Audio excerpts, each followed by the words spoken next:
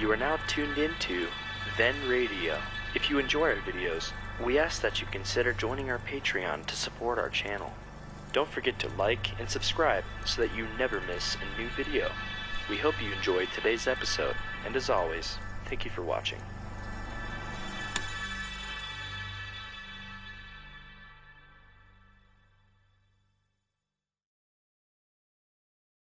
Now, Roma Wines, R-O-M-A, made in California for enjoyment throughout the world. Roma Wines present Suspense. Tonight, Roma Wines bring you Miss Claire Trevor in The Plan, a suspense play produced, edited, and directed for Roma Wines by William Spear.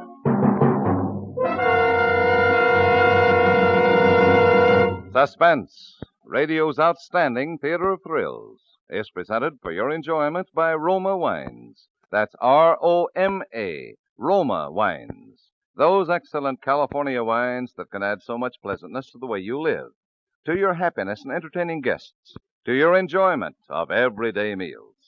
Yes, right now a glassful would be very pleasant, as Roma Wines bring you Claire Trevor in a remarkable tale of Suspense.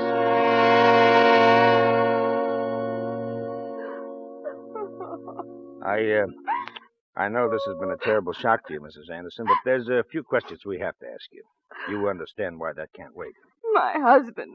Where is he? I'm so worried about him. We just located him through the sheriff's office, Mrs. Anderson. They're bringing him over.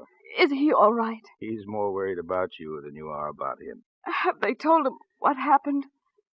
Did they have to, Mrs. Anderson? Well, they don't think he did it, do they? Well, they mustn't think that. We don't know quite what to think. I suppose there's no doubt about the cause of death, is there, Doc? No doubt whatsoever. This is the gun that was used. Mm-hmm. You recognize this gun, Mrs. Anderson? Yes, it's a dueling pistol. One of a brace that belongs over the fireplace in the trophy room. Funny, they're being loaded. There was a reason for it. Well, you mind telling me what the reason was? I'd better start at the beginning. Yeah, I think you better. Well, Harvey, my husband, and I have only been married a short time, as you probably know. Yeah, in a town this size, you can't help knowing most of the vital statistics. Especially about old Judge Collins' daughter, eh, Lieutenant? Yeah, Doc. As I remember, folks hereabout didn't know much about Mr. Anderson. No, and neither did I. All I know was that he was good and kind. And I felt so alone after my father's death. Oh, I know what you're thinking, but Harvey didn't kill that man. I know that. Oh, I wish he were here. I feel so helpless facing this alone. You're among friends, my dear.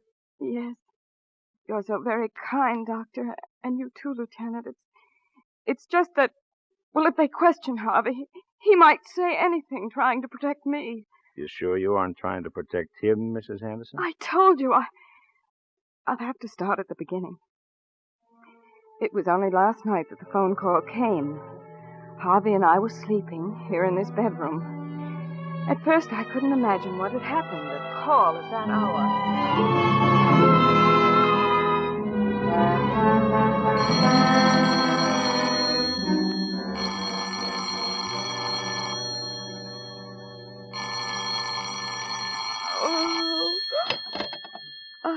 One moment. Yes? Pittsburgh calling Mr. Harvey Anderson. Oh, this is she. Mr. Harvey Anderson. Oh, Mr. Anderson. What is it, Helen? One moment. Harvey, it's a long-distance call from Pittsburgh. Pittsburgh? Yes, so late. Do we know anybody in Pittsburgh? Here, give me the phone. Hello? Yes, all right, operator. I can't imagine who... Hello? Yes? Al! Oh, how are you? Yes. Well, what are you doing in Pittsburgh? Who's Al, Harvey? Yes? Oh, no, Al. Tomorrow? No. Well, very well. Tomorrow. Well, now, who's Al, and who does he think he is calling us up at 3 o'clock in the morning? What's wrong, Harvey? Bad news? Who's Al? My brother, brother? My brother. Harvey, I never knew you had a... You never told me. The Lord said me. unto Cain, Where is thy brother? And Cain said, I know not. Am I my brother's keeper? Makes sense, And the Lord darling. answered, The blood of thy brother crieth to me from the ground. Yes, and Eve probably took after him with a fig tree rolling pin. I'm not being facetious, Helen. I don't know how to explain it. It's just not easy to speak about it. Well, obviously. No, it's not a joke. But what? I'll show you. It'll be easier that way than talking about it. Well, where are you going? To get the papers. What papers? The papers that explain about my brother. They're locked in the safe in the trophy room.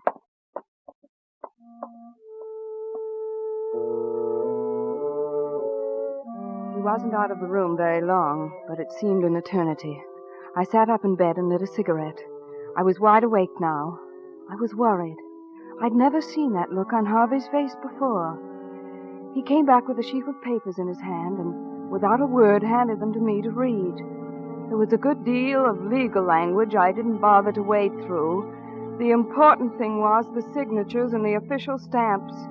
They were commitment papers on Alan H. Anderson, signed by his brother, a board of alienists, and the warden of the state hospital for the criminal insane.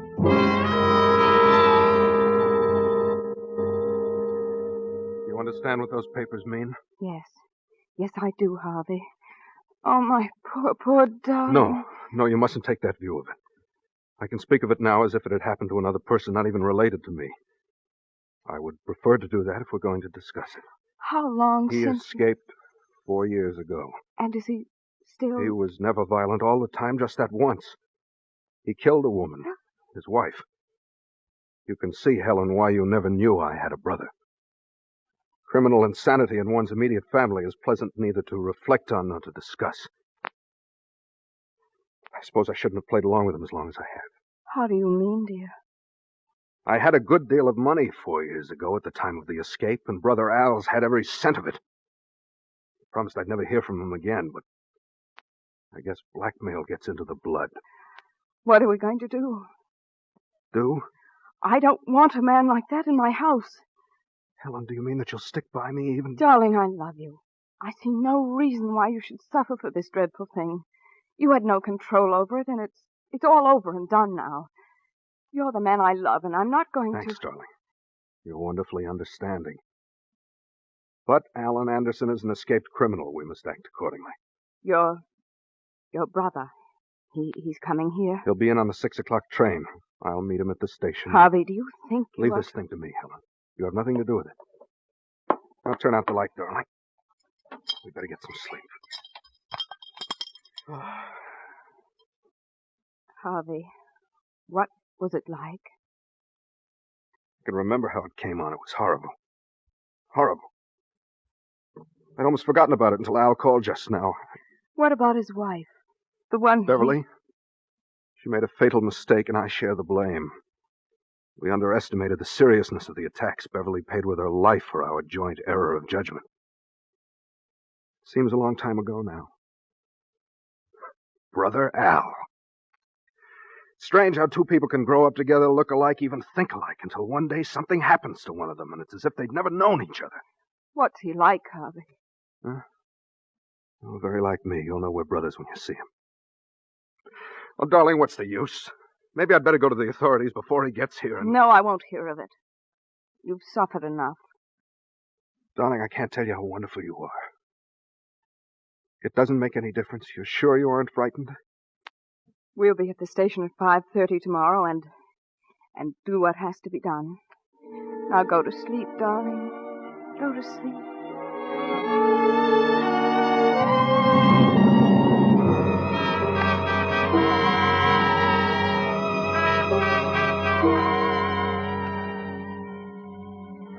I suppose if you want really to forget something, you can. And even the direct stirrings of premonition can be subdued by a good hard day of housework. I was helping Matilda, and for some reason I worked with even more concentration and good spirits than usual. But somehow the doorbell intruded on that concentration, disturbed the protective veil for a moment, I guess. I seldom use the door slot, but now I did. I felt silly peeking out. Hello, ma'am. Oh, why, hello, Rutherford. Matilda, it's Rutherford. Excuse me, coming around the front, ma'am. Tried knocking on the back, but nobody answered. Oh, that's all right, Rutherford. Matilda was running the vacuum for me. We didn't hear. You're early, aren't you? It's only 2:30. Oh, I told Tilly to expect me at 3, because I figured the train would be late and darn if we didn't come in on time. Oh, well, Matilda will be right out. Oh, I like Tilly, Miss Anderson. It's mighty nice of you to give it the afternoon off when my run makes the town in the daytime. Well, it's not often, Rutherford. I don't mind. You must be tired. Your Pullmans are awfully crowded these days, aren't they? Oh, yes, ma'am. Oh, yeah, I know what I want to tell you. I saw a man riding on the Belforte. It's not my car. I was just passing through. Lordy, ma'am, he looked just like your husband. And before I saw it wasn't, I said, "Hello, Mr. Anderson." He said, "Hello." And I said, "You ain't Mr. Anderson." And he said, "I am." Lord, ma'am, he looked near enough like Mr. Anderson to be his brother. His brother. Spitting image. I think it might have been his brother, Rutherford. You don't say. Hello, you. Ready, Tilly? I'm ready. Come along. Bye, Miss Anderson. Bye, Miss Anderson. Oh, goodbye. Rutherford, did you say this man came in with you on the 2:30? Huh? Oh, yes, sir. He's here in town, then. Something wrong, ma'am? No, You coming there, man? Oh, yeah. Well, goodbye, Miss Anderson. Bye. The 2:30. Matilda! Matilda! Oh.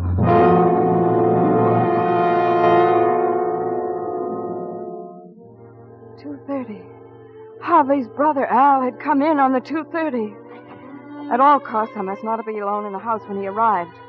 And here he'd be arriving in 3 hours before we were ready for him. At any moment now. I bolted the door, picked up the phone, and started to dial the number of Harvey's office.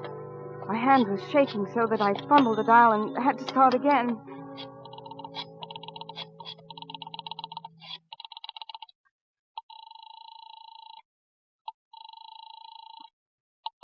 Cuthbertburg Novelties, good afternoon. Hello? Hello, Pearl. This is Helen Anderson. Is Mr. Anderson there? I'll ring his office.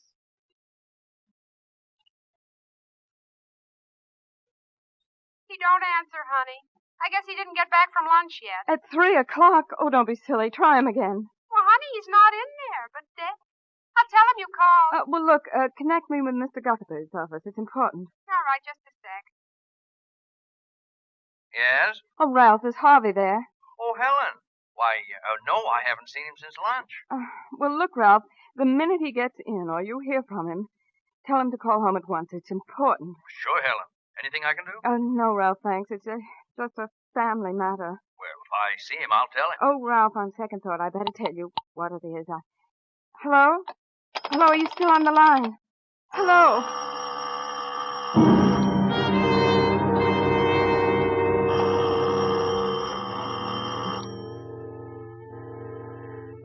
The doorbell. It stabbed the air of the quiet house like a knife blade. I meant not to answer it, but something made me walk over to the door and open the slot. Curiosity, I suppose, or perhaps something stronger than mere curiosity. Yes. Is this the Anderson residence? Yes. Mrs. Anderson? Yes. Mrs. Anderson, I was given your name by Mrs. Colby down the street. She said you might be interested in our special offer. Now, for only 30 cents a week, or a little over 4 cents a day, you can subscribe to any 2 magazines at their regular subscription rate. And this beautiful dictionary, 1,200 pages, 127,000 words, 400 illustrations. Yes, I am interested. Huh? I am interested. Is there something wrong? No, well, frankly, ma'am, I lost my place in my speech. Oh. You see, I'm accustomed to a little more sales resistance. Well, there are several magazines I've wanted. Well, to tell you the truth, Mrs. Anderson, it's no bargain. Oh, please, now, I'd much rather be deceived. You see... Oh, it looks like competition coming through the gate. Pardon me. Is this 2367 Oakhurst? Yes. Oh, you're Helen, aren't you? Well, I'm Al Anderson, Harvey's brother.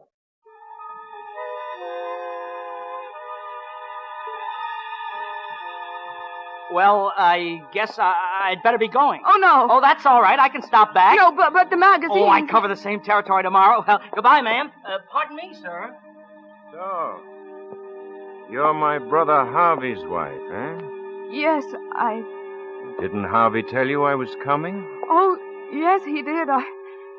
I'm glad to meet you. Well, aren't you going to invite me in? Oh, yes.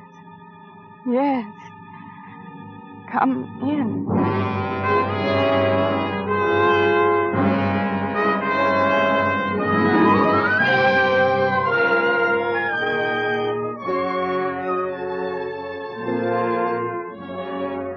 For Suspense, Roma Wines are bringing you Claire Trevor in The Plan by Cyril Enfield. Roma Wines' presentation tonight in radio's outstanding theater of thrills, Suspense.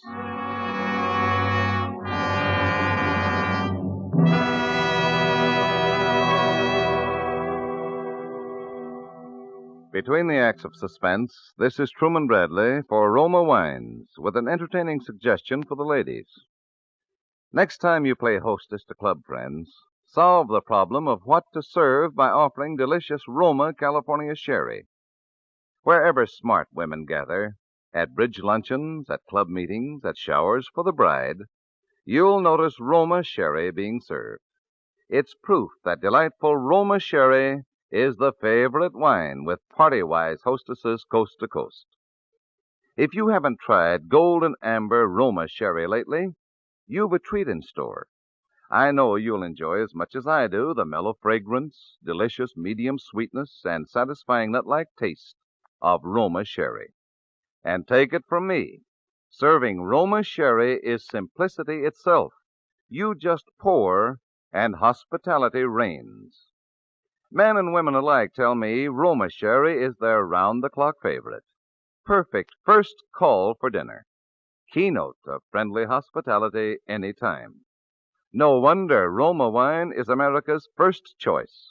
Yet Roma costs no more than ordinary wines.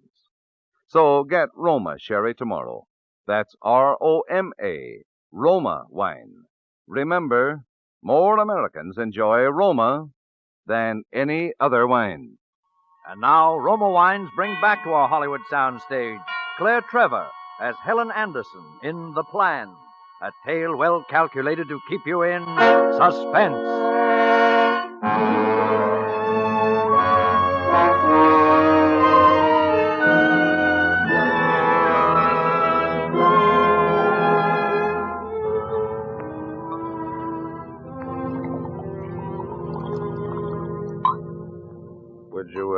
Would you like some water, Mrs. Anderson? Oh, thank you. If you'd rather rest... No, I'll go on. I led him into the front hall, and as he walked behind me to the living room, I can't tell you, it was as if I had my back turned on death. Just reaching the front room took a lifetime. We sat facing each other, and I tried to answer his questions, but I didn't seem to be able to talk. It was a terrible self-feeding panic, and I watched myself provoke the very situation I wanted to avoid.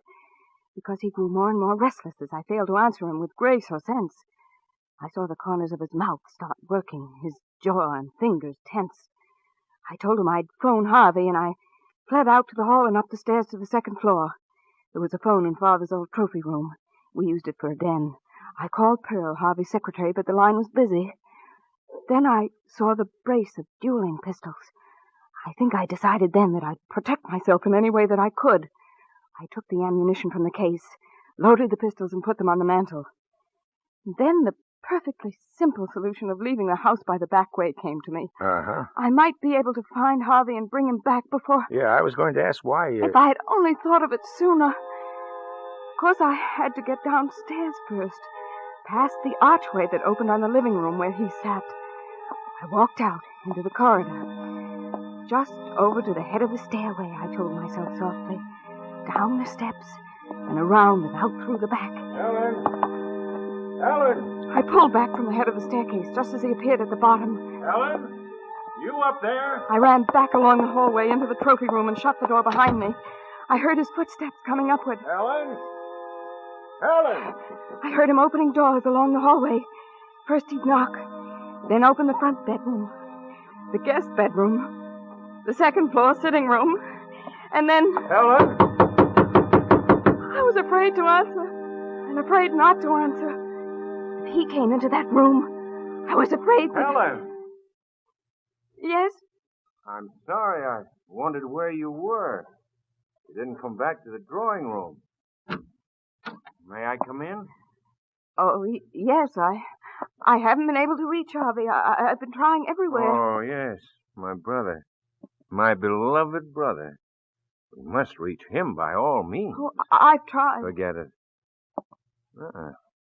This room is a lot cozier than the front room. Couldn't we talk here? If you wish. The front room's too big. Don't like such big places. Do you? I like cozy places. Cozy people, too. Trouble is, there's too many people who aren't cozy. Cut your throat. Law of the jungle. Yes. Well, this is a nice room. It's a nice house. Is it yours? Yes, that is my father's, really. I inherited it.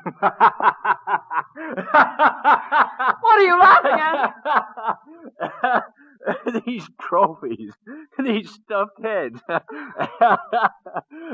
I thought for a moment Harvey had gone in for the out-of-doors life. These are your father's, then? Yes. That wolf's head. What savage teeth you have, said Little Red Riding Hood. Oh, look here. Don't touch those. I beg your pardon? Those guns are loaded. Loaded? Do you always keep loaded guns in your house? Do you think it's safe? Oh, please put them down. Old dueling pistols. How beautiful. How many men died at sunrise because another man cocked the hammer and squeezed the trigger? Oh, don't! Oh, don't worry. I know how to handle a gun. There. Feel better? You must forgive me. I have a headache, a terrible headache. I'm all on edge. Oh, do you have headaches, too? Yes, Oh, so do I. Terrible Oh, ones. you do? So terribly painful. Sometimes they seem... What do you want? What do I want? A cigarette. Here, I'll get No, you. no, sit there. I'll get it. Thank you. A match. What's wrong with you? What do you want from me? I broke your lamp. I'll pay for it. What are you crying about? Stay away from me. Oh, you're like all the others. Stay away. Come here. What are you afraid of? Stay away. Come here. Do you hear me?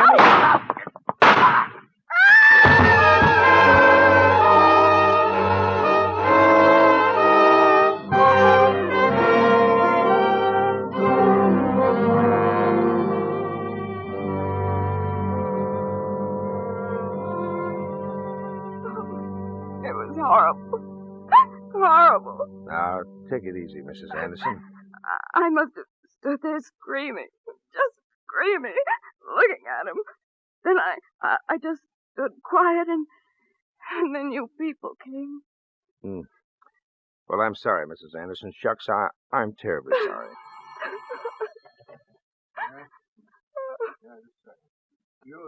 Huh? Oh, thanks. Hello? Yeah? Oh, you did? Fine. What else? You checked it with Doctor Who? Uh-huh. Well, is he the chief of staff there? Well, that's good enough for me. Anything else? No. Hold everything there. Well, Mrs. Anderson, the identification of the body was checked through by telephone with State Hospital. Yes, sure enough, the papers on him belong to an Alan Anderson who's been a fugitive from the state for the past 4 years. Oh, shucks, Mrs. Anderson, don't cry like that. Okay, then I gotta do it anyhow. You're under arrest, Mrs. Anderson, on suspicion of murder. Murder? Now, don't go off again. I won't. Shucks, Mrs. Anderson, I hate to do it. Why, your dad and me was real close friends. How did you know? Oh, it was just lucky. I mean, you did a real job of storytelling, Mrs. Anderson. Real fine. Never told a single lie. I thought... I know. You thought when we found him dead with your husband's old identification on him that your husband would be free finally and forever. Well, I wish it worked out that way, Helen, for your dad's sake. You know everything. Yeah. Yeah, your husband was the real Alan Anderson. Alan H. for Harvey Anderson. 6 years ago, he murdered his first wife and beat the rap on an insanity plea. When he escaped, he came to our nice little town in Pennsylvania, married our favorite and most respectable daughter after a whirlwind courtship. I guess she didn't find out much about him. I'm sorry, Mrs. Anderson. I really am. You needn't be, Lieutenant. If Harvey's going to be taken away, I don't care what happens to me. It was a good plan, though. Yes, sir, I'll have to hand it to you. You could have pleaded self-defense against an escaped lunatic. Brother Albert looked enough like your husband. You and he would identify the dead man, and we'd wire the authorities out west that they could close their books on the fugitive. That was the plan, wasn't it, Mrs. Anderson? Yes, that was the plan. But how? How did you know? Well, I guess it was the strain. Strain? On your husband. I guess it was a relapse. You see, when we picked him up on Elm Street, stark, staring, babbling everything. Oh, no. Oh, I'm sorry, Mrs. Anderson. Shucks, I really am. But I didn't do it to avoid his scandal. I want that understood. I love him. I don't care what he is. I'm just sorry this business has made him ill again. That wasn't a part of the plan. Yeah? Guess there's always something missing in a plan for murder. I wouldn't know. You see, Lieutenant, this is my first experience of this sort of thing. Well, Mrs. Anderson, are you ready to go? Yes, I'm quite ready. Poor Harvey. Poor darling.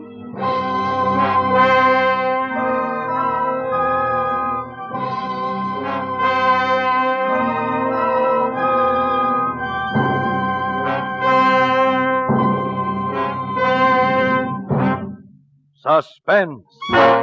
Presented by Roma Wines, ROMA, made in California for enjoyment throughout the world. Before we hear again from Claire Trevor, star of The Plan, tonight's suspense play, this is Truman Bradley for Roma Wines.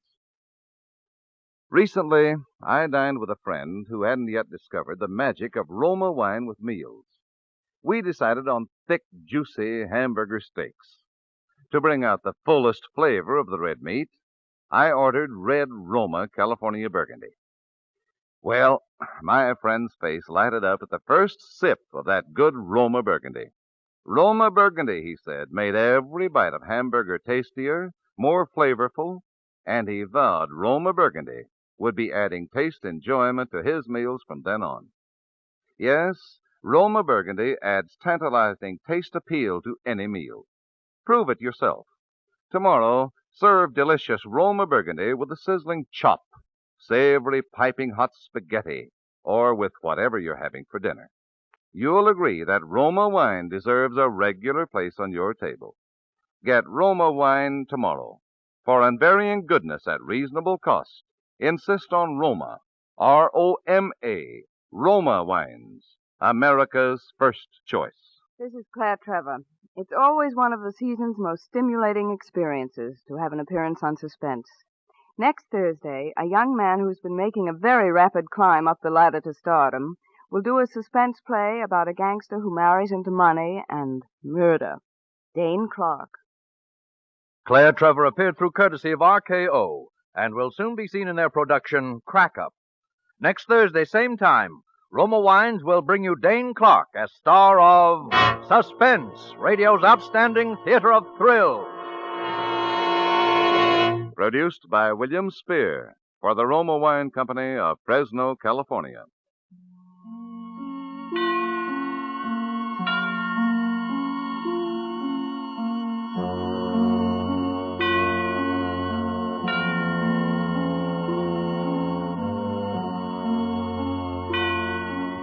Suspense is broadcast from coast to coast and to our men and women overseas by shortwave and through the worldwide facilities of the Armed Forces Radio Service.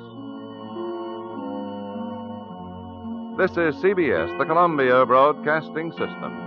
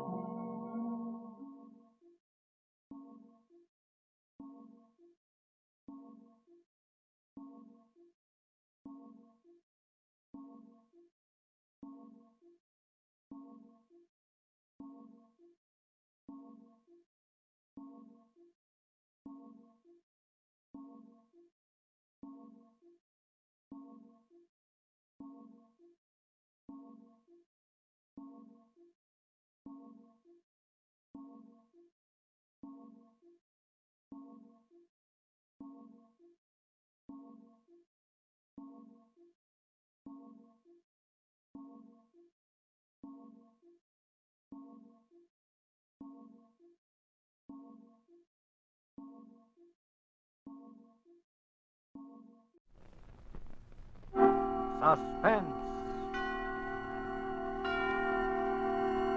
Tonight, Mr. Dane Clark as star of Spoils for Victor, a suspense play produced, edited, and directed by William Spear.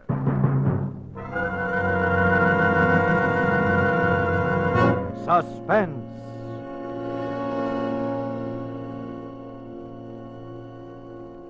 Can he talk, Doc?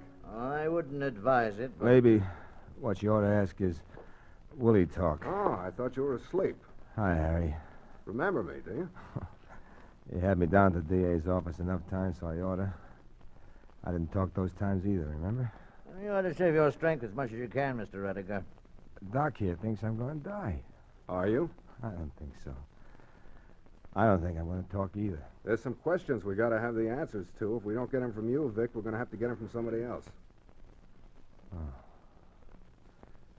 What kind of questions? About those 2 slugs you got in your ribs, among other things. They're not in there anymore, at least that's what the doc tells me. All right, Vic, I'm sorry. Wait a minute, Harry. Yeah?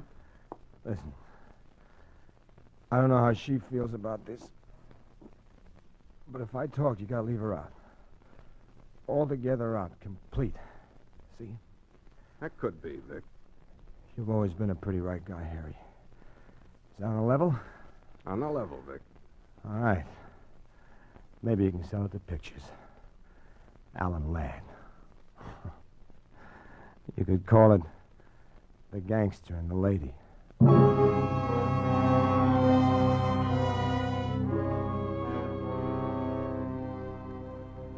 You know the mob.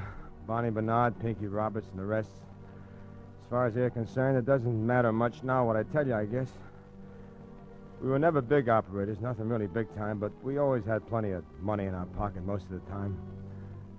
But this time I'm talking about, the dive had been pretty long. My pants were getting shiny in the seat, and my shoes were getting holes from walking instead of riding, and even Barney was getting a little rusty looking.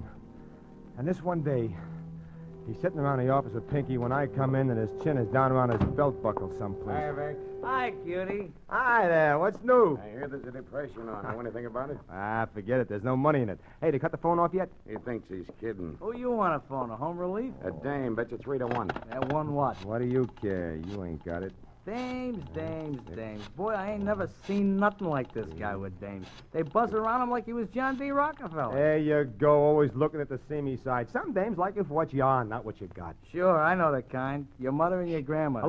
Hello, is Madeline there? Yeah, I guess so. Victor Rudiger. Who's calling, some guy said. She's probably married. So what? She give you the phone number, didn't she? Hello, Madeline. Yeah, remember? Say, who's the guy who answered the phone? Oh, so you got a sense of humor, too, huh? The butler, she said. I just called up to say hello. I don't like to let these things get cold, you know. That's right. What are you doing with yourself? Well, now, for instance. I see. Hey, sure I would. Where do you live? Wait till I write it down. Okay, I'll do that. Goodbye now. Hey, Where's a place called Woodford Way? Woodford Way? Yeah, you ever hear of it? Yeah, it's in Bel Air, Vic. Bel Air? Yeah. Hey, that's pretty big stuff, ain't it? Yeah, plenty. Say, you don't suppose she does have a butler, do you? Sure, there's a butler, all right. And she's the maid. What's she like, Vic? How'd you meet her? Well, I'm just walking along Vine Street, rubbing my last 2 nickels together. She comes out of a joint with her arms full of bundles. She bangs into me. She goes one way, the bundles go the other. I pick her up. So one thing leads to another. I buy her a cup of coffee, and I got her phone number before she decides to have another one. I scram, that's all. Nothing special, but she looks like she wouldn't try to promote you for much more than a ticket to the movies, and that's the best offer I had all week, so I gave her a ring. Come up and see me, she said. So I figure, what can I lose, right? Right. What's her name? Madeline what? Well, she didn't tell me, but the guy on the phone, wherever he was, he said it was Rawlins, Rawley, something like that. So what? You don't read the papers much, do you, Vic? I guess I know where the horses are running as well as the next guy. Why? Is that her? That dame in the picture, is that her? Yeah. Yeah. You see what it says? Madeline Rawlins opened up Bel Air home. Wealthy sugar heiress whose personal fortune makes her one of the world's richest girls. Holy smokes! You ought to keep up on those things. That's Vic. her, all right. That's Oh, her. of all the dumb luck, boy, you got it. Yeah. Hey, I might be able to shake a little of that sugar out of there at that, huh? That's the trouble with you, Vic. You think too small. Sure, what you want to do is marry the dame. Well, what's so funny about that? Maybe I've been underestimating your talents, Vic. All right, funny man, what? Funnier things have happened, Vic. Are you kidding? No. Ah, Bonnie, be yourself. So maybe the dame does go for me for a couple of weeks. All right, a couple of months. Because I'm different from the guy she's been going around with. But take a guy like me serious? Nuts. Maybe we could do something about that so you wouldn't be so different. So what? So what if I even if I did marry the dame? Do you think I could stick up with a setup like that? I'd be out on my ear in 6 months. A lot could happen in 6 months, Vic. Nothing that I couldn't make happen in 6 weeks and without any marrying. Oh, yes, it could, Vic. What? Something could happen to her. Like what? Like an accident? Accidents happen all the time. And they got community property laws in this state. Oh? See? Nothing doing. Okay. You're going out to see her, though, ain't you? Yeah, I guess so. Yeah. You might need it. Thanks, bro. 50. What's that for? I just want you to make a good impression on the girl, that's all. Thanks. And think about it, Vic.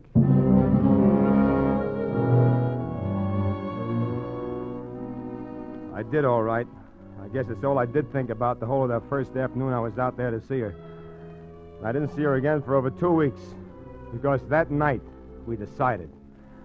Bonnie put up nearly all the cash she had left. He bought me a car, a suite of rooms at the Ambassador, clothes. That's one of our very nicest numbers, Mr. Rudiger, and it looks just stunning on you. $185. Leave us see something that ain't quite Well, so... shut up. We'll take it. Splendid. How about shirts, ties? I went around places. We hired a publicity agent. I was supposed to be a wealthy young oil man. We even hired a guy to try to teach me to talk better. All right, Mr. Rudiger. Repeat after me, please. The house of Murphy features turtle soup and oyster stew. No, Mr. Rudiger. You have it just backwards. Yeah. Turtle soup and oyster stew. Turtle soup and oyster stew. Again, please. The house of Murphy features... No.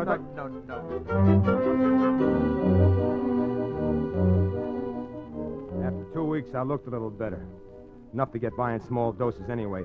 And I began to go out and see her again. And after 2 months, I wouldn't have known myself because I was standing in a striped pants and a cutaway coat in church. And she was standing there beside me. And the minister was standing in front of both of us. Do you, Victor, take this woman to be your lawful wedded wife? To have and to hold, to love and to cherish from this day forth? For better, for worse, for richer, for poorer, in sickness, in health, until death do you part? I do. Do you, Madeline, take this man to be your lawful wedded husband? And all the time, all I could think of was that it was funny. And kind of tough, too, when you stop to figure how a woman is supposed to feel at a time like this. That when she spoke those 2 little words, she'd be signing her own death warrant. I do.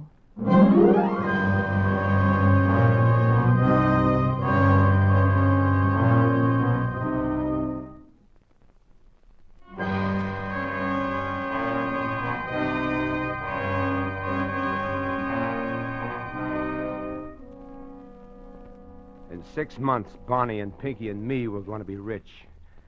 And she was going to be dead.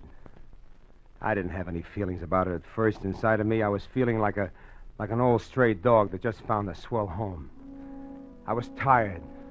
I hadn't known how terribly sick and tired the years of snarling and snapping for every bone had made me. And so at first I just stretched my paws out to the fire. I lay around in the sun and enjoyed myself. I didn't even mind Madeline.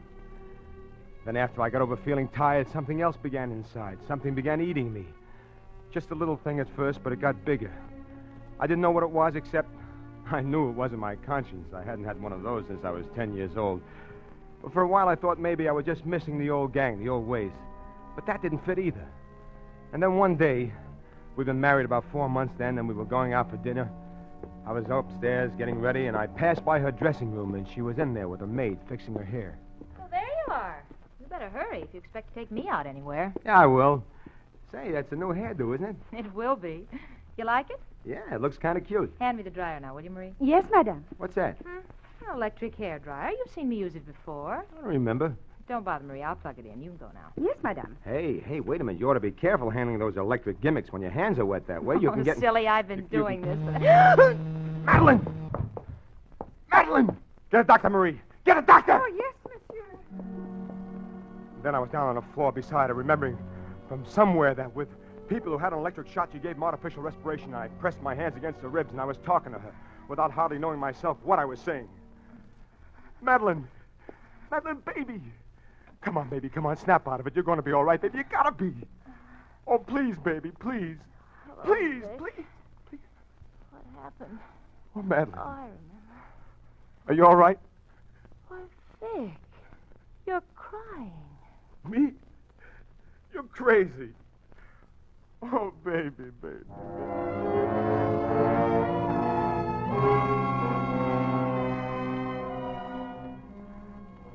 So there it was. So now I knew. Because if I just stood there, she'd have died. But I couldn't stand there. Not for all the money in the treasury could I have stood there. Because I was in love with her.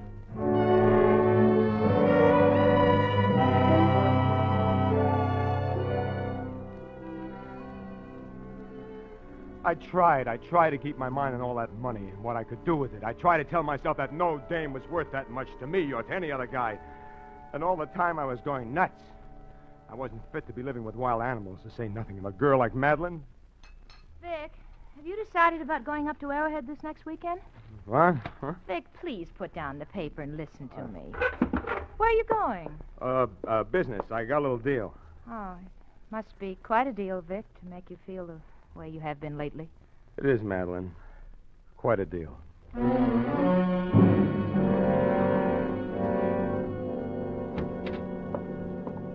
Hiya, Playboy. How'd they coming? Hi, Bonnie. Hiya, Pinky. Hi, kid. Hey, you're looking great. Not that you hadn't ought to be. Yeah, we missed you, Vic. But we've been reading all about you in the society columns. Yeah, you've been living up there on the fat of the land for quite a while. Yeah. Pretty near 6 months, Vic. That's right.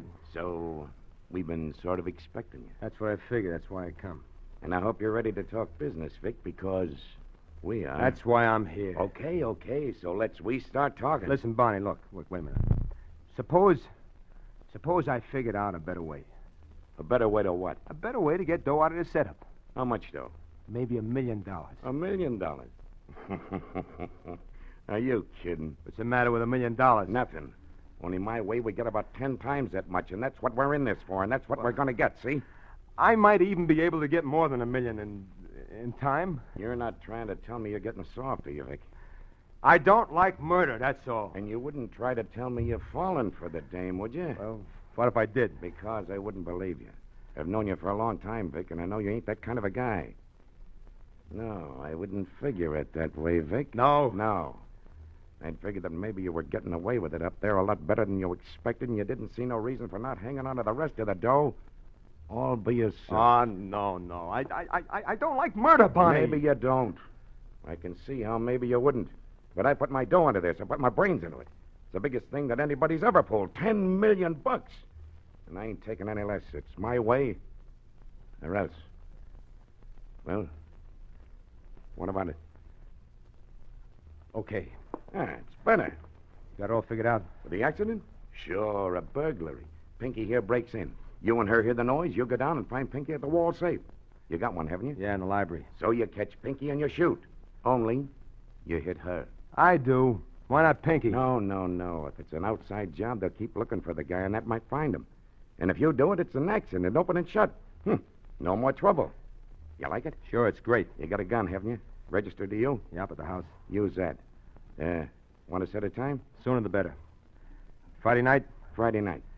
Okay, Pinky? Sure, anytime. Check with me Thursday, okay? Okay. And Vic? Yeah? When you shoot, don't miss.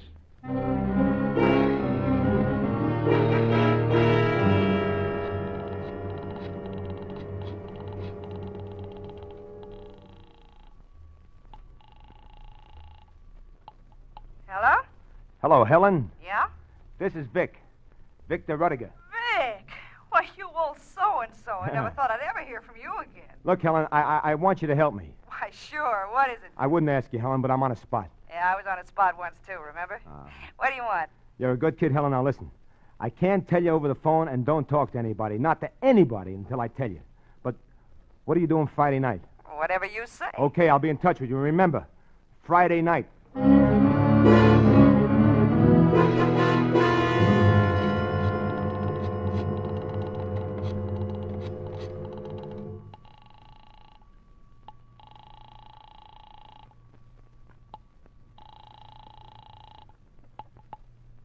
Yes? Hello, Madeline. Well, Vic. Look, hon, look. I think Arrowhead this weekend would be a great idea. What do you say? Well, Vic, that's wonderful. Well, I'll start getting things ready right away. When were you thinking of leaving? What about first thing Friday morning? Well, Vic, fine. Well, that's wonderful, darling. Friday morning.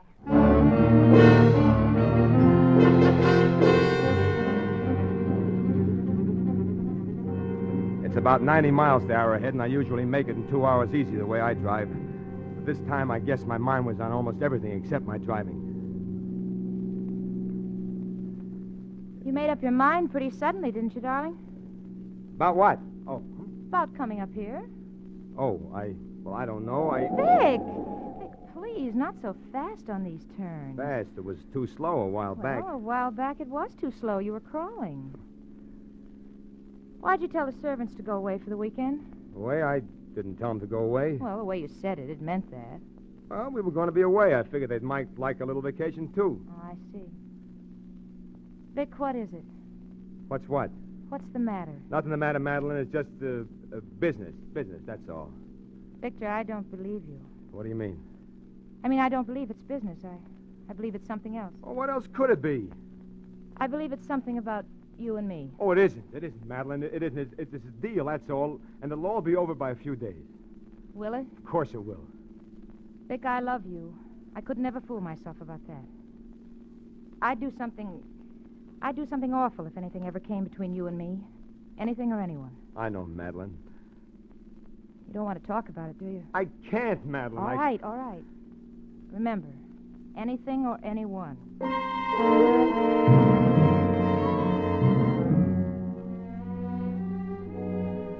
We got up to the cabin around noon, and I helped her unpack, and we changed, and I moped around a couple of hours stalling.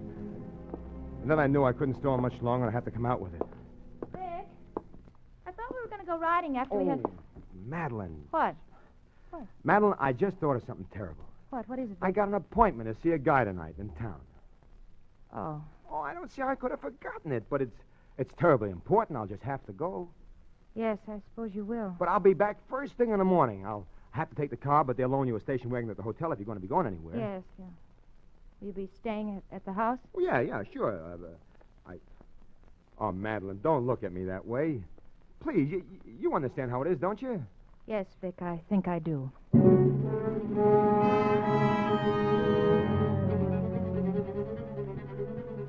I drove on down feeling like the world's worst heel and scared and excited, too. I called Helen and told her how to get out there and where to leave her car and how to get in without anyone seeing her in case they were already watching a joint. It was good and dark, about 8 o'clock when I let her in. Am I on time? Sure, swell.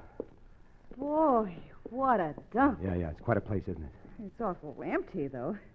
I had an idea it was kind of a party or something. It is, kind of. The people I'm expecting will be along later. Now, come on up this way. Gee, knew you'd married into the gravy, Vic, but I didn't know it was anything like this. You coming here? Now, what's this? Bedroom, dressing room. So this is what rich people call a bedroom. Look at the mirrors. Yeah, look. Helen, can you put your hair up over your head? Huh? You know, that sort of crown business on top? Well, like this? Sure. Yeah. Is that part of the act? Yeah, that's it. And while you're at it, put on this nightgown, will you? And the dressing gown, too. And there ought to be some slippers in there that'll fit you. Now, wait a minute. Oh, now, wait a minute, Helen. It's nothing like that. I'll wait outside. Vic, it is one of those divorce things, is it? No, like I said, it's a sort of a gag. Okay. You're the doctor. And what's that? Phone. Aren't you going to answer it? Probably isn't important.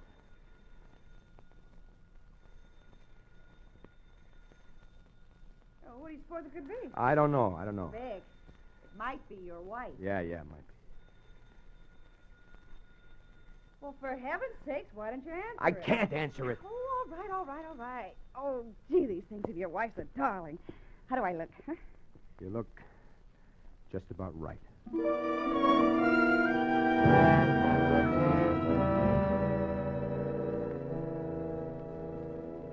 I hated the part about Helen, but I knew I didn't stand a chance in the world of getting Barney inside unless he thought he was seeing Madeline. He'd never seen her except from a distance, and that lousy newspaper picture. And what with the hairdo and all, Helen looked pretty good. And after a while, I went around the house. I put off all the lights, and after that, we had to sit in the dark. I didn't even dare talk to Helen anymore. Pretty soon, she just went to sleep. And I waited. I heard the clock in the downstairs hall strike 4. And then right on the dot, I heard what I've been waiting for. Helen, wake up. What time is it? Come on, the people are here. Yeah, all right. Aren't you going to put on the lights? When we get to the library. Now, you stay right behind me, and as quiet as you can, and I'll shine the flashlight so you can see. I can see. And when I go in, you come in right behind me, close the door, and just stand right there, right against the door. All right. All right, here we are. All right, Pinky, drop that gun. What's the idea, Vic? Just not taking any chances. Drop it! Now, kick it across the floor, over to me. Bonnie outside? Yeah. Alone? Yeah. I want you to go to that side door where you came in and whistle to him. And when he shows, tell him we need him in here. And that's all. Anything more and I shoot. Understand? This ain't right, Vic. When this happens, I want Barney in here. Just in case. You wouldn't want you and me to be the only suckers, would you? That's right, too. All right.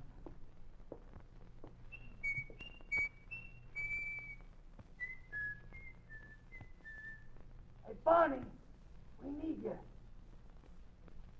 He's coming. Vic. Take it easy, baby. All right. What Put do you up want? your hands and keep them up. What's the idea? You better go outside, baby. Yeah, all right, Vic. That ain't your wife. Close the door after you. What is this, the old double cross? Yeah. The old double cross.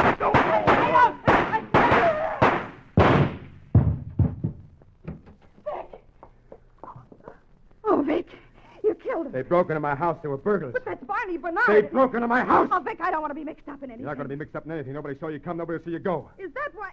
I mean, your wife's nightgown is... I'm sorry. I couldn't tell you more. I can't tell you now either, but you better get your things and scram. I've got to call the cops. All right, Vic. What's that? Madeline. I told you what I'd do, Vic. Madeline! Put down that gun. Listen, will you? Anything or anyone. Madeline!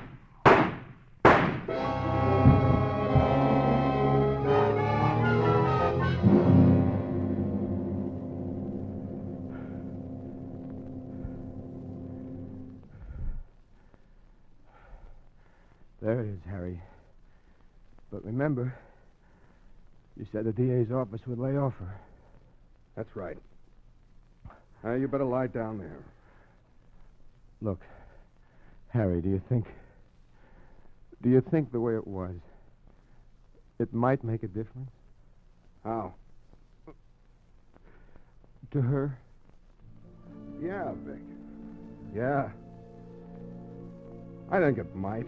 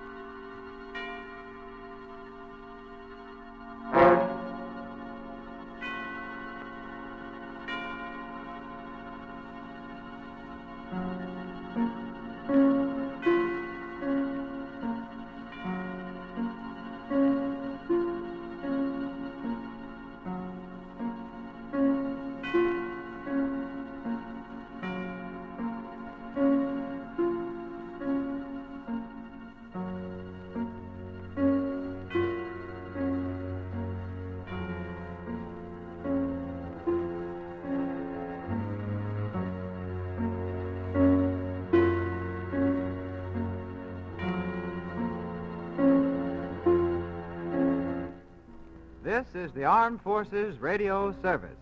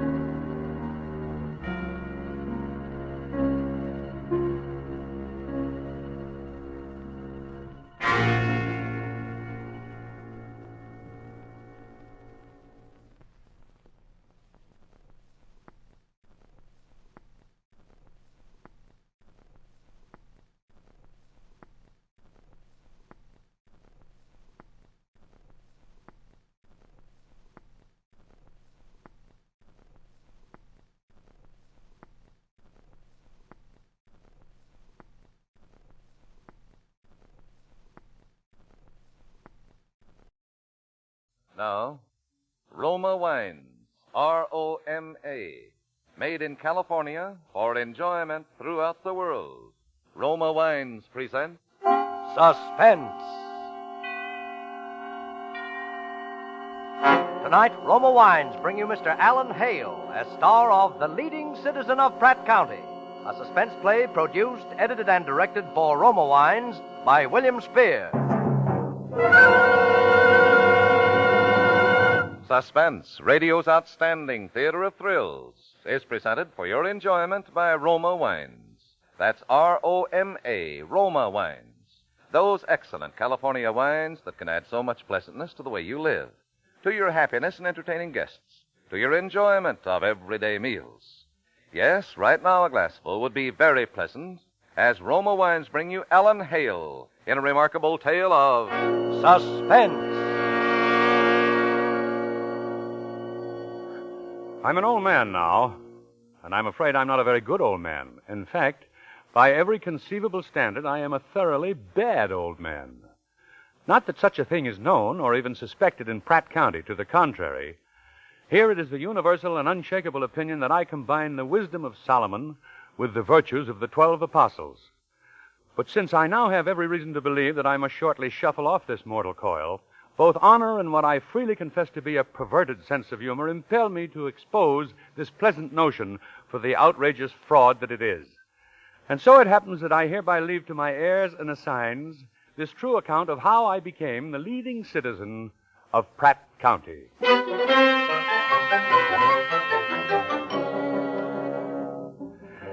It was some 20 years ago that I first found myself driving through this part of the country with an associate of mine after the completion of a fairly successful operation on the West Coast, which necessitated our speedy trip east. We had been driving along the banks of a lovely stream across a grassy plateau known in some western states as a park, and were heading toward a lush and fertile valley of farmland that could be seen some miles below. But for some unaccountable reason, the intervening area was the hottest, the dustiest, the most desolate and altogether poisonous strip of country it has ever been my misfortune to encounter. And right in the middle of this desert was I use the word loosely, a town. And it was right on the outskirts of this town that my partner at last forced me to divulge certain unfortunate facts that were destined to alter the entire direction of my life. Why, you crook. You dirty, lousy old crook. Now, Harry, how was I to know the horse would lose? You knew that half the dough was mine, didn't you? You knew that much. But I thought I was doing you a favor, Harry. I had the most positive assurances that horse... Our whole take lost. 6 months' work. Every dime we made on that oil stock racket. And now you tell me. Now, 1,000 miles from civilization in the middle of a dust bowl somewhere. Oh, I'm sorry, Harry. I'm truly sorry. And I give you my solemn promise that such a thing will never happen again. Why, that You horse... bet your life it won't, because you and me are through. As of now. Through. Finished. Washed up. Oh, now, wait a minute, Harry. Let's not be hasty. You heard me? Out. Just a moment. By what right do you presume? By this right. Oh. And here's your suitcase. And I wish you all the tough luck in the world. Goodbye. My gracious, what happened? Are you all right? Oh. Here, help me with him, Ma. Yes, of course. up with him. Why, that poor feller's about all in. We better take him inside. He ought to lay down for a spell. Brush him off here. Say, can you make it straight? Well, yes, thank you. You're very kind. Oh, that's all right. It's a pleasure. Well, you're the first stranger to stop off here in Prattsville since about 1929. You able to walk all right? Well, yes, thank you. That's it. Oh, my gracious, what in the world ever happened? Oh, young scoundrel. Hitchhiker. Picked him up a few miles back, and the next thing I knew, he assaulted me, took my money, and made off with my car. Well, I declare. Come on into the house. Well, yes, you see, it's not that I care about the money, and the car is heavily insured. Of course, it's the inconvenience. I suppose that I shall have to stay over somewhere until my my agent can send me funds. Now, don't you give it another thought. You can stay right here with us just as long as you have a mind to. You can have this very room, Sonny's room. Well, Sonny will be coming home any day now, though, Ma, you know. Then he can have the spare room. Sonny's our boy. He's up at State University, see? Here's his picture with the swimming team. He's captain of it. He's the captain. And here he is with the lacrosse team. And Yes. here Well, he is with... believe me, I am deeply grateful for your hospitality, but I'm afraid the air here wouldn't agree with my constitution, heart, you know. Now, don't you worry none about the air. Oh, no. Of course, it is a little hot and dusty this time of the year, but it won't hurt you none. Other times of year, it's different, eh? Mm-hmm. The rainy season. Gets real muddy there. Yeah, well, I see how it would. Well, there's a funny thing about this town, though. They do say that when it was first settled, it was one of the prettiest little places you could find in the whole state. Of course, that was a long time ago.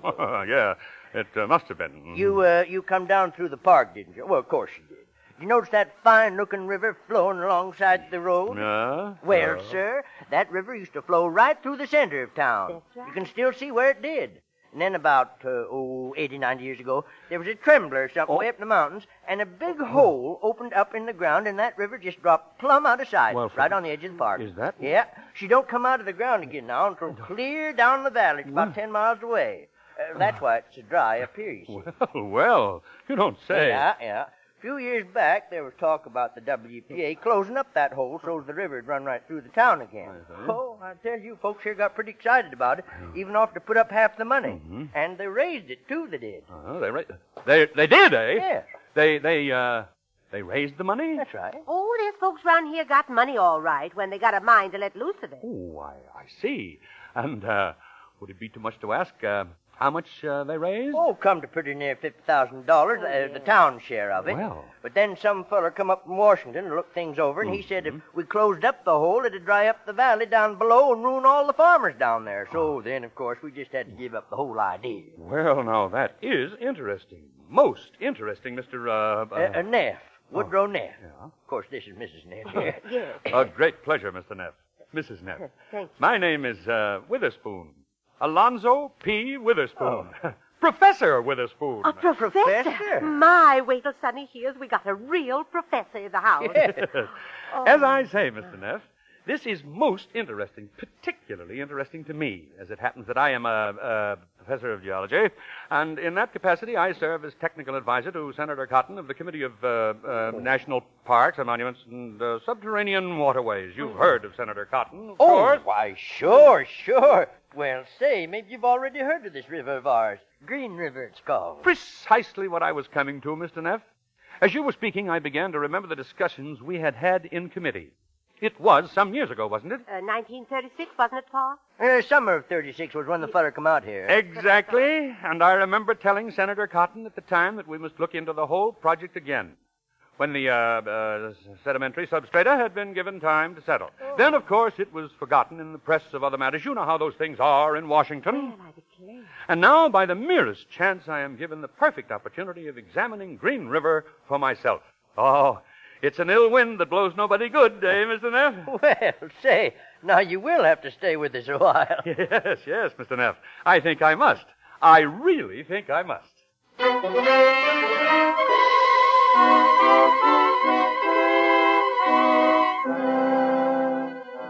For Suspense, Roma Wines are bringing you as star Alan Hale in The Leading Citizen of Pratt County, a radio play by Robert Richards. Roma Wines' presentation tonight in radio's outstanding theater of thrills, Suspense.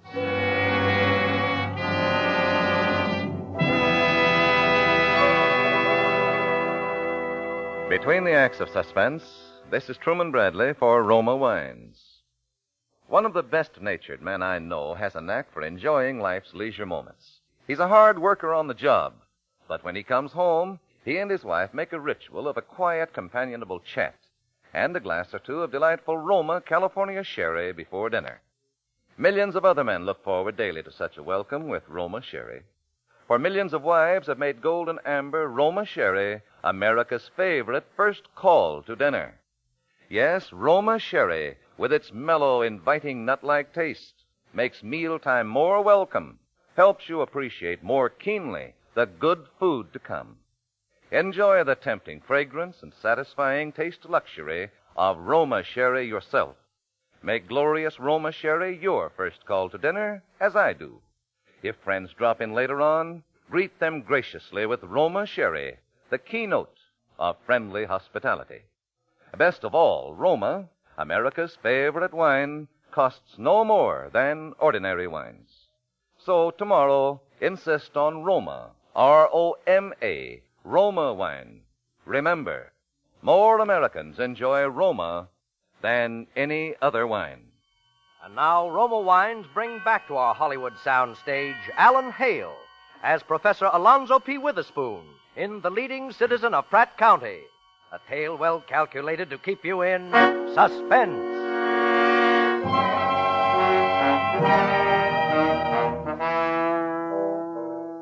And thus in bonnie Prattville, I became a professor of astrology, geology, and advisor to a senator whom I had never met, and a Senate committee of which I was not even sure existing. Of course, at first I had no way of knowing whether this pitch, as we call it in the trade, was merely good for the cashing of a modest check on one of my many non-existent accounts, or whether it could be run up into something really big. But as a firm believer in aiming always at the maximum objective, I made my plans accordingly. And that night, with the aid of certain gadgets I never permit myself to be without, I wrote myself a couple of checks on the Federal Treasury, contrived some quite impressive-looking business cards, and was ready to go to work. And then, Sonny arrived. That's right, Sonny. Professor Alonzo P. Witherspoon. And he's staying right here with us. Come on now, I'll introduce you to him. A professor from Washington? Wow. Oh, I knew at a glance that Sonny would be troublesome. He was a student at the State University, and his education had progressed just sufficiently to fill him with a lot of bright ideas, but not enough to acquaint him with the worldly advantages of a good, sound, dishonest proposition. In other words, Sonny was smart and could not be had. Gee, Professor, Pop tells me maybe you're going to put old Prattsville on the map. Possibly. Certainly worth trying, eh, my boy? You bet. You know, I've been thinking along those very same lines myself lately. Hmm? After all, what's Colorado Springs got, or Tucson, Arizona, or any of those places that we haven't got right here in Prattsville? We got the altitude, the sunshine. All we need is water, and they can do terrific things with irrigation nowadays. Precisely, my boy. Precisely what I've always told Senator Cotton. And you really know Senator Cotton? I mean, that well? Oh, yes, intimately. I might say that we're very close. Gee, I was reading something about him just the other day. But say, you're really sure something can be done without drying up the valley? It'd be terrible for those farmers down there if their water was cut off. Sonny's got a girl down there. That's the reason he's so worried. I guess the professor knows his business a little better than we do, Sonny. Oh, sure, I know. Say, you must know Dr. Hawks, up at State U. He's a geologist, too. Ah, Hawks? Let me see. You must know him. John Lyman Hawks. Oh, of course. John Lyman Hawks. Yes. Gee, I'll bet he'll be excited when he knows you're here. He's supposed to be quite an authority on this part of the country, you know. Yes. But I wouldn't trouble Dr. Hawks about this just yet. Not until we're a little more sure of our ground. Well, sure, of course. Oh, now, Sonny. Professor hasn't got all day to stand around here talking to you. He's got to go down to the bank and see Henry Wink. Oh, sure, but... Gee, I sure want to talk to you some more about all this, Professor. This thing can be terrific. Oh, it will be terrific, all right, my boy. You don't know the half of it.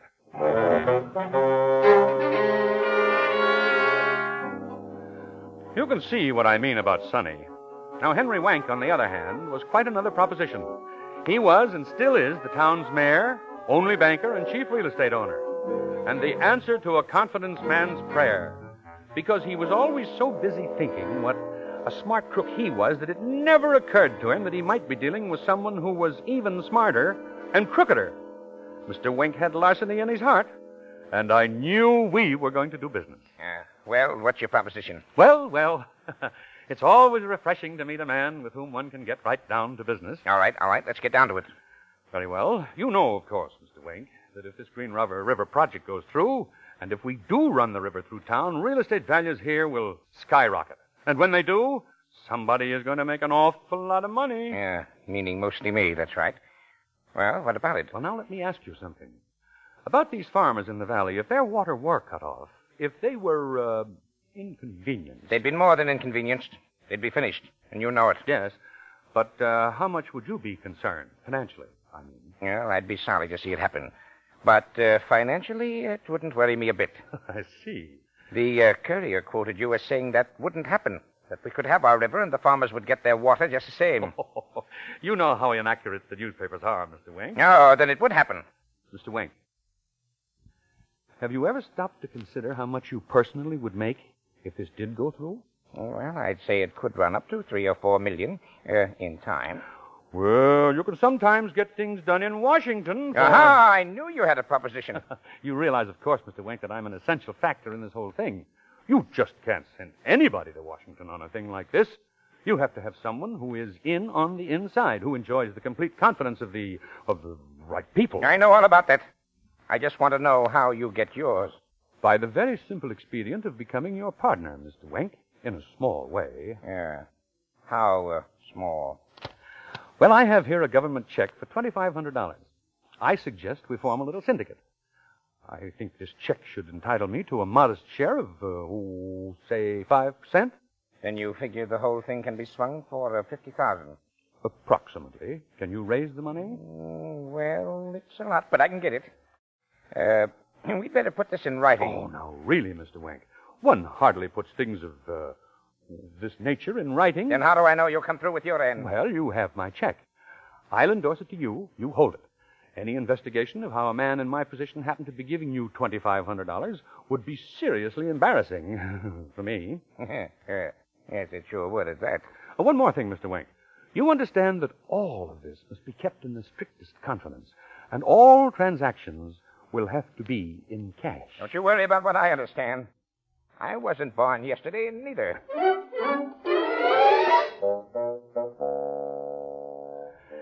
The technique is scarcely new, but almost invariably successful. The victim is made to feel that he is the chief conspirator, and his own dishonesty and greed accomplishes the rest. So with Henry Wink. Next afternoon, for the sake of appearances, Mr. Wink and I headed a small group to look over once again the crucial spot where Green River dips into the earth to begin its subterranean wanderings, and once again I clambered down over the mass of rocks to a little ledge some 20 feet above the water. Now, look down there, Professor. You see, it falls into that big pool down there, and then it just disappears. Yes. Excellent possibilities. Excellent. There, you see, gentlemen? The professor figures to begin the concrete work just about here. The trap was baited, set, and ready to be sprung. All seemed for the best in this best of all possible worlds.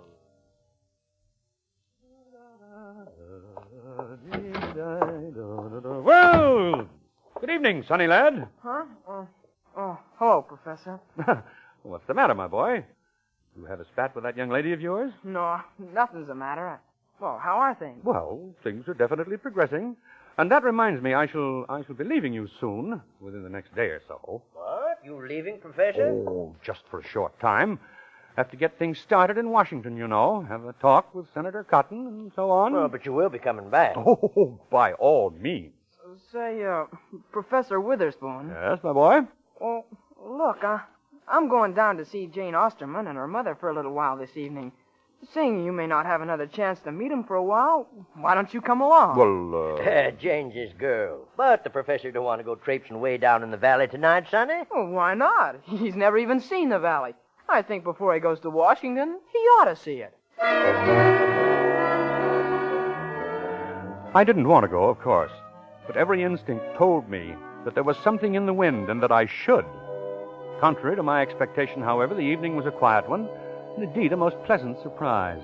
Jane Osterman turned out to be a very charming little thing, and her mother was a most attractive and, in fact, an altogether stunning woman. And it was with genuine regret that I found myself at last standing on their veranda under a brilliant moon, saying goodbye. It's been grand, Professor. I do hope you'll drop in on us again before you come back. My dear lady, wild horses couldn't keep me away. Oh, that's a promise, then. Good night. Good night, my dear. Well, what do you think of them, Professor? They're charming people, my boy, charming people. And isn't Mrs. Osterman nice? Nice is hardly the word. In fact, I'm quite smitten. Yeah, it'd be terrible if anything was to happen to people like that. I mean, this whole valley, they're all like that. I mean, if anything was to happen to hurt them... Well, Sonny, what have you got on your mind? Oh, heck, I have something on my mind, Professor, and I just thought if you could see these people, like the Ostermans, you'd understand better how I feel. All right, my boy, out with it. What is it? Well, I just remembered today what it was I saw about Senator Cotton. Senator Cotton? Yeah, in Time magazine. He's just been indicted for graft. He's been indicted. Senator Cotton? Indicted? Yeah, some sort of land grab scandal. Why, I can't believe it. There must be some mistake. No, it's true, all right. So that's it. Oh, but surely, my boy, you don't think that I'm involved in anything like that? Oh, no, of course I don't. I couldn't, but, well, don't you see? I thought he might be fooling you somewhere. I see. I see. If there was something wrong, if something did happen to all these people in the valley, well, it'd be terrible. Yes, well, I'd better get off a telegram to Washington right away. Oh, look, Professor, I've got a telegram here in my pocket. You have? To Dr. Hawks up at the university. I want him to come down here. Oh. Oh, it's not that I don't trust you, but, well, two heads are always better than one. And if he says it's all right, then I'll know. Yeah, but you haven't sent this telegram yet. Well, I was going to, but, well, I didn't think it'd be fair without telling you. Oh, you do understand, don't you? Of course, my boy. Oh, is that a weight off my mind? But I think I have even a better idea. Look, why don't you and I, first thing tomorrow, get in the car and drive up to the university and bring Dr. Hawks back with us? That way, we could explain the whole situation to him. Gee, that is an idea. If you ask him, he'd be sure to come. Ah, gee, Professor, you're sure a wonderful guy. And you won't even have to bother with that telegram. We'll just tear it up.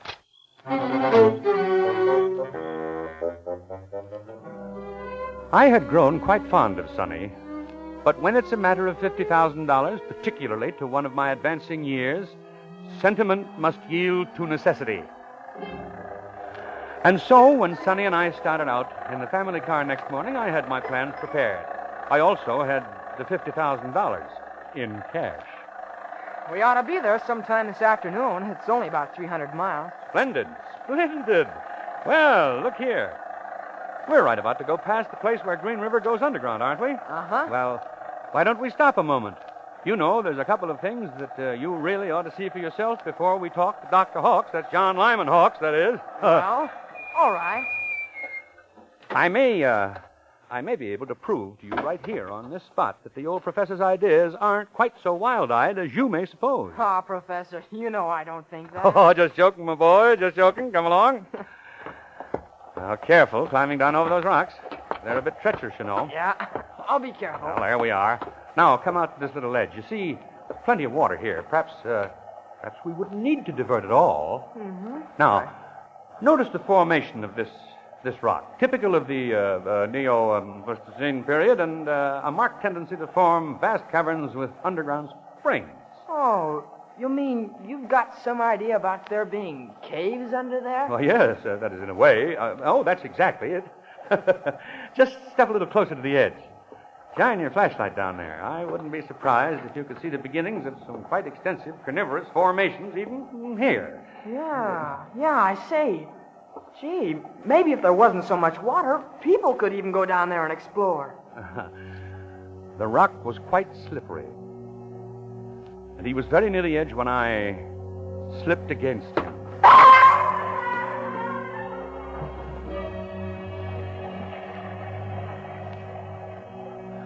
I saw his flashlight bobbing for a moment in the dark pool below.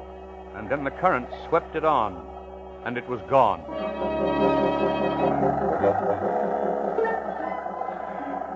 It was with a heavy heart and all possible speed that I headed for the Mexican border. I was on the main highway, booming along, and just coming out into the valley when I saw the thing that spelled my doom. For there, dead ahead, were 2 police cars and a group of men standing in the middle of the road.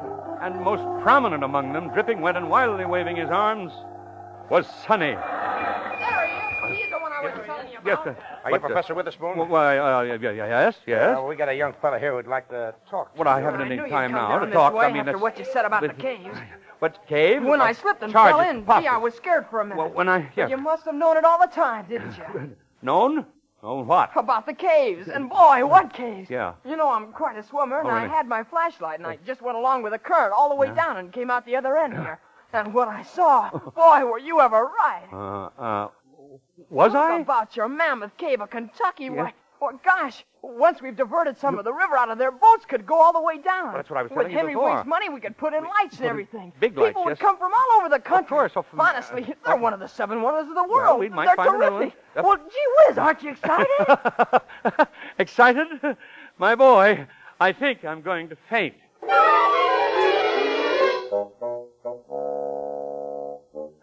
And so, if you have ever been in this part of the country, you will surely have heard of the marvelous underground river of Pratt, a source of endless delight to tourists and a very substantial revenue to our citizens, and our famous falls, Pratt Falls. And now Prattsville not only enjoys the wonders of irrigation, but of innumerable hot dog stands, motels, gambling casinos, and all the other adjuncts of those noisome communities known as resorts. As for myself, I am the general manager of the caverns at a very handsome stipend and have been living for many years in solid and respectable domesticity with the former widow Osterman. What I have done is really nothing. Really nothing. It's no more than any public-spirited man would have done, but I must confess that, call it vanity, if you will, it is a source of enormous and constant enjoyment to me whenever I am proudly pointed out to the admiring newcomers as the leading citizen of Pratt County.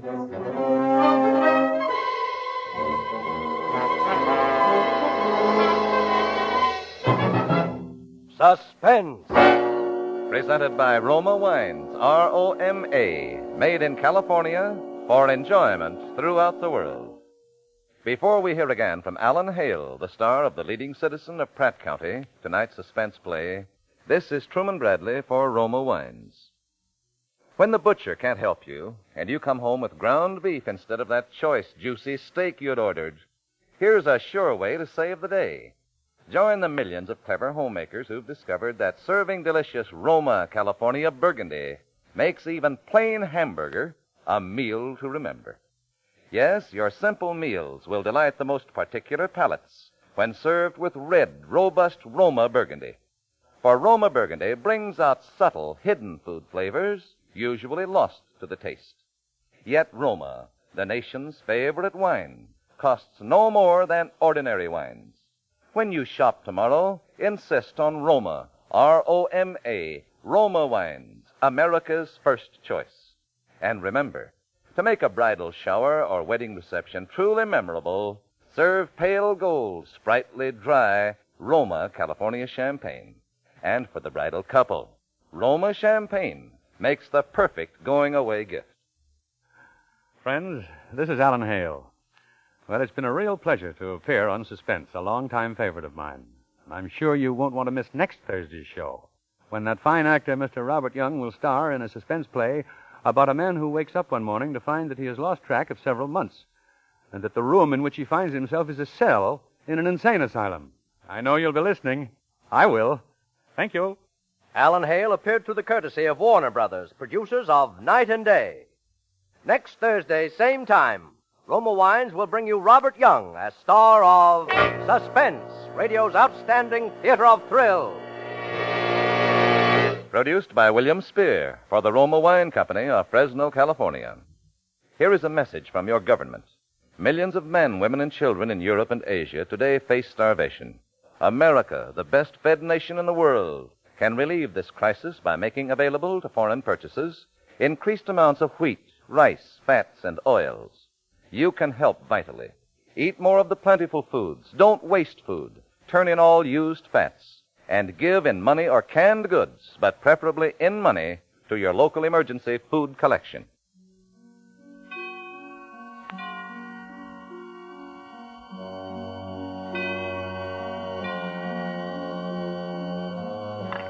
This is CBS, the Columbia Broadcasting System.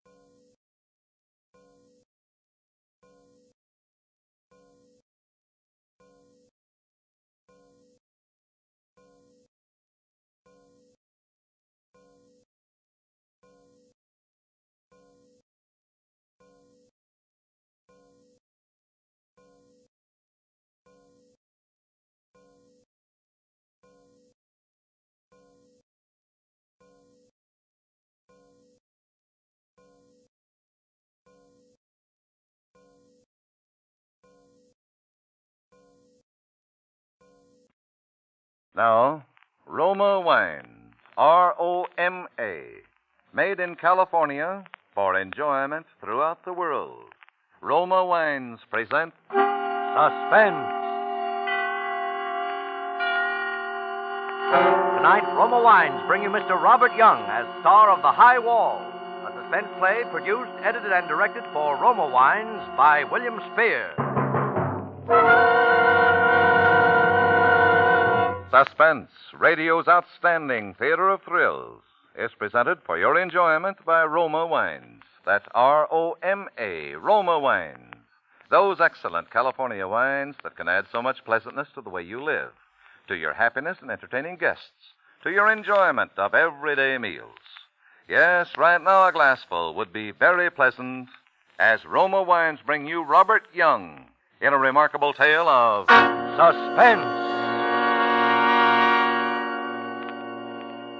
I woke up in bed. Nothing strange about that, except that it was a hospital bed. I couldn't imagine how I got there. I didn't remember any accident. I didn't feel sick. Why the hospital? I laid there trying to puzzle it out. Last night was Christmas Eve. I was stopping at the Beacon Hotel in Boston. I was going to get up early this morning and go to Fitchburg and find Helen, my wife. After 3 years of separation, it would be nice to be with her again on Christmas Day. I turned in bed and looked out of the window. Christmas? Why, it was summer. There were trees and grass and flowers in bloom. I guess I twisted around or something because the next thing I knew, a girl was leaning over me, smiling. Hello there. Feeling better? Well, I guess so. Am I supposed to be sick? Well, no, not if you feel all right.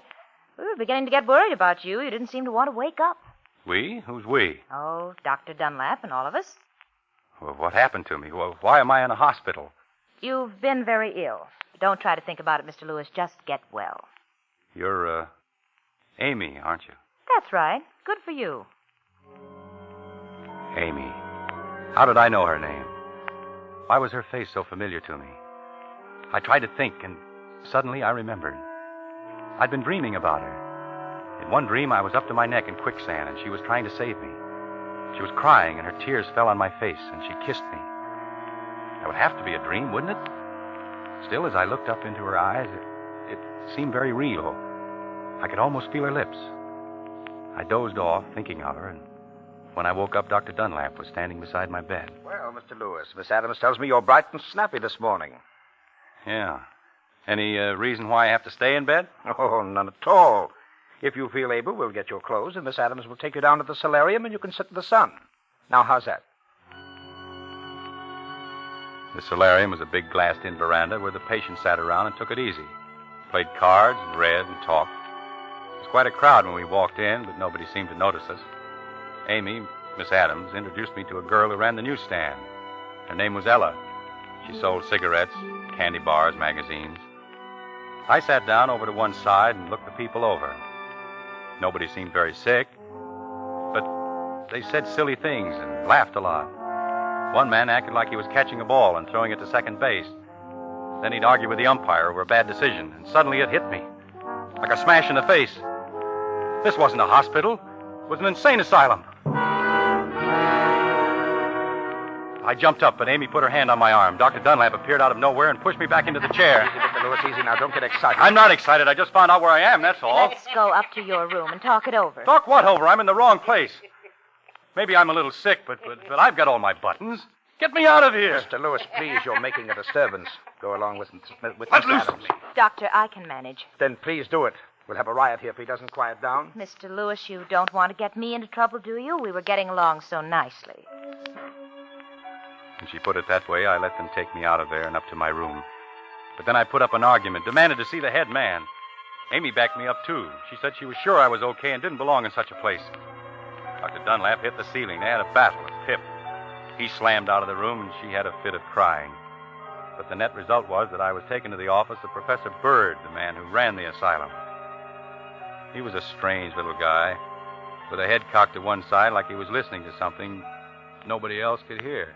Ah, Mr. Lewis, feeling better? Why does everyone ask me that? Yes, I feel great. Good. Do you remember me? Should I? Oh, not necessarily. What seems to be the trouble? You just made a mistake, that's all. Got the wrong fellow. I don't belong here. Well, that's strange. Your commitment papers seem to be in order. I don't care about that. Listen to me. Here, Oh. Mr. Lewis. Let's discuss this calmly. We're not in the habit of picking people off the streets haphazardly. Someone had to sign you in. Who was it, your parents? My folks have been dead for years. Your wife, perhaps? She doesn't know I'm back in America. Probably thinks I'm dead. Come on, Professor, stop stalling. You've got it all on that paper. Never mind this paper. Tell me about yourself. Were you in the war? No, they wouldn't take me. Blood pressure or something. I went to Burma for the International Oil Company. Oh? How was it in Burma? Pretty rugged. I was there for 3 years. I'd be there yet, only I fell in front of a bulldozer and got my leg crushed. They shipped me back to San Diego, thinking they'd have to cut it off. Well, fortunately, they didn't have to, huh? Did your wife know you were hurt? Funny you should ask that. No, she didn't. You see, we used to go to dances a lot. I see. You didn't fancy yourself with a crutch. Does anybody? But after you were discharged from the hospital in San Diego, did you communicate with her then? No, I wanted to surprise her. She thought I was still in Burma. I took a train for Boston, arrived on December 23rd, a Thursday. Yes. So I went home, looking for Helen. She wasn't there. Somebody else lived in the house. She'd sold it. Knocked me a twister. I was born in that house. My grandfather built it. And it was gone. Where was your wife? Helen? She was in Fitchburg, working in a defense plant. But I didn't find that out until I ran into an old pal of mine that night. He almost keeled over when he saw me because everybody thought I was dead. You know, not hearing from me for more than a year. And did you go to Fitchburg? See your wife? No, I didn't want to see her right then. Why not? Oh, I was upset, I guess, about her selling the house. Besides, I'd been away more than 3 years. 1 day more wouldn't hurt. So I checked into a hotel, the Beacon House, room 305, I remember. I stretched out on the bed and tried to think things out. Yes. You were lying on the bed and... Huh? Oh, well, I fell asleep, that's all. I see. No use telling him how I laid there, thinking of Helen and wishing I'd gone on to Fitchburg. How I kept seeing her face like a great big painting on the ceiling. He'd think I was nuts if I told him how I could smell that queer perfume she used. And the feeling I got that she was there in the room with me. And how long did you sleep, Mr. Lewis? I don't know. What woke me up was someone knocking on the door. I got up and opened it and...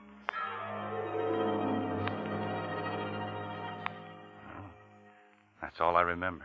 Who was it at the door? I don't know. It's just like the lights went out. I don't remember a thing until I woke up here this morning. I see. Do you know where you are? No. This is a hospital for the mentally ill. This is the Flowerdale Hospital for the criminal insane. Criminal insane? I'm not insane, and I'm not... I've had a blackout, that's all. Does that make me a criminal? Oh, no, it's the other way around. The crime caused the blackout. Crime? What crime? What did I do? I can't tell you that. I'll say you can't. You've got the wrong man. And you're afraid to admit it. I wish that were true for your sake, Mr. Lewis. However, I attended your trial. The state called me as an authority on mental diseases. It was at my suggestion that you were sent here for treatment. How? How long do I have to stay? Until I'm convinced you are no longer a menace to society. All right. Give me a test. I'll get out of here in a hurry. I've just given you a test, and you failed badly. Why? Because I can't remember being in trouble? Well, that could happen to anyone. No, not in your case, Mr. Lewis. Your mind has drawn a certain a curtain across something it doesn't want to remember. The crime you committed is buried in your subconscious mind. Until you can remember everything that happened from the time you opened that door down to the present moment, I shall have to detain you. When you remember your crime and the reason you committed it, you can walk out of here a free man. But you're pretty sure I won't do it, aren't you? Okay, I'm going to fool you. Dr. Dunlap, Miss Adams, you're witnesses to what he said. Understand, Mr. Lewis, I'm interested in reasons. You'll get everything. You're a man of your word. I'll be on the street tomorrow. Come on, Miss Adams. Outside in the corridor, I felt so relieved, I threw my arms around Amy and gave her a big kiss. Then we walked hand in hand toward the stairway. We met a couple of nurses, and Amy stopped to talk to them. I walked back to Professor Bird's office and listened at the door. He and Dr. Dunlap were still talking about me. I heard them mention my name. I opened the door real easy so they wouldn't notice it. Why, he's been a walking zombie. He couldn't talk, had to be fed, bathed, and put to bed like a child. I'm really very encouraged. It wouldn't surprise me a bit if he recovered. Don't be absurd, Dunlap. Such cases never recover. You'll struggle a few weeks, try to remember, then chuck it. Oh, by the way, I think I ought to know. What did he do? Well, understand, I don't want it noised around. But you'd better tell his nurse that he's dangerous, especially when he thinks he smells perfume. Oh, yes. Yes, he did mention perfume. For your information alone, the man's a killer. Really? A rattlesnake. He strangled a woman with his hands, and he'll do it again. Here, read his history. That's all I heard, because Amy picked that moment to come and get me. But I'd heard enough to realize that something was terribly wrong. Me? A killer? Why, I never hurt anyone in my life. I'd been framed. Somebody had committed a murder and pinned it on me because I'd lost my memory and couldn't defend myself. The only way to get free was to recall everything that happened, every single thing from the moment I opened that door. What if I couldn't remember? What if I never remembered? It meant being kept here, locked up for life, for a crime I didn't commit. Nice spot for an innocent man.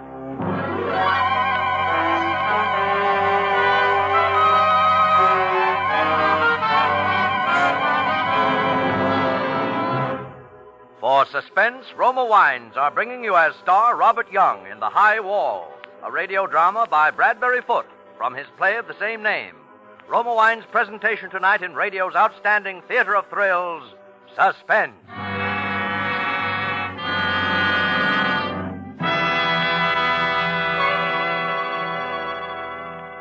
Between the acts of Suspense, this is Truman Bradley for Roma Wines. We Americans are noted for taking the job home with us.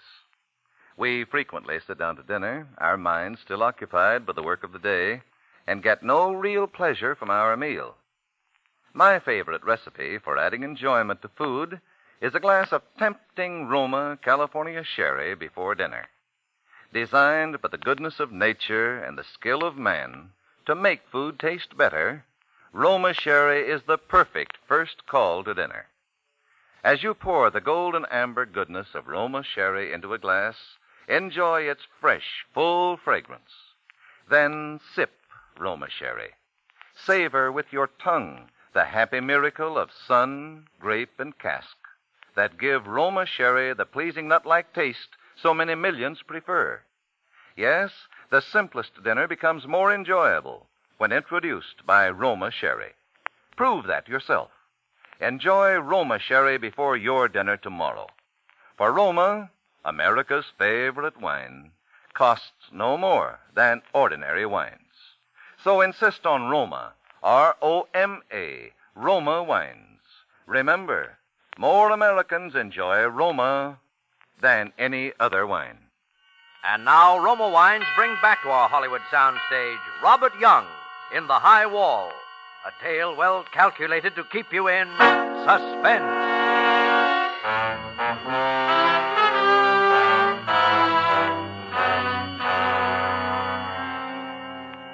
When I promised Professor Bird that I'd give him the whole story the next day, I was absolutely sure I could do it. But I couldn't. I couldn't remember a single thing that happened during that lost time.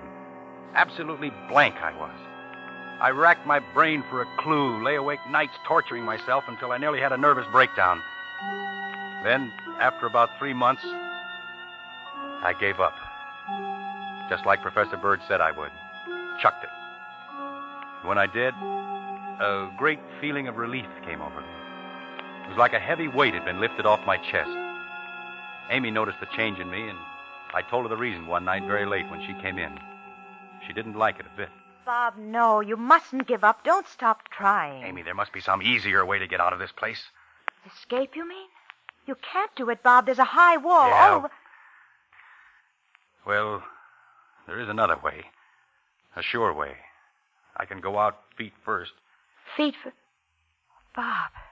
Bob, you wouldn't do that. I'm not going to spend the rest of my natural life in this insane asylum. If there's no other way to escape, I'll go out, like I said, in a box. Suddenly, she was crying like a kid. Helen used to cry like that. It never struck me before, but Amy was a lot like Helen. As I watched her, it almost seemed like she was Helen.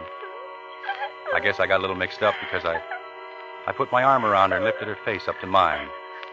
For a second, I seemed to be holding Helen. Then I got things straightened out in my mind. I stepped back. Sorry, Amy. I guess I got a little out of line. That's all right, Bob.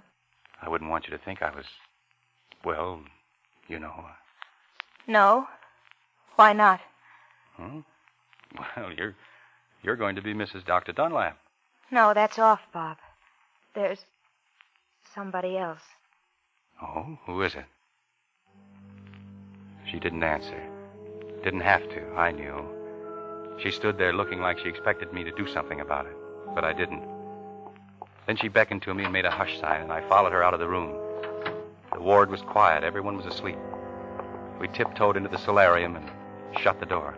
I suppose you know this is liable to cost me my job. Look at that moon. Bob, you wouldn't really do anything to yourself, would you? Why not? I'm not doing myself or anyone else much good, locked up in this place. Bob, dying isn't the answer. Yes, it is, Amy. Dying is the answer to everything. Oh, Bob, don't talk like that. You know, in Burma once, in the jungle, I saw a snake right close to me. A king cobra it was. I stood perfectly still, hoping it hadn't seen me. I didn't breathe. Then finally I couldn't stand it anymore. I made a quick jump. But he got me. Right through the leg, here. It was a swell chance to die. But I didn't want to. I crawled through the jungle to a first aid station, and I managed to pull through. For what? I'd have been better off to die right there. Oh, no, no. I kept on talking like that, hardly knowing what I was saying, because I had a queer feeling that I was telling it to Helen and letting her know what I'd gone through for her. Helen always wanted security, and I went out there to get it for her. Those oil companies paid big money. Bob, if you could only remember who it was when you opened that door. Yeah. What's that perfume you're wearing? What? Perfume? You know we aren't allowed to use perfume. Funny, I could swear. Lean closer. Of course you are. It's that same stuff that... Go on. Why don't you? What? Kiss me. I want you to. Sorry to interrupt, but we do have rules here. Hold it, Dr. Dunlap. The light isn't necessary. Go to your room, Mr. Lewis. That's all right, but don't throw the hooks into Amy. It wasn't her fault. Never mind, Bob. I can defend myself. Go along. I knew she could handle him, so I went up to my room. Besides, I had something on my mind. While I was holding Amy in my arms, I had a vision, I guess you'd call it. I saw Helen. She was lying on the bed. The doctor was bending over her. The room was crowded with people. Everyone was tense, frightened. Then the doctor straightened up and said, "She's dead." Helen, my wife, was dead. I remembered it now, distinctly. But that was all. I couldn't remember how or why it happened. It was just like a photograph. Nothing led up to it, and what happened after was perfectly blank. But the fact that Helen was dead didn't seem like a surprise exactly. After a while, I heard Dr. Dunlap come up and lock me in. He hesitated outside the door like he wanted to come in and bawl me out. Then he went away. The next thing, Amy was shaking me, trying to wake me up. Bob. Huh? What's the matter? We're sunk, Bob. He was furious. I'm discharged, and you're going to be put in another ward. Why, the louse, he can't get away with it. Listen. Shh. I know how you can escape. What? How? Ella quit her job. She's leaving in the morning. Her car will be parked in the driveway outside the solarium. All you have to do is get in the car, lie down on the floor, and pull a rug over you. Oh, Amy, that's screwy. How would I get outside? The solarium door is always locked. That's it. Ella's going to unlock it before she turns in her keys. Yeah? But I'd be seen. No, they'll all be in church. It's Sunday, Bob. Oh. The minute they start to sing, open the door and slip out. Oh, Bob, it's the chance of a lifetime. Ella leaving makes it easy. She'll drive right through the front gate, and they won't even stop her. Oh, Bob, say you'll do it. I can't go away and leave you here. Well, what did I have to lose? Besides, she started to cry and carry on, so I said, all right. And the funny part of it was, it did work. I'll bet we were 50 miles from the asylum before they knew I was missing. Ella picked up Amy at the edge of town, then hit for the open road.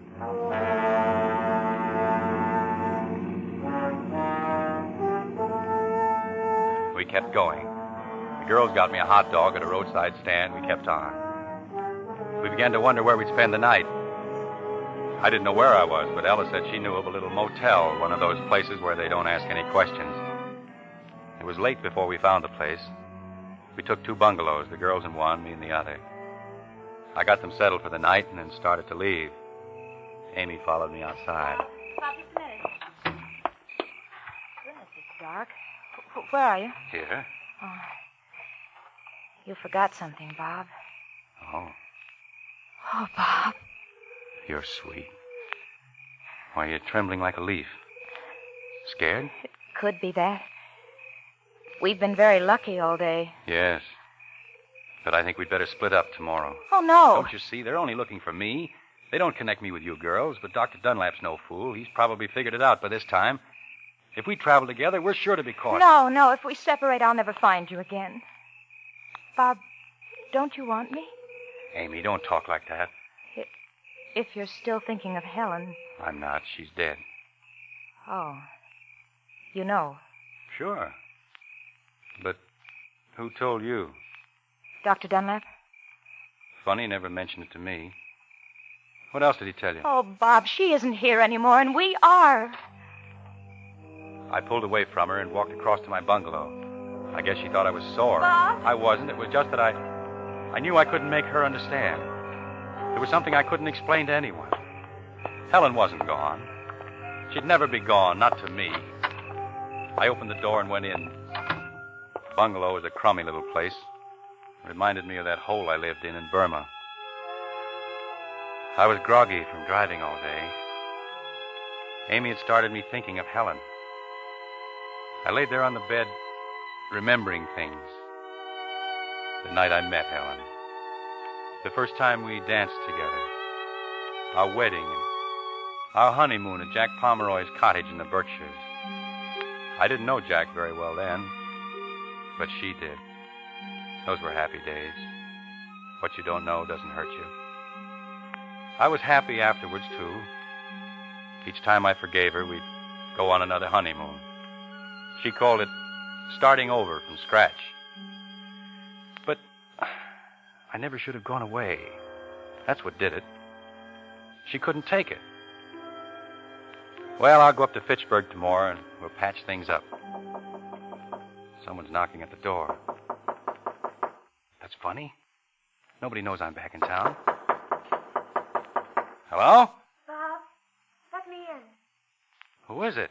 Bob,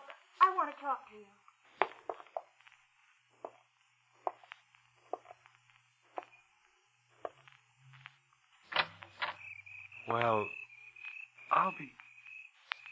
Who told you I was here? What? Come in. Bob, listen, I was talking it over with Ella, and she thinks you're right. Oh, I get it. I met Sam Bradley today. He must have phoned you. Bob, you're half asleep. Or maybe he phoned Jack Pomeroy. Who in the world? That's the answer. You and Jack want to beat me to the punch. Oh. No. No. Why didn't Jack come with you? Didn't he have the guts? Easy now, Bob. Let's sit down and talk. Get away from me. Very well. I'll have to call Dr. Dunlap. Get away from that phone. Sit down. Better sit down. Ah. Merry Christmas, Helen. So, that's it. All right. I'm sitting. Who did you say you'd call? Dr. Dunlap. Is that a new one? Or Dr. Hoffman. He'll give you a nice cold bath. That's supposed to be funny. What do you want here, anyway? Well, you've been sick. I thought you might need me. Need you? I never needed you. I know it now. All right. Then maybe I need you. And that's a lie. Because I happen to know what the score is. Sam Bradley told me. What about my home? Somebody else is living in it. What a rotten deal. I'm fighting snakes and mud and slime, sweating it out in swill piles and wondering if I'll ever see daylight again. And you're here in Boston having the time of your life on my money. You didn't want me to come back. But me, like a fool, I used to drop off to sleep thinking of you. And then pick you up in my dream. I could hear you laugh, see you dancing, smell the perfume in your hair. I'd talk to you and you answered me. We planned things we'd do when I got back. And all the time you were hoping I'd never come back. Bob, dear, don't cry. Don't cry. Come on, let's go talk to Ella. Sure. I'm only trying to help you. You helped me enough. I promised Bradley I'd kill you when I found you. I've got to go through with it. Bob, I love you. Oh, not frightened, huh? You won't hurt me, Bob. I love you. The last time you begged for mercy. Bob, I'm Amy. This is Amy. I'm Amy. Don't do it.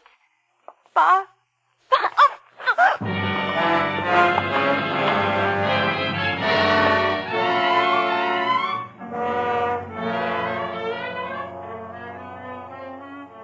I was pressing my fingers into her throat. She died game this time. Didn't kick or make much of a struggle like she did before. It was almost like she wanted me to do it. And yet, as long as she lasted, she seemed to be begging me with her eyes not to do it. It didn't take long. Then she went limp, and I let her fall to the floor. When I let go of her, I kind of lost track of things. Another blackout. I woke up about a week ago. It's taken me this long to get things straightened out. It's winter now. My nurse tells me. I think she's lying, but I can't prove it. You see, there's no window in my room. The walls are padded, and the furniture's nailed to the floor.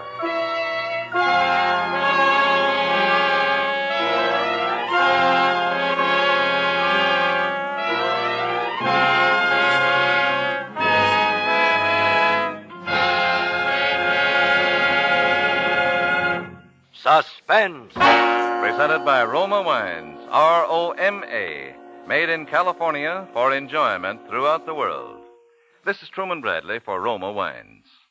The easiest way I know for a woman to win compliments for her cooking is to serve Roma California Burgundy regularly with meals.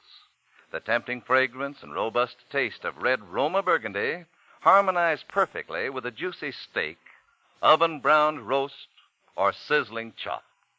And you just don't know how delicious spaghetti or hamburger can be until you enjoy these savory dishes with good Roma Burgundy. For Roma Burgundy brings out the full, rich flavor of hearty foods, makes dining more enjoyable, more friendly. Try Roma Burgundy with your dinner tomorrow. When you buy Roma, you enjoy America's favorite wine. Yet Roma, R-O-M-A, Roma wine costs no more than ordinary wines. And may I suggest Roma California Champagne as the perfect touch of smartness for bridal shower or reception? Roma Champagne is ideal, too, as a going-away gift for the bridal couple. Robert Young may soon be seen in the Hal Wallace Paramount production, The Searching Wind. Next Thursday, same time, Roma Wines will bring you Hume Cronin as star of Suspense, radio's outstanding theater of thrills. Produced by William Spear for the Roma Wine Company of Fresno, California. This is CBS, the Columbia Broadcasting System.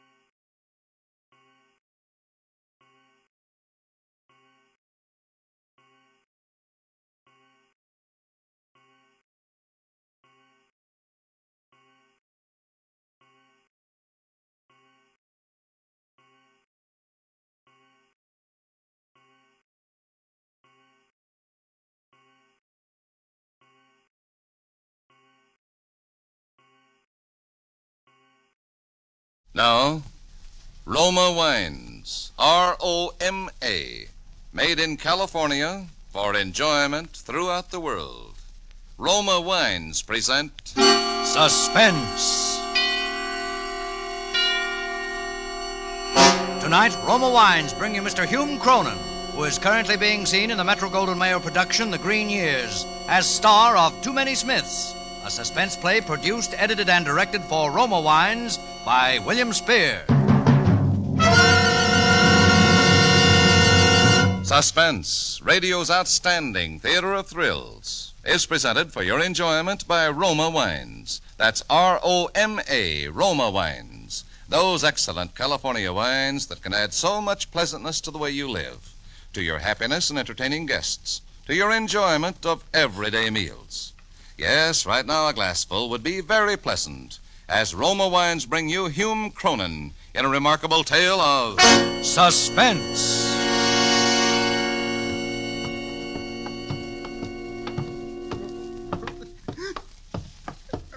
Right in here, Doc. What happened, Sergeant Hurley? I picked this guy up in a depot. We've been looking for him for 3 days. He's standing in the crowd screaming somebody made a sucker out of him, getting violent. Well, I better have a look at him. All right, now. No one's going to hurt you.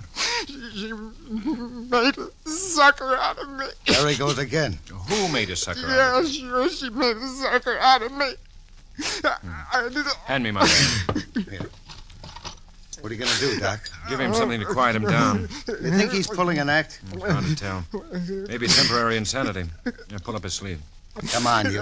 Easy. Come on. She made a sucker out of me. Who did? Who made a sucker out of me? Fate.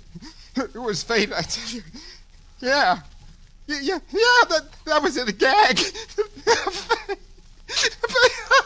This guy's crazy. Maybe. Yeah, that's far enough. Hold him. There. Will that stuff put him to sleep? Should. How long will he be under? About 10 hours. Okay. She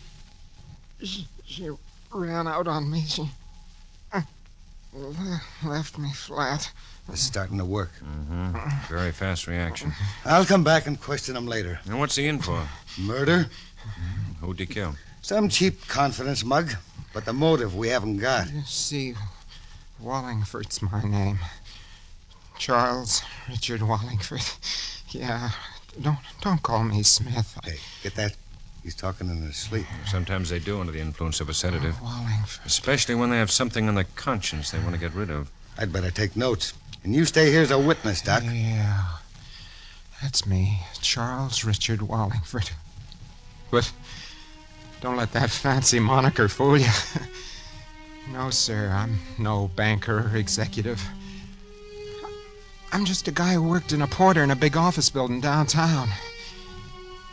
But I don't want you to think I didn't have any ambition. No. I know that someday I'd get my break, and when I did, there was nothing going to stop me from going places. No, sir, not a thing. Now, take that night, for instance. It was 6 o'clock, and most of the offices were emptying out. I had my broom and mop, and I was ready to start cleaning the office of P.J. Rogers. P.J., he's the president of the Apex Advertising Agency. I always like to start with the top boys. I looked around P.J.'s office. Soft, easy chairs. Lots of buttons to push to make people jump. Yeah, this would be the life. Well, I started my broom going, I swept around, and I bent down to pick up the wastebasket, and a piece of torn paper caught my eye. Now get this. I don't know whether it was fate or just plain curiosity, but I read what was written on it. It was a memorandum from the desk of S.M. Parry to P.J. Rogers, and it said, "The judges have decided that the winner of the toothpaste contest is Pat Smith of Boston." Now, I knew that was the Century toothpaste contest that just ended last week. 25,000 smackaroos to the winner. And this guy, Pat Smith of Boston, won it. Some guys have all the luck. Just for writing a slogan. $25,000, and this guy doesn't even know he won it yet. Yeah. He don't even know he won it. But I do. I got what's called an inspiration. According to the radio, the winner won't be announced until the 15th of this month. Today's only the 12th. Charlie, my boy. Charlie, my boy, I say to myself. When fate decides to hand you a break, who are you to turn it down?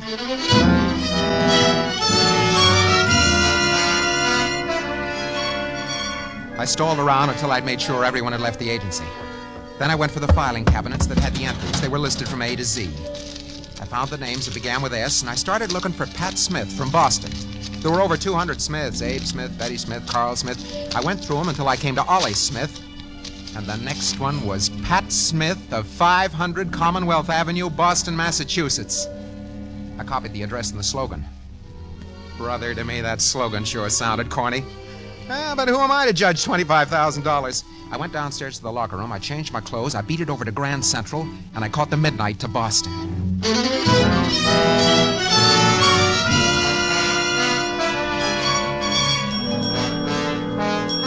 Front boy. 500 Commonwealth Avenue is a big hotel with a sign reading, "For men only." I walked up to the desk. May I help you, sir? Yeah. You have a Mr. Pat Smith staying here? Pat Smith? Now, let me see. George Smith, Harry Smith. Pat Smith. Yes, sir. Room 1133. 1133, thanks. Oh, say, mister, look, we have... The clerk started to yell something after me. The elevator door closed and I didn't wait. Yeah, I wish I had, but I didn't.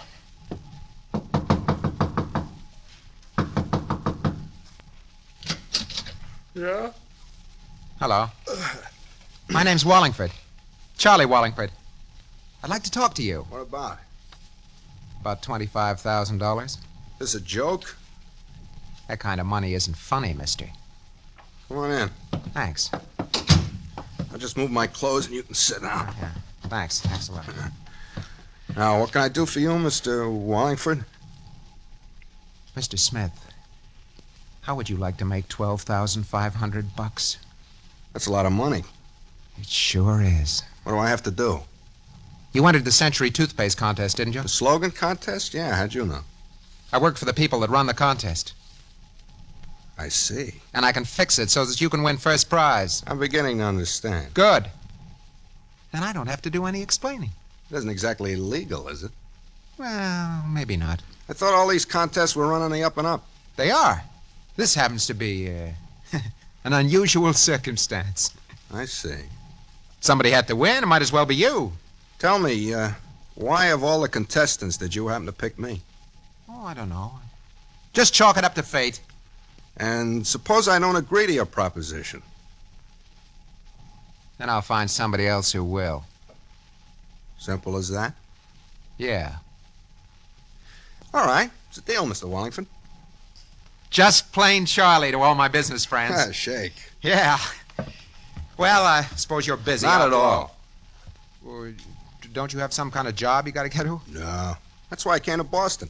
Oh. How long you been here? 2 days. Wait a minute. How come your entry had this address? Oh, I reserved this room a month ago. I've been using it as my mailing address. Oh, I see. Where you from, Pat? Nowhere in particular, just where my business takes me. You don't say. Got any family? No, not a soul. Maybe you have friends here in Boston, huh? Not a one. Gee, that's too bad. Why the look? Oh, nothing. I was just thinking. About the money? Right the first time. It's too bad our paths didn't cross before. Why's that? I think we'd have made a good team. What's your racket? Stocks and bonds. Sell them? Uh-huh. Legitimate? What do you think? I don't. Say, isn't contests out of your alley? It's just a hobby. But sometimes they pay off, huh? Well, come on, let's blow this place. We'll really celebrate our little deal. Sure, anything you say.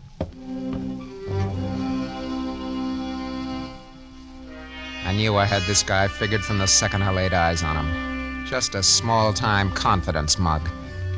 And I knew he wasn't going to play 50-50 with me. No, sir. The minute he got his hands on that dough, I'd have to sing for my half. So I decided to take it all. Yeah, I could be Pat Smith for a couple of days. And just so there wouldn't be too many Smiths, I'd fix this one up with a one-way ticket.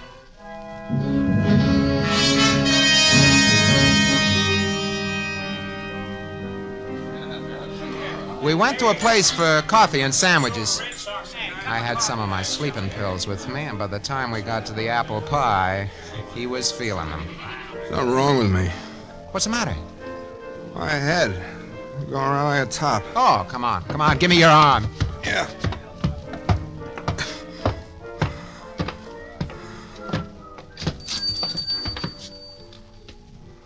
Yeah, here we are. The air will straighten you out. I just want to lay down. You will. In a little while. Where are we going? Just walking. I want to lay down. Oh, hey, take it easy. Hey, easy. Yeah, stand up. Hey, why are we walking out on this dock? Just to get you some air. Bring you around. All right. Hey there. Yeah? What's wrong, mister? Well, nothing, officer. My friend here isn't feeling very good. Oh, yeah? But let me have a look at him. Sure. Hey, wake up. I just want to lay down. Okay, mister. I just want to check up. Lots of funny things happen around here at night. Oh, you can't be too careful. No, sir. Good night, officer.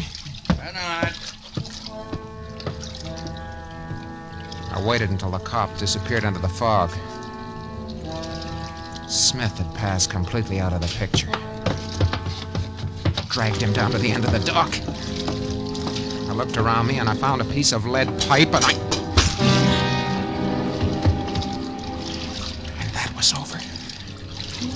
I stripped off his clothes and I changed with him. I stuck the pipe under his belt and I pushed him into the water. I watched his body sink. Then I left the dock. I went back to the hotel and I went up to Smith's room and after a while I went to sleep.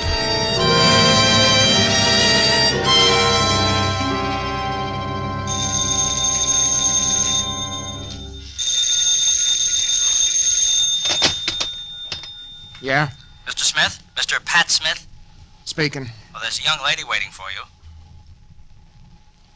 Waiting for me? Yes, sir. She says she's your fiancé.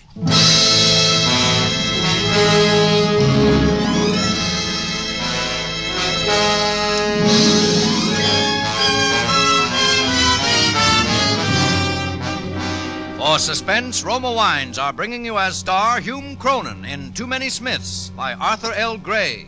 Roma Wines' presentation tonight in radio's outstanding theater of thrills, Suspense.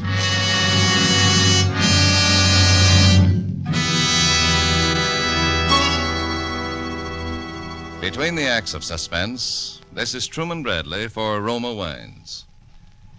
Visiting friends in Hollywood, I noticed that more and more of them now entertain with wine. And of all wines served in America, Roma, of course, is the most popular. There are good, sound reasons so many smart Americans prefer Roma wine for entertaining. Roma wine is moderate, inexpensive, and easy to serve. And Roma wine is always delicious, always unvaryingly fine. For Roma, America's greatest vintner, is able to select from more grapes of choice varieties from California's finest vineyards than any other winery. And to this rich treasure of fine grapes, Roma adds years of winemaking skill and resources unmatched in America. Yet, Roma wine, America's first choice, costs no more than ordinary wines. Right now, Roma dealers are featuring fine red Roma California table wines, Burgundy, Claret, Zinfandel. For an adventure in good dining, try Roma Burgundy, Claret, or Zinfandel with a juicy steak, savory pot roast, or spaghetti with meat sauce. You'll discover food with Roma is food at its best. So insist on Roma, R-O-M-A, Roma wines, enjoyed by more Americans than any other wine. And now, Roma wines bring back to our Hollywood soundstage Hume Cronin in Too Many Smiths, a tale well calculated to keep you in suspense.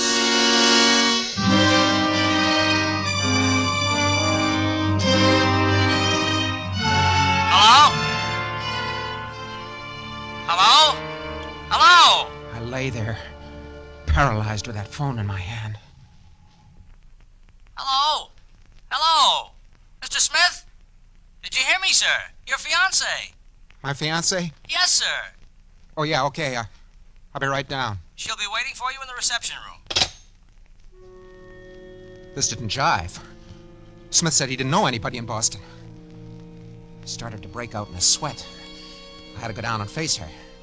Trying to avoid it would make things look suspicious. I took my time dressing, but my mind was going like a machine gun. But it was no use. There's nothing I could do but to face her and try and bluff my way.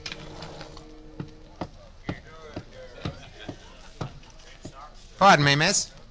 You looking for Pat Smith? Yes. Well, I'm Pat Smith. Oh, I'm afraid there must be some mistake. I guess there is. Yes, the Mr. Smith I'm looking for is my fiancé. You sure he's registered in this hotel? I am very sure. Well... Oh, how foolish of me. There must be two Pat Smiths here. You and my fiancé. Yeah, of course. Yeah. I never thought of that. It's such a big hotel. I'll ask the clerk. Yeah, do that. Oh, goodbye, Mr. Smith. I'm awfully sorry I disturbed you. But that's okay. Two Pat Smiths. That was something I hadn't counted on. I watched her cross the lobby to the desk. She spoke to the clerk. He smiled and picked up the phone. The dame sat down and waited. In a few minutes, a middle-aged guy walks up to the desk, and the clerk pointed out this dame to him. I took a good look at this other Pat Smith, and I beat it into the elevator and went upstairs to my room. I headed for the desk, and I started going through the late Pat Smith's things. I found his papers, and then I saw what I was looking for. A copy of the slogan he'd written. Oh, brother, I breathed a sigh of relief. It was the same as the one I'd copied from the agency's files. Fate is sure sticking closer to me than a suspicious wife. That stupid clerk could have sent me to the wrong Smith, and if I'd knocked him off, I really would have been in a jam.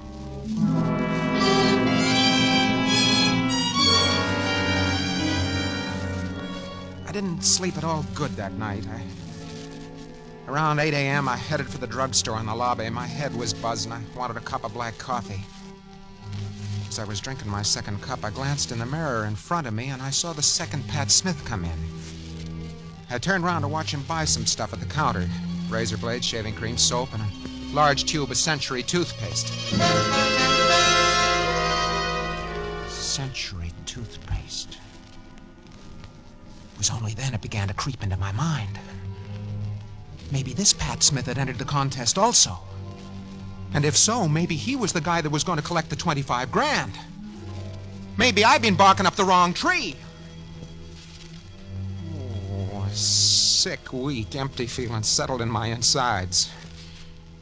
I put a quarter on the counter and I followed Smith into the lobby. I beg your pardon. Yes? Isn't your name Smith? Pat Smith? Oh, yes, it is. Funny thing, but that's my name also. Oh, yes, I heard there was another Pat Smith staying here. You mind if I sit down? No, go right ahead. Thanks. Kind of funny, two Pat Smiths living under the same roof. Oh, I don't know. Smith's a very common name. Yeah, you're right there. You know, that's how I met your girlfriend. My girlfriend? Yeah, the tall, blonde, good-looking dame. Oh, yes, I remember. But wasn't she looking for you? I don't get you. Well, the clerk telephoned me in my room that she was waiting downstairs, and when I met her, it seems that I wasn't the Pat Smith she was looking for. Darn it. You weren't? No. So naturally, I assumed it was you.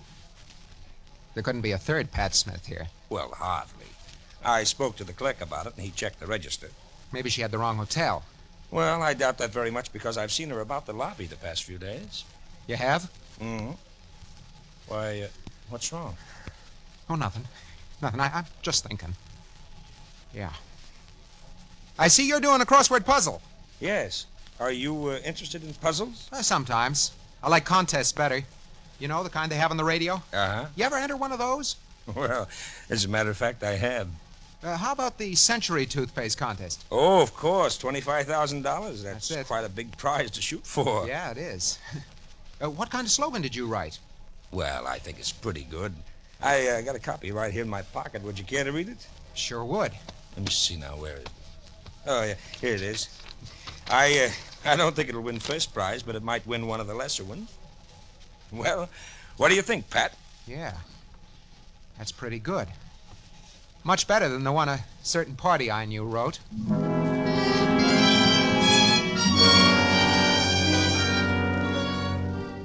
Didn't take no book critic to see that the slogan this Smith wrote was the better of the two.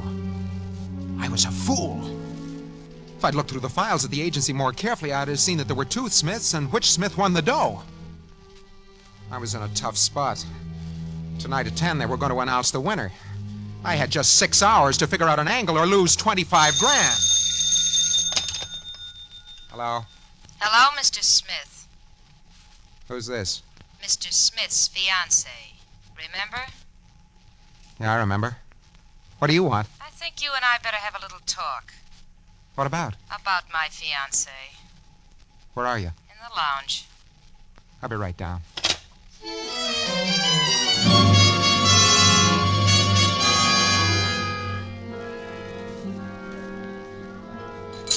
Well, hello. Sit down, won't you? Thanks. Okay, what's on your mind? You? Me? Gee, I'm flattered. You needn't be. Okay. What about me? It's so interesting. Why you killed Pat Smith. I don't know what you're talking about. Let's not be stubborn about this, Mr. Wallingford. Must I repeat my question? No. Who are you? You already know that. What's your name? Betty. Betty what? I'm asking the questions. How do you know he's dead? It's in the evening papers. Let me see that. Here. Police discover body in Charles River. First thought to be Charles Wallingford, but fingerprints taken from the dead man proved his identity to be Pat Smith, a small-time confidence man wanted by the police in 3 states. The police are looking for Wallingford. New York City police have discovered that Wallingford's been missing from his rooming house for the past 5 days. You see how I know. Where do you fit? I was supposed to meet Smith here. We had a little job planned. Oh, I see. And you went and spoiled it. Why? Come on, start talking. If I don't like the tone of your conversation, maybe the police will. Well,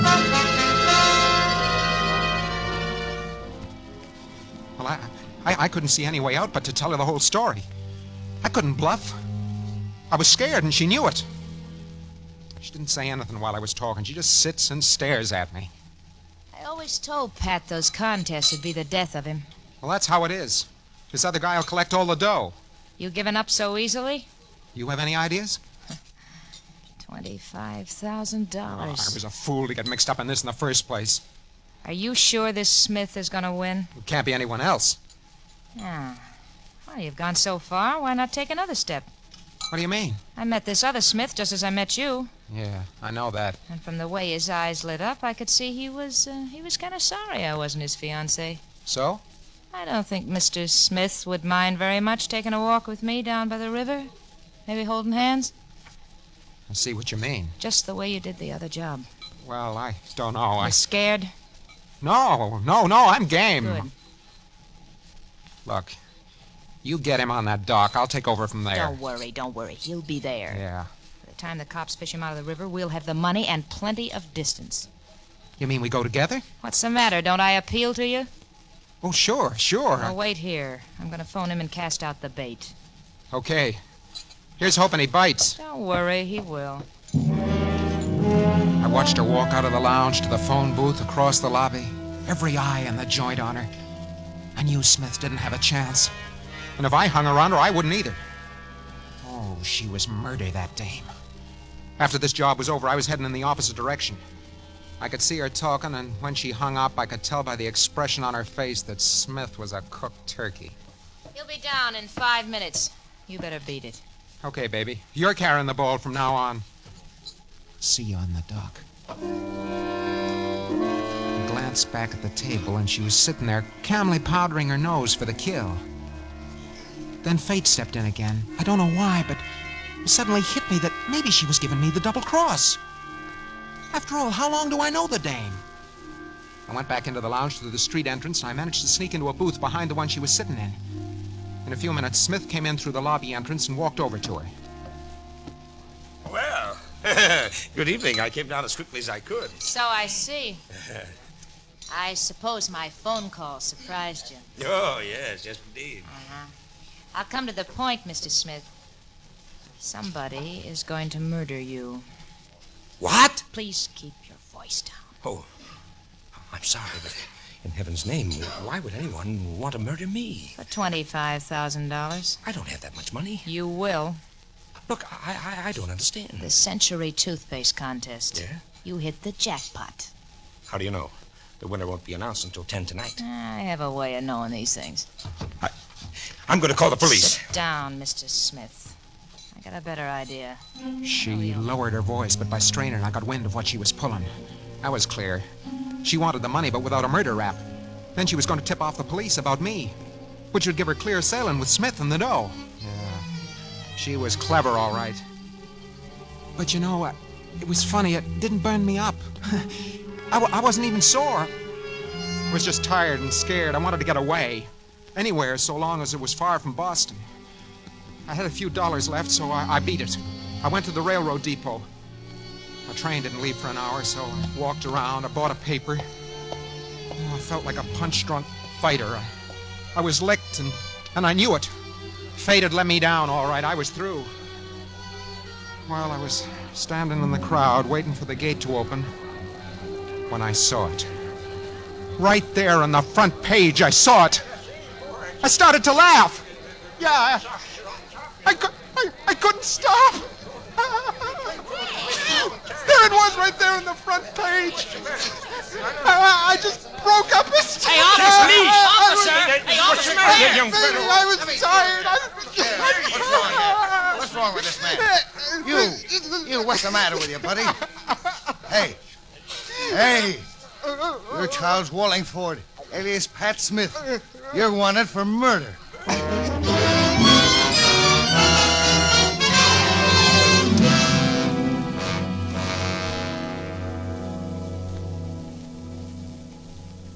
What a story. Starts out as a simple swindle and winds up murder. Yeah, but his story still doesn't tell me what I want to know. What's that, Doc? The cause for his temporary insanity. No, it doesn't at that. Hey, that newspaper. He was reading... Where is it? On the first page. Here. Yeah, here. Take a look at this. The winner of the $25,000 Century Toothpaste Contest was announced last night. The lucky winner was Miss Pat Smith of the little town of Boston, Georgia.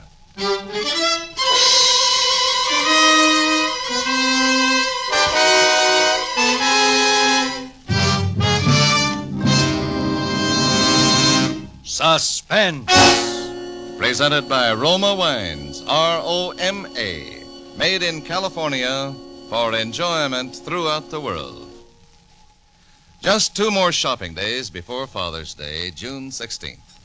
This year, give Dad something special, a gift he'll long remember with pride and warm appreciation. Honor him with a bottle of magnificent Roma California champagne, traditional wine for the truly special occasion. Or if you're planning a family party for Dad, make it really festive with the bubbling brilliance of pale gold, sprightly dry Roma champagne.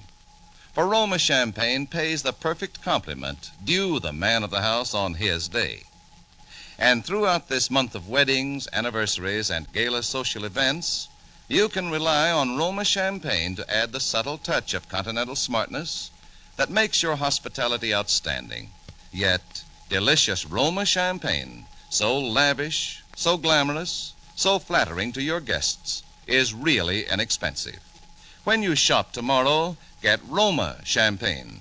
That's R-O-M-A, Roma wine, America's first choice. Next Thursday, same time, Roma Wines will bring you June Dupree as star of Suspense, radio's outstanding theater of thrills. Produced by William Spear for the Roma Wine Company of Fresno, California. This is CBS, the Columbia Broadcasting System.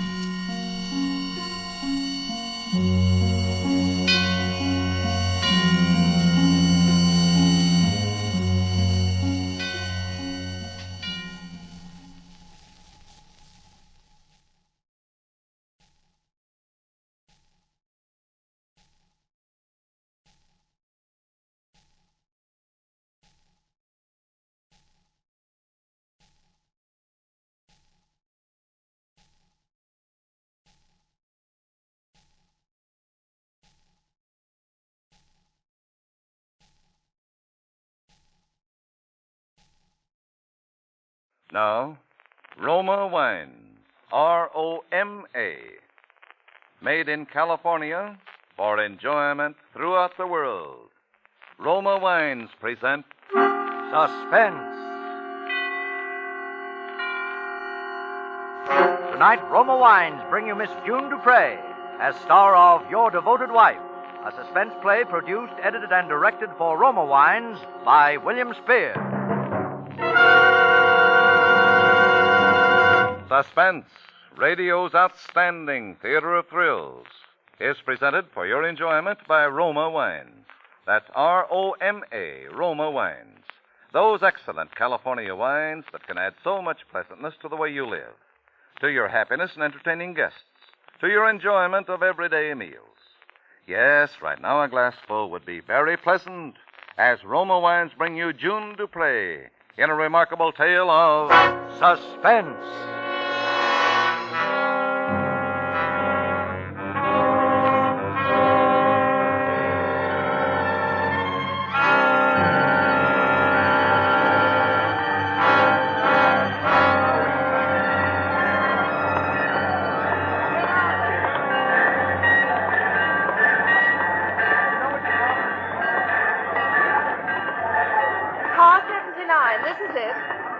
Do be careful when you lift him, won't you? Yes, ma'am. You there on the end, keep his body higher.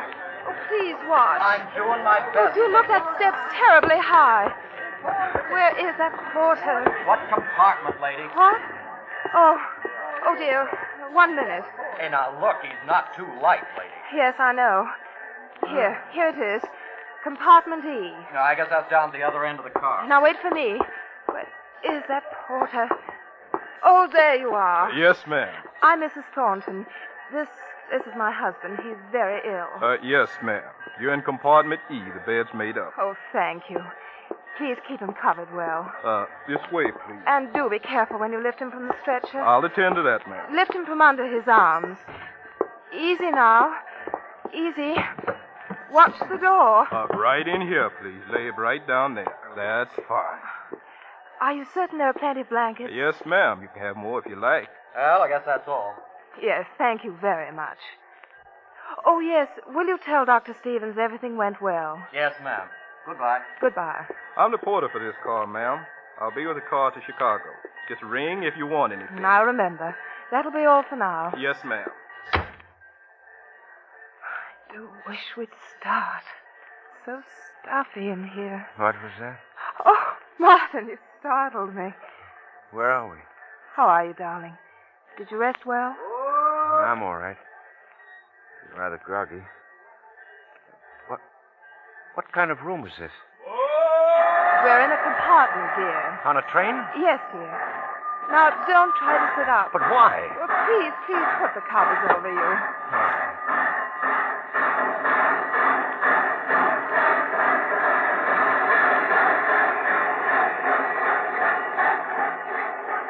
Another one of your tricks, Melissa? Now, you know perfectly well what the doctor said. But dear. you never said anything. You never told me. Well, I knew you'd be angry, darling. Angry. Oh.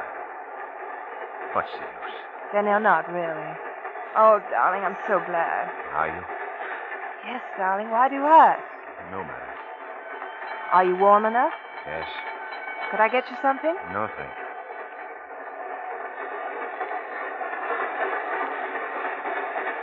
I detest train rides. I would have made plane reservations Only it would have been difficult to prop a drug man up in a seat. Martin. It's the truth, isn't it? I don't know what you mean. But you do know I was carried on this train. You do know you gave me sleeping pills to put You're me... ill, darling.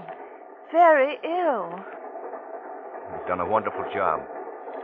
A very skillful planner. You ought to be congratulated. The doctor told me to give you those sleeping pills when you didn't rest well. Come now, Melissa. Have I complained lately? Well, no. But I can tell you're restless in your sleep. Oh?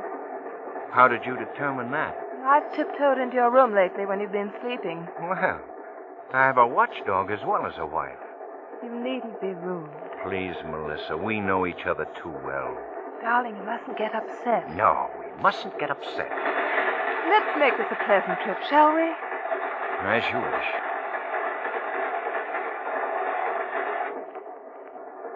Well, where are you taking me? Before I say anything at all, I want you to know that what I'm doing is all for you. Do you understand? Perfect. You don't sound as if you do. I'm ill, Melissa. Remember? You can be most exasperating at times, Martin. Quit stalling. Let's have it. Well, the doctor told me there's a chance, and a good one, that the clinic he recommended could determine exactly what's the matter with you. Oh? Perhaps even cure you. I think not. Oh, darling, why don't you try? You do want to live, don't you? I don't know why. What did you say, dear? I said I'll try. There, you see? If you'll just make a little effort, then... How long am I going to be cooped up in this thing? We'll be in Chicago tomorrow and take you right to the clinic.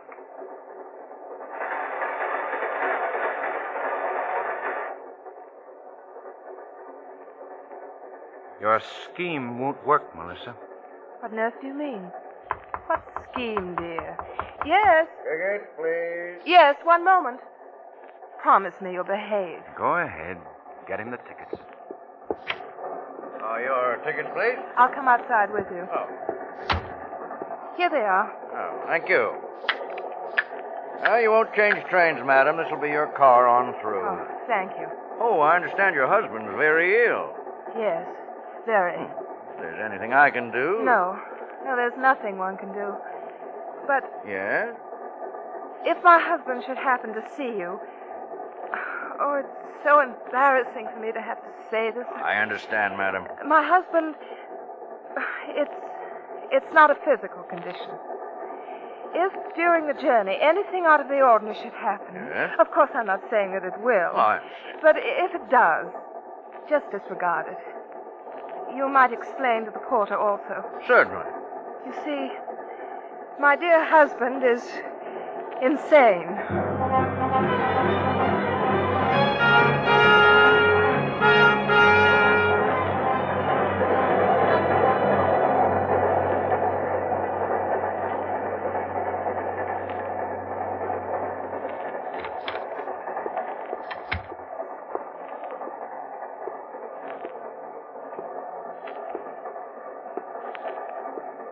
You needn't tiptoe, Melissa.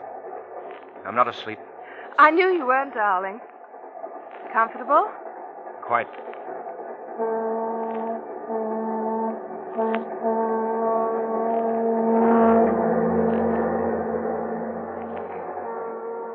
What took you so long? I was just asking the conductor about the connections. You're very efficient. But then you always were. It's much simpler that way.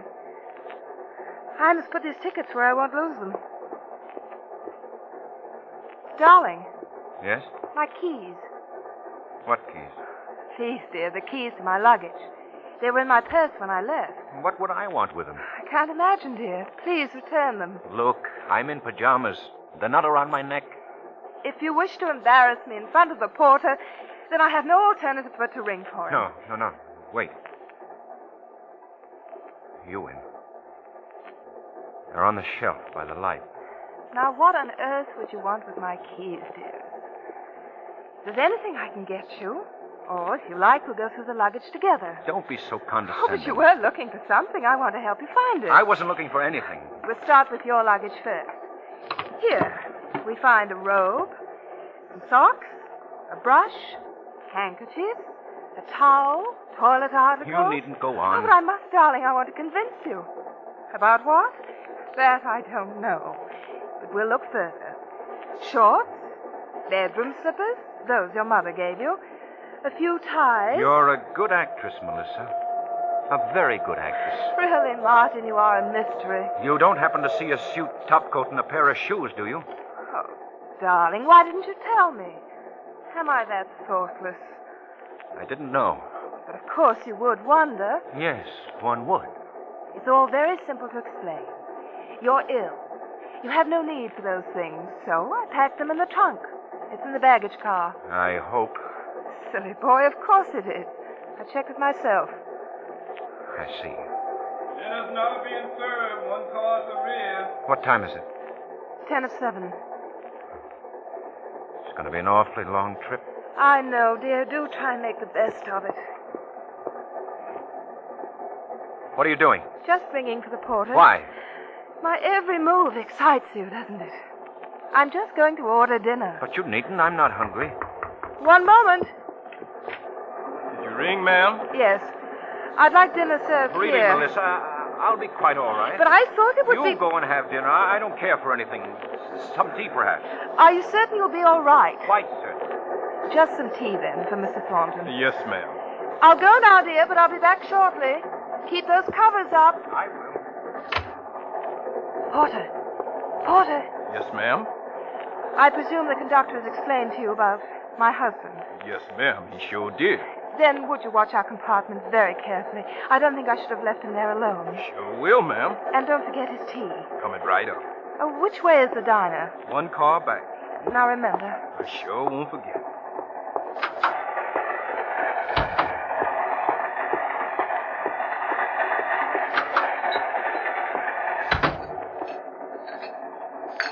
A table for one, please. I'm alone. Thornton, your husband, come quick. What's happened? He's gone, ma'am. He just ain't there. I went to get the tea and... Oh, he couldn't. He couldn't be. Did you look thoroughly? Look, ma'am, he sure enough ain't here. Are all these compartments filled? Yes, ma'am. Well, don't stand there. Do something. I'll go back through again. No, you stay here. I'll go to the front of the car. Yes, ma'am. Couldn't have gone far. He wouldn't dare try anything. He's alive. He's got to be. He couldn't die now. Not now. Martin! Martin! Don't come! Keep away from me! Please, you've got to come! Keep away from me! Porter! Let go of me, you strong woman! Somebody, please help me! Let go of me! Go on! I'm all right. Let's get out of here. Oh, Martin, darling. What were you thinking of? I can't breathe. Help me, Porter. Yes, ma'am. Easy now, ma'am. Martin, I faint. Such shock. What a foolish thing to try. I'm sorry, Melissa. Guess it was. Thank you, Porter. That'll be all. Yes, sir. There now. Please lie down. I'm all right. Here, drink this. More sleeping pills? Yes. You're such a faithful wife, Melissa. I couldn't be otherwise. And you want me to live so badly. I do, Martin. So very badly. I wonder why.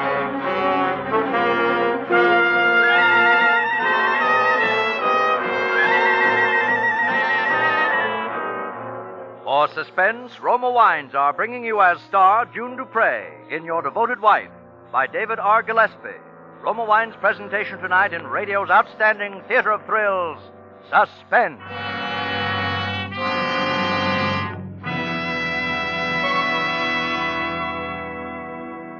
Between the acts of Suspense, this is Truman Bradley for Roma Wines.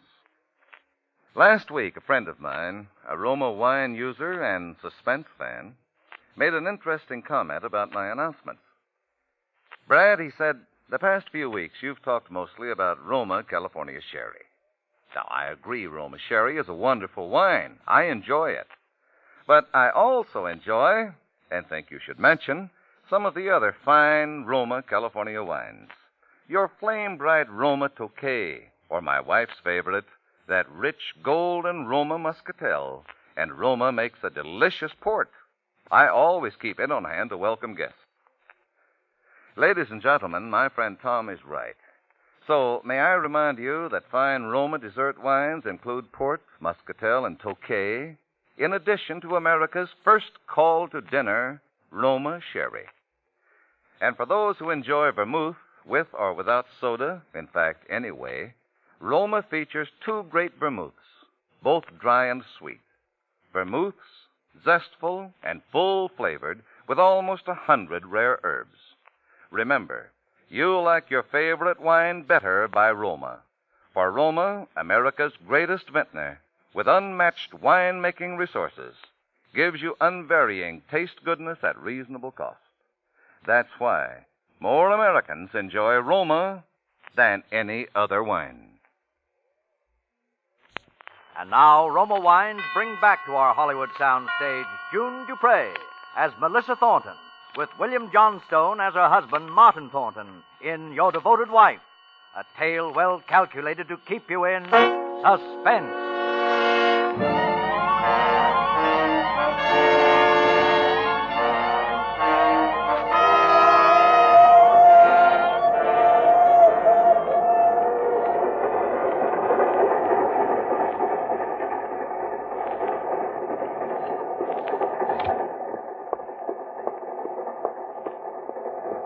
Conductor. Oh, rather late for you to be up, isn't it, Mr. Thornton? Yes, I couldn't sleep. I help you? Yes, you can. When is our next stop? Well, let me see. Oh, we're due in Minnewanka at 2:32, running a few minutes late. Just about 20 minutes. There's a telegraph station. I mean, we can send a wire? Yes, of course. It's very important that this message gets to Chicago immediately. I wonder if it would be possible for you to get off the train ahead. Could you... Now, Mr. Thornton. Can't your wife send it? No, she's asleep. I don't want to bother her. I see. Well, all right, give it to me. I'll have the porter drop it off. Yes. You see, I have it written. Here it is. All right, I'll send it as soon as we stop. Thank you very much. Not at all. Good night. Good night.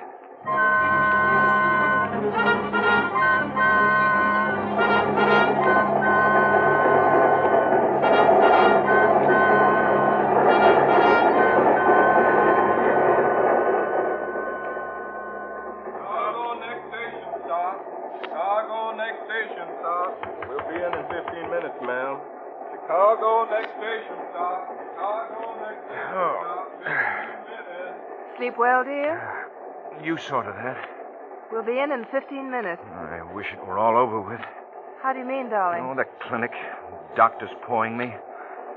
You know, darling, you and your antics rather upset me last night. I couldn't finish my dinner. I'm sorry, Melissa. I'll try and be more successful next time. There won't be a next time. I wouldn't bank on it. You promised me there wouldn't. Did I? Let's not bicker. I do so want you to get better, to be strong and happy again. You're going to some lengths to accomplish that, aren't you? No more than a devoted wife would.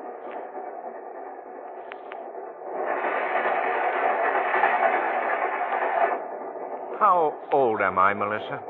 Why, you'll be 30, 20th of June.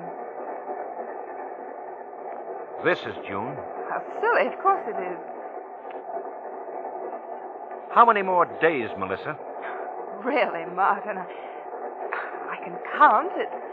It's 13, 14, I should imagine. Imagine, eh? How many times have you counted these days? How many? Oh, it's ridiculous. Why shouldn't I remember your birthday? Every loving wife. But this birthday, this one coming up, it's pretty important to you, isn't it? What are you talking about? $50,000. Oh, darling, you do come into your inheritance this year, don't you? If I'm lucky. You're talking in riddles. It's your money. Mine, when I reach 30. Well, But if I don't reach 30, then Sis gets it. You won't see a penny of it. what are you trying to say exactly? Don't you know? I most certainly do not. I won't live to be 30, Melissa. You're trying to frighten me. Not at all. Yes, you are. You hate me, don't you? Not hate. Just nothing.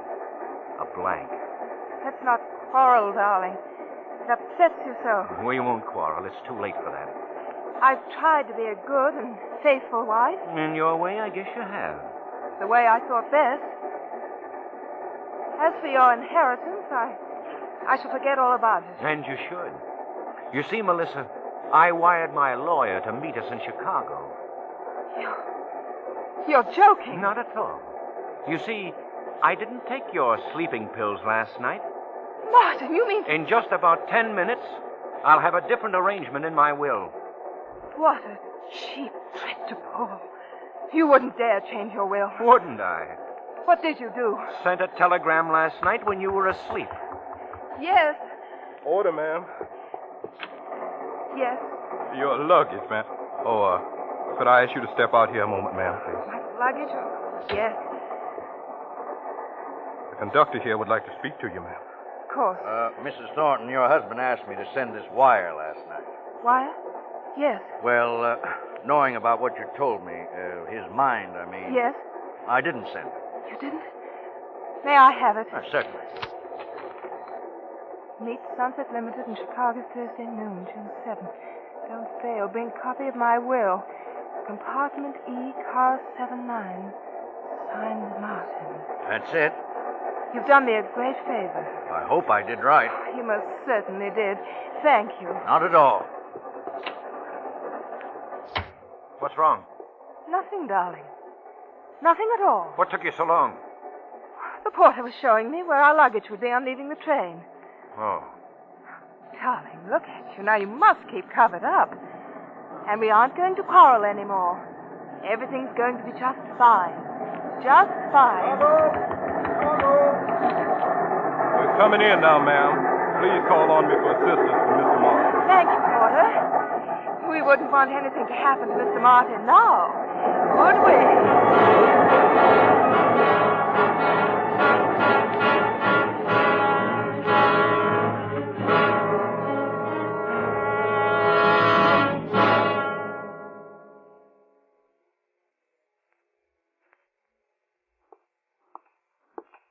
You may see your husband now, Mrs. Thornton. Thank you. Happy birthday, darling. Even flowers. Aren't they lovely? Very. Well, when will you know? You mean, when will we know? That's right. I, too, get a verdict. It's foolish of you to have me go through the clinic, too. It did no harm. Oh, such a waste of time. Come in. Here's Doctor now. Thank you. Darling, no matter what the verdict, you must be brave. I'll do my best. Well. Good morning, Doctor. Good morning. Good morning, good morning. Please sit down, Mrs. Thornton. Thank you. Well, I don't know quite how to start. Let's have it, Doctor. Well, Mr. Thornton, I'll be brief. All of the tests and every diagnosis made indicate that there's absolutely nothing organically wrong with you. Nothing wrong? That's what he said, Melissa. Aren't you happy? Yes. Yes, of course. Well, that's that. Thank you very much, Doctor. Mrs. Thornton, Yes? wouldn't you like to hear your diagnosis? I'd completely forgotten. Of course. Please sit down, Mrs. Thornton. Thank you. Mrs. Thornton, if you're careful, and by that I mean careful, you will have at the most 30 days more to live.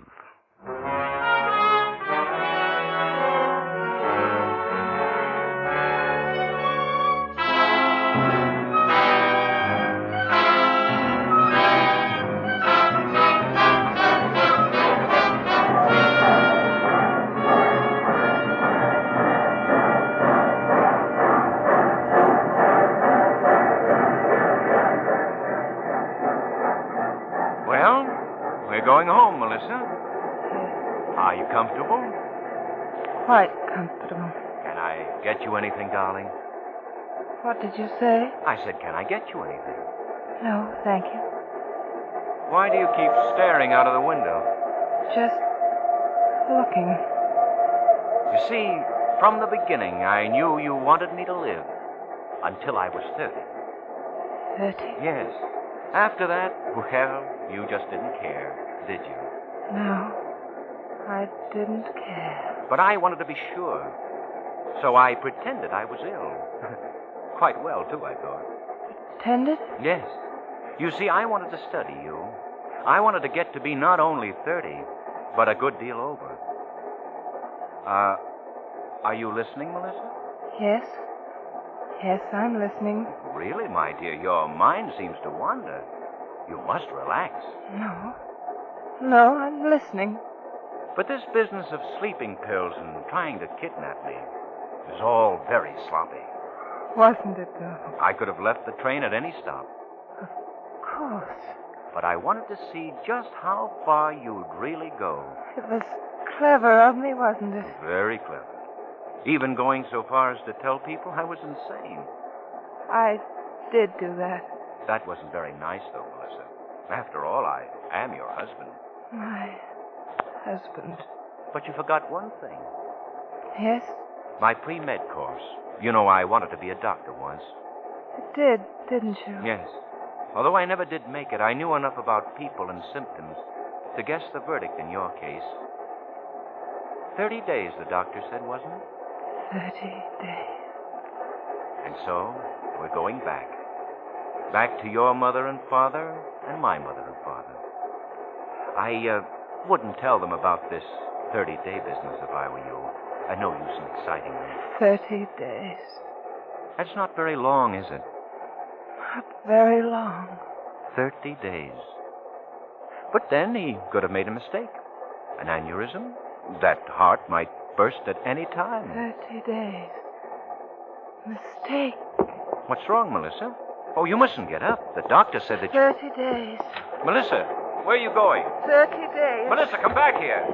30 days. Melissa, don't go out there.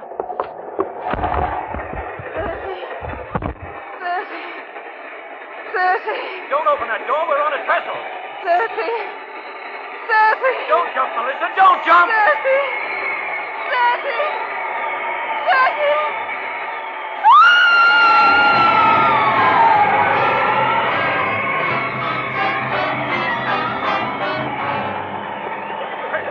What's wrong? What happened? What happened?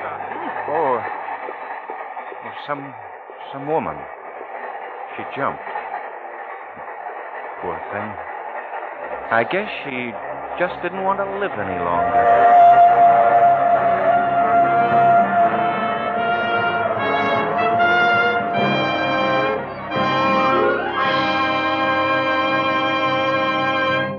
Suspense. Presented ROMA. Made in California for enjoyment throughout the world.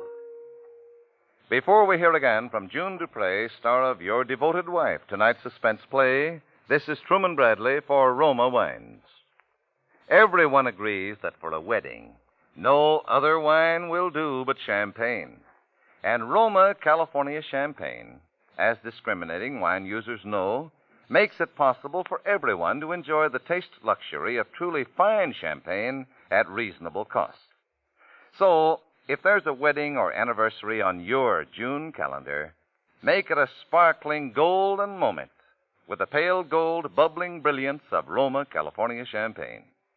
Yes, Roma Champagne or Roma California Sparkling Burgundy add elegance and graciousness to any occasion, be it wedding, anniversary, birthday, or other happy event. And because Roma is America's greatest vintner, with years of winemaking skill and resources unmatched in America, Roma brings you fine champagne at reasonable cost. So insist on Roma, R-O-M-A, Roma wines. This is June Dupre. It's always an exciting experience to make an appearance on Suspense, a longtime favorite of mine. Next Thursday, you will hear a remarkably talented new young actor, recently out of Uncle Sam's Navy and newly arrived in Hollywood to begin what I'm sure will be a brilliant film career. That'll be Elliot Reed, who will appear as star in a suspense play which all takes place on a bus making a return trip from a state insane asylum. I know you won't want to miss it. Thank you. June Dupre will soon be seen in the Paramount production, Calcutta. Next Thursday, same time, Roma Wines will bring you Mr. Elliot Reed as star of Suspense, radio's outstanding theater of thrills. Produced by William Spear for the Roma Wine Company of Fresno, California.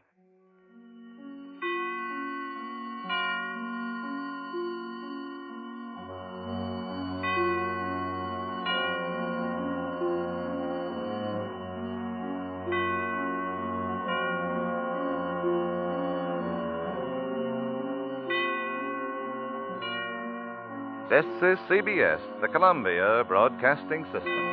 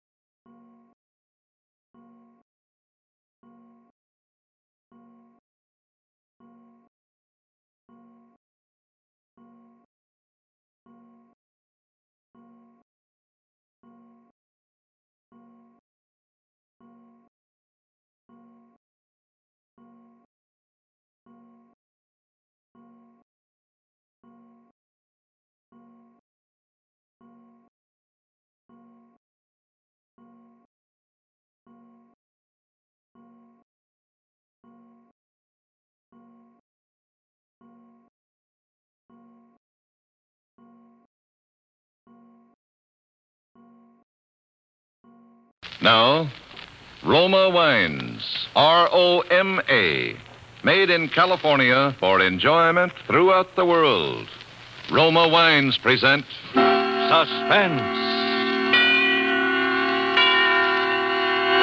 Tonight, Roma Wines bring you Mr. Elliot Reed as star of Return Trip, a suspense play produced, edited, and directed for Roma Wines by William Spear. Suspense, radio's outstanding theater of thrills, is presented for your enjoyment by Roma Wines. That's R-O-M-A, Roma Wines. Those excellent California wines that can add so much pleasantness to the way you live, to your happiness in entertaining guests, to your enjoyment of everyday meals. Yes, right now a glassful would be very pleasant as Roma Wines bring you Elliot Reed in a remarkable tale of suspense.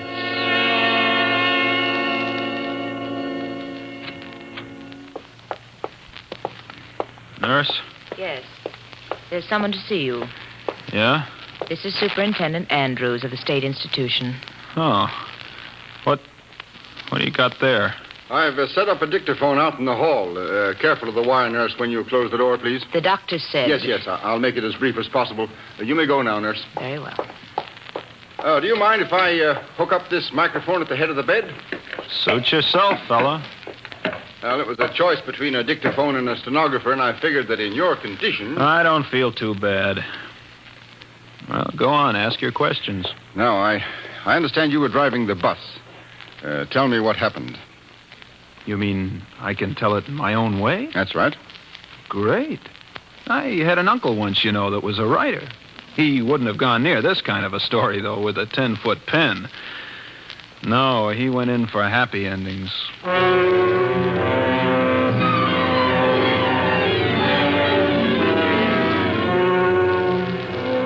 Uncle Mort wouldn't even have liked the beginning of this one. Kind of dreary-like up there at the asylum that afternoon. You remember, there'd been quite a snowfall the week before. And far as the eye could see, everything was a dirty gray. Like a corpse that's been waiting too long for the undertaker. Well, around 4 o'clock, it got so dark, the lights had to be turned on in the asylum. And then the wind started moaning like a lonely banshee. Fine day for a murder, as the fella said.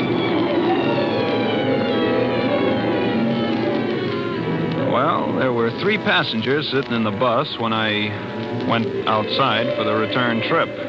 2 men and a woman. Maybe I ought to call her a girl, because she wasn't really much more than that. Anyway, these 3 passengers all had return tickets, and I went down the aisle collecting them. Tickets, please. Can I have your tickets, please? Driver, how soon do we start? Right away, miss. But we're 2 minutes late already, driver. Oh, these little jerkwater bus lines never keep to their schedules. Now we'll never get out of these mountains before that blizzard lets loose. Can I have your ticket, please, mister? You really think there'll be a storm? Why, sure, it can't fail. And, lady, when they have snow up in these godforsaken mountains... Well, this morning on the bus coming up, a man was telling me... Well, here we go, folks.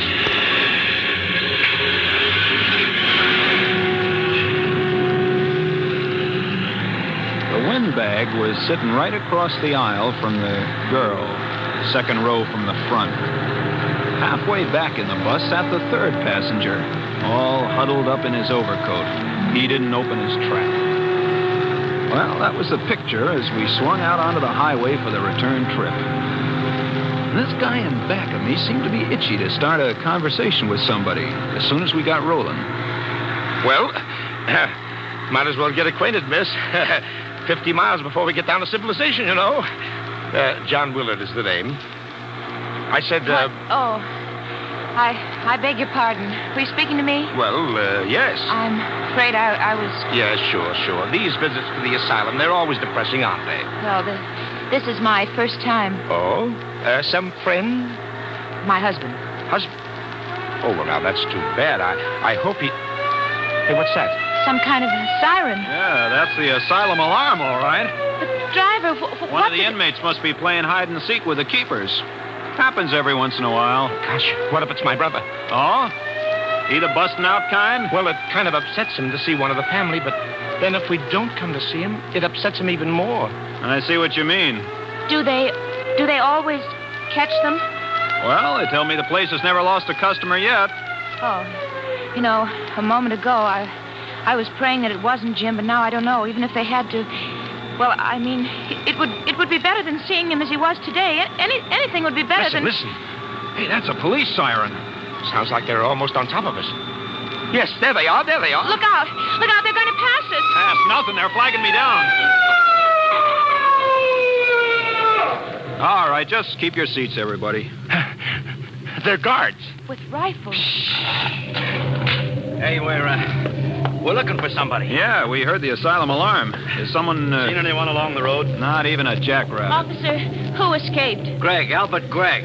Oh. Whew, what a relief. Hey, Holly, take yourself a walk down the aisle and keep your rifle ready when you look behind those back seats. Are you kidding?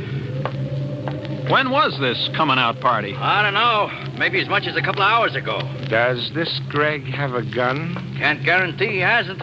But it was a file that sprung him. A tiny steel file. Must have been working away at the bar since the day he was committed, a month ago. His stay was short. Nobody back here. Okay, now, check the gents for identification. You know how it is, driver. You can't take chances. Oh, of course not. Here's mine. Huh? Oh, okay, driver. Your name, Frank Keniston? You can read, can't you? Friendly cuss, ain't you? You know, that's the first peep that passenger has let out. I was beginning to think he was a deaf mute. Yeah? Well, here, driver, you can have this stuff back. Oh, thanks. John Willard? Yes, sir. Okie doke. Come on, Denton, let's scram. We gotta find Gregg before he finds anybody. Yeah. Hey, driver, you can turn around now and go back. Go back? Go back? Why? Oh, no. This Gregg is a killer. What I mean is, when the mood strikes him, he strikes. Well, what's that got to do with us turning back? Didn't I tell you this man kills even without reason? Now he's got plenty of reason. He's got to get out of these mountains, but quick. If he's down the road, there are lots of ways he could stop a bus. I say turn back. But that blizzard's liable to break any minute now. We could be snowbound up here for days. And if I have to spend a night, one night in that asylum, so help me, they'd have to keep me there. Oh, listen, driver, listen just to me, please. Just a second, Mr. Willard. You're just one passenger. There are 3. Now, let's take a vote. What about you, miss? Whatever you say. Mr. Keniston? I say keep going. That settles it. Hurry up, Denton. Wait a minute. What does this killer Gregg look like? Description says slight build, weight about 140. Dark hair, brown eyes, 27 years old. Denton, get the lead out of your britches. Yeah, but you know, I still think... We warned them, didn't we? Now, if they meet up with him, it's their funeral. Yeah. Well, We can take care of ourselves, fellas.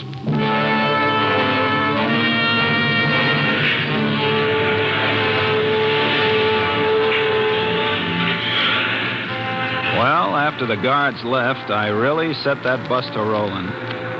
Out of the mirror up above the driver's seat, I could see that the girl was plenty scared.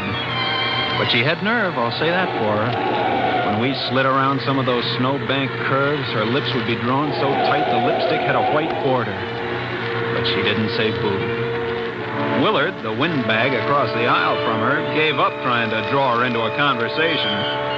And as for the third passenger, that English guy, Keniston, sitting halfway towards the back there, he kept acting like a clam afraid of losing its oyster. Might as well have had lockjaw, if you get what I mean.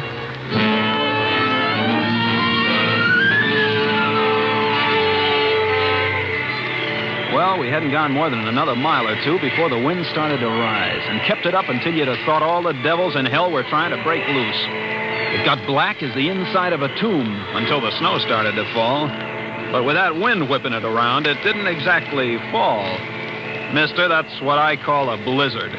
This is getting on my nerves. What have we got here anyway? A collection of zombies? Somebody say something. I was just going to say... You were going to say that the weather is rotten. Yeah, and she can say that again. But that isn't what I was going to say. No? What then, lady? It occurred to me why the guards asked for identification. Huh? The description of Killer Gregg. Slight build, 140 pounds, dark hair, brown eyes, 27 years old. So what? It's a remarkable thing. That description would fit you, Mr. Willard. Huh? Oh? And Mr. Keniston, too. What's that? Me? That's a peculiar thing, isn't it, driver? Yeah. Come to think of it, both of them could fit that description. And I've also heard that he's got a very soft face, almost like a woman. What do you think, Mr. Keniston? I don't happen to feel like talking. Yeah? Well, personally, I think the more I think of what she said, the more remarkable it becomes. Yeah, she's got something there. Only remarkable isn't the word. What do you mean, Mr. Willard? This man, Gregg, may be insane, but he's not dumb. Now put yourself in his place. He knows he hasn't got a ghost of a chance making a getaway in the asylum clothing, see? So he borrows the wardrobe and identification of some stranger. Do you follow me? We're way ahead of you, Willard. It wouldn't be difficult for a killer. I should say not. But that still isn't the end of his problem, see? He's fighting against time. Yes. He's got to get out of these godforsaken mountains down to civilization before they can throw a noose around the whole area. And he knows if he's brought back alive, he'll be wearing a straitjacket until he's old as Methuselah. You've got quite an imagination, Willard. Yeah? Well, thanks. Now, the odds that Gregg will be able to get himself transportation are mighty slim, except for this bus line. So let's suppose... You've got a great imagination, all right. You got it all figured out. Bit too fat, if you ask me. Remember, please, sir, you're the one who was so dead set against turning back. Really, Keniston? Well, I'll leave it to the lady here and the driver. Do I act like a lunatic? Huh? Well? Search me. There were times, long periods of time, when Jim didn't either. My husband, I mean. That was the terrible part of it. He'd be just like the old days, and we'd be so happy together, and then all of a sudden, just without warning, he... Oh, I heard of lots of cases like that. Well, they tell me that sometimes it takes half a dozen of those special doctors, those... Psychiatrists? Yeah, psychiatrists. Yeah, well, sometimes they got to put a person under a microscope and study him for a long time before they can be sure, one way or the other. And many's the time they make mistakes. Well, I heard it one time when... Shut up! Nobody's going to talk like that about me. It's Keniston that's been acting crazy. And I'll bet it wouldn't take a half a dozen psychiatrists to... What's that? Huh?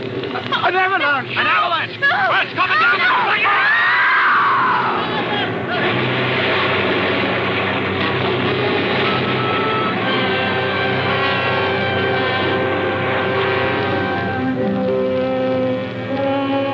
For Suspense, Roma Wines are bringing you as star Elliot Reed in Return Trip, a radio play by Maurice Zimm. Roma Wines' presentation tonight in radio's outstanding theater of thrills, Suspense.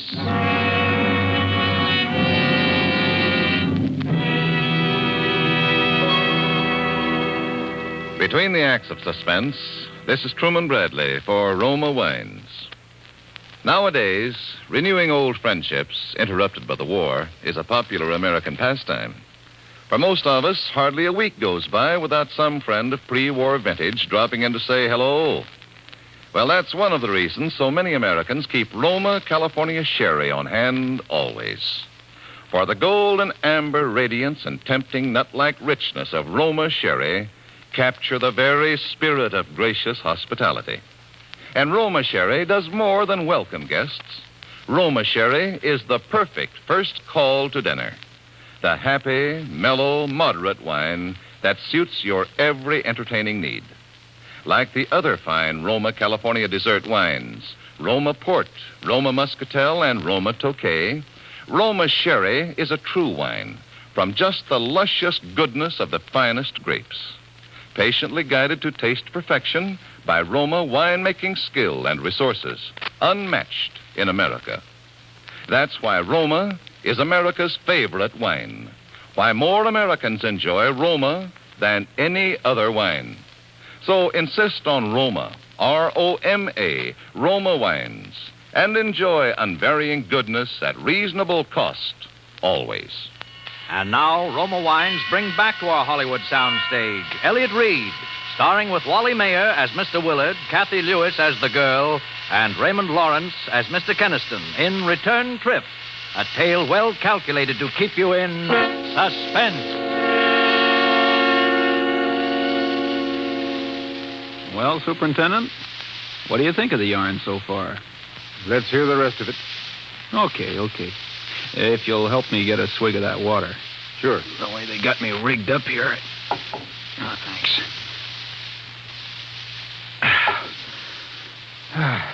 Let's see now, where was I? Oh, yeah. Acts 2, 3, and 4 coming up.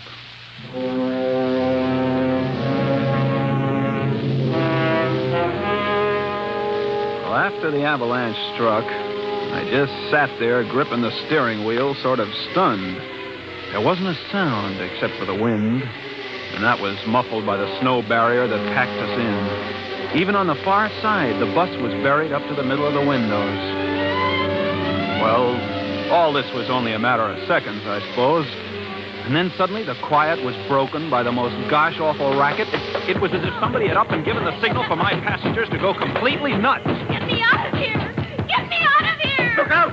Willard's got an axe! The axe! Take it away from him! Let go of it, Willard! Let go of that axe! No! That did it. He's the one. He's the one. Lucky I saw him grab that fire axe.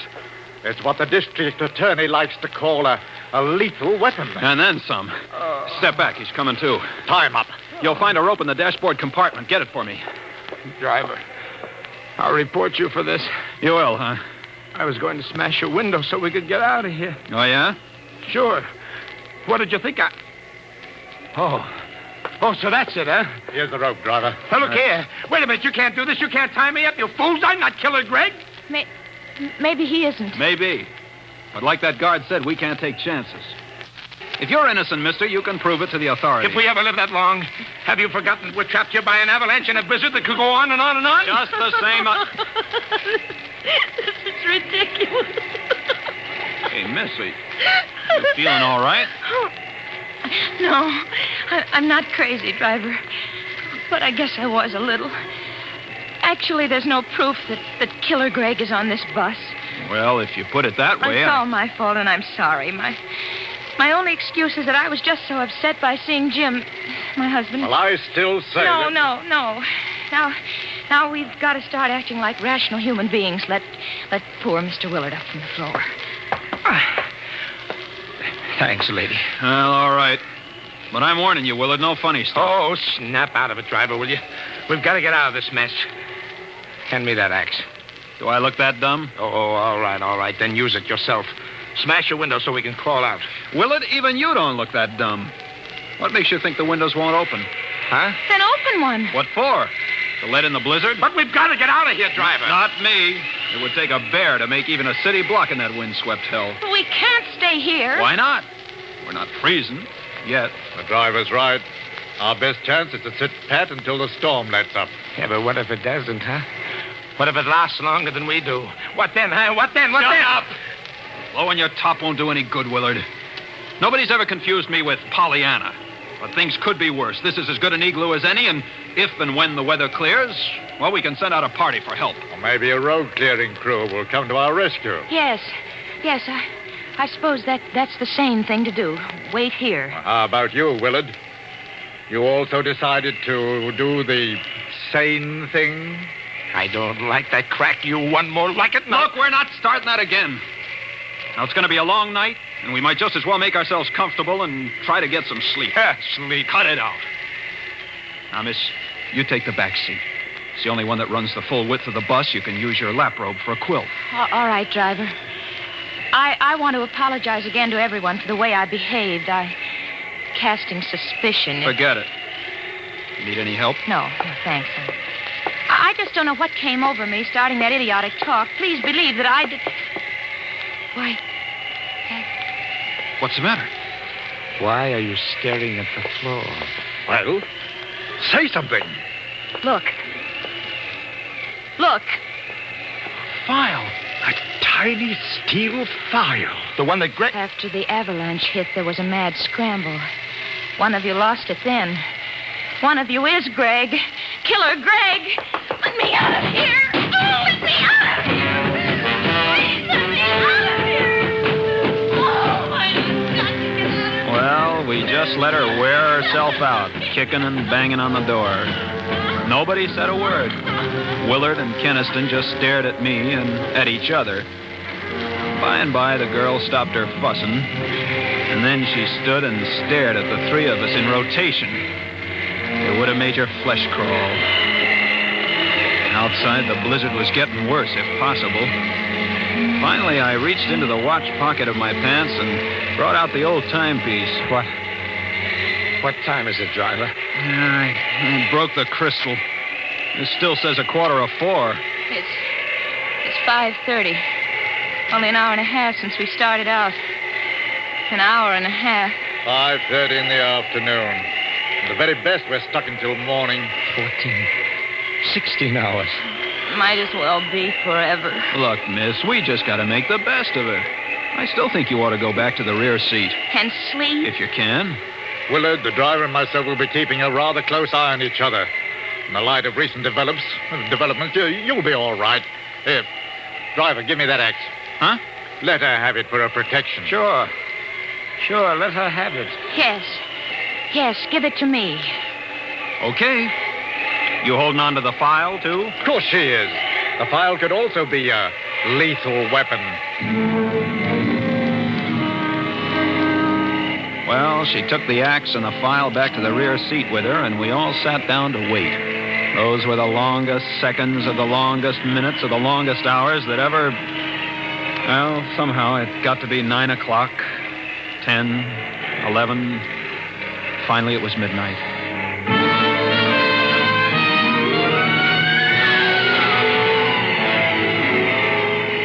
Ever fought against sleep? With the cold numbing you and the wind lulling you? Sometimes even the fear of sudden death can't win against those odds. Time and again, the girl's eyes would close just for a second, and then they stayed closed longer, and her head nodded and her body slumped over against the corner of the seat. I got up and started down the aisle. Where are you going? Shh, Kenneth. Can't you see she's asleep? Where are you going? Her lap robe slipped to the floor. I was going to pick it up and cover her so she wouldn't freeze. Any objections? I'll do it. Oh, no, you won't. Go ahead, driver. See, Keniston? Willard thinks I should do it. That makes it 2-1.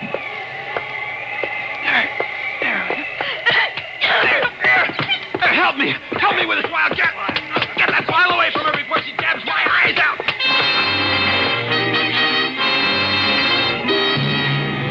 She was like a devil on a pinwheel.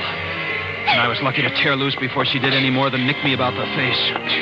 Afterwards, when Willard told her what I was up to, she apologized. But I didn't go near her again all the rest of that night.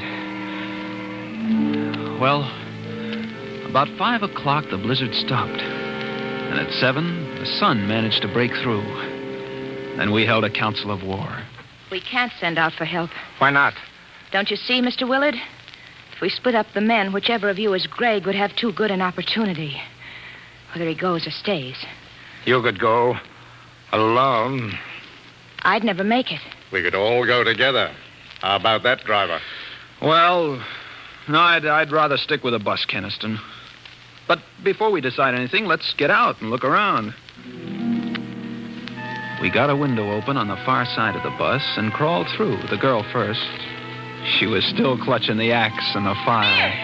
Come here and look. What? Another few yards and we'd have escaped the avalanche entirely. We can shovel our way out. I'm sure we can. There were 2 shovels in the tool compartment at the tail guard of the bus. That only let 2 men shovel at a time, with the 3rd man getting a breather meanwhile. It took a lot of shoveling. What's the matter, driver? Hurt your hand? Oh, nothing much. This feels good to take off those stiff leather gloves. Nasty blisters you got on that right hand. On the thumb and finger. Hey, Keniston, are you shoveling or talking? We'll never get out of here at this rate. It's your turn anyway. I'm tired. Not as tired as Willard looks. I'll relieve him. No, that's all right. I can keep going yet for a while. Okay, then.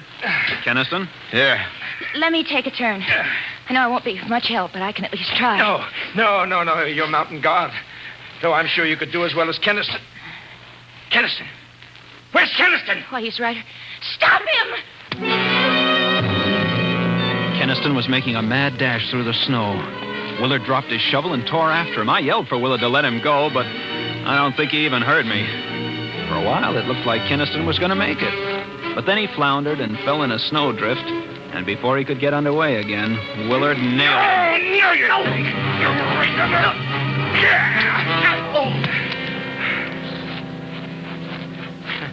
Well, he'll stay put for a while. What'd you do, knock him out? Well, what else was there to do? Is he? Oh. I know all the time it was Keniston. You think his running away proves it? It's the same as if he confessed. He knew it was his last and only chance. What are we going to do with him now? Tie him up. Then we're getting him and the bus out of here. Say, I wonder if there's a reward.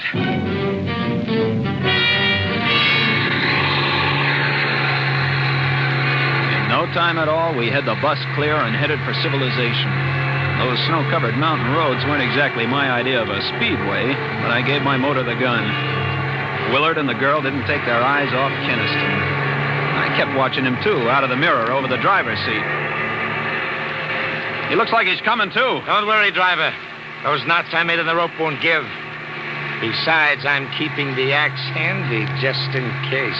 He's opening his eyes. Watch him now. Watch him. Yes, watch me. And listen to me, too. Shut up, Keniston. Or I'll stop this bus and put you out for good. Not before I've had my say. Willard and you, too, lady. Why do you think I tried to make a break for it? Because You're Killer Greg. You fools! You blind, stupid fools! Was it my watch that had his crystal smashed at 3:45 yesterday afternoon? So it was mine. So what? At 3:45 yesterday afternoon, Killer Greg waylaid the real driver of this bus and took his place. What? That's how the crystal came to be broken. Shut up, Keniston. You can't talk your way out of this. It could be a coincidence. Sure. That's what I thought, too. Coincidence. Until I noticed the blisters on the thumb and first 2 fingers of the right hand. A file would make blisters like that. A file held in the right hand of Killer Greg. Look at him! Look at him! It's true! Greg! Greg! Don't come a step closer, any of you. You make the slightest move and I'll crash the whole lot of us. Don't do it, Greg. Stop the bus. We won't do anything. It was a perfect plan. It had to work. If only that avalanche hadn't come along. But I'll still make it. I'll make it even if I have to. Look out!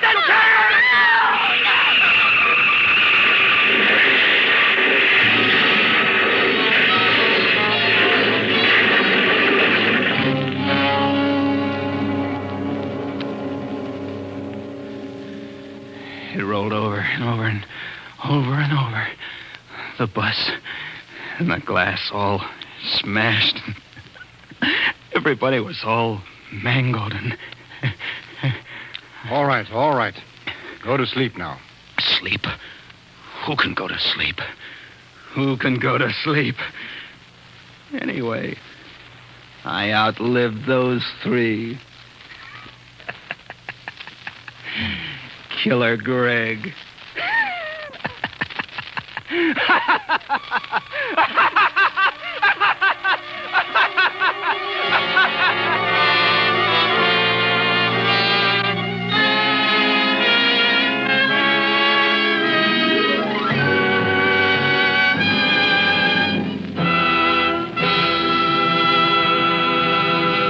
Suspense.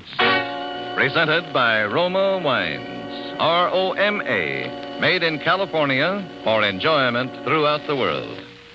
This is Truman Bradley for Roma Wines. These days of hard-to-get meat and butter offer a real challenge to the American housewife who takes pride in her meals. That's why so many smart women serve Roma California Burgundy with dinner. They know that even the simplest meals taste better, becomes more enjoyable when served with a fine, robust Roma Burgundy. Discover for yourself the satisfying taste harmony of Roma Burgundy with food. The next time you serve a savory pot roast, oven-browned meatloaf, or a piping hot dish of spaghetti heaped with a spicy sauce, bring out all its flavorful goodness with a bottle of red Roma Burgundy.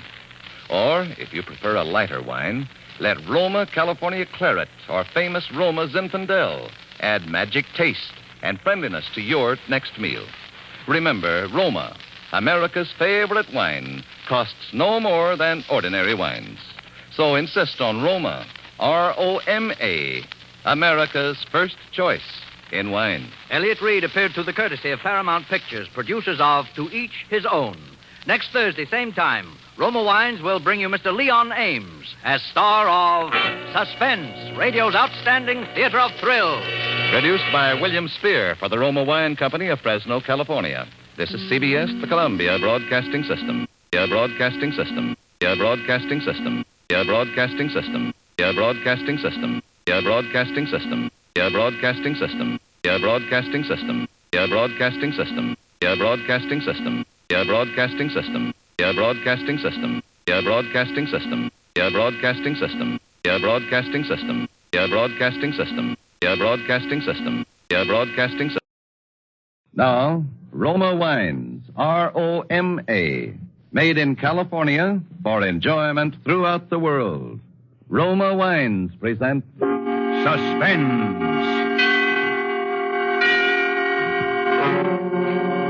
Tonight, Roma Wines bring you Mr. Leon Ames as star of An Evening's Diversion, a suspense play produced, edited, and directed for Roma Wines by William Spear. Suspense, radio's outstanding theater of thrills, is presented for your enjoyment by Roma Wines. That's R-O-M-A, Roma Wines. Those excellent California wines that can add so much pleasantness to the way you live, to your happiness in entertaining guests, to your enjoyment of everyday meals. Yes, right now a glassful would be very pleasant. As Roma Wines bring you Leon Ames in a remarkable tale of suspense. It was literally just what the doctor had ordered. There wasn't anything in particular wrong with me, just feeling a little edgy. And I went for a routine checkup. How many hours a day do you work, Mr. Edwards? Well, I don't know, Doctor. I never kept track. Get home for dinner very often? Not lately. Grab a sandwich at the drugstore and go on back to the office, I imagine. I got a lot of patients like you. The ulcer type of business executive, I call you. You mean I... Oh, no, you haven't an ulcer yet. Just overworked, nervous, strain. A month's vacation is what you need. But, Doctor, I can't... Yes, I know they all say that. I'll tell you what you can do, though. Yes? Done wonders for some of my patients. An evening's diversion. Oh, I don't work late every night. Why, I took my wife out to dinner in the theater only last week. Oh, I don't mean that kind of diversion, rushing home and putting on dinner clothes, fighting for a table in a restaurant, rushing on to the theater. That's work, too, I know from experience. Well, then what do you mean by an evening's diversion? Dropping in at the club for a thrilling game of chess? Oh, that's no good either. You wind up talking business. No, what I have in mind is something different. Go out on your own. Go someplace you wouldn't normally think of going, then relax and see what happens. Well, now, look here, Doctor. I'm a married man. I can't... Oh, then you aren't likely to get in any serious trouble. So, that's your prescription. Well, really, No, Doctor, don't misunderstand me, Mr. Edwards. There's more than one kind of adventure to be found in a city this size. Well, you'd be surprised exactly what Well, of course I didn't take him seriously. How could I? In the first place, I didn't have time to go gallivanting around to strange places looking for trouble. And in the second place, I told myself I was too old for that sort of thing. I made a mental note to find a sensible doctor who would prescribe some pills the way a doctor should, and went on back to the office. It was after 5 when I got there, and I could have kicked myself for wasting an afternoon like that. There was a stack of briefs on my desk I hadn't even looked at. That meant another late night. Hello. Hello, dear. It's me. Oh, hello, Lily. Look, honey, I was just going to call now, Paul, you're not going to tell me you're working late again tonight. you. I'm afraid so, darling. Oh. Well, I suppose there's no use arguing with you. Did you see the doctor? Yes, I saw him. What did he say? Oh, the usual nonsense. Said I needed an evening's diversion. Well, he's quite right. You do. Maybe so. Anyway, I'll be late, so don't wait up. Paul, do you absolutely have to stay at the office tonight? Absolutely. You couldn't possibly get home just a wee bit earlier. Not a chance. Dear. What time do you think you will get home then? Oh, around 11:30. Oh. Well, there's milk in the icebox if you're hungry when you get in. Thanks, honey. Good night. Good night, dear. Now, don't work too hard. No, I'll try not to.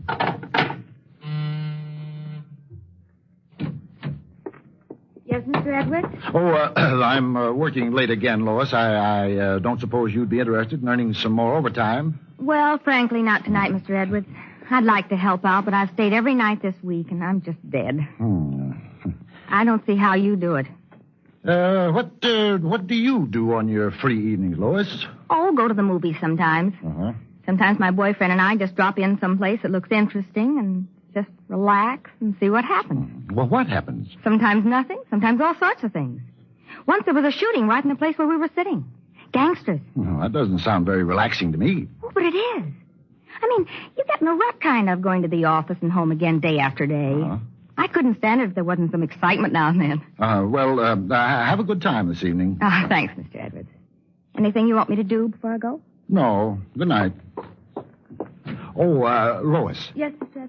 Edwards? What was the name of that place where those gangsters were? Oh, let me think. Oh, yes, Parachino's. It's in a basement, sort of, over on Rod Street near 3rd. That must be quite a place. Good night again. Good night. After she'd gone, I opened a folder and started to read one of the briefs. But I couldn't concentrate. It was stuffy in there. So I got up and crossed the room and raised the window. I stood there for a few moments, looking out at all the vast city spread out below me.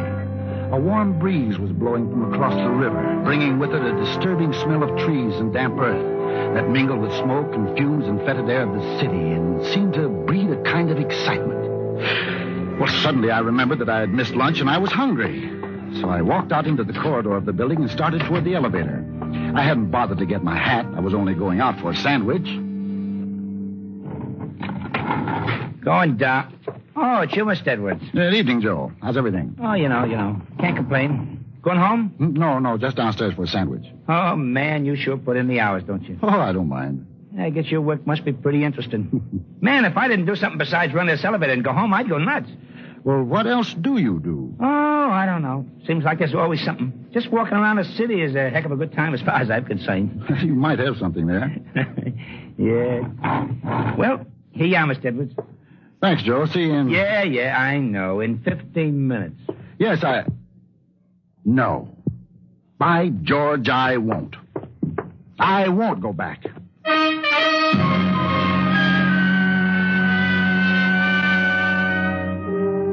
Something in his tone of voice must have decided me. He wasn't just a fresh kid. He was really sorry for me. When I got outside on the street, that air hit me again, that warm summer air. I started walking, not paying any attention to where I was, just walking and enjoying that wonderful air. I must have been walking for nearly an hour before I noticed where I'd got to. It was Rod Street, and up ahead was a flickering neon sign. Pirocino's.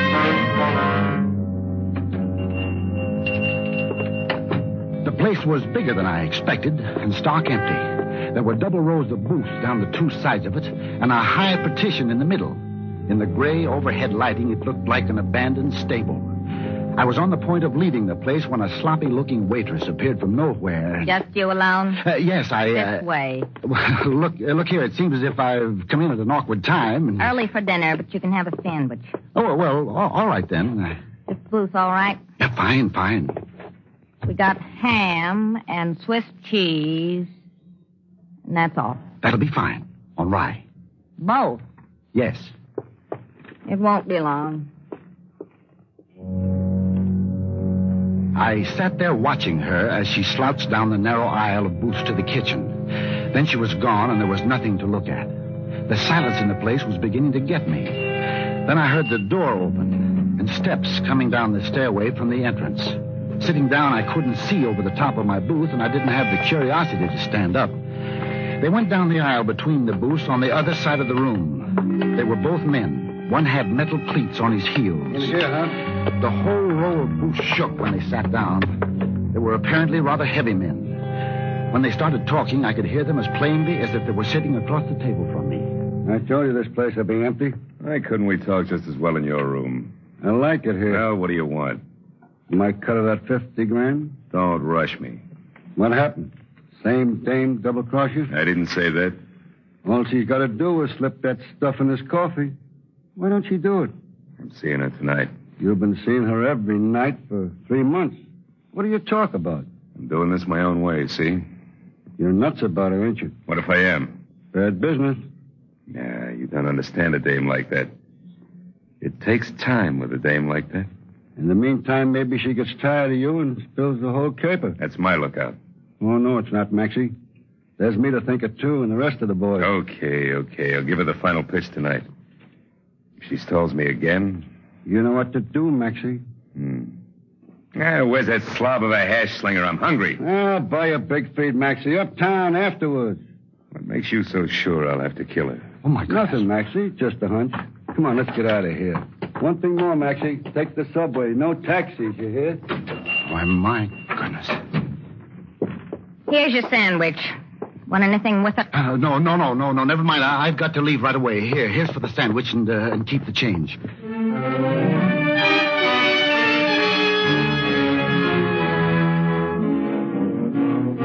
I caught up with him near the corner of 7th Avenue. I knew it was him because of those metal cleats on his heels. I followed him down into the subway. He walked up to the end of the platform. I waited where I was. It was as hot as a furnace down there. My heart was pumping fast with excitement, and I could hardly breathe. But this was doctor's orders, an evening's diversion. I walked to the far end of the platform. He didn't look around at me.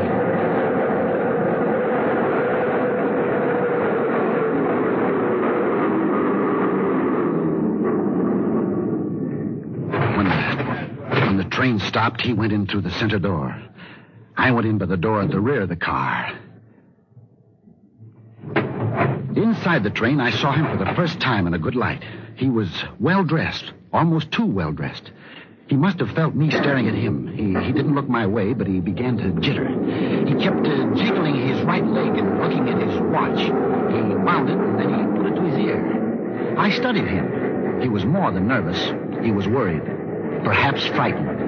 He unfastened the top button of his shirt and loosened his tie. He looked over at me once or twice as if he knew me but couldn't place me. He unbuttoned his coat and tried to relax. But I knew that he couldn't relax. Not with a gun holster under his coat.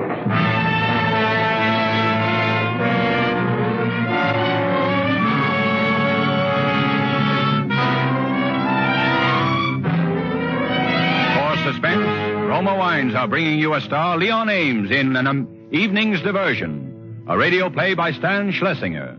Roma Wine's presentation tonight in radio's outstanding theater of thrills, Suspense.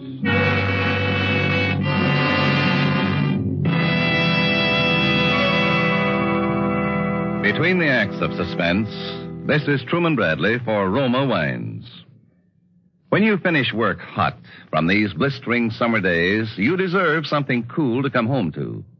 And what could be more refreshing than the frosty luxury of Roma wine and soda, iced, America's smartest, coolest summer drink. For Roma wine and soda, so good, so cool, so refreshing, is the perfect summer thirst quencher. On a moment's notice, you can serve and enjoy Roma wine coolers, delicious as a family treat, delightful for entertaining, too. Just half fill a tumbler with Roma California Burgundy, or any other fine Roma wine of your choice. Then add ice. Fill with sparkling water and stir. If you prefer a sweeter drink, simply add sugar. Presto! Your Roma wine cooler is ready to enjoy. And because Roma draws upon the world's greatest reserves of fine wines, a cooler made with Roma is bound to be better tasting. So, for cool, satisfying refreshment, enjoy Roma wine and soda. Insist on Roma, R-O-M-A. Remember, more Americans enjoy Roma than any other wine.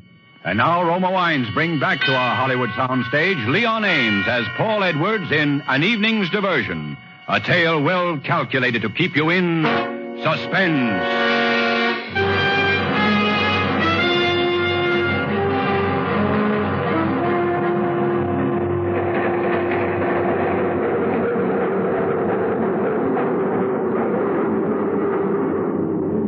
The train stopped at the 59th Street station, and he got up to leave. I followed him out of there. We got off the train, and he hurried across the dark, deserted platform. I walked slowly so that he wouldn't know he was being followed. He went to the rear of the platform and into a phone booth. His call didn't take more than 3 minutes, and as he came out, I thought I saw a faint smile on his lips. I flattened myself against the wall, hoping he wouldn't notice me, but he lit a cigarette and walked right over.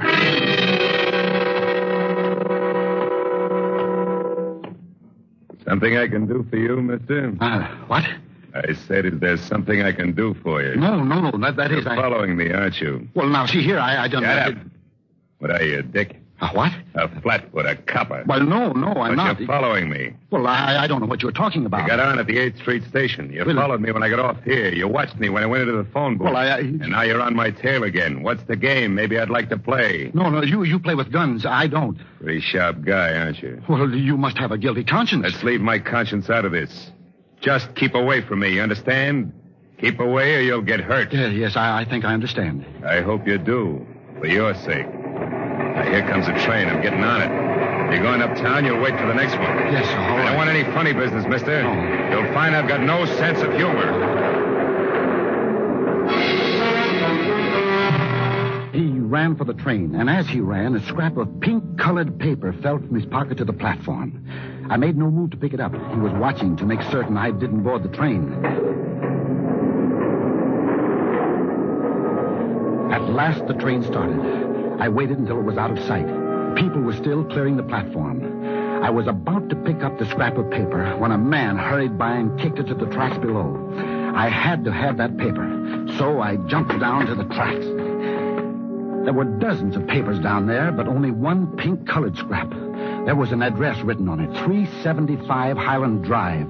Hey, you! What do you think you're doing down there? Oh, I'm sorry, officer. I dropped an address down here, but I found it. I don't care if you dropped your old lady down there. You're not supposed to be down on the tracks. I know, but now get out of there, but fast. Here, grab my hat. Thanks. I didn't mean to break the law, officer, but it was important that I get that paper. Yeah, you're up. I ought to run you in for this. But I hope you won't. What if you was to get hit down there? You'd throw the whole train schedule off. Well, I wouldn't want to cause anyone any inconvenience. Okay. But don't let it happen again.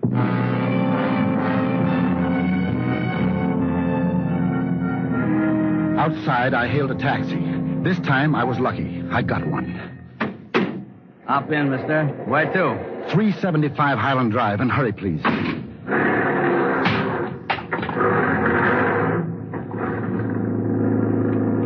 The traffic is kind of heavy tonight. I ain't got wings, but I'll get you there as fast as I can. I'll make it worth your while. It's a matter of life and death. Yeah, I know. I'm telling you the truth. Hey, mister, I ain't gonna argue with you. But I've been driving this hack for 10 years. I've heard that song before. All right, then, don't believe me. But for the love of heaven, please hurry. Okay. I'm doing the best I can. It's easy for you guys to hop in a hack and say, step on it. But, I get awful tired hearing the same things. You know what I mean? I guess you wouldn't. You look like the kind of guy who wouldn't let himself get in a rut. But not me. Every day... Well, why are you stopping? Red light, mister. There isn't time to stop for red lights. I've got to get to 375 Highland Drive, and I've got to get there before it's too late. Relax, mister. She'll wait. See, where was I? Oh, yeah. Yeah, like I was saying, things get pretty dull for a hack driver. Sometimes I think to myself, why not forget about it for a little while? Go home, get the wife, Get the kids. The taxi seemed to crawl along, and the driver kept talking. I couldn't understand a word he was saying. His voice, the rattle of traffic, the ticking of the meter, and the beating of my heart all blurred into one great din. It seemed that the driver made every stop sign. The cab was getting stuffy, and his voice began to feel like red-hot needles with Shut up! Huh? What? I said shut up. Wise guy. Why are you stopping? There's no red light. No, there ain't. I'll shut up, okay, if you pay up and get out. Get out? You heard me. I don't like your attitude. I may not be much, but nobody walks on me. Now get out. But I'll never get another taxi. Stop. You're breaking my heart. Oh, you fool. This is a matter of life and death. I told you that. Now, look, here's $5. Get me to $3.75. Mister, $500 wouldn't get you to the next corner as far as I'm concerned. Now, you going to get out or am I going to kick you out? Look, I'm sorry. I apologize. But please, you must get me to $3.75. And here's your change, $4.50. Skip the tip and get out. I've got your number. Your company will hear about this. Yeah, and I got your number, too. Hit the road, brother.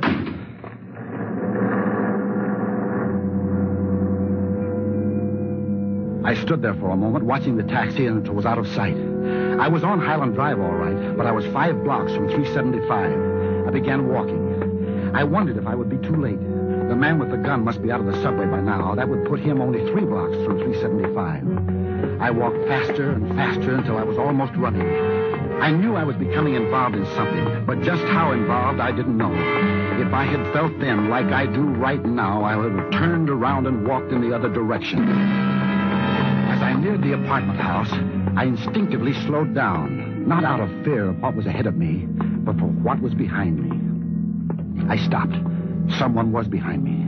I didn't have to turn around. I knew who it was. You shouldn't have followed me here, pal. But what makes you think I don't have business of my own here? Start walking. I got a gun in your back. Where are you taking me? Start walking across the street. Don't try anything. I just as soon let you have it now as later. You're going to kill me? You catch on fast. But why? I haven't done anything to you. I don't even know who you are. That's rough. Straight ahead. We're going to take a little walk through the park. Listen, let me go. I won't repeat this to the police. You have my word. I don't want your word. I told you not to follow me, but you did. I don't know how you did it, but you're here. Turn right down this path. You're out of your mind. And you'll be out of your misery. Look, I've got money. I'll give you anything you want. Can it? Somebody's coming. Keep your trap shut. Let me do the talking. Say, son, do you live around here? Who wants to know? Oh, me. Just wondering if you know this neighborhood. No. Oh, how about you, mister? Well, I don't know the neighborhood either. No? Well, could you tell me this much? Would, let me see now. 485 Highland Drive be in this direction? I said we don't know the neighborhood. Oh, you don't? Huh? Well, thanks anyway.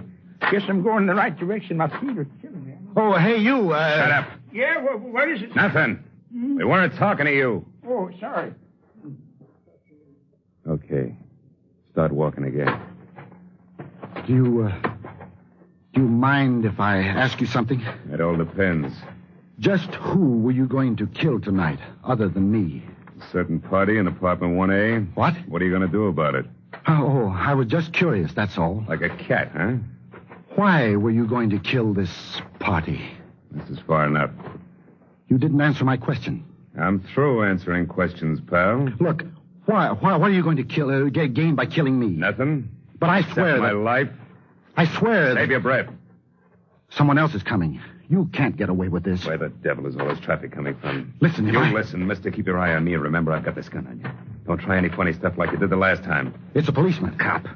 It doesn't make any difference to me. What I said still goes. Nobody can talk to me like that. I'll have you know my kid can lick your kid any old day. Shut up, I said. Don't tell me to shut up. Hey, what's going on here? You keep out of this, officer. Hey, take it easy, buddy. Take it easy. What's with this guy? Oh, don't pay any attention to him, officer. He's nuts. But I'm not a fathead like you flatfoot. You don't know what he's talking about, officer. He just talks a lot too much. You know what I'm going to do when you go? Jump in the river, I hope. I'm going up and down the street and break every window I can reach. Not while I'm around, you're not. I'm taking you along with me just for safekeeping. Okay. Oh, yeah? You and who else? Hey, I'll take care of him, officer. I'll take care of him good. Yeah? Well, all right. But you're responsible for it. I don't want to see any broken windows, you understand? Oh, sure. Sure thing, officer. Okay. No one is going to take care of me. I'll take care of myself. Hey, come back here. Come back here, I said. I don't want any broken windows, you hear?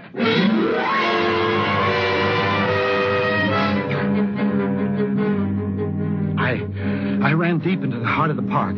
I knew he wouldn't fire after me with the policeman there. I hid in the bushes for almost 20 minutes. From time to time, I could hear his searching steps. Occasionally, he would walk slowly toward the bush I was hiding under. I was afraid to breathe, afraid to allow my heart another beat. And then for a moment, he would stop. I could easily have reached out and touched him. He was that close. Then he would go, still searching. I waited 5 minutes more, 10, 20, a half hour. He didn't return. I knew where he had gone. I knew he was about to commit a murder. I went into the apartment house through the service entrance. My legs felt like rubber, and my clothes were torn from the bushes in the park.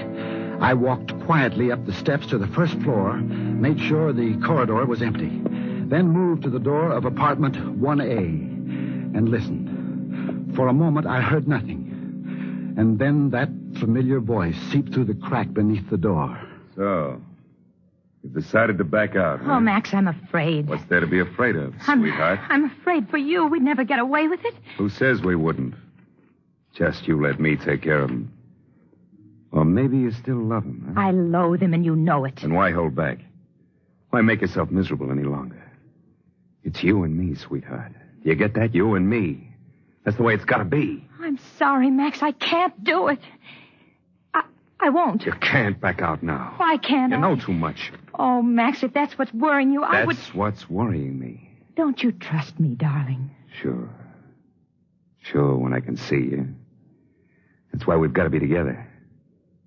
Or maybe you want to bump him off and take all the dough yourself. Oh, Max. Sure. That's it. Oh, what a sap I've been. Don't be a fool. I'm going. I'll hear from you, won't I, darling? Not a chance. You won't be hearing from anyone, sweetheart. Max, put away that gun. I'm checking you out, Lily. Max, listen, please. Max, listen, don't do it. I'm with you. You know that, don't you? Let go of my arm. Max, Let go, I tell you. Be careful or you'll... Lily. Max, darling, Max, I didn't mean to do it. Max, I didn't mean to do it.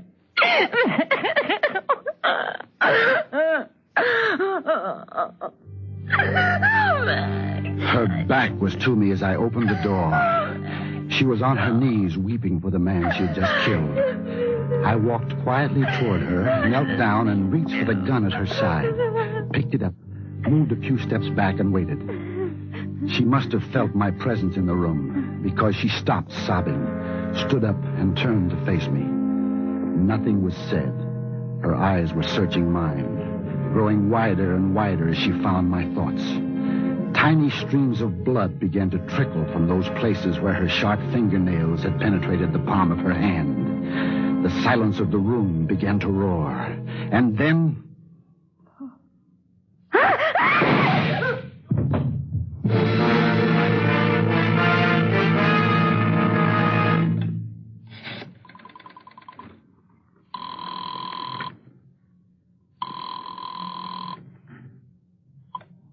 Number, please. Get me the police department.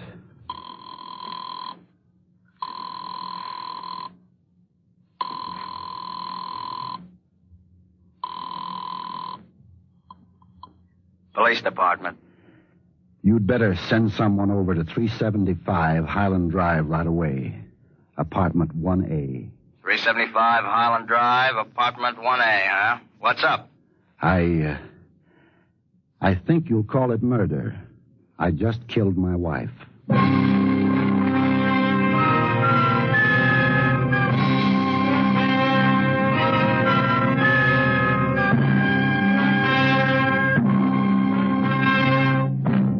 Suspense. Presented by Roma Wines. R-O-M-A. Made in California for enjoyment throughout the world. Before we hear again from Leon Ames, the star of an evening's diversion, tonight's suspense play, this is Truman Bradley for Roma Wines. The 4th of July marks not only Independence Day, but also the beginning of the really hot summer weather, the sweltering, throat-parching days that melt your energy and burn your disposition. Well, here's a clever California recipe that's famous as a heat beater. To get cool, comfortable, and contented, enjoy an ice-cold, taste-tingling Roma wine lemonade. That's right, Roma wine lemonade. Delicious, refreshing, inexpensive. Now, here's how. Place ice and the juice of half a lemon in a tall glass. Pour 3/4 full with zestful Roma California Burgundy or any other Roma wine you prefer. Add water and sweeten to taste. Then sit back and sip your way to cool contentment. Roma wine lemonade, the most refreshing summer drink you ever tasted. So cool to come home to. And remember, Roma, America's favorite wine, makes America's finest wine coolers. So refresh with Roma, R-O-M-A, Roma wines, America's first choice in wine.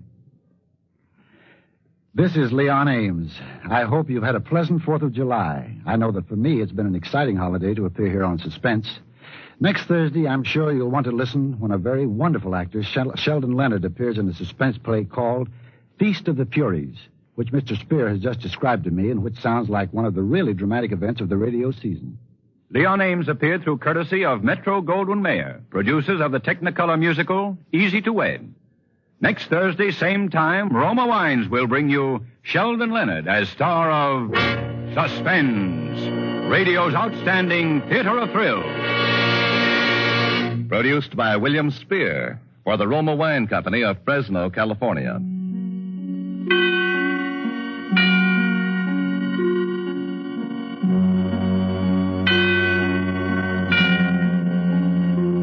This is CBS, the Columbia Broadcasting System.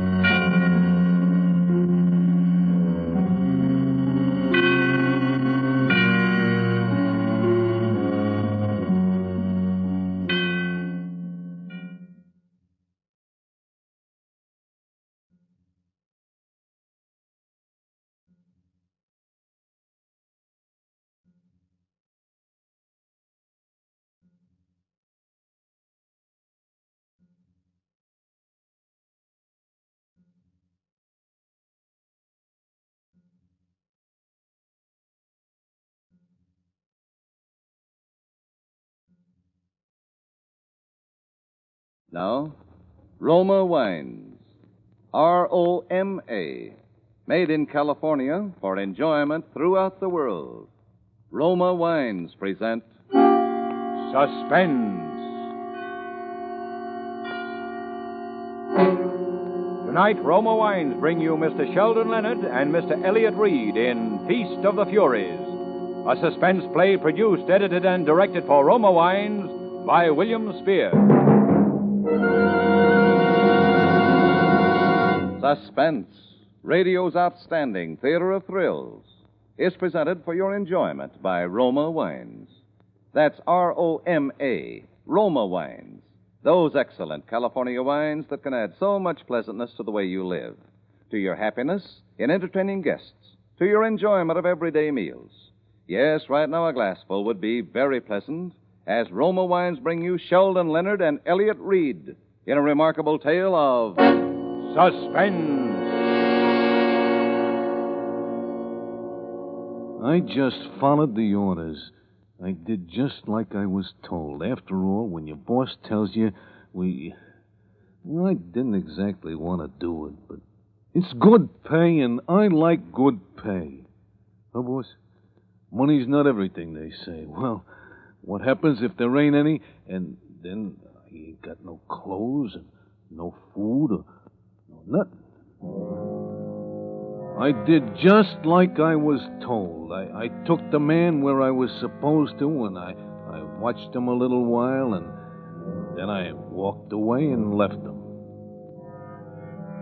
He sure was a little fella. I felt kind of sorry for him in a way. He looked harmless to me. Kind of sad, too. I wanted to be his friend, but... Well, I had to cock him once over the back of the head. Yeah, it made a funny sound. Guess it didn't hurt him much, though. After I tied him up and sat him up in the car beside me, he came to in a little while.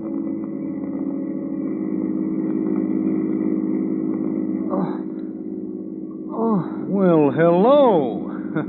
Ain't you feeling better? My head, it hurts. Yeah, I guess it will for a while. There's a lump. Well, I guess there would be. I'm sorry, little fella. My hands, they're tied. My feet are, too. Yeah, they sure are. I tied them. But why? Well, I didn't want to get rough again. You're such a little guy. I don't even know you. Well, I don't know you. Who are you? Oh, just call me Casey. My last name, well, it don't matter. Casey? I don't know anybody by that name. I don't... Oh, my head. Now, look, we could have a nice trip out of this. This is a beautiful drive. Can you see out there? See? We're driving right along next to the ocean. Where are you taking me? Oh, it's not far. Now, don't start acting up. I want this to be a pleasant trip. I like company. Sure, but my hands, they hurt. Couldn't you just loosen the rope a little? I don't think I should. Now, you might try something and then... Well, I don't think I better. I don't have any money, you know. Oh, now you don't think I'm a thief, do you? Oh, I can't figure it out, that's Now, all. never you mind. You just lean back and enjoy yourself. Hey, gee, that ocean is big, eh? Just look at it. Look at those waves. Why, they never stop. They just keep flapping. Uh-huh. Casey. Yeah? Got a cigarette? Yeah, sure thing. Sure, I'll even light it for you. Here. Thanks. Oh, that's all right. I want to be your friend. Well, that is, if you let me. Sure. We'll be friends. Just no rough stuff. Oh, no. No rough stuff. Gee, the cigarette tastes good. Yeah. Hey, your name is Sam, ain't it? Yeah. Why? Well, I just wanted to make sure. What do you mean? Well, I gotta be sure I got the right guy, just like he told me. Who told you? Oh, never mind. Are we going far? No, not much further. Hey, you can even help me look for the place. What place? They fish there in the summer. Summer's gone now. Won't be anyone there. There'll be a sign. It'll be on your side of the road. It'll say, Cook's Place Live Bait. A big sign. Hey, I smell something burning. I don't smell anything. Oh, now look at you. See what you've done. You're trying to burn that rope. Oh, guess I gotta stop the car. But my hands, they're numb. Oh, I'm disappointed in you, Sam. Well, you only burn the ends of the rope. There's no harm done. Gee, you can't trust no one these days. I'm sorry, Casey. I won't do it again. Sun's going down fast. I guess I better step on it. Gotta be on time. Meeting someone? No, just me and you. There'll be no one else. It's getting cold. I wish I had some coffee. Yeah, I sure would like some, too. Couldn't we stop at the next stand we see? I wouldn't try anything. Well, I'll think about it. Look, we're coming to a place. How about it? I don't think I better. No, there's too many people. I'll get some on my way back.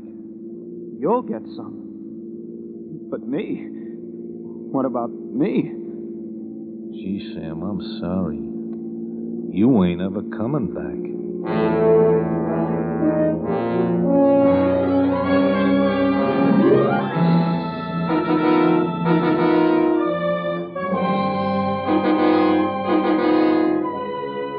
For Suspense, Roma Wines are bringing you Sheldon Leonard and Elliot Reed in Feast of the Furies, a radio play by David R. Gillespie. Roma Wines' presentation tonight in radio's outstanding theater of thrills, Suspense.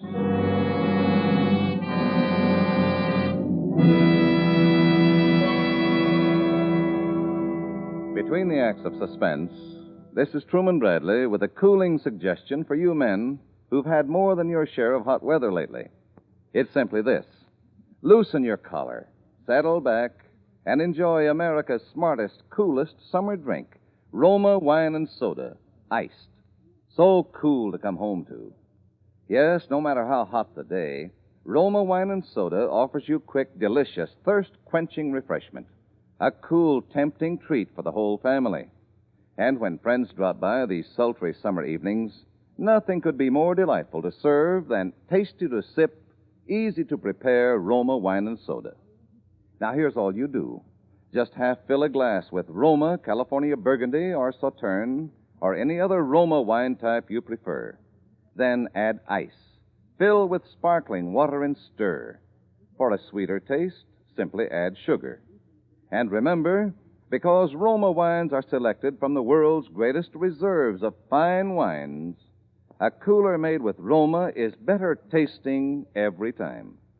So, when the occasion or the weather calls for cool, satisfying refreshment, try Roma Wine and Soda, iced.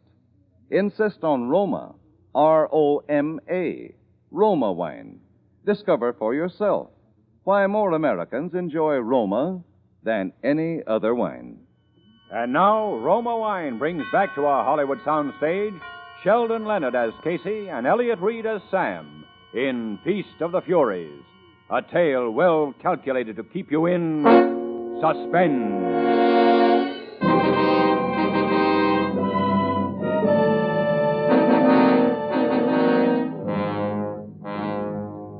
So the little fella kept me company all the way to the place.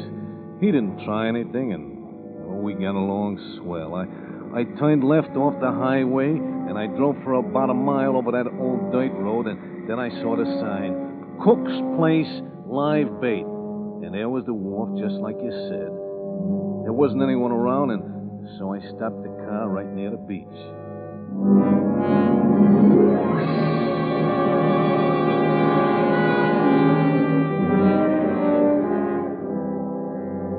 The wind was coming up across the beach, and I wished I'd have brought an overcoat for Sam, because he was actually shaking when I untied his legs. And then we started to walk toward the wharf. Well, don't fall down. My legs. They've been tied so long. Gee, it's cold. Hey, I'm sorry, Sam. I'd let you have my overcoat, but, well, then I wouldn't have any. That's right. 1, 2, 3, 4, 5, 6, 7, 8, 9, 10. What are you counting? The poles under the wharf. Poles? Hey, come on. We gotta walk over there under the wharf. Might not be so windy there. Yeah.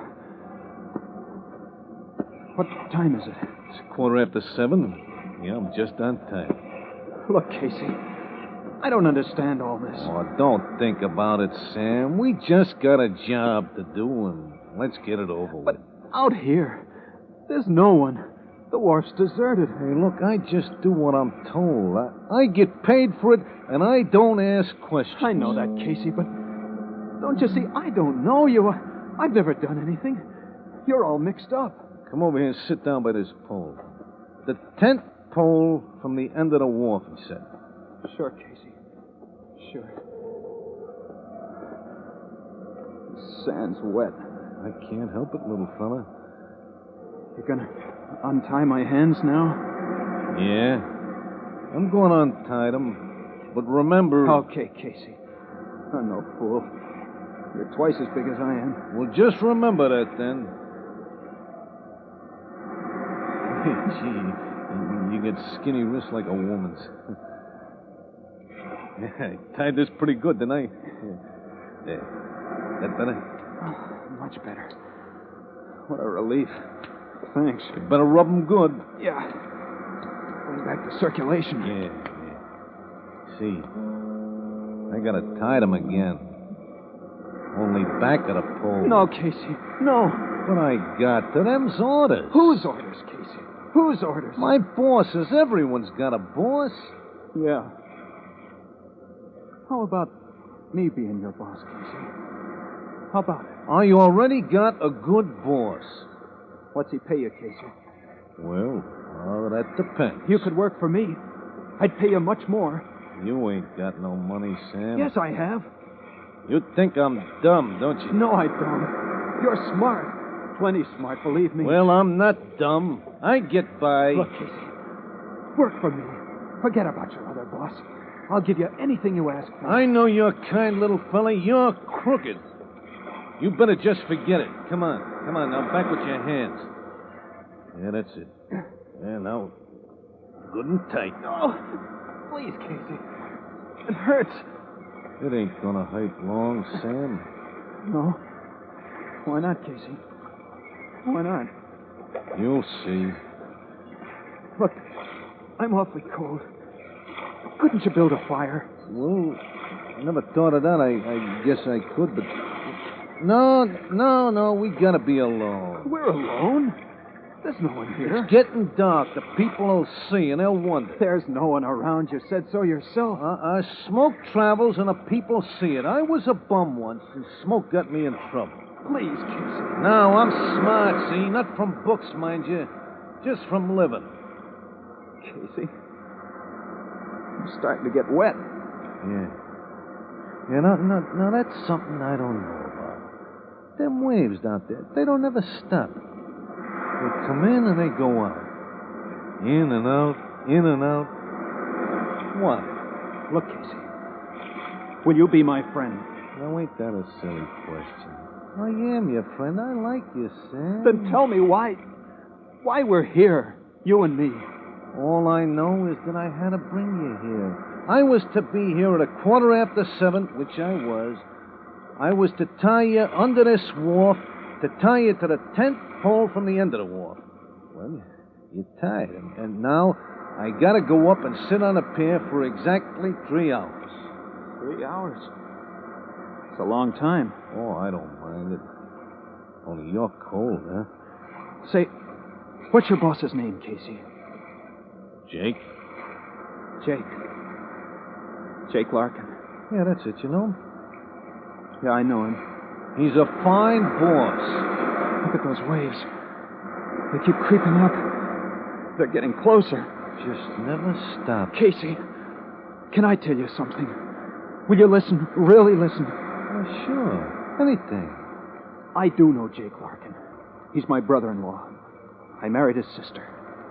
Her name was Clara Larkin. My wife. We had good times together. Good times. She wanted me to be somebody. And I tried. Tried awfully hard. But I just couldn't make it. Yeah, sure, I know. That's like me. You know, I never could get any place either. Yeah, Casey. Like you. Well, anyway, she kept after me. Night school, correspondence courses, work all day and study all night. But it just wasn't in me. I'd come home nights, dog-tired. And it was hard to face her. We just weren't getting any place. Oh, that's too bad. Then you do understand. Why, sure I do. Well, then, one day, she was taken sick. And before I knew it, she couldn't walk anymore. Paralyzed from the waist down. My beautiful wife. Oh, gee, that's too bad. Hey, how did they ever figure that in 3 hours it'll be high tide? Casey, you said you were my friend, didn't you? Yeah. Then you've got to listen to me. My whole story, all of it. Will you do that? I guess so. Well, I kept on working and coming home nights and sitting with my wife and listening to her. And there she was, cooped up in one room, staring at 4 walls, waiting for the night, watching for the day. It wasn't a very shiny world for her. This was our life for 5 years. And I want you to hear it. Will you listen? Go ahead, Sam. I'll listen.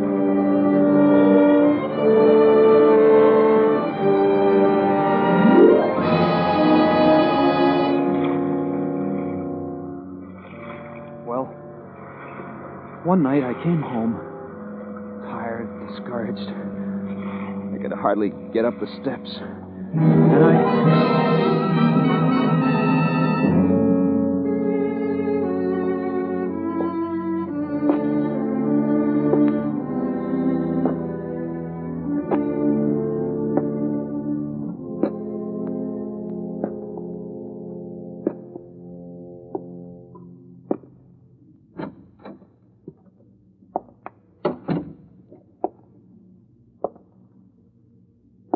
Oh, you're early tonight, Sam. Yeah. I got to ride part way. Tired? No, not very. And you? No, dear. How could I be lying in bed all day? Don't, dear. I'm sorry. Doctor was here today. Good news? No. He said there wasn't any use in his coming anymore. Darling. Just as well, Sam. There'll be no more doctor bills. I don't care about the bills. I want you to walk. I know you do, dear, but if I can't, we must make the best of it. That's easy to say. Sam, come and sit here beside me. Hold my hand like you used to. My poor darling. Sam, do you love me? Why do you ask that? 'Cause you never tell me anymore. Don't you know? I want to hear it. I love you, Clara. Oh, Sam, I'm sorry if I've nagged you. I wanted you to be something you couldn't be. I was wrong. Don't, Clara. You lie here all day, imagining things. Wouldn't it be wonderful if I could live my life over again? Maybe this pain is a punishment. Stop it, will you, Clara? All right, Sam. Why don't you go for a walk or to a movie, maybe? I've been away all day. Can't we just sit and talk without getting morose? My brother dropped in today. Jake? What did he want? Nothing. He usually has a reason for coming around. Oh, well, he only... Well, how is Jake? I suppose he was bulging with money as usual. Dressed fit to kill. He did look nice. I don't want his kind of dough. He just wanted to help me, Sam. How? Oh, get another doctor. Well? It wouldn't do any good. I've had other doctors. They all say the same thing. That's not the reason you turned him down. Yes, it was. No. You turned him down because you have a husband who's too proud to accept charity. No. A husband who'd much rather see his wife suffer. Oh, you're not fooling me, Clara. He wanted something else, too. No, Sam. He wanted to take you away, didn't he? Didn't he? Yes? Why didn't you go? He's no good, you know that. He's your brother. Plenty of easy money. Might make you walk again. You should have gone. Now, please, Sam, I don't want to talk about it. Read to me. What do I read? Here, read this. Poetry? Oh, it's beautiful. I can't read poetry. Oh, come on, now. Here, start here. Well, how do I love thee? Let me count the ways. I love thee to the depth and breadth and height my soul can reach when feeling out of sight for the ends of being and ideal grace. I love thee to the level of every day's most quiet need, by sun and candlelight. I love thee freely as men strive for right. I love thee purely as they turn from praise. I love thee with the passion put to use in my old griefs and with my childhood's faith. I love thee with a love I seem to lose with my lost saints. I love thee with the breath, smiles, tears of all my life. And if God choose, I shall but love thee better after death.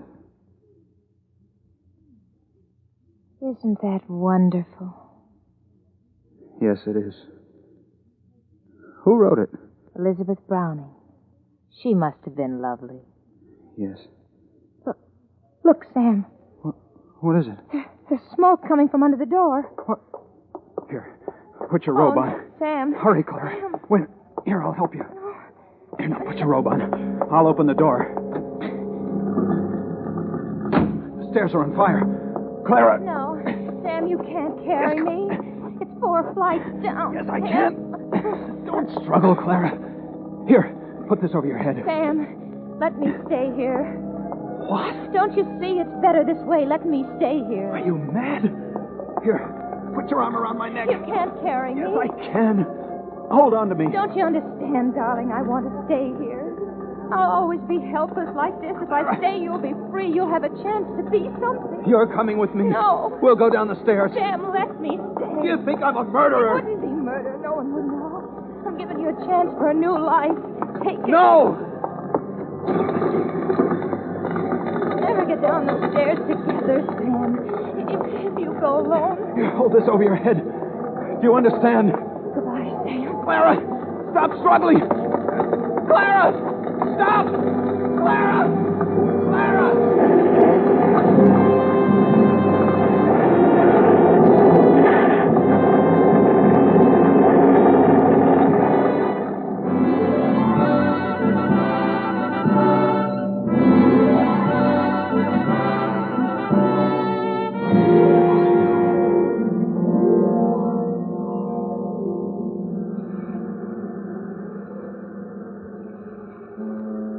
She did that, Casey. She did that for me.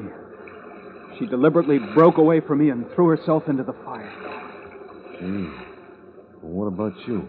Oh, they were able to get me out all right. But she... Oh, gee, that was bad, little fella. Then you do believe me. You do believe that it wasn't my fault. Oh, sure. She wanted to die, didn't she? Yes. I think about such things, too. If you believe me, then untie me. Let me go. I can't. Jake would be mad, and he's my boss. No, he'll never know. It's funny, ain't it? I mean, the way she died, and now you're gonna drown? No. Untie me, Casey. Don't you understand? Jake wants me to die because he thinks I left his sister to burn to death. But you know the truth now. You can save me. Well, it wasn't your fault. No. Untie me. But I got my orders. I can't go back on them. But this is really murder, Casey. Do you understand that? Oh, no, little fella. I'm only doing what I'm told. I gotta keep my job, don't I? They'll find out, Casey. And you'll be punished. Well, Jake told me not to worry. He'd take care of me. Let me go to Jake. Let me tell him my story. You can do that for me, can't you? No. Jake don't want to talk to you. Casey, be reasonable. Hey, if you keep yelling like that, I'm going to have to hit you. You idiot! Don't you understand, you blind, stupid... What did you call me, little fella? I didn't mean it, Casey. I didn't mean it. I don't like what you called me. I heard that one before. I thought you were my friend. I am your friend. Untie me. I gotta be going. I done everything just like Jake told me, and now I gotta be going. Casey. So long, Sam. Casey! Casey! The dog! Casey!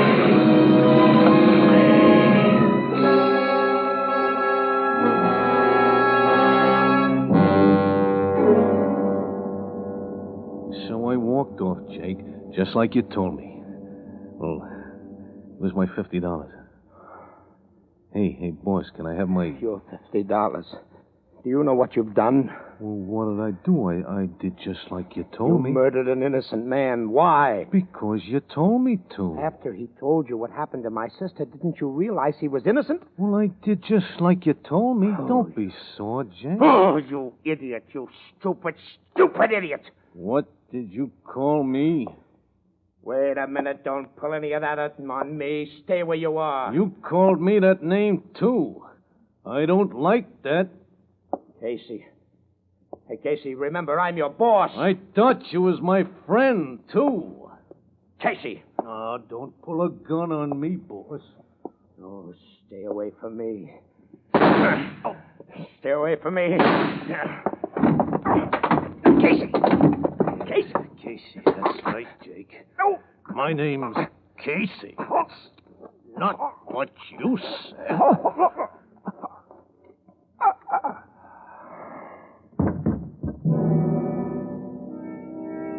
Jake, Hey, Jake.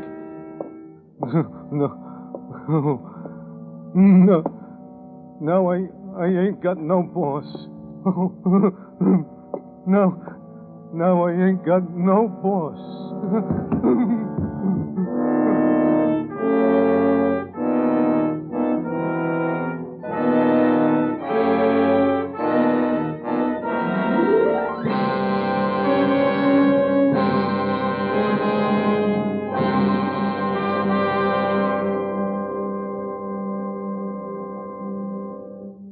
Suspense. Presented by Roma Wines, R-O-M-A, made in California for enjoyment throughout the world. This is Truman Bradley for Roma Wines. Here's America's choice for what to serve guests these hot, sultry summer evenings. It's Roma Wine Lemonade, a tall, tempting treat of thirst-quenching frostiness that lowers your temperature and raises your spirits with the first few thrilling sips. Delight your family or friends with a praise-winning Roma Wine Lemonade. You simply place ice and the juice of half a lemon in a tall glass. Pour 3/4 full with Roma California Burgundy or any other Roma wine type you prefer, then fill with water and sweeten to taste. You can prepare Roma Wine Lemonade in a few seconds and enjoy its cool refreshment for hours. Remember, Roma, America's favorite wine, costs no more than ordinary wines. So insist on Roma, America's first choice. That's R-O-M-A, Roma Wines, for a delicious Roma Wine Lemonade. Sheldon Leonard will soon be seen in the Frank Capra production, It's a Wonderful Life. Elliott Reed appears through the courtesy of Paramount Pictures, producers of To Each His Own. Next Thursday, same time, Roma Wines will bring you Mr. Michael O'Shea as star of Suspense, radio's outstanding theater of thrills. Produced by William Spear for the Roma Wine Company of Fresno, California. This is CBS, the Columbia Broadcasting System.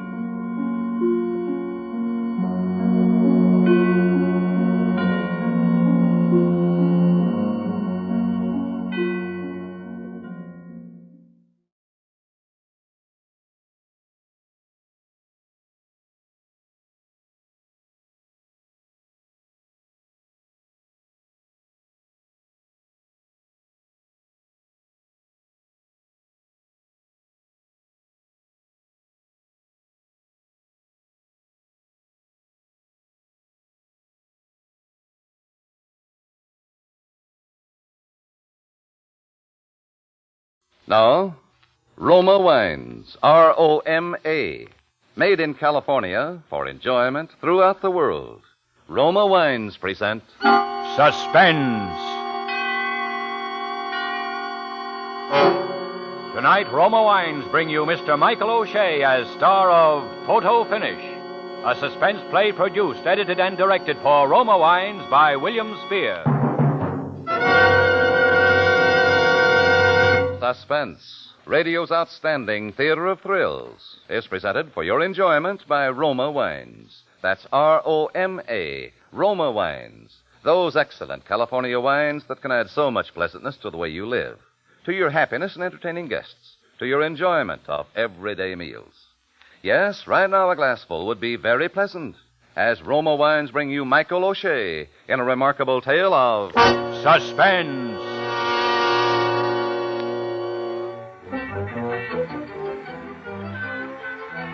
Well, it was hot enough to fry eggs on the sidewalk. About the worst we'd had all year, and I hadn't made a dozen cash jobs since morning. But at 5 o'clock, I was still in there plugging because, well, that's the way I am. I leveled on a guy and a dame that looked like they might go for a good two-shot and snapped them and handed the guy the card that tells him how he can get 3 prints of that fine candid camera shot I just made of him for only $1. But he just brushes me off like all the rest.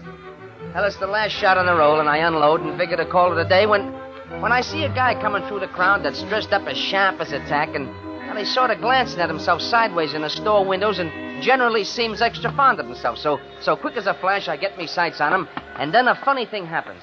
He sort of staggers as though somebody had just come along and give him a big slap on the back, and he starts folding, and all so sudden that I can't even stop myself, and so help me, I snap him right in the middle of his dive. And then he's out like a light, and there's a crowd around. Everybody's saying, get the doctor in the heat. Somebody else is calling, but enough is enough. I'm all burned up with this guy and the heat and the day and everything. So I just turn on my heel and head for Jake's place to cool off.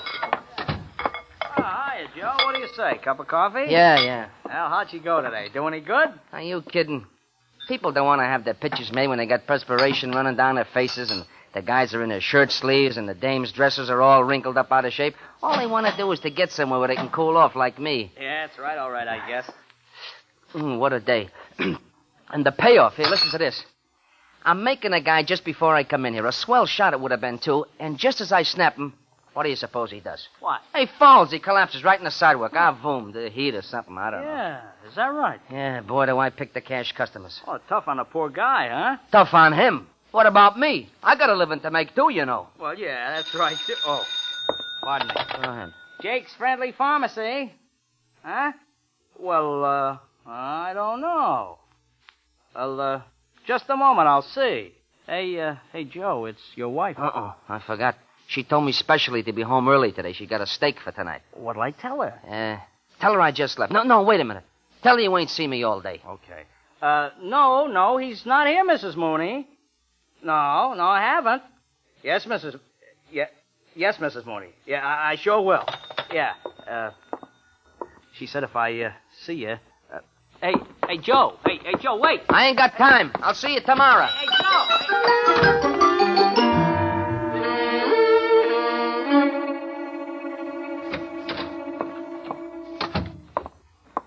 Yoo-hoo. Hello, honey. Don't honey me. Something smells good. Supper ready? Is supper ready? Oh, of course supper's ready. The potatoes are all nice and dried up and the meat's good and tough. Supper's been ready for an hour. Oh, it has? Oh, gee, You know I told you to be home on time tonight. You think they're handing steaks out for good behavior nowadays? Well, gosh, Maud, I forgot. Forgot. You'd forget your name if it wasn't pasted inside your hat. Where have you been? Why, I was working. This late? On a day like this? Hey, wait a minute. Let me look at you. Oh, now, wait a minute, Maud. Now, wait. Maud, listen. Something happened today. I wasn't going to tell you about this. I was going to spare your feelings. This one, it better be good. Well, it shook me up pretty bad. I don't mind telling you.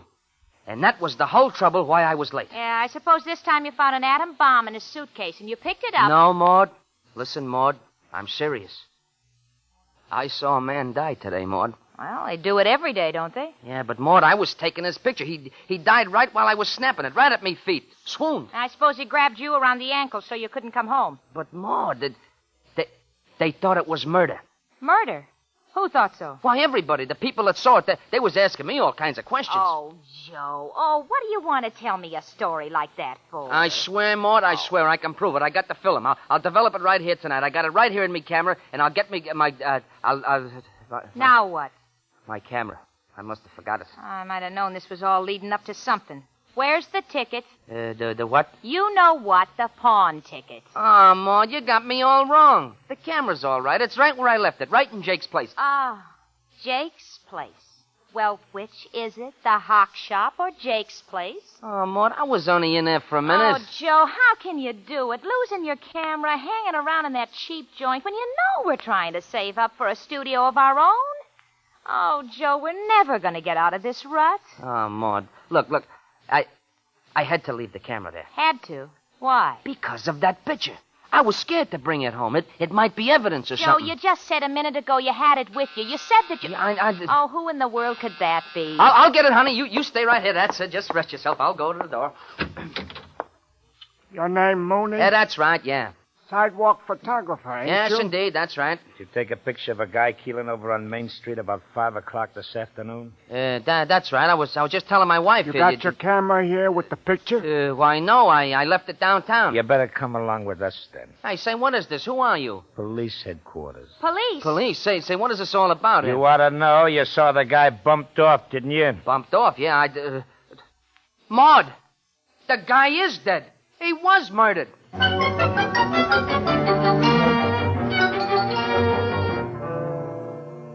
Of course, I could see now how that picture of mine would be pretty important evidence, so naturally I'm glad to go along with these coppers and help them out all I can. When we get out on the sidewalk, there's a car there and 2 other guys sitting in it, all plainclothes cops, evidently the homicide squad, I suppose, and we go over to this other car. That the guy? Yeah, but he don't have it with him. Where is it? Downtown. I've forgotten left it there, a place on Main Street. Oh, Oh, that's bad. We got that other call to make, and Main Street's out of the way. Well, gee, I'm sorry. It just happened tonight. I forgot. You talk when you're told to. The rest of the time, you keep quiet, see? Well, sure, officer. Just as you Well, say. we go by this joint on Main Street, and then we make the other call. No, we can't. We got to be on time for that one. Right on time. Going by Main Street, we'd never make it. Then we gotta take this mug along. Well, say, that'll make it awful crowded after we leave the... Well, after we leave the other place. Hey, Mooney, you got a car? Why, certainly, officer. The one right ahead. Hey, that's see? an idea. We take his car and put the... All right. You and Harry take him in his car. Harry drives, you follow us. You got it? Okay, Frankie. Let's go. We get in my car and start downtown after the others. Now, the cop they call Harry is driving, and I'm sitting in the back seat with the other one. At first, I don't say nothing, especially after the crack that other cop had made, and anyway, I see these two are sort of tense and nervous. I can see these cops are taking this crime pretty serious. But after a while, they loosen up between themselves, and I look for a chance to get myself into the conversation. Frankie's taking it easier than I thought. Yeah, but I wouldn't want to be those guys that mess it up. Say, I sure hope I can be of some help to you fellas. Oh, I wouldn't worry none about that. Yeah, that's about the least of your worries. Well, it's nice of you to put it that way. Say, you got any clues? I mean, like who killed this guy or anything? Yeah. Some guys that didn't like him. Oh. Gee, it's funny, though. I never would have thought it. I mean, I didn't notice anything like a shot or anything. It was a silencer job. You talk too much. What's the difference? You'll read it all in the papers, won't you? You still talk too much. Where we going now? The morgue. Oh, yeah. The morgue? Yeah, we want you to sort of identify the body. We get to the morgue and drive up to the entrance and wait outside while these cops in the other car go in. To fix it up for me to do my stuff, I figure. But in about 5 minutes, they come running out, and two of them are carrying something wrapped up in a sheet. And I don't need no x-ray eyes to see it is a stiff. And then they throw it into our car on the floor of the back seat like it was a bundle of wood. And then we take out of there like somebody was after us, following the other car, heading for the west side of town. I don't know, it all happened so fast, and I'm hanging on so tight when we go around the corners on two wheels and trying to keep my feet out of this stiff space and beginning to feel not so good about the whole thing. Well, at first, I don't dare open my mouth for fear my heart will jump right out in me lap. But after a while, I can't help it. I just got to find out what it's all about. I guess that's the body, huh? This boy's bright, Harry. He must have went to college. Yeah, well, when do you want me to identify it? Oh, you'll have plenty of time for that, Junior. Guess you're not going by the joint in Main Street for my camera, huh? One thing at a time, Bud. One thing at a time. You ask too many questions. It ain't healthy. Healthy? Hey, listen. Cops! Cops? Look, Frank is signaling. Yeah, he means we should separate. Take your next turn to the left and head for the hills. Cops? What are cops chasing us for if you guys are... Oh, my... Oh. The best thing we can do is ditch this heap. I ain't taking no rap for Frankie in a job like this. You ain't cops. You guys ain't cops at all. Well, what do we do with him? What do you think? Hey, now, wait. What are you guys going to do? What do you... No, wait a minute.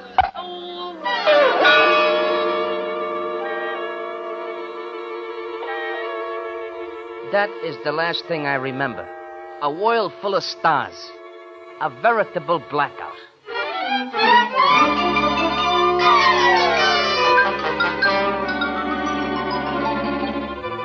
For Suspense, Roma Wines are bringing you Michael O'Shea in Photo Finish, a radio play by Roy Grandy and Robert Richards. Roma Wines' presentation tonight in radio's outstanding theater of thrills, Suspense.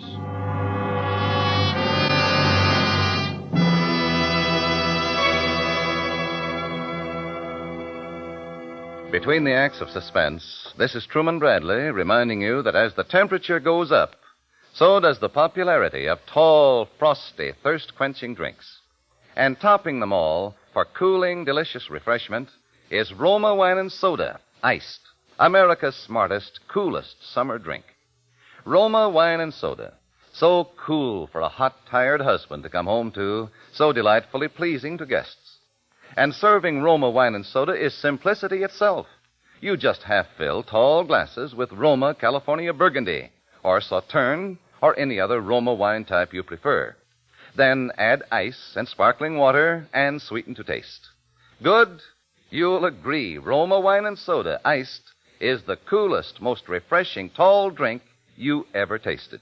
And remember, because Roma wines are selected for your pleasure from the world's greatest reserves of wines, your Roma wine and soda is better tasting every time. Yes, Roma, drawn from the world's greatest reserves of fine wines, brings you unvaryingly fine wine always, at reasonable cost.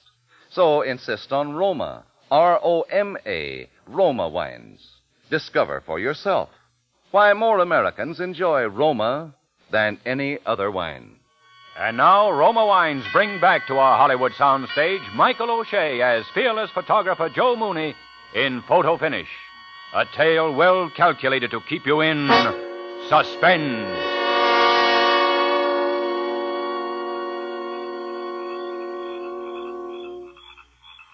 There's something that sounds like heavy machinery at work where my brains ought to be.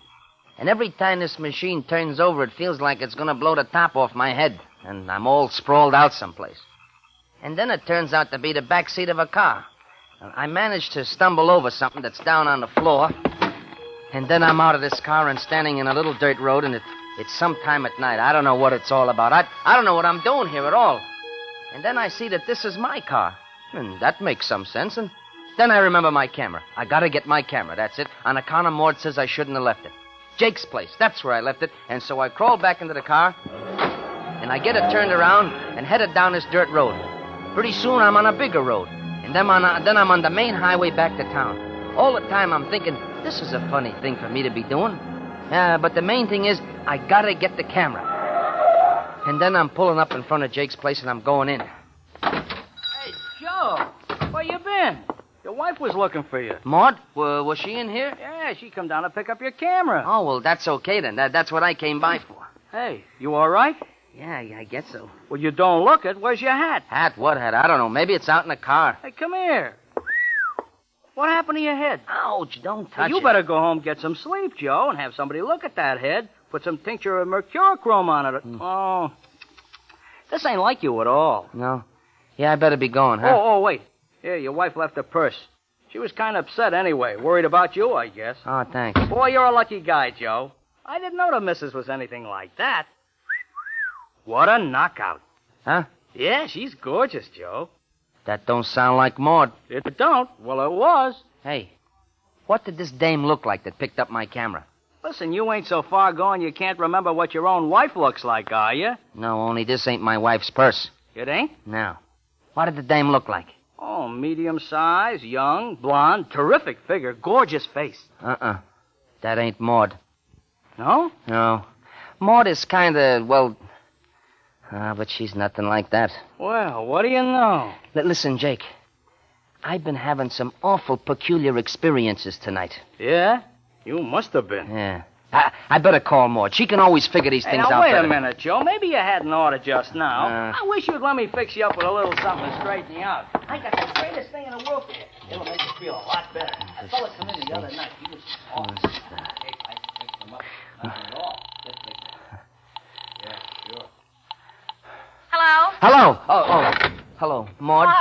Well, it's about time you turned up. I've been worried to death. Listen, Maud, I came by to get the camera. Only some girls, some blonde had already picked it up, but I'm going to find it now and get the camera, so don't you worry. Just listen to me. Don't you go getting mixed up with any blondes. You're mixed up enough already. Oh, but it's all right, Maud. I'll just pick up the camera and come right home. It's funny, though, when she came by here to get it, she said she was you. Yeah, that's not all that's funny. You're in pretty deep, Joe Mooney. In the first place, those men you went out with weren't the police at all. Those men, the cops? I'm trying to tell you they weren't cops. Oh. I called the police headquarters myself, and they said they never... Wait, Maud. Now I remember. We were going to go to get my camera, only we didn't get it. We got in my car, and we went to the morgue, and then... Maud! Joe! My car! I got a dead man in my car! Joe, what's the matter? You look like you seen a ghost. Don't say that, Jake. Now, come on, you got to help me. Come on. Well, okay, Joe, but... Come on, out in my car. I'll show it to you, Jake. What'll I do? What am I going to do? Show me what? The stiff, the dead man. What? Yeah, in my car. Now, listen, Joe, come on back inside. Let me fix you up a little something, No, it's there. I'm telling you, we got to do something. Okay, Joe, but let's just leave it there for a while, huh? Maybe it'll go away. Hey, Freddie. All right. You think I'm crazy, huh? No, but here, look. Yeah? Oh, no. It's gone. Well, there. Now, isn't that nice? Jake, no, look, on the level, Jake. I remembered the whole thing now. I was hijacked by gangsters, and they stole the stiff out of the morgue. Uh-huh. The guy that was killed that I took the picture of, remember? Yeah. And then the cops chased us, and they hit me on the head, and when I talked to Maud, the whole thing came back to me. Sure it did, Joe. Now, you come on back inside. Let me fix you. I couldn't have dreamed it all, Jake. I couldn't have dreamed it. Could I? Now, you just sit down right here, and I'll fix Now, wait, you up. listen, Maud will tell you, Jake. She called the cops when I didn't show up. And what's that blonde doing after my camera? What about her? Well, now, that's a different story. That wasn't no ghost. Jake, I gotta get that camera. Now, listen, in the first place, you don't know how to find the dame. Well, maybe there's an address in her purse. And Give in me the second place, if there was all these gunzels and stiffs and all, maybe she's mixed up with them. And in the third place, hey, that reminds me, there was a funny thing about that camera. Here, here's her address. Here, right here. When your wife called, the first time, on the phone, I guess it was your wife. Well, anyway, she said for me to... Oh, pardon me. Wait a minute. Jake's Friendly Pharmacy. Jake's Friendly Pharmacy. Oh? Yeah. Yeah, well, now, just a minute. Joe, it's the blonde on the phone now. The blonde? Yeah, she's still saying she's your wife. Wants to know if she left her purse here. Oh, well, I want to talk to her. Yeah, well, okay, take her to the booth, huh, Joe? You know, the customer. Yeah, customer. Hello? Oh, I'm awfully sorry to trouble you. Did you find it? Listen, madam, this is Joe Mooney. What's the idea of saying you're my wife and swiping my camera? Oh, Mr. Mooney. Yeah. Well, I'm listening. Oh, Mr. Mooney, I don't know how to tell you. Well, you better find out, because my wife Maud is plenty sore, and I want my camera. Oh, I know it was a terrible thing to do, but that picture you took of the man who was killed, Yeah? he was my brother. Your brother? Oh, gee. Oh, I don't know why those terrible men killed him. He was wayward, but he wasn't a bad boy, and he was all I had. Gee, I didn't know about that. I never had a picture of him. I wanted to sort of last memento, but I didn't know if you'd... Oh, I'm so ashamed. Why, sure, I'd give it to you. Sure, I would. Would you? Sure, you can have it. Oh, Mr. Mooney. What about my camera? Oh, I have the camera. You can come up and get it now if you want to. Well, that'd be fine if it ain't too late. Oh, no. No, I sort of need company now. Why, sure, you poor kid. Well, I'll be right up. I got your address right here. Oh, Mr. Mooney, I don't know how to thank you. Why, don't even try to mention it. And, would you mind bringing my purse when you come? Why, certainly. I'll be waiting. Okay, babe. Miss, I'll be right up.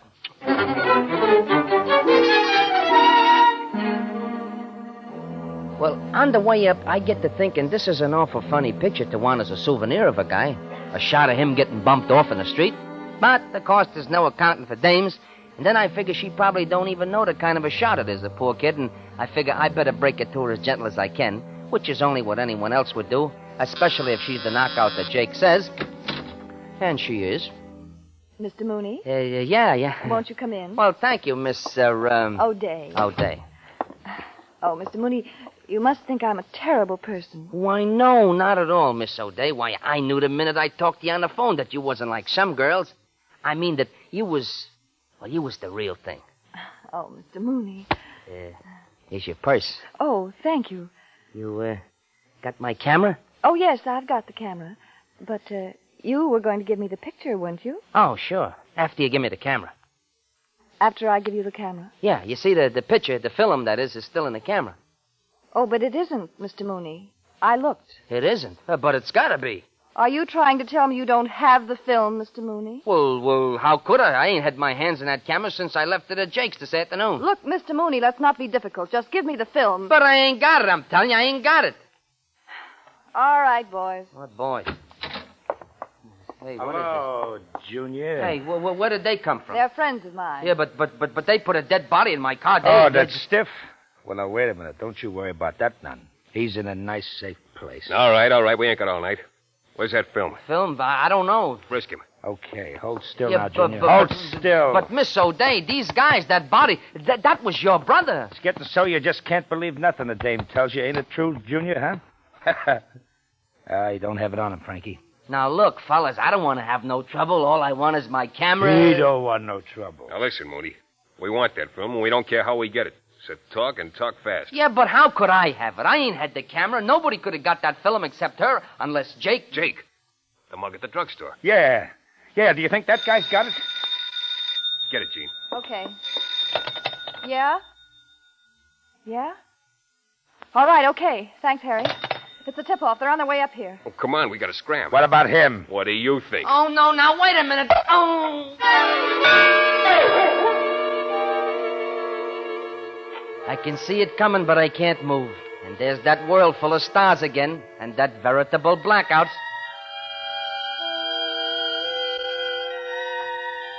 It was all like something that had happened before. That big machine banging away in my head, and the thoughts beginning to flow up around it little by little. Only this time I'm in a room. The lights are on, but there's nobody there. And then I saw my camera, and I remembered. I remembered there was a phone someplace, too, and I found it and crawled over to it and started dialing my number.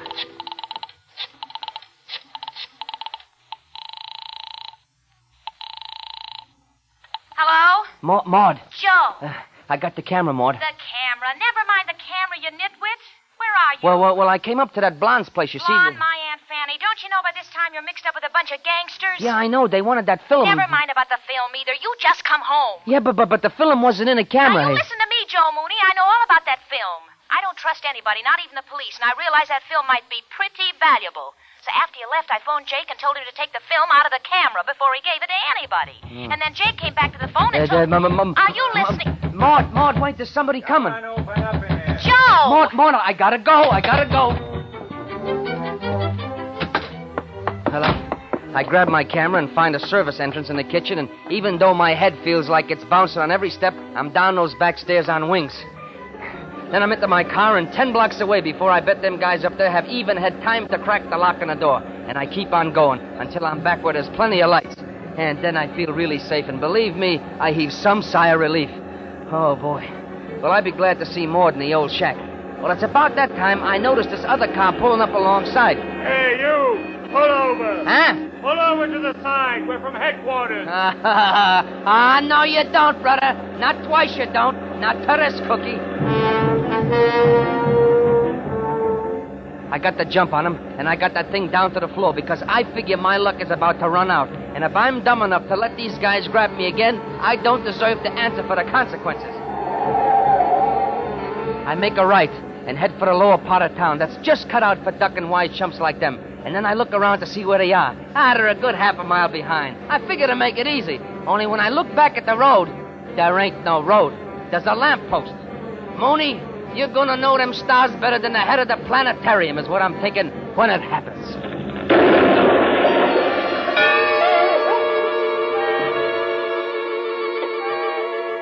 This time I am walking.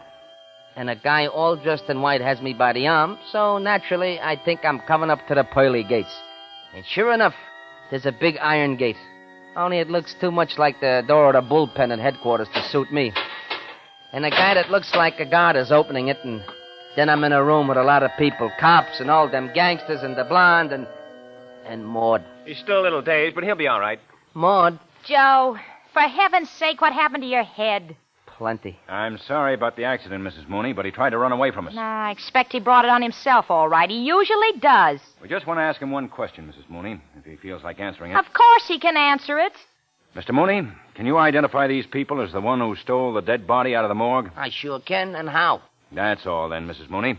We'll call you when we need you again. He does get the reward, though, doesn't he? Oh, yes, he'll get the reward, all right. The reward? You better get him home now, Mrs. Mooney. Yeah, come on, Joe. Yeah, but Maud, wait, what is this with this reward here? $10,000. $10,000. Steady, Joe, steady. $10,000. Oh, goodness, Joe, don't you know yet what's been going on? Well, why... Listen, Joe, those people were wanted all over the country. Sure They're a gang of bank robbers or Crooks. something. Now, that man they killed had double-crossed him somehow, see? Dead. And then they went to the morgue, and they held I up was the there. attendant, and they stole the body and disposed of it, you see? Sure. Because they figured with the body and that film of yours out of the way, there wouldn't be any evidence against them. Yeah, that's right. The film. Oh, no. I guess that film was pretty important evidence, huh? $10,000 worth. Oh, Joe Mooney, you are a nitwit. You're the only one who could identify him, that's all. Maybe I'm a nitwit, but I wasn't too dumb to get that $10,000 picture, was I, huh? Well, was I? Oh, you took the picture, all right. All right. But there wasn't any film. No film? Because you forgot to put film in your camera. Mine.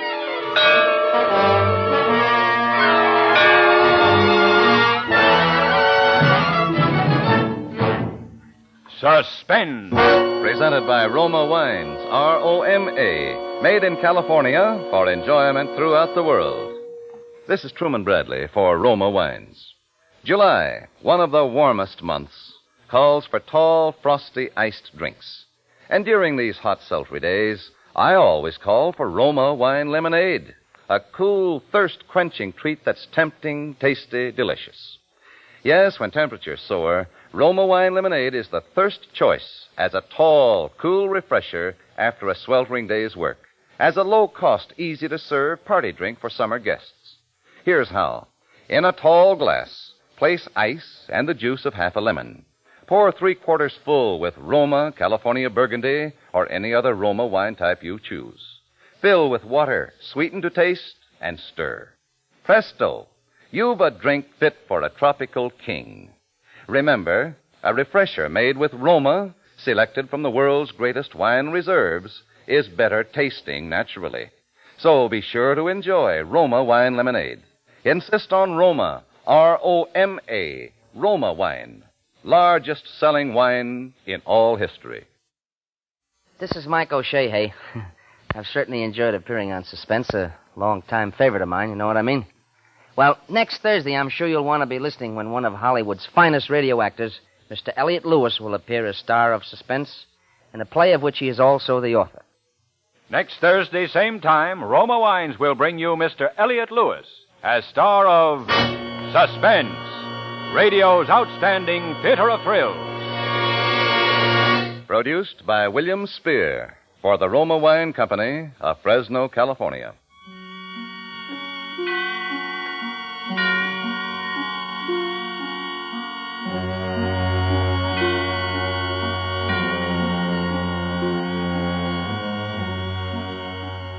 This is CBS, the Columbia Broadcasting System.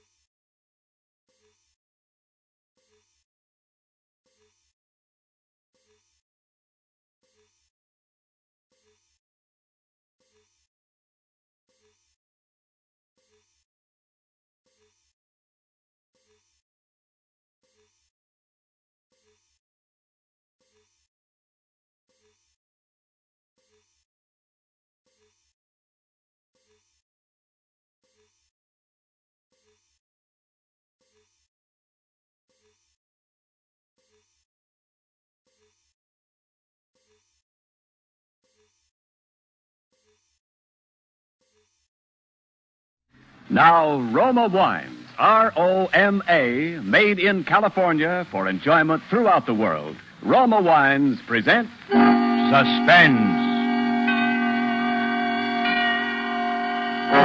Tonight, Roma Wines bring you Mr. Elliot Lewis as star of Can't We Be Friends? A suspense play produced, edited, and directed for Roma Wines by William Spear. Suspense. Radio's outstanding theater of thrills is presented for your enjoyment by Roma Wines. That's R-O-M-A. Roma Wines. Those excellent California wines that can add so much pleasantness to the way you live, to your happiness in entertaining guests, to your enjoyment of everyday meals. Yes, right now, a glassful would be very pleasant, as Roma Wines bring you Elliot Lewis in a remarkable tale of suspense.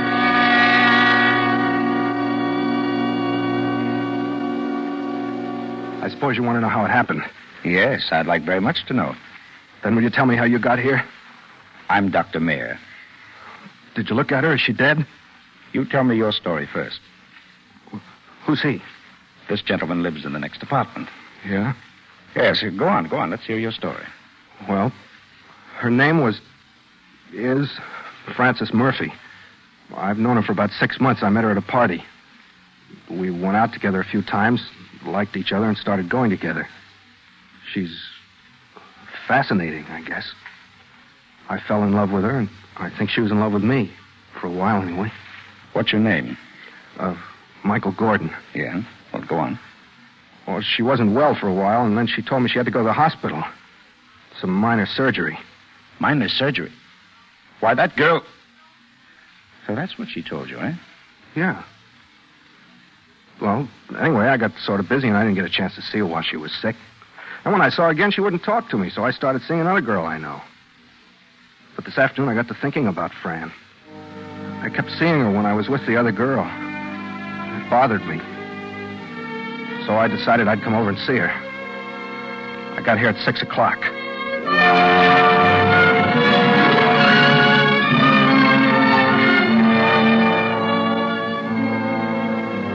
This apartment, in case you don't know, is very easy to get up to. The desk clerk sits around the corner from the elevator, and you don't have to see him if you don't want to. I didn't want him to call and tell Fran I was coming up, so I went over to the elevator without talking to him and came directly up to the 4th floor and knocked on her door. Hello, Fran. Oh, My. How are you, Fran? Can I come in? What do you want? Oh, I was just passing by. I thought I'd stop in and see how you were feeling. You're a little late, aren't you? Been feeling better for 3 weeks. Oh, now don't be like that, honey. I was busy. That's why I didn't see you.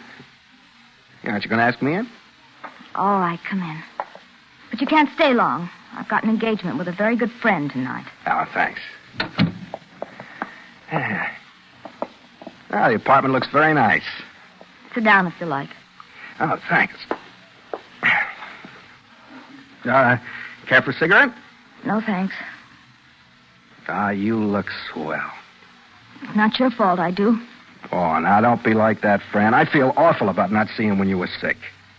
I had to see a fellow from out of town. Did it take you 10 days to see him? Oh, honey, you know how those things are. It was business. You just can't make any other plans. You really don't have to explain it to me. I'm not the least little bit interested in what you do. Fran, look at me.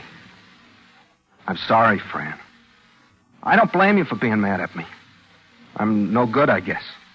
I'm just a no-good bum. I never deserved having a girl like you anyway. How true. But let's let bygones be bygones and at least part good friends, huh? That's really why I came by today. I wanted to ask you, can't we be friends? Well... Because I loved you, Fran. You know that I did. I still do. But, of course, I realize that's beside the point. You still do, huh?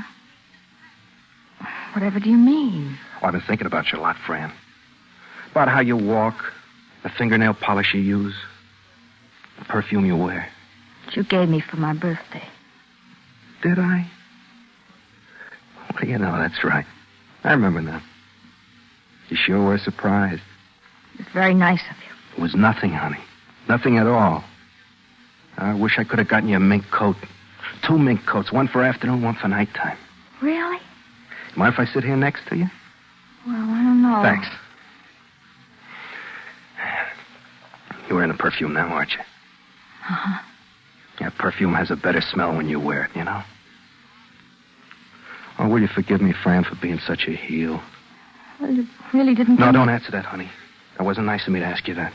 There's no reason why a girl like you should get stuck with a bum like me. You're better off going out with other people. Who's this friend you had the engagement with tonight? Are you really sorry you didn't see me, Mike? I told you I was. I could have killed myself. I felt so bad. Oh. Give me a kiss. Sure, honey. I missed you, Mike. And I haven't got an engagement with anyone tonight. I haven't been out of the house. Dr. Mayer said I should take it easy. No, that's good, honey. We'll go out tonight, huh? Or would you rather I stayed here with you for dinner? And then we could listen to some music tonight. I haven't heard your records in a long time, you know. No, you'll have to go, Mike. I have some packing to do. I have to go away and rest a while. Guess I was pretty sick. Well, it's all the more reason for me to stay, honey. I'll help you pack. We'll have a little farewell party. No, I'm sorry, Mike. I have to go to sleep as soon as I finish packing, so I'll be fresh for the trip tomorrow. Well, that's ridiculous. I'm just going to sit here. I won't bother you. Who are you trying to kid? What do you mean? I mean, what are you trying to pull? If you got a date with another guy, tell me. I don't care who you go out with. I told you I didn't have a date. Well, you think I believe that? Too sick to see me, huh? That's a laugh. You certainly look well enough to me. But I'm not. That's one of the reasons I didn't go to see you in the hospital. I knew you were kidding. What's the matter with you? I had an operation. You want to tell me about your operation? Please go. I'll go when I'm good and ready. You go right now. Right when I tell you to. Who do you think you are? Who do you think you are? You get out of here before I call the manager. Oh, you wouldn't dare call a manager. Oh, wouldn't I? Listen, you cheap, no-good bum. You get out of here, I'll have you thrown out. Oh, shut up. Okay. All right, you asked for it. Hey, give me that phone. Get your dirty hands off of me. You go away. I told you to shut up. What do you want? Why don't you leave me alone? I want to see you uncomfortable. I want you to be unhappy the way you make me unhappy. I want to make sure you remember me. I used to fall for that crying routine, but not anymore. Now I just make you cry a little hard. You might like to know I wasn't seeing anybody about business while you were in the hospital. I went out every night. I've been seeing your friend Trudy. Trudy? Yeah, Trudy. But then I had to come back up here today and see you. Because I kept seeing you when I kissed Trudy. What's that got to do with me? You get out of here. I gotta do something to stop that. I don't love you anymore, but I keep remembering you. That's no good. You can stop remembering me anytime you like. Well, I hardly recognized you when you came in. That's how easy I forgot. No, that don't work with me. Now listen to me. You listen to me. I'm tired of your little problem. I don't like you, and I wouldn't even like you if you had any money, which goodness knows you haven't. I want you to go away and leave me alone. I don't want you to come back here anymore. You saw me today because you wanted to. Okay, but no more. Now, I'm going into the bedroom, and I'm going to lock the door, and I don't care whether you stay here forever, but I'm not coming out until you leave here. But if you haven't left in a little while, I'm going to scream. And I'm going to keep screaming until somebody comes up here and throws you out of here.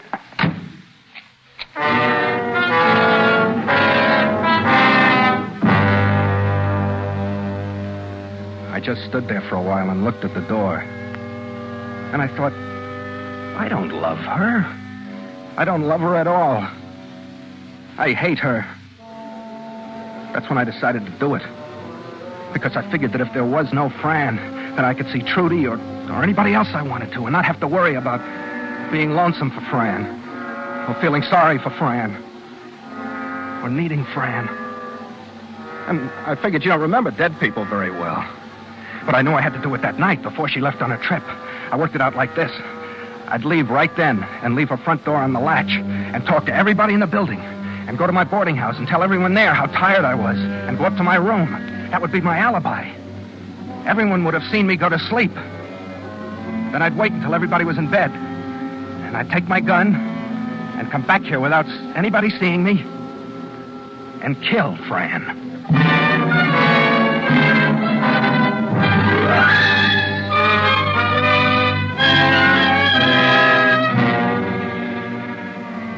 For Suspense, Roma Wines are bringing you Elliot Lewis as star of Can't We Be Friends, a radio play of which he is also the author, and which is Roma Wines' presentation tonight in radio's outstanding theater of thrills, Suspense.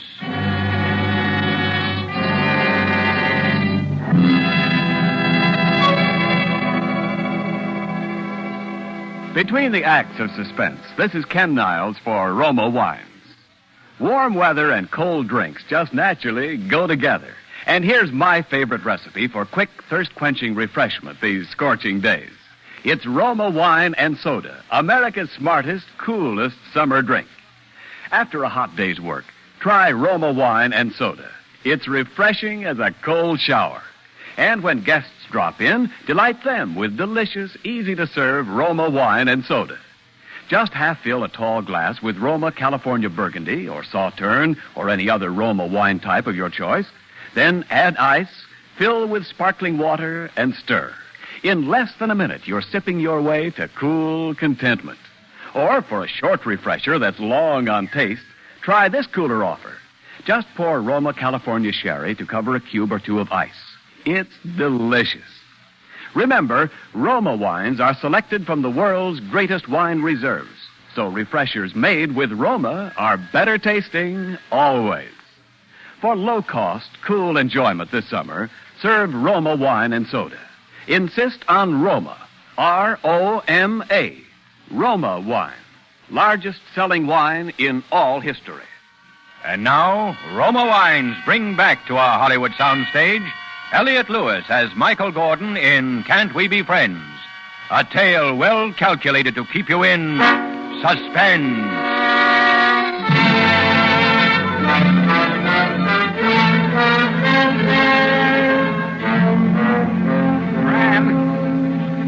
Hey, Fran. Well, I'm going now. I'm sorry we couldn't at least be friends. I went to the front door of her apartment and snapped the lock open and left, making a little noise closing the door so she'd know I'd gone. In the elevator going down, I saw a guy I didn't know, but I wanted to be seen leaving, so... Pardon me, do you have the time? It's quarter to 7. Thanks. I'm awful tired. You've been working hard? Oh, yeah. Early jobs every morning. Matter of fact, this is almost my bedtime. Oh, after you. Oh, thanks. That's all right. I'll see you, huh? Right.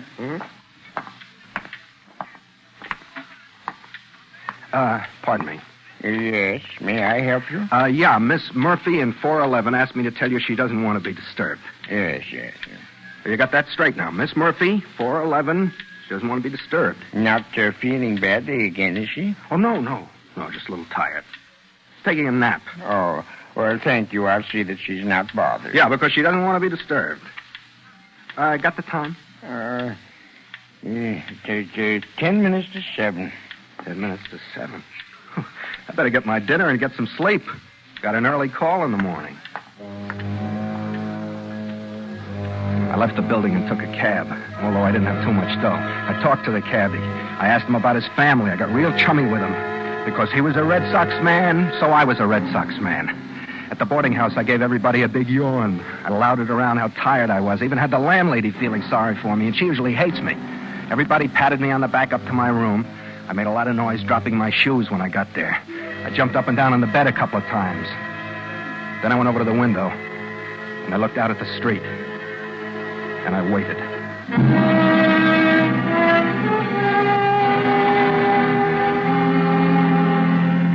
The traffic gradually disappeared as I watched. And through the early night, one by one, I could hear the other boarders yell goodnight to somebody in the living room and bang up the stairs and close their door. Pretty soon I knew they had to be asleep. About 1 o'clock in the morning, a last pair of footsteps came upstairs without saying goodnight to anyone. So I knew they'd all turned in. I waited a little longer to make sure everyone was sleeping. Then I put my shoes back on. I got my gun out of the bureau drawer. I opened the door to my room. Old man Epstein was sawing away down the hall, making his usual racket, so I felt easier about going past his door to get to the stairs. But I was very careful and quiet. He grumbled once when I got in front of his door, but I held still. Pretty soon he started sawing again. I got down the stairs. It was pretty dark in the living room, and I was afraid I'd trip on some furniture. But I made it all right. Finally felt the front door knock in my hand. I opened the door as quietly as I could. Then what? I said to him, in that case, go play with Lombardo. You rock me, Jason. You rock me. Where tomorrow? Same. I got an 88 man I want you to hear. Oh, solid. See ya. Right.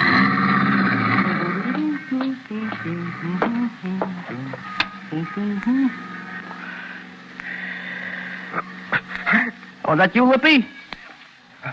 No. Oh, hi, man. Good evening. Door's open if you're going in. Oh, thanks for saving me the key move, man. Hey, you still working days, fellow boarder Rooney? Yeah. Oh, ain't this a little past your bedtime, man? Oh, yeah, it's late, but the reason I Hey, can't... why do you go out at 3:00 out? Well, I wasn't going out. I couldn't sleep. I was just going to get some fresh air and come right in again. You better leave the door unlocked for me. Oh, boy, I'm beat. Yeah, you better get to bed. Oh, it's a fine night for singing. Yeah. Well, don't get too much of that fresh air. Liable to choke you to death. Yeah, well, good night. Oh, hey, we had that joint really jumping tonight. Hatchet Face come by, sat in with us for a while. Really? Oh, he's mellow. That boy plays fine. So I hear. Yeah. Oodly-boo. Oodly-dee. Oodly-doodly-doodly-doodly-doodly-doo. That good? Yeah, sounds great. Well, enjoyed your company, Pops. Sure thing. Good night. Yeah. Well, gotta fall in now. Hit that pad.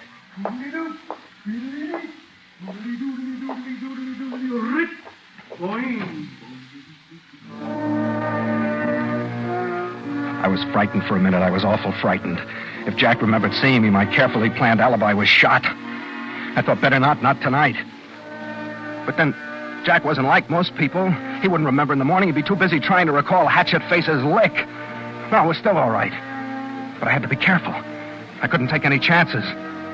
To be safe, I had to have the alibi that I'd gone to bed early. I walked quietly to the street and started for Fran's apartment house. I was very careful all the way. A couple of times cars came by, and always I ducked into the shadows and waited for them to pass before I continued walking. I got here at about 4 o'clock, I guess. I went up to the front door and tried to open it. But the big door was locked. I couldn't get in. I took my keys out of my pocket and tried them.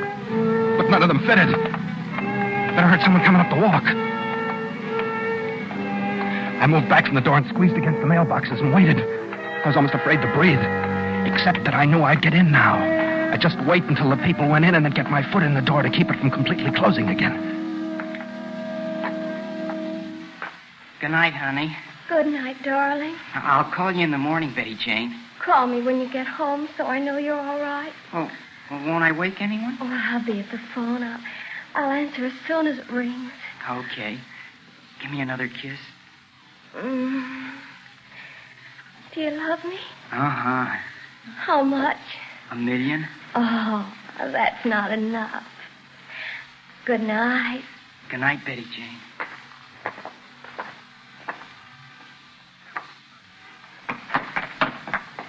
$7 million? That's better. Don't forget to call. I won't.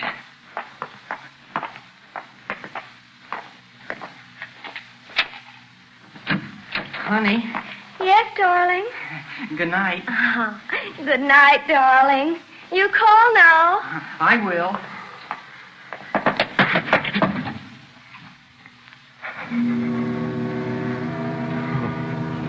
I was sweating. It had been close, but they hadn't seen me, and my foot was holding the door open, so I just waited there until I was sure she'd gone upstairs.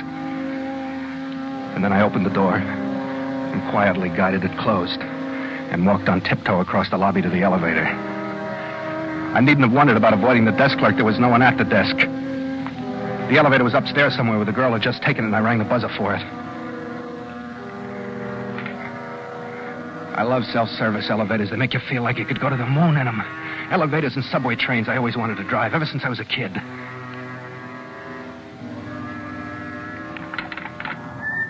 I got back in the dark just in time. The guy didn't see me.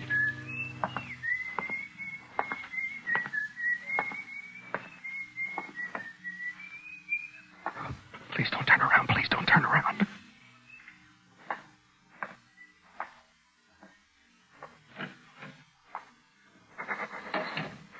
My mouth was so dry, I wondered for a few seconds how that guy'd been able to whistle, you know, the way you do. Then I opened the elevator door and got in. I pushed the button for the 4th floor. I got a little panicky because I thought that if someone was waiting on the 4th floor, they'd see me when they opened the elevator door.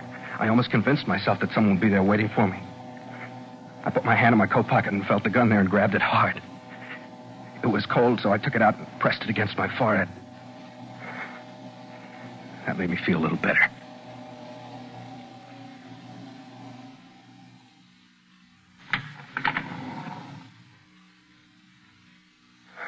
But there was no one waiting for the elevator. I stepped out into the dark hallway. I took a pencil out of my pocket and jammed it against the door so that it couldn't close. You know the way those things are, they won't run when the door is open, and I wanted it to be there waiting for me when I finished the shooting. That was the only way I figured to get out of the apartment before everybody woke up and started doing something about hunting for me. There's a basement exit, you know, when the elevator goes down in the basement. I had all that figured, too. The pencil seemed to work, but to make sure, I stepped back into the elevator and pushed a button. The motor clicked and the door strained, but stayed open. The elevator didn't go anywhere. Then I stepped out into the hall and listened. It was awful quiet. Not even anyone snoring, which you usually hear at night in a big apartment house like this. I tried to remember if there was a squeaky board in the floor anywhere down the hall, but couldn't, so I just crossed my fingers and tiptoed down the long, dark hallway. The only light was the red exit sign that shows you where the fire escape is. And seeing from that is like working in a darkroom developing pictures, which I did for a while. 2 doors from Fran's apartment.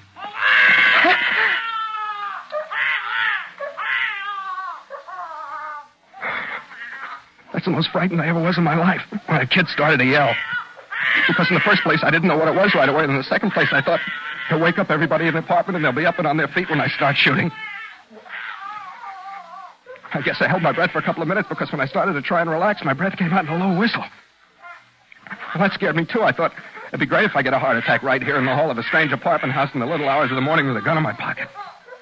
It's like being afraid of a fire at night because you don't want to go out in the street in your pajamas. Oh, it's worse, I guess. Anyhow, the baby finally quieted down. I waited a while. Because I didn't know whether his mother had gotten up to quiet him or whether he'd just gone back to sleep again. I wasn't taking any chances now. It was too close to the finish. I waited. I figured it was safe a few minutes later and continued snailing down the hall. I stopped at Fran's door and listened. It was quiet inside. I put my hand into my pocket and grabbed hold of the gun. Then I slowly turned the doorknob, slid the door open. It didn't creak or anything, which was lucky. I got into the room, quietly closed the door again. I took the gun out of my pocket and released the safety and went to the bedroom door. It was already a little bit open. Through the crack, I could see her figure lying on the bed. I pushed the door enough ajar so that I could move into the room and looked closer.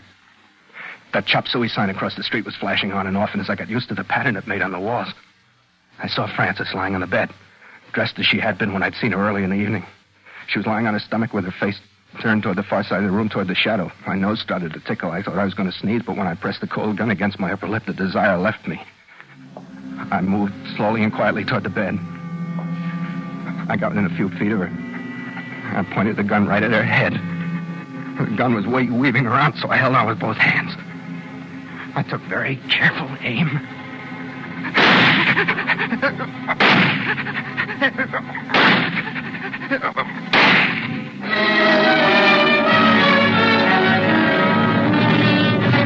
It was done. I threw the gun down on the bed right next to Fran and started for the door. I knew I didn't have much time to get out of there. I tripped over one of her packed suitcases in the living room, but didn't fall. It reminded me, though, that I'd gotten there in time. She hadn't had a chance to go on her trip. I got to the front door of the apartment and jerked it open. What's the hurry? Hurry? Get back in there. Get out of my way! Get back in there. No, I told you to get back in there!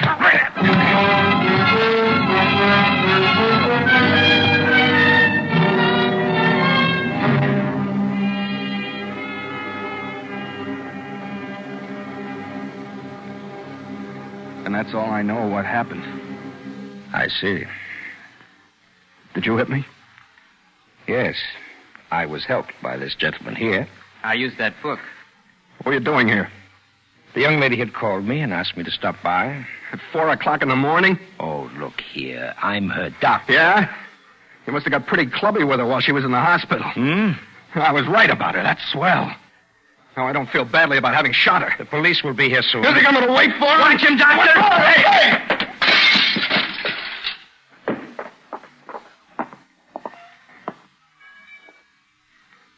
Wow. Well, it's just as well. What? Aren't you going to call the ambulance? I already had. Yeah. I called the ambulance for the young lady. The state she was in when she talked to me on the phone, I knew we'd have to take her back to the hospital tonight. Well, there's not much they can do for her now. Well, there wasn't much they could have done for her before. An embolism, blood clot. The result of her surgery and the excitement she must have had earlier in the evening. Then he didn't kill her? She was dead 3 hours before he got here.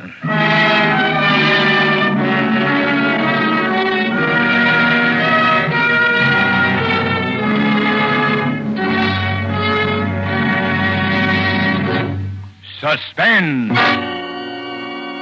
Presented by Roma Wines. R-O-M-A. Made in California for enjoyment throughout the world. This is Ken Niles for Roma Wines, suggesting a refreshing idea for warm weather entertaining. Serve your guests tall, frosty glasses of Roma wine lemonade, an ice-cold, taste-tingling treat that's a summer favorite here in Hollywood. For gala garden party or neighbor's casual call, the delicious thirst-quenching refreshment of Roma wine lemonade pleases everyone. And Roma wine lemonade is easy on you because it costs so little, is so easy to serve. You just place ice and the juice of half a lemon in a tall glass. Pour 3/4 full with zestful Roma California Burgundy or any other Roma wine you prefer. Add water and sweeten to taste. And because Roma wines are selected from the world's greatest wine reserves, a refresher made with Roma is better tasting naturally. So start now. Cool off and refresh yourself with Roma wine lemonade.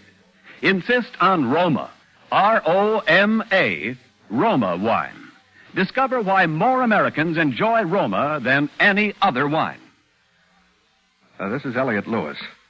It's always a pleasure to appear on Suspense, and tonight I'm especially grateful to Mr. Spear for the opportunity to not only hear one of my own radio plays presented here, but also to appear in the starring role. I'd certainly like to thank my good friends and fellow radio countrymen who contributed their usual wonderful performances. Lorene Tuttle, who was Fran, Wally Mayer, who was the doctor, Jerry Hausner, who was the Vout kid, Betty Moran and Irvin Lee, who were the two kids outside the apartment house, and Bill Johnston, who can do almost anything. Next Thursday, a very wonderful actor, Mr. J. Carroll Nash, will be starred on Suspense in a play called Commuter's Ticket, which goes to prove that nobody notices you on a commuting train except when you don't want to be noticed. Next Thursday, same time, Roma Wines will bring you J. Carroll Nash as star of Suspense, radio's outstanding theater of thrills. Produced by William Spear for the Roma Wine Company of Fresno, California.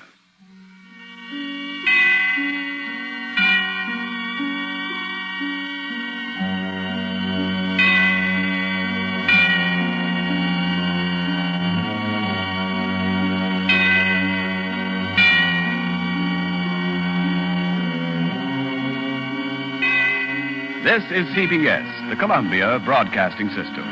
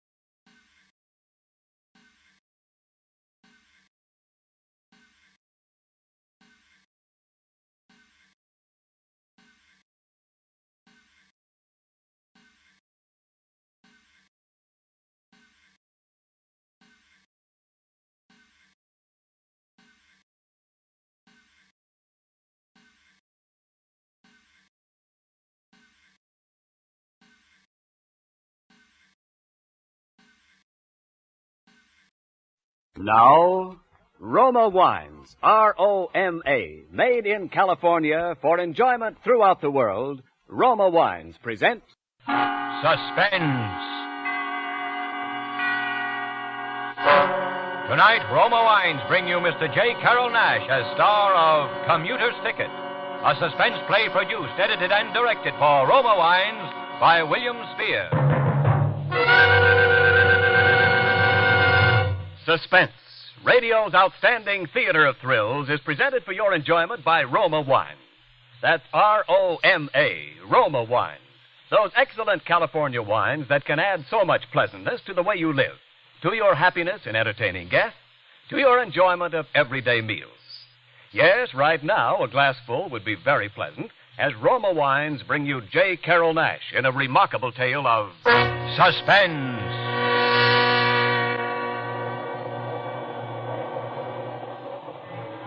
Ever ride a commuting train? If you have, you probably don't think anything of it. Not if you're one of the regulars. Commuters are just people coming from one place and on their way to going someplace else. What happens in between doesn't mean a thing. They don't remember it afterwards. They don't see the scenery, They look right at faces beside them and don't see them. I know. I used to ride the 8:15 into the city to work every morning and the 5:45 home in the evenings. Yeah, I used to ride the train.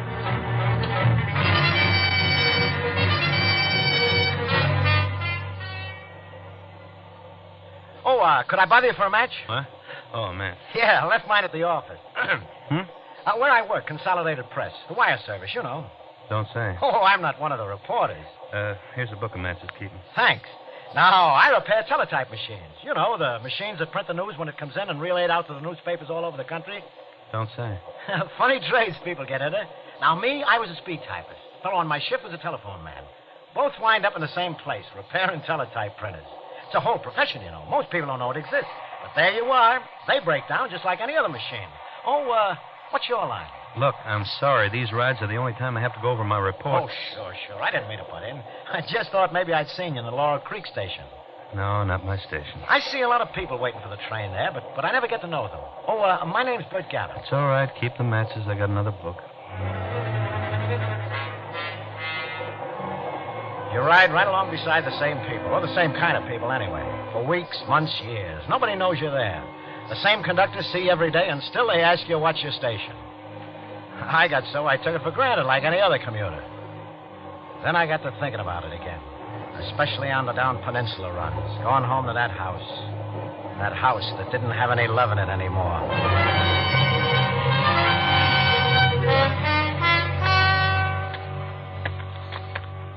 I said I lived in Laurel Creek. Well, that was my station. Only where I lived was on the wrong side of the tracks. The house was so close to the tracks we couldn't have a backyard for the rails. Every time a train would go by, it'd shake the whole house. The walls would shake, the windows would rattle, the ground would shake under the foundations. It was like living on the edge of a volcano. As I walked into the house that night, the Bayside Limited was just coming through. Alva! Hey, Alva! Who is it? That you, Bert? What are you doing home? Did you lose your job? Wait till it gets past. I can't hear you. What? What's that you said? Oh, I said shut up.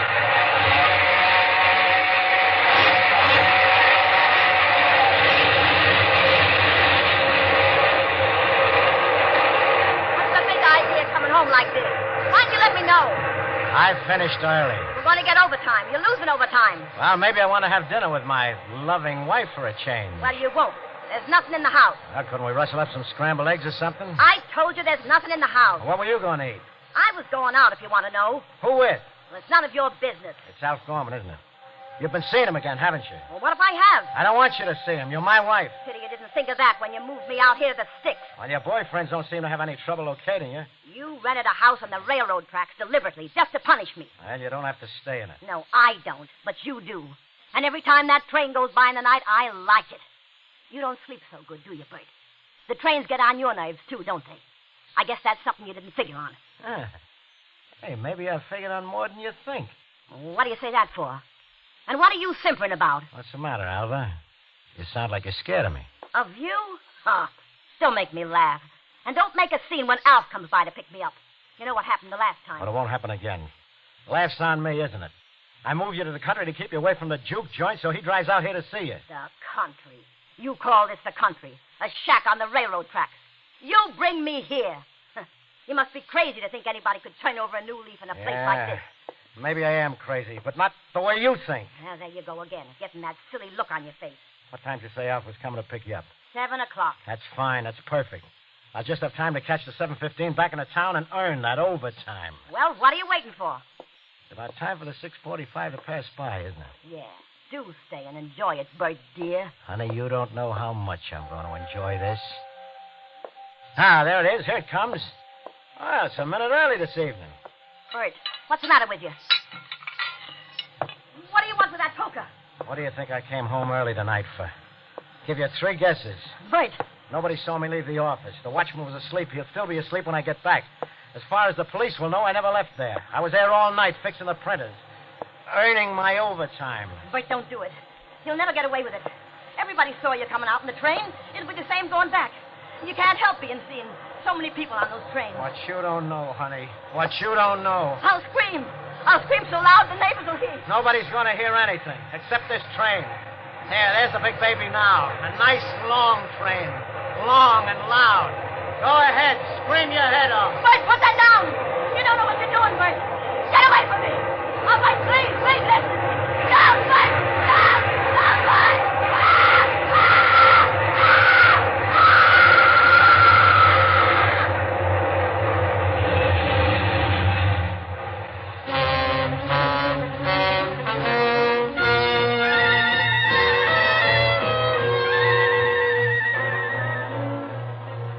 For Suspense, Roma Wines are bringing you J. Carroll Nash in Commuter's Ticket, a radio play by Roy Grandy and Robert Tallman. Roma Wines' presentation tonight in radio's outstanding theater of thrills, Suspense.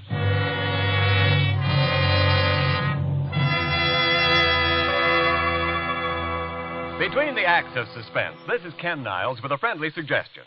If the heat has you worn to a frazzle, soothe that ruffled disposition and those hot weather nerves. Take it easy. Cool off with the refreshing Roma Wine and Soda Ice. Yes, Roma Wine and Soda, America's smartest, coolest summer refresher.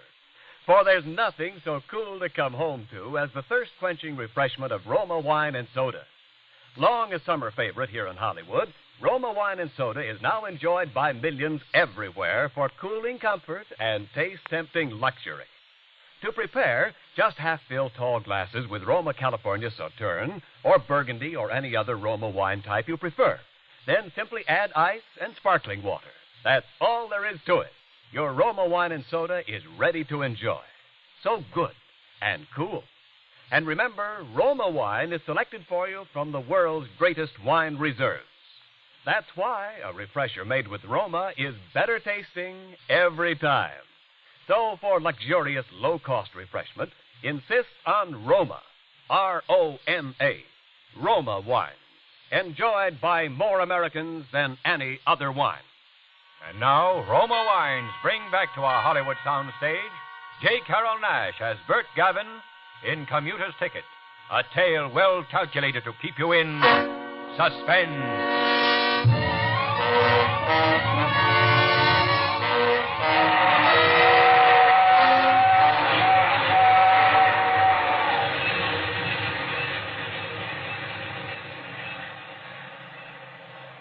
The train was gone, and so was that awful feeling inside. I just stood there looking down where I'd knocked her. In the quiet, there wasn't any reason for what I'd done. I was sorry, kind of.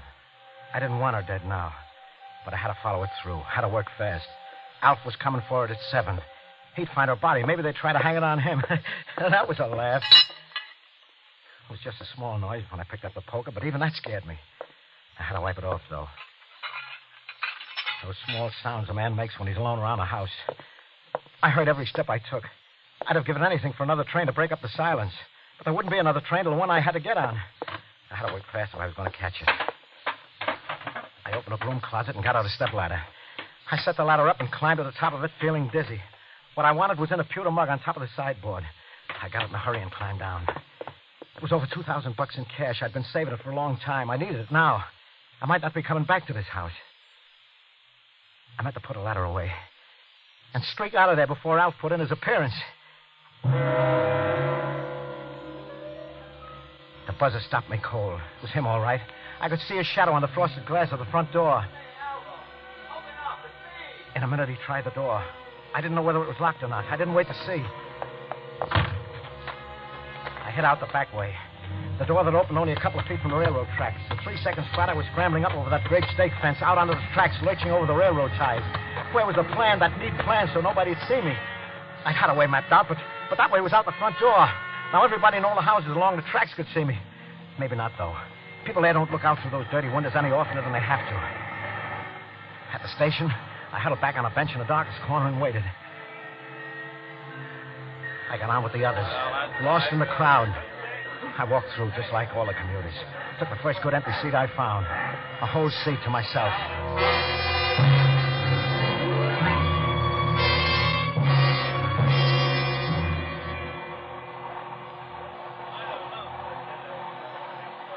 Mind if I sit here? What? Oh, no. I just thought maybe your wife. Wife? Well, that may be that you were holding this seat for somebody. Oh, no.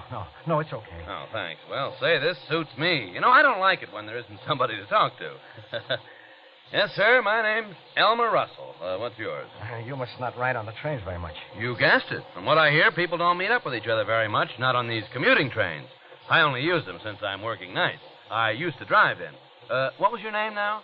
Hey, what'd you do to your hand? My hand, what? Well, you must have cut yourself. Look, it's all covered. Oh, yeah. Well, excuse me. Just saw a friend of mine going to the car ahead. I wanted to see him on a matter of... I rushed on out of the car, my heart pounding. I went in and washed my hands. Out of all the passengers on that train, I had to get beside somebody who didn't have the commuter's habit. And blood on my hands. Well, what was the difference? Nobody ever questioned him about me. The train lurched as I started down the aisle of the next smoker. Hey, watch it. What's the big idea? Sorry. Train give a lurch. Sorry. Well, you don't have to cry about it. Just watch it. Yeah. Hey, wait. What? Help me pick up these dominoes. Oh, go on. Chase yourself. Hey, come back here. What's the big idea? Gee, I should have helped him pick them up. He'd remember that my being rude. Maybe not, though. Commuters are used to rudeness. I hurried on to the next car. I shut the door behind me and leaned back against it, feeling weak and dizzy. People near me looked up and stared at me. I must have looked pretty sick, judging from the way I felt. I grabbed the first vacant seat and fell into it. Wow, look what just dropped down from the sky. Hey, can't keep us from having that fork, can they? Well, what's your limit, friend? 10% a point? Now, don't tell us you don't play bridge. You'll be the first commuter I ever met on this run that didn't play bridge, huh? Oh, sure. I play a little. I'm not very good, though. But I'll be glad to play. Good. You keep score, Jack. Sure. Draw for the deal. Well, ace of spades. Looks like your lucky night, fella. Yeah. What's your name, by the way? A name? Yeah, for the score pad. Oh, yeah, for the score pad. Don't hold up the game, Jack. Just write down Mr. X. Oh, that's good. Easy to remember. My name's Sam Cartwright. Oh, okay, Sam. All right, let's see now. Who dealt? I played cards. What I picked up and laid down then, I can't remember. I could hardly see the spots on them. I was thinking of Alva's face, lying there in that miserable house by the tracks where I'd left her. Then it happened. The one they called Jack had just said... Your play, Sam. And it happened.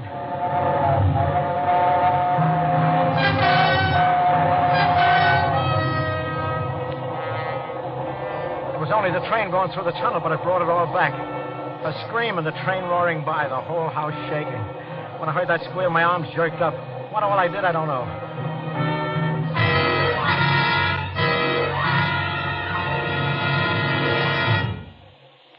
Well, what's the matter, Sam? Oh, nothing. Well, play. We won't finish your rubber at this rate. Play, yeah.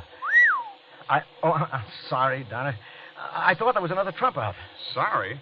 Your ace takes it, chum. Yeah, I thought you said you didn't play much, Sam. Never seen such luck.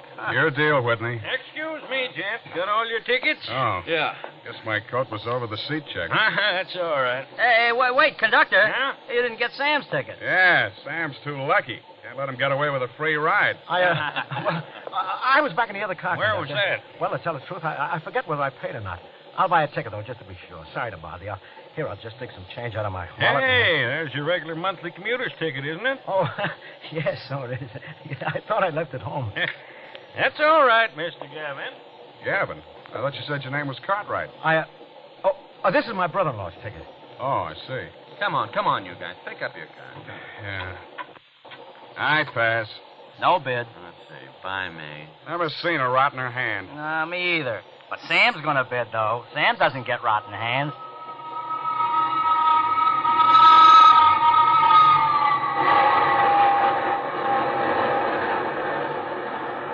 Well, Sam, how about it? Oh, no.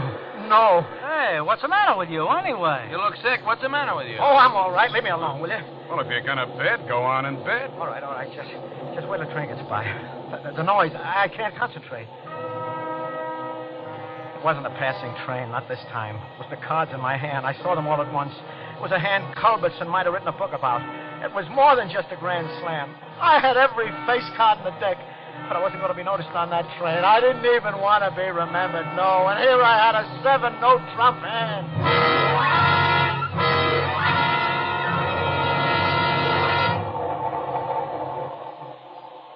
Well, come on, bid, man, bid. All right, sure. I guess we better have a redeal. Where are the good cards? Somebody's got to have them. Say, the train's getting crowded. Sure is, mister. Oh, I'm sorry, madam. Here, please, take my seat. Well, thank you, dearie. What's the idea? Cards all over the place. Hey, where you going? Sorry, next is my station. So long.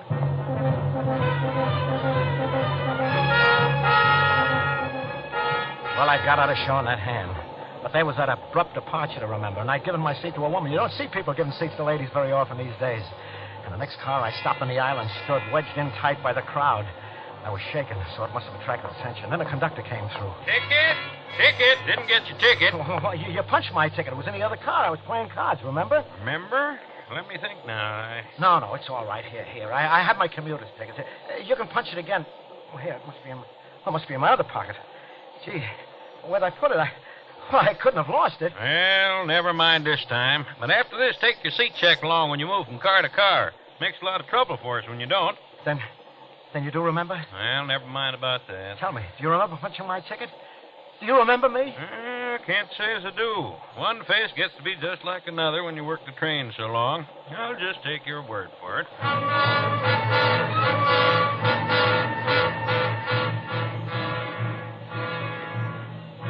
I breathed easier from then on. If that conductor didn't take any notice of me, then nobody would. Once I stopped jittering, people stopped staring at me, or maybe I just imagined they were staring at me. Nobody watching for me at the station in San Francisco. I lost myself in the crowd and was back at the building where I worked before 8 o'clock.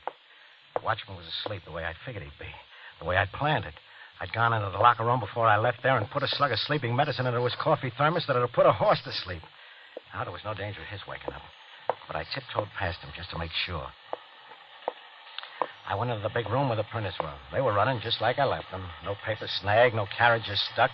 None of the operators had called in. If they had, I could just say I'd gone out for a sandwich. I guess I knew how to fix teletypes, all right. To keep them running or to stop them running. I fixed a couple of those so nobody could say they hadn't broken down. Of course, the papers had kicked plenty about losing all that news. My office had kicked plenty, yeah. Kicked me right into the proof of where I'd been all night.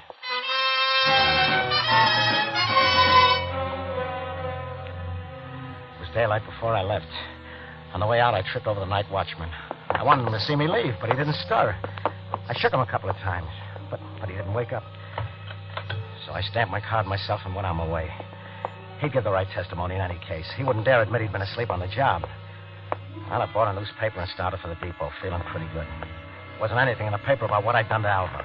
I was sure there wouldn't be. I had one eye on the city news ticker all night. Maybe Alf didn't go in. Maybe they hadn't found her body yet. That's what I kept telling myself, yeah. Yeah, that's what I kept telling myself. Mr. Gavin? Yeah, I'm Bert Gavin. My name's Daniels. Detective Inspector Daniels. I'd like to ask you a few questions. Why, certainly, Inspector. What is it? Well, first, I think you'd better give an account of your movements last evening and last night. Oh, well, that's easy enough. I spent the whole night at Consolidated News where I work. A couple of machines broke down, and I had to stay there and repair them. Fixing the teletype printers, that's my job. Yeah, I know. You're under arrest, Mr. Gavin, on suspicion of murder. Oh, now, wait a minute. You're making a big mistake, Inspector. I don't know what happened here, but I've been there the whole night, and I can prove it. I've got my time card and the night watchman as a witness. Well, you picked a mighty poor witness, Mr. Gavin. Oh, what do you mean? That night watchman's dead, and you know it because you killed him, didn't you, Gavin? Oh, now, listen. I don't get it. I told you the truth. He was alive at 6 o'clock this morning. He stamped my time card. I think we'd better go somewhere private where we can take down your statement. Okay, but listen, Inspector, you're on the wrong track. Honestly, why did I take such pains to prove I was there last night if I was the guilty party? Well, I suppose you figured there's no use lying about what we can prove. Your story had to check with your wives. My wife's? Yeah. Oh, we had a little trouble locating her, but she gave us a statement. Where'd you locate her? In the hospital. She had a bad accident, fell off a stepladder and cracked her head on an andiron. Oh. Is she all right? Oh, sure. Luckily, a friend dropped in just after it happened, and they got her to the hospital in time. Well, listen, you've got to take me there. I've got to see her right away. Yeah, sure. After we get your statement and the money. What money? Why, the money you killed the watchman for, a little over $2,000, wasn't it? See, the way we got it figured, you put sleeping stuff in his coffee and then went after the safe. He came to and surprised you, so you let him have it with a wrench. Being dopey and an old guy, it was just too much for his heart. We got you cold, Gavin. Your prints are all over that wrench. Nice, fresh prints. Oh, listen, you got me all wrong. What time did it happen? Oh, around 7:30, the doctor figures. Then I can prove I didn't do it. I was home at 7:15, and I took the 7:15 back to town. My wife will tell you that. Will she? The way she told it to us, you weren't home at any time, and if I'm any judge of people, she'll stick to that story. But I could prove I was on that train. I talked to people. I lost my commuter's ticket. The conductor will remember me. Yeah? Most of those people will be on the train again tonight. They'll remember. I had a 7-0 trump hand at bridge. Oh, they'll remember.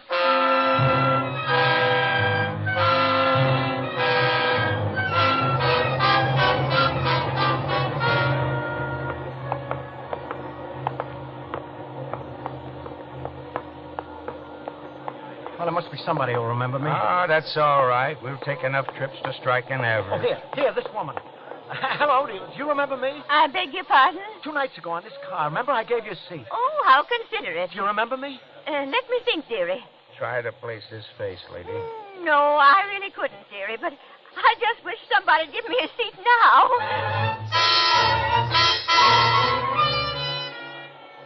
And I'd been afraid she'd remember me. While we walked through all the cars, I couldn't find any of the other witnesses, not even the conductor. But Daniels was understanding. He let me try the 7:15 with him the next night.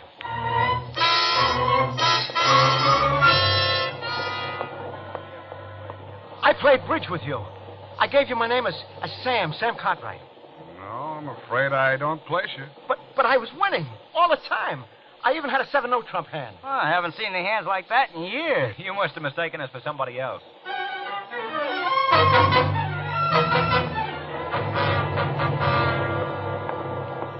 Oh, here. At last. You remember me. Well, if you don't mind, I have this reading that But we met the other night, 5 nights ago it was. Is that so? Yeah, I remember. You said you weren't a regular commuter, so I knew you're the one person who wouldn't forget me. Remember I cut my hand? 5 nights ago. Well, I've been riding the trains all the time since then. I'm afraid one face is getting to be much like another.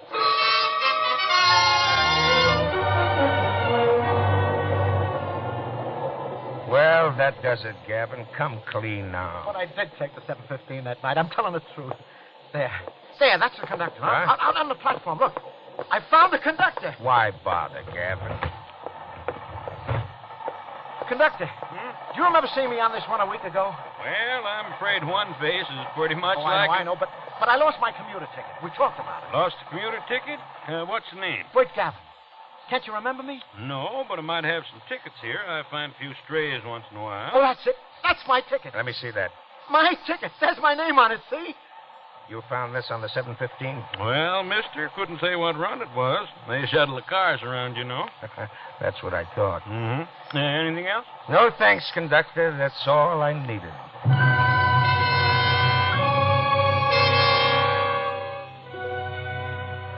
They had me cold.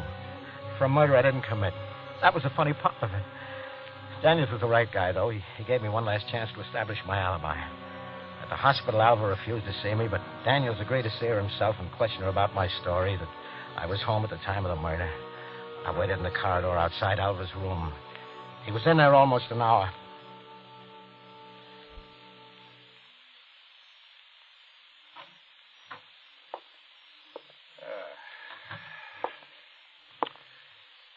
Well, Gavin? Did you get anywhere? Did she tell you anything? Yeah. Yeah, she told me plenty. She told you I was home? I couldn't have murdered the watchman? She signed a detailed statement to that effect. Then my alibi's good. Oh, sure, I couldn't have killed the watchman. Oh, your alibi for the watchman will stick all right, Gavin. But I'm afraid we'll still have to hold you for murder.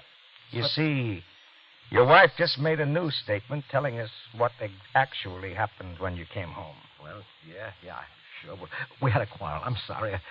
Matter of fact, I should have told you. And just after she signed the statement, she passed away. What? Dead? She's dead? Are you sure? Oh, there's no doubt about it, Gavin. Well, it's getting late. I gotta check in. You ready to go? Yeah. You think they'll give me an inside cell? I can get you one if you want it. Thanks a lot. I'd like that. Nice and quiet. Away from the train.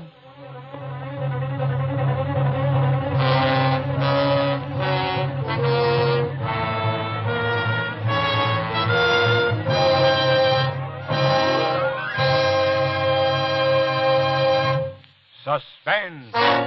presented by Roma Wines, R-O-M-A, made in California for enjoyment throughout the world.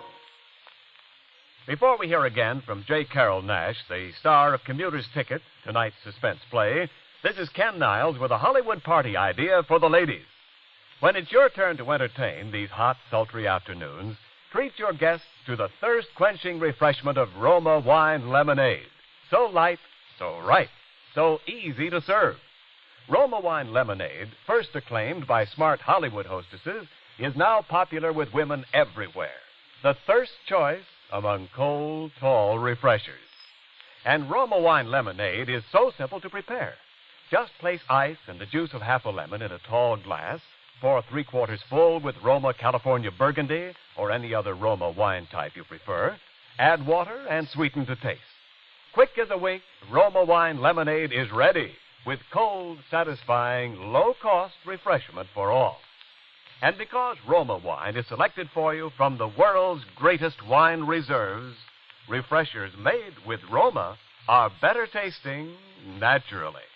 So insist on Roma, R-O-M-A, Roma wine, largest selling wine in all history. This is J. Carroll Nash. Mr. Spear has been telling me about next Thursday's suspense show, and I must say he has whetted my appetite for it tremendously. It'll present an all-star cast of Hollywood's finest radio actors, headed by Wally Mayer, in a play which, according to Mr. Spear, contains some of the most powerful ingredients of distilled suspense that he has encountered since the now internationally famous Sorry, Wrong Number. It concerns the converging of death upon a helpless man and the unknowing conspiracy of people all over the city whom he has never even met to bury him alive. So let's all be sure and listen. Thank you. J. Carroll Nash appeared through courtesy of Metro-Goldwyn-Mayer, producers of the Technicolor musical Holiday in Mexico.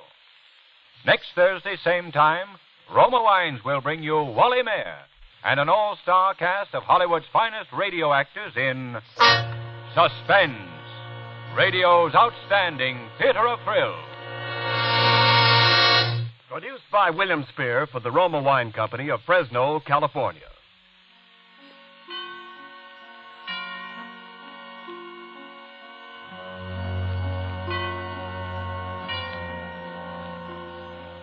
Suspense is broadcast from coast to coast and to our men and women overseas by shortwave and through the worldwide facilities of the Armed Forces Radio Service. This is CBS, the Columbia Broadcasting System.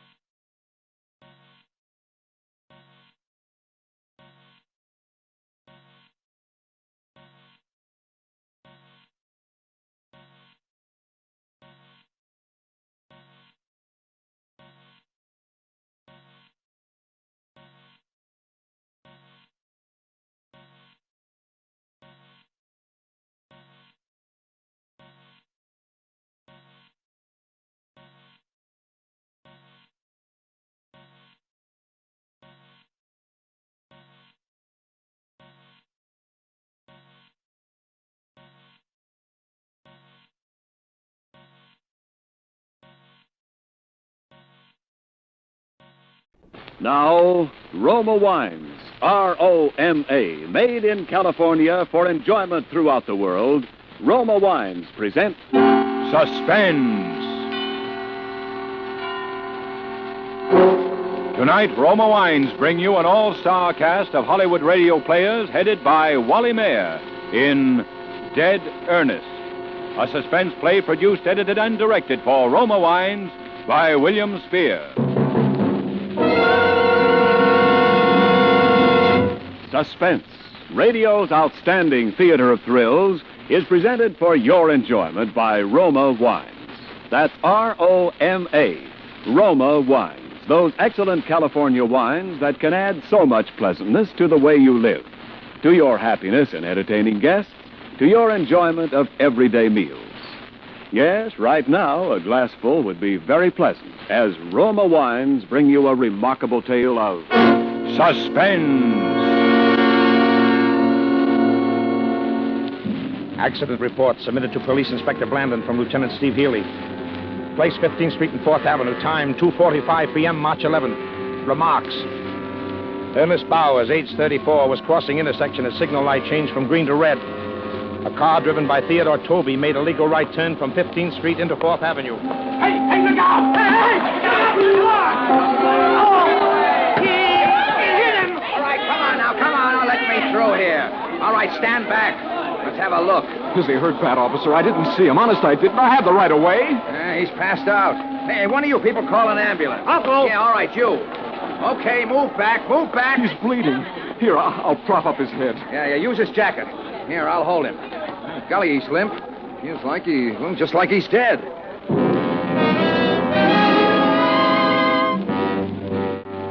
Yes. Ernest Bowers felt like he was dead. Ernest Bowers suffered from catalepsy, a strange disease. He carried at all times a note in his inside jacket pocket stating that he was a cataleptic, and that in the event of seeming death, his wife should be immediately notified, or his doctor in the event his wife is unavailable. The letter also requested that no autopsy or embalming should be performed on his body for 72 hours, although in his particular case, the duration of the attacks were usually 4 hours or less. Ernest Bowers also wore a sterling silver bracelet with an inscription reading, "Do not embalm me. I am not dead." Catalepsy is a disease of the nerves and mind. The physical condition of the cataleptic when he's under a spell closely resembles death in all aspects, including the primary stages of rigor mortis. Officer Abbott was on the scene of the accident. He administered first aid to the injured man before making out his report. There, that ought to stop the bleeding. Looks like just a cut on his forehead when he hit the ground. Nothing much. Well, he can't be hurt bad, officer. I didn't hit him hard. Yeah, that's right. It looked like just a little bump, that's all. All right. Clear back. Let's have a little air in here. I'd have to take down some information. All right, what's your name? Theodore Toby. Here's my license. Hey, you kids! Hey, what did those kids do? They picked up something off the street. I saw them. There's the ambulance. Oh, here it comes. Gee, I hope he's all right. It doesn't look like he's breathing. By gosh, he ain't. All right, I told you to get back. Come on now, ease back, all of you.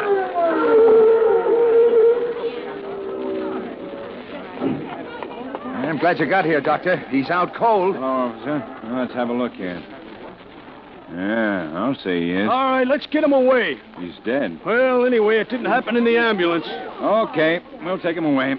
Keep him back, will you, officer? All right, keep back. All right, clear out. The show's over. Come on. That's the second one today. Yeah. Well, let's go. Come on. Whose coat was that he was laying on? I don't know. Did you pick it up? No. Hey, officer. Yeah? Where's the coat? Yeah? Oh, by golly, it's gone. Okay, never mind. Let's go, Payne.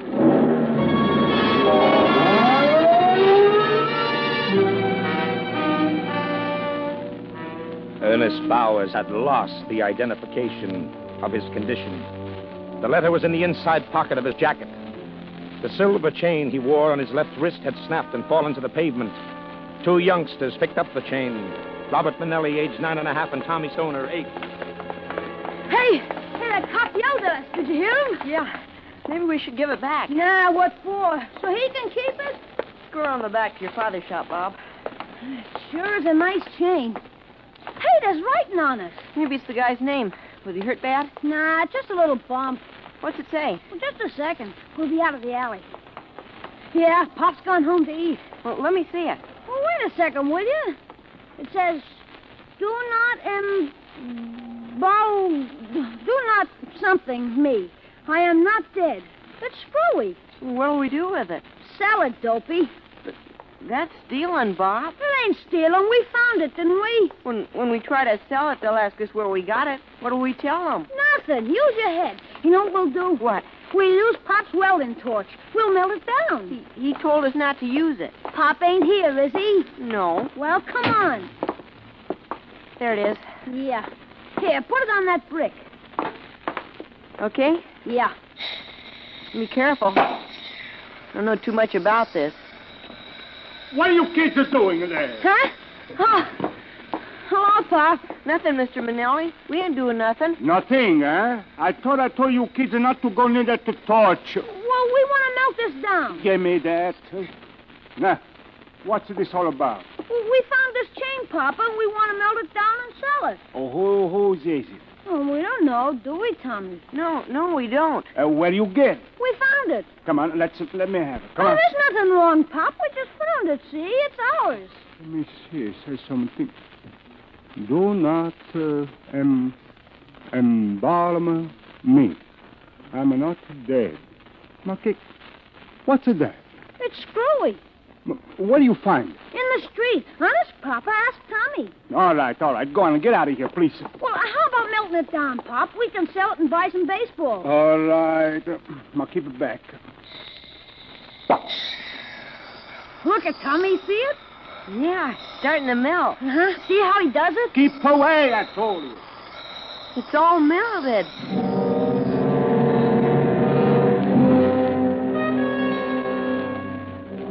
They sold the melted chain to a dealer for $1.30. $1.30. But the coat was the principal thing. In the coat, in the inside pocket, was the letter. The information about Bauer's condition was in the letter. The instructions that could save his life.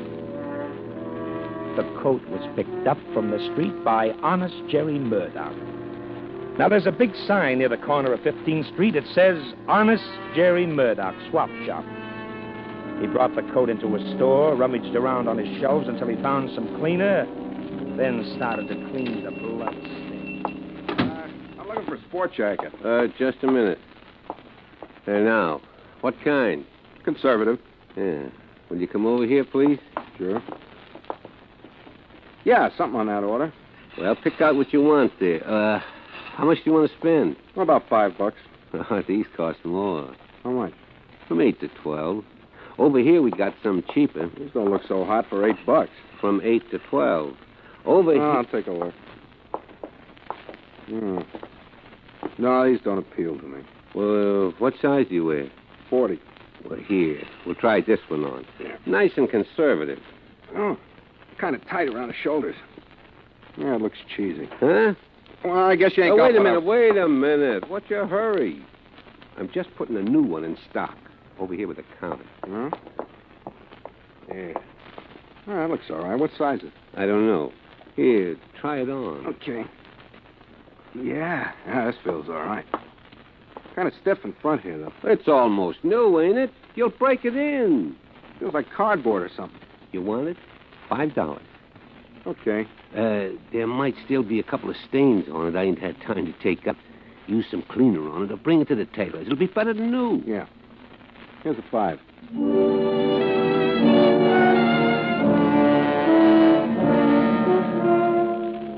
Ernest Bowers was brought to the receiving room of the Vedder General Hospital. The time, 4:10. If Bowers was going to awaken, it would probably be before 6:45. Intern on duty, Dr. Weldon, made out his report. He wrote it down while standing near the telephone switchboard. Now, listen, honey, get this guy's wife on the phone, if he's got a wife. Here's his wallet. Another dead one? Yep. Dead as a mackerel. I'm going to stay that way, too. His home phone is here. I'll give it a whirl. Let's see. Yeah.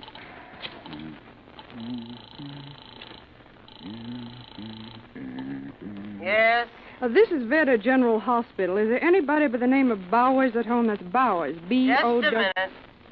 She's going to see. How did it happen? Accident. Automobile hit him. Funny. What's funny? Superficial cut on forehead. Apparently heart failure. I'm going to request an autopsy. I'd like to find out whether the heart disease was chronic or not. Hello? Oh, here she is again. Nope, nobody home. Is Mr. Bowers married? His wife says he is. Where can I reach her? There's been an accident. I don't know. She's out. Will you tell her to call the Vedder General Hospital? Yes. What happened? Mr. Bowers is dead. Can't reach her, huh? Nope. Gee, I'd sure like to do that autopsy. Maybe later, after he's gone to the morgue. Get me the orderly room. Okay, yeah, use that one over there, here. Okay. Hello? Hello, Payne? Yeah. This is Dr. Weldon. There's a delivery for you to go to the morgue. No? Yeah. Oh, I ain't had nothing to eat since... Yeah, since lunch.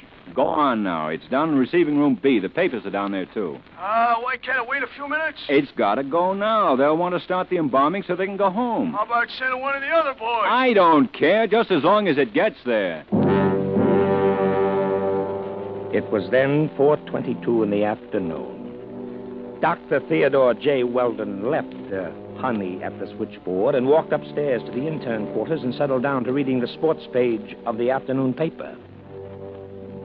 At that moment, if anyone had been in receiving room B of Vedder General Hospital, where the body of Ernest Bowers lay on the patient carriage, they could have seen a fly crawl slowly across the face of the dead man. They would have seen his nose twitch.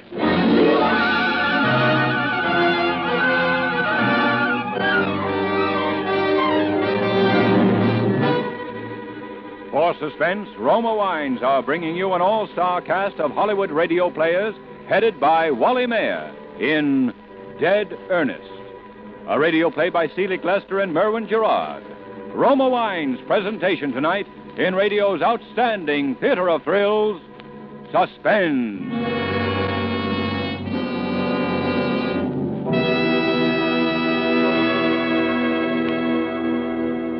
Between the acts of Suspense, this is Ken Niles for Roma Wines.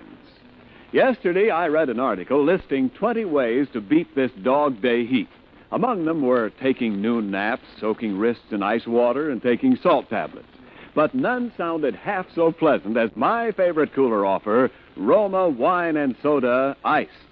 Yes, Roma Wine and Soda is one of Hollywood's favorite ways to keep cool. And no wonder, for Roma Wine and Soda is so light, so right, so easy to serve. And believe me, so cool to come home to. Just half-fill tall glasses with Roma California Sauterne or Burgundy or any other Roma wine type of your choice. Then simply add ice and sparkling water. In seconds, you're enjoying America's smartest, coolest summer refresher. And remember, because Roma is selected for you from the world's greatest wine reserves, refreshers made with Roma are better tasting naturally. So, for cool contentment all summer long, at low cost, serve and enjoy Roma Wine and Soda. That's R-O-M-A, Roma Wines. Largest selling wine in all history. And now, Roma Wines bring back to our Hollywood soundstage Wally Mayer, who, as Police Lieutenant Healy, heads an all-star cast of Hollywood radio players in Dead Ernest, a tale well calculated to keep you in suspense.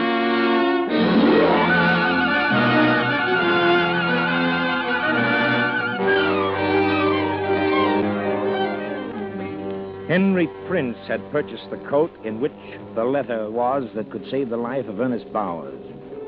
When Henry Prince left the second-hand clothes store, he stopped to have a chat with some friends, made some purchases at the grocery store, and started home. The time, a few minutes after 5. He lived about 2 blocks from the scene of the accident. His wife was waiting for him. Well, how do you like it for $5? Oh, it looks all right. What's that? A spot? Where? I'll take it off for a second. Yeah, sure. Wonder what it is. Oh, he said there were a couple spots. Cleaner will take them out. Yeah, it looks like it might be. What's this in the pocket? I don't know. Oh, honestly. To whom it may concern, please open and read. Oh, that's what Mr. Phelps did. This note is carried on my person wherever I go. It is to advise responsible parties that I am a cataleptic. That if it appears as though I am dead, I am not. And that my body is not to be molested for a period of 72 hours, neither by autopsy nor by embalming, although the maximum periods of my attacks usually do not exceed 4 hours. Please telephone my wife, Mrs. Margaret Bowers, at Fulton 11231. This is a boarding house. Address 841 West 25th Street. If she is not there, please try Axminster 43422. This is the number of Dr. Benton. It is of vital importance. It may mean my life. Thank you, Ernest Bowers. That's a funny one. Where'd you get the coat, Henry? Get honest, Jerry Murdoch. I wonder what we can do. Well, nothing. It's probably forgotten already. Somebody sold the coat to him. Forgot to take the letter out. No, it doesn't sound like something a guy'd forget. Ah, the devil. Well, it might be important. Look at that, Henry. Hmm? Those spots look like blood. No, too dark. That's the color blood turns. I'm going to telephone that number. Go ahead, but I think you're wasting your time. All right.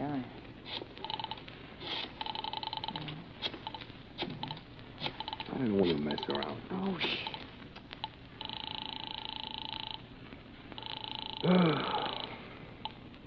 Hello. I'd like to talk to Mrs. Bowers. She ain't in. Well, how do you know? You didn't even She go... went out. You ain't the first after her. Who else wanted to get in touch with her? Somebody, I don't know who. Oh, well, thank you. Hey, you see, you're wasting your time. Oh, I'm going to try that Dr. Benton. Oh. Westminster, 43422. Look, I'm hungry. Oh, busy. How about some dinner? It's cooking. You know, I just can't get it out of my head. That guy, whoever he is, lying there, and people thinking him dead when he ain't. Maybe doing things to him. What's embalming? Well, they do that at the morgue. It's preparing his body for burial. I think they take all the blood out of his veins. Well, that would kill him if he wasn't already dead. Well, couldn't kill him no deader. Henry, I'm going to find out about that coat. Where's this place you bought it? Honest? Oh, now, wait a minute, Francis. Look, I put in a good day's work. I'm tired. Listen. I don't want to run around the city looking for something I don't even know about. Well, I'll go myself. Now, how about me at home here while you go out? I want to eat. I'm hungry. Well, dinner won't be ready for another 15 minutes anyway. Where is the place? Oh, all right. I'll go with you.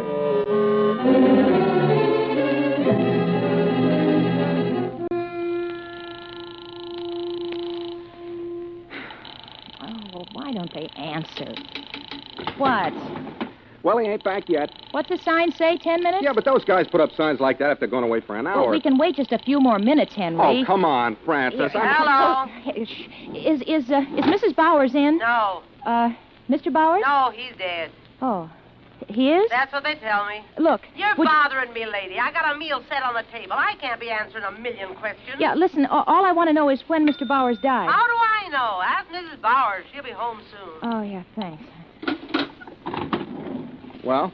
Mr. Bowers is dead. I found that out. Well, see, I told you. Well, what about the letter, then? What if he ain't dead? What if they only think he's dead? Well, what do you want to do? Wait here all night? No, I'm going to go down to that place where you bought the coat. You're going traipsing around the whole city? If I have to. Well, without me, then. Well, all right. Do as you please. I'll be home. I'm hungry. If you think more of a crazy letter than you do of feeding your own husband, then that's all. What do you mean that's all? That's what I said. That's all. Oh, Henry, the trouble with you is you just don't have no imagination. No, I just don't have no imagination. I'm just a home-loving guy. That's all. I don't go sticking my nose where it don't belong. Well, go on home, then. I'll find out about it.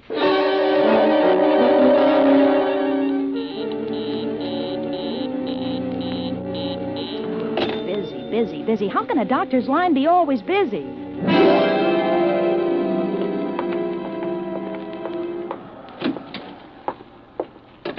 Say, pardon me. Sure. What do you have? I just want to find out about the man next door. Do you know when he'll come back? Who, Honest Jerry? No. Ain't he there? No, there's a sign on his door says he'll be back in 10 minutes. I've been waiting for him for more than a half hour. Oh, maybe he went home. Oh, yeah. Do you know where he lives? Search me, lady. Well, he will come back. Oh, he's usually there when we close up here. That's about 7 o'clock. Yeah, well, thank you. Oh, officer. Yes, ma'am? Officer, do you know where the fellow who owns that swap shop lives? No, ma'am, I don't. Oh. Well, I want to get in touch with him. There's a sign in his door. Why don't you ask him, ma'am? There he is now, just going in. Oh, gee, thank you. Mr. Murdoch? Mr. Murdoch? Yeah? Oh, gee, Mr. Murdoch, I'm glad you came back. I was just having a bite to eat. Yeah. Come on in. Thanks. What can I do for you? You sold my husband a jacket, a sport jacket, this afternoon. Did I? What kind? It was a light blue one. It had a few stains on it. Oh, I'm sorry. I can't take anything back once it's sold. No, I don't want to give it back. Where'd you get it, Mr. Murdoch? I don't even know which one you're talking about. I sell a lot of It stuff. must have been just a few hours ago. Blue with thin red boxes. Oh, what about it? Where'd you get it? What do you want to know for? Well, because there was a letter in it, an important letter. I don't know. How can I remember where I got it? Long ago. Was it long ago?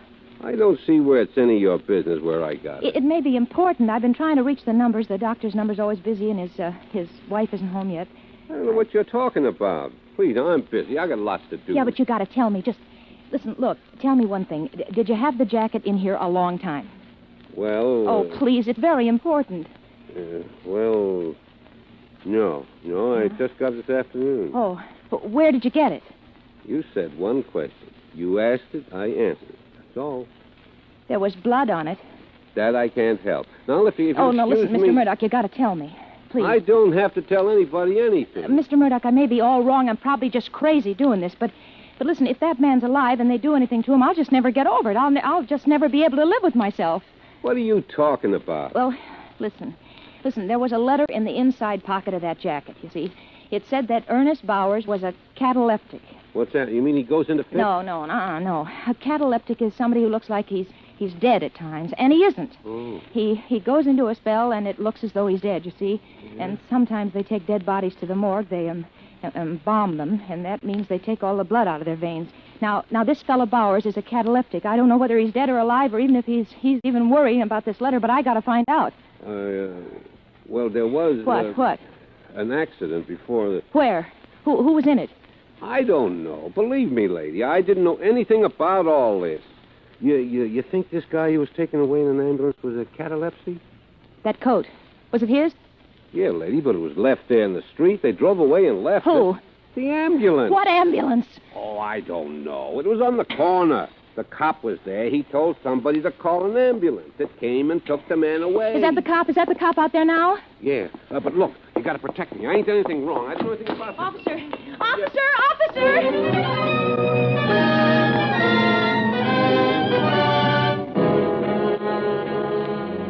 Ernest Bowers lay on a slab in the morgue. If he were alive, probabilities were that he would regain consciousness before 6:45. The two embalmers on duty at the time had decided to get a bite to eat when the phone rang. I know, but we're going out to eat. Yeah. Oh, I know another one just came in. We got it here.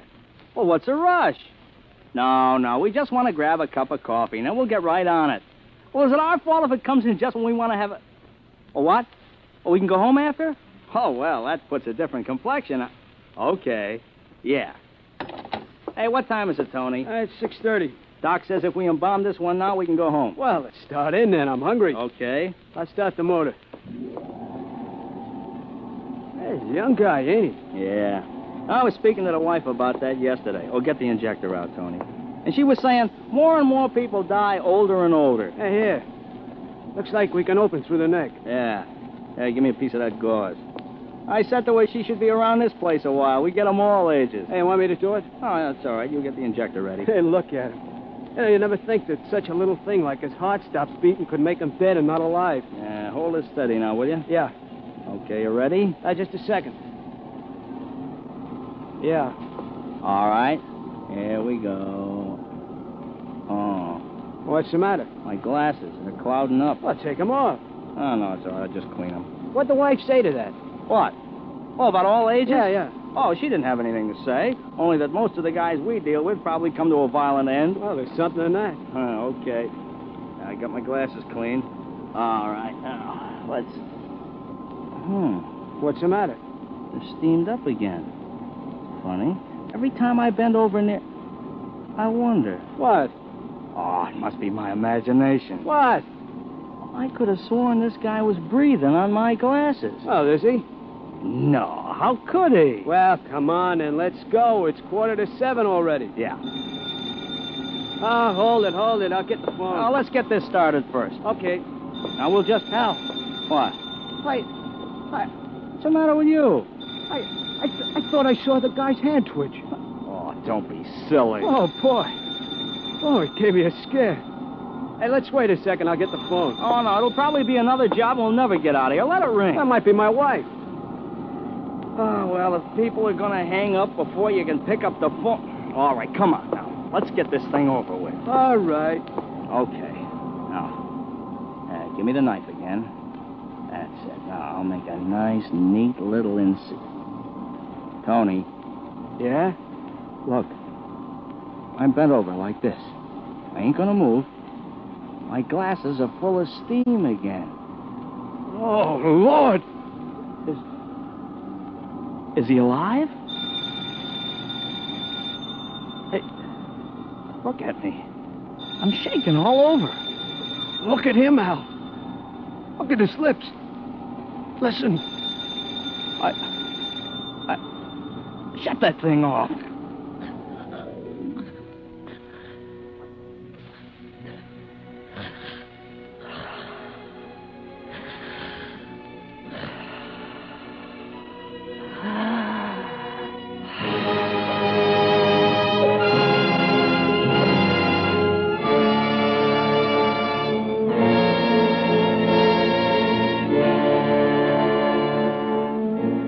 Apparently, the life of Ernest Bowers was worth $1.30 for a silver bracelet and $5 for a blood-stained jacket to honest Jerry Murdoch.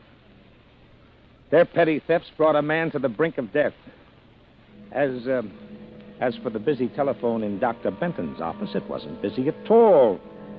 The good doctor had unwittingly replaced the receiver on the stand incorrectly. There's just one more episode which perhaps doesn't belong in an accident report, but which I would like to include. After regaining full consciousness, Ernest Bowers put in a telephone call from the morgue. Hello? Hello, Mrs. Brawley.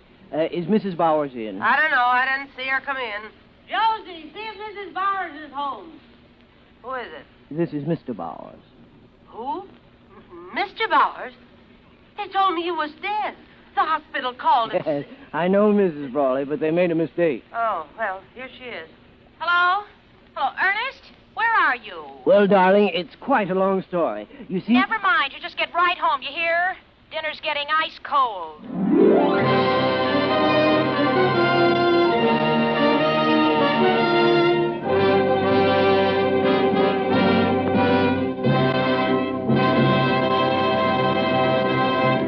Suspense.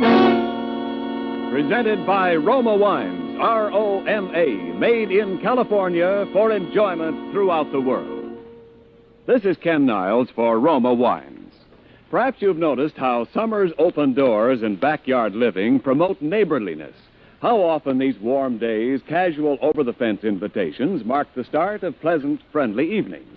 More and more, the keynote of such friendly hospitality is Roma Wine Lemonade, a tall, cold refresher that's an invitation to settle back and enjoy life. Guests enjoy the tangy, thirst-quenching refreshment of Roma Wine Lemonade. Hosts acclaim Roma Wine Lemonade because it costs so little, is so easy to prepare. You simply squeeze half lemons into tall glasses, add ice, and pour 3/4 full with Roma California Burgundy or any other Roma wine type you prefer. Then fill with water, sweeten to taste, and you have refreshers that make thirst a pleasure. And remember, Roma wines are selected from the world's greatest wine reserves. That's why refreshers made with Roma are better tasting every time.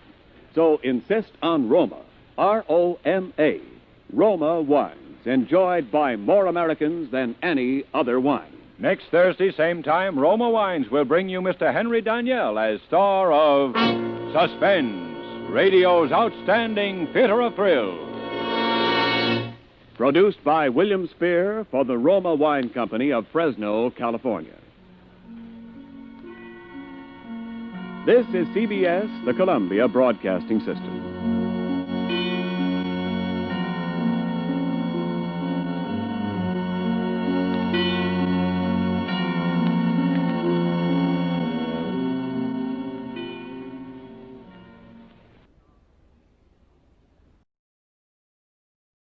Now, Roma Wines, R-O-M-A, made in California for enjoyment throughout the world. Roma Wines presents Suspense. Tonight, Roma Wines bring you Mr. Henry Daniel as star of The Last Letter of Dr. Bronson, a suspense play produced, edited, and directed for Roma Wines by William Spear. Suspense, radio's outstanding theater of thrills, is presented for your enjoyment by Roma Wines. That's R-O-M-A, Roma Wines. Those excellent California wines that can add so much pleasantness to the way you live, to your happiness in entertaining guests, to your enjoyment of everyday meals. Yes, right now, a glassful would be very pleasant, as Roma Wines bring you Henry Daniel in a remarkable tale of suspense.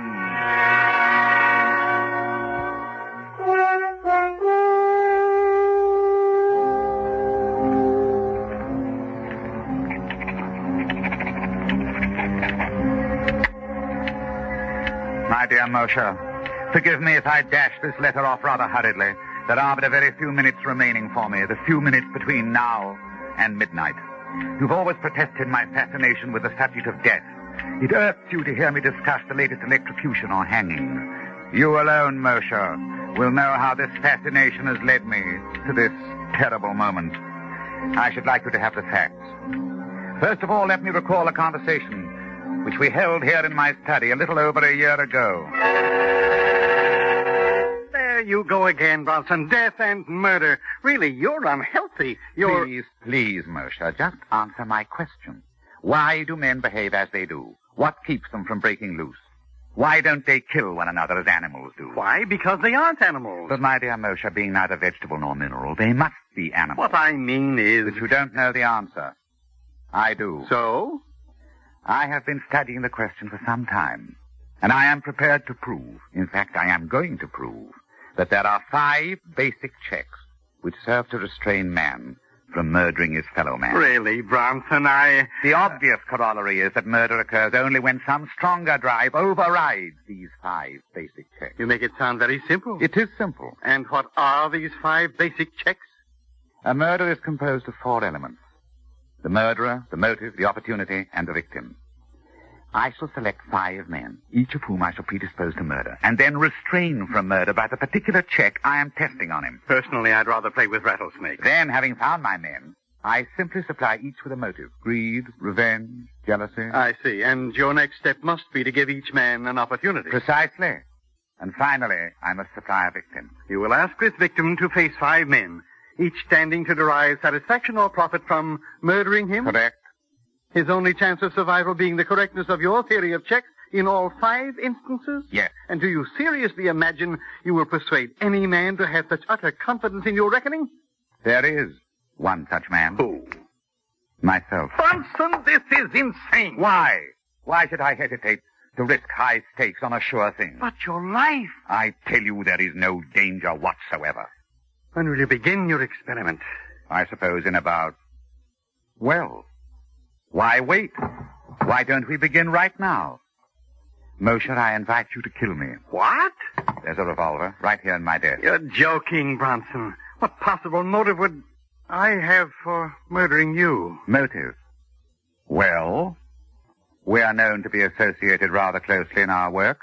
You'll come naturally into my entire practice.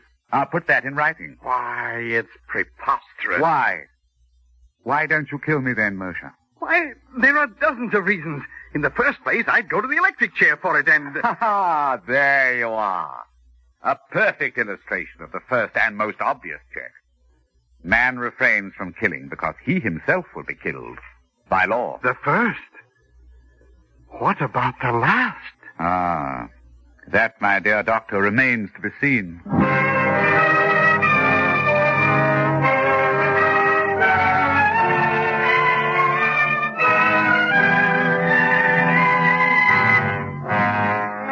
Suspense, Roma Wines are bringing you Henry Daniel in The Last Letter of Dr. Bronson, a radio play by Richard Craig and Leonard Sinclair. Roma Wines' presentation tonight in radio's outstanding theater of thrills, Suspense.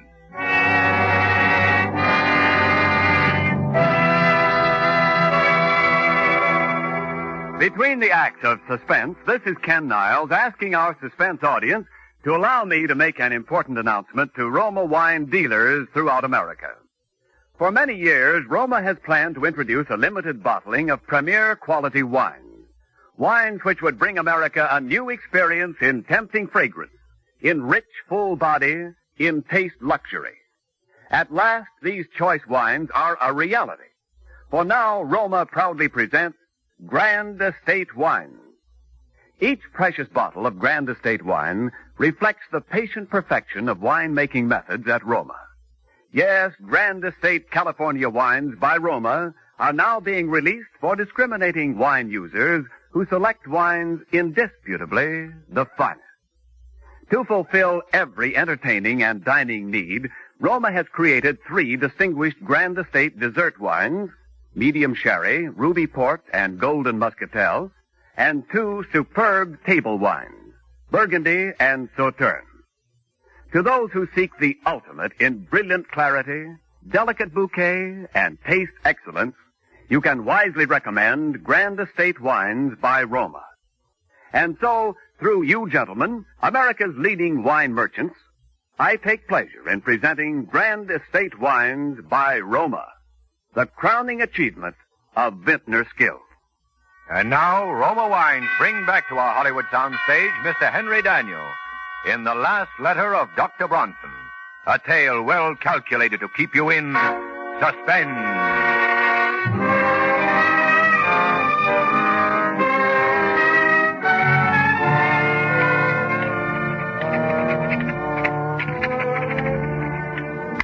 And so, my dear doctor, you yourself illustrated the first of my 5 positive checks which restrain man from murder. Fear of the law. That was more than a year ago. The remaining checks have not been so simple. I had to locate my 4 subjects. I had to cultivate the friendship of each, so that when the time should come to confront him with my proposition, I should be certain of how he would act. The first of my 4 potential murderers was a clerk named Totten. Totten was badly in debt. His wife was in the hospital about to undergo an expensive operation. And he was a deeply religious man. We went to church together on Sunday evenings at St. Stephen's, right around the corner from my apartment. One Sunday evening after the service, I asked him up to my apartment, and as we walked along, we talked. You know, Dr. Bronson, I was talking about you to my wife the other day before they took her to the hospital. I was saying what a great comfort it was to be with you these Sunday nights. Oh, now, come, Mr. Totten, you embarrass me. No, I mean it. In the world today, too many people seem to feel that they no longer need their God. Yes. Their lives are void of the great thing you have in your faith. Church is a great comfort to me, and I do need something to cling to in times like these. Totten, you could make rather good use of $5,000, couldn't you? It isn't like you to make fun of my poverty. I am quite sincere. You know what even $100 would mean to me, and at present more than ever. Yes, with your wife's misfortune. Oh, isn't this your apartment that we're passing? I want to go in the side way. We should be unobserved. Unobserved? You'll understand presently. Please come into my study. Now, if you'll take this chair opposite my desk. Thank you. Totten, you said that even $100 would be a great help to you. Here in my desk, I have this little package containing $5,000. It's yours. What could I do for you that would be worth all that money? Let me explain. My doctor called on me yesterday, and he told me, well, to be quite frank with you, Totten, he said that I was slowly going mad. Oh, no, Doctor. That couldn't be. I'm quite all right at present, but it's only a matter of time. And I'd rather not have to face it.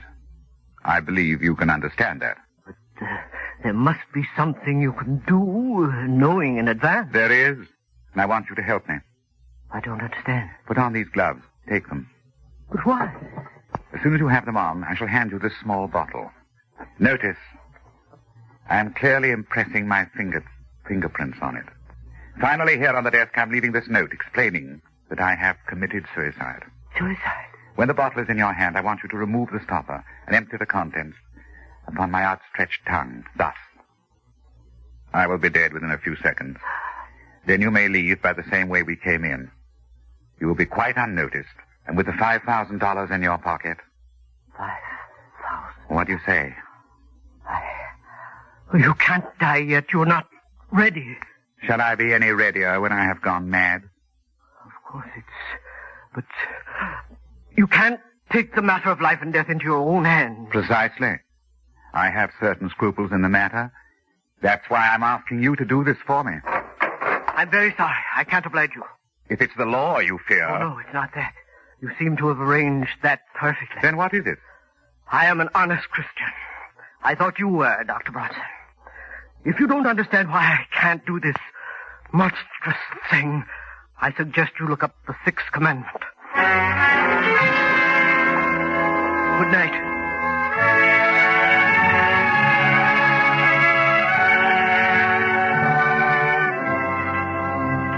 So, Moshe, my second point was proved. Man refrains from killing because it is against his religious principles. The hands of the clock now read 15 minutes to midnight. 1/4 of an hour in which to complete this report. My third proposition called for an entirely different sort of man. In fact, the very antithesis of Totten. For a number of nights I frequented the rougher districts of the city. At first I had no luck. Then, one night, I came upon my man very unexpectedly. I was walking along one of the darkest streets. There was no one in view. You dirty rat!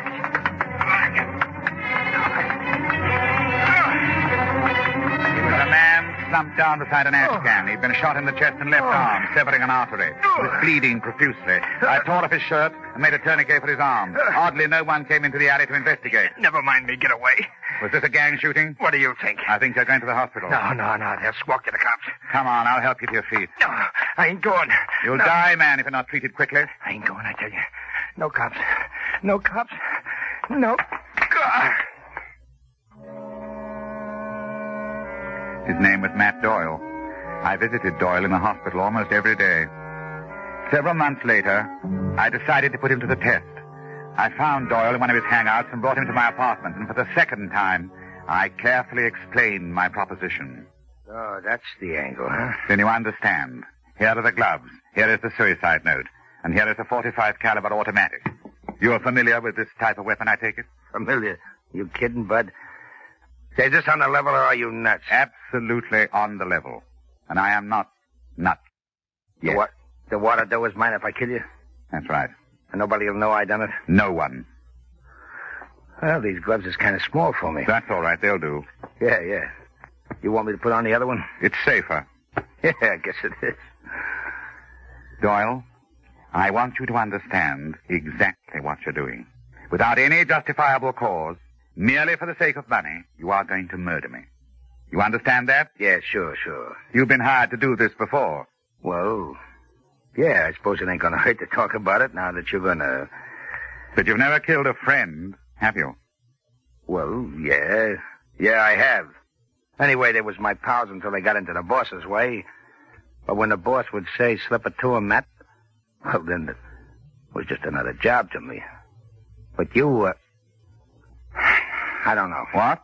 No, I can't do it. But I thought you said... Here, take these gloves. Afraid of the law? No, I'm not. What's the matter, then? Is it because I'm your friend? No. It's more than that. It would be an act of true friendship. No. I can't do it. Look, I'm sorry, Doc. I ain't the guy.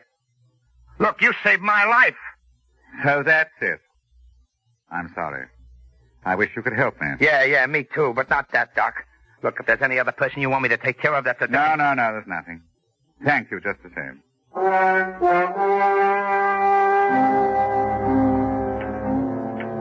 There was my third proposition. Man will not kill fellow man if a sufficient degree of gratitude has been invoked. Even a professional killer, one of the lowest examples of human life, such as Doyle, could not bring himself to murder his benefactor.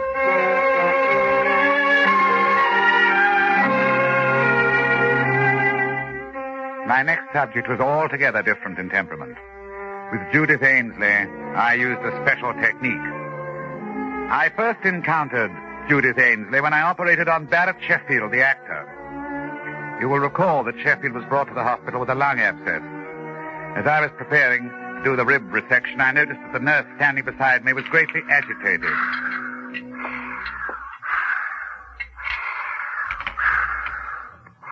Retractors, Doctor. Thanks. Doctor, do you think this is advisable? What? His dyspnea is more pronounced. Listen. Baines, another hemostat, please. But he's getting blue. Doctor, do you think you really should? He's cyanotic. Miss Ainsley. I'm sorry, Doctor, but if anything... Doctor. Caffeine, quickly. Please, quickly. Stethoscope. Here it is. Well, that's that. Yes. That's that. Miss Ainsley, what's the matter with you?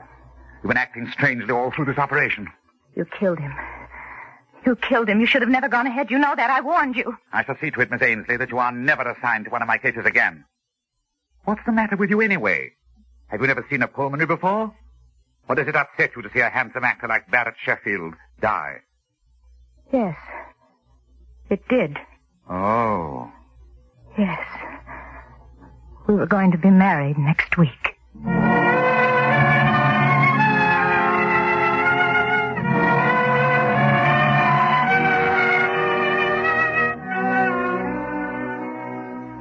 If I ever saw hate, cold, undying hate, it was in that girl's eyes.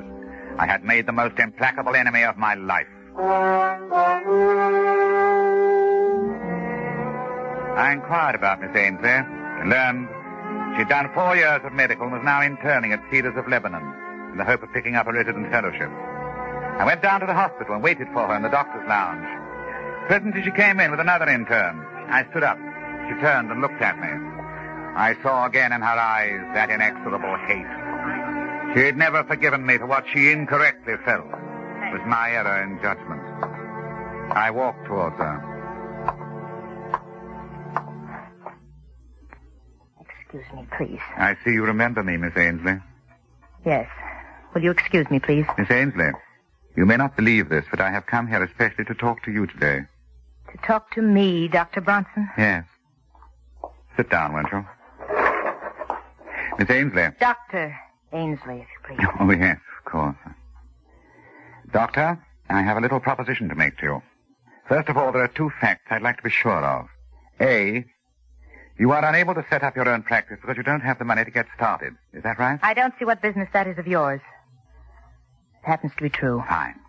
Fact B, you still hate me and feel a strong desire to be revenged for the wrong which you consider I have done you. Yes, I'm afraid that's true, Dr. Bronson. Good? Good? Yes. You see, I want to pay someone to murder me. So once again, takingly set forth the simple conditions. I'm not sure that you're entirely sane, Doctor. Go on, you interest me. You see, it's my heart. I've had considerable damage. Coronary occlusion. Had to spend 6 weeks on my back. Just got up last week. Naturally, I was given digitalis. Yes, I see, Doctor. You've been heavily digitalized, and if someone were to give you an injection of calcium gluconate, you would have an immediate heart block. Dead within a few minutes. Exactly. A simple error of judgment, unavoidable. $5,000. My own practice. You'd better be careful, Doctor. You may tempt me a little too far. I thought you'd find it an attractive proposition. It'll only be an error. I will say that I'm feeling badly again, a recurrence of my pericardial pains. I'll go back to bed and ask that you be assigned to take care of me. The rest is simple. No one would ever expect you to know I had been digitalized. Still, if I were on my toes, I would naturally go over your case history before giving medication of any kind. Well, yes. I suppose that's true. Professional people might think you've been a little lax. Might not have the highest regard for a new doctor who launched a career with such an unfortunate, such an unprofessional incident. And just a slight stain on your reputation for a very short while. Ah, yes. You're very clever, Doctor. You knew that would do it, didn't you? I want to thank you. You've done me a great service. You mean you'll do it? You've reminded me that nothing, no money, revenge, nothing can be worth the slightest shadow of suspicion in a doctor's career. No. No, they'll never say that I lost my patient because of an error in judgment. You see, I once knew a doctor who did.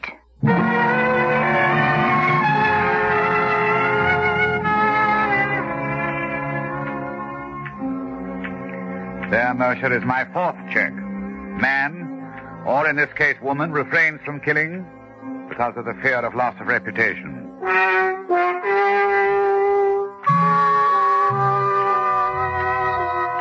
Now, I come to the testing of my 5th subject. A man who would not murder because he couldn't bear the sight of blood, much less the responsibility for shedding it. Lederne was my man, and I found him shortly after my search began. On that day, I saw him turn a ghastly white as a fast-moving car ran over a small dog which had run into the street. Lederne clutched at his throat and fell in a dead faint. I, of course, made it my business to become acquainted with him. I hadn't seen him for more than 4 months until tonight. He'd changed, I noticed, as he took his place at my desk. He's thinner. His dark eyes seemed blacker than ever. And so now, for the 5th and last time, I explain the necessary details. And I have arranged everything necessary, Lederne, to give the appearance of suicide. Here is the farewell note which I have written. It will look like suicide. That's right. And here is the knife. It is with this knife that apparently I shall have killed myself. Notice how sharp it is. Notice I am carefully putting my fingerprints on it. You've arranged everything?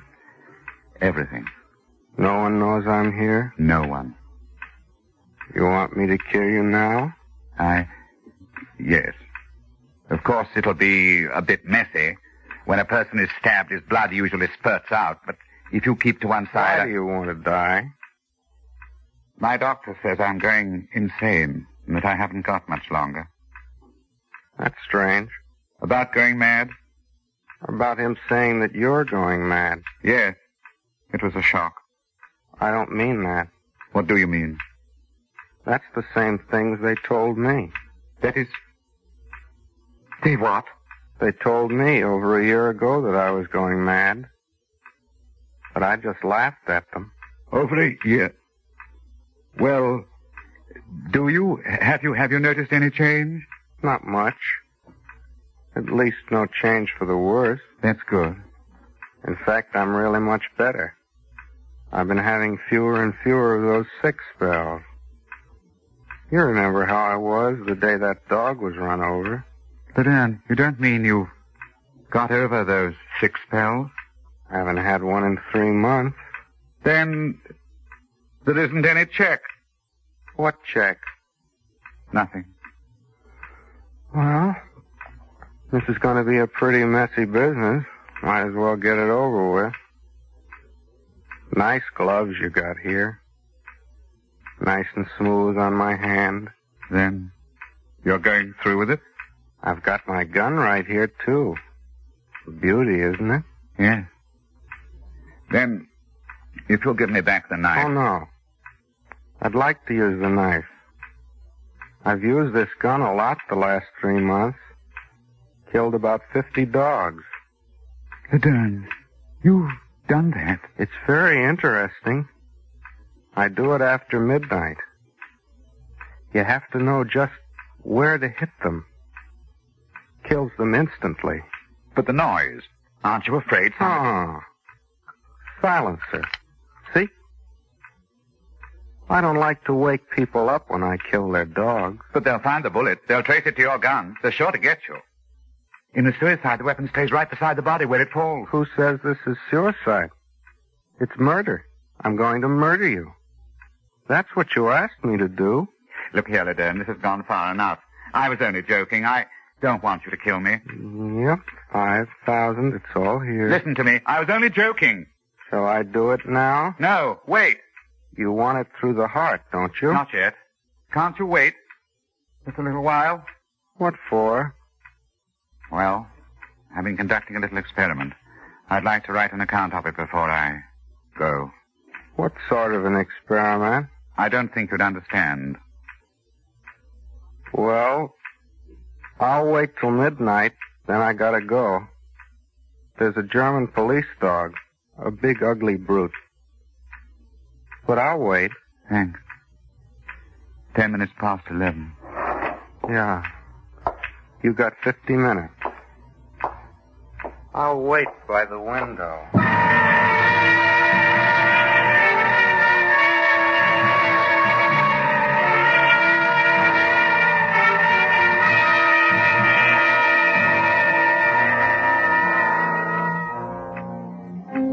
And so, Moshe, my experiment has ended. Strange, isn't it? That the one thing I didn't count on was the choosing of a subject who would not respond to my checks, who in fact has no checks at all. For insanity knows no restraint. Dr. Bronson, it's midnight. He's waiting at the window. It's strange. I'm beginning to understand exactly what is going on in his mind. I wonder why. Now, I shall sign my name for the last time and lay down my pen. Then I shall look up and say, "All right, Ledern."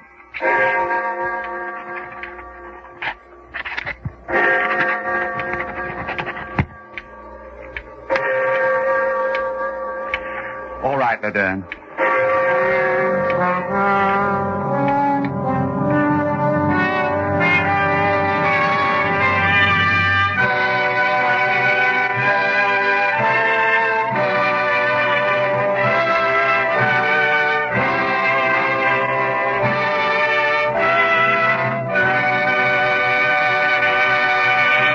Suspense. Presented by Roma Wines. R-O-M-A. Made in California for enjoyment throughout the world.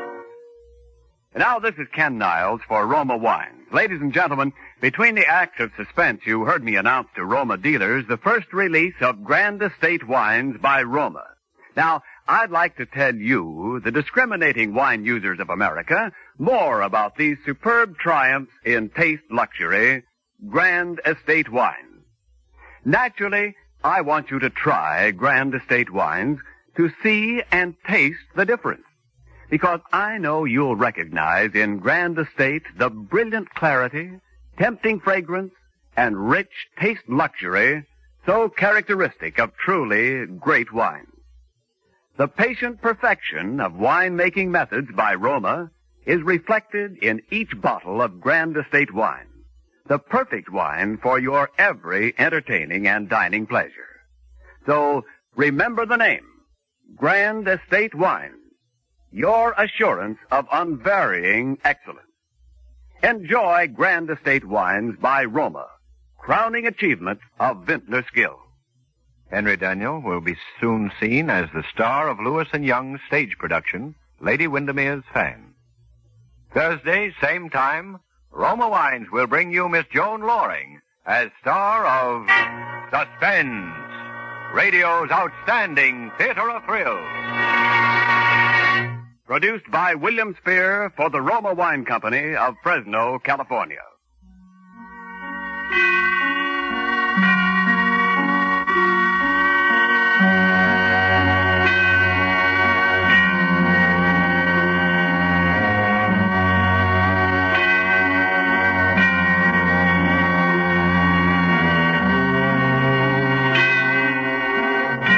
Suspense is broadcast from coast to coast and to our men and women overseas by shortwave and through the worldwide facilities of the Armed Forces Radio Service.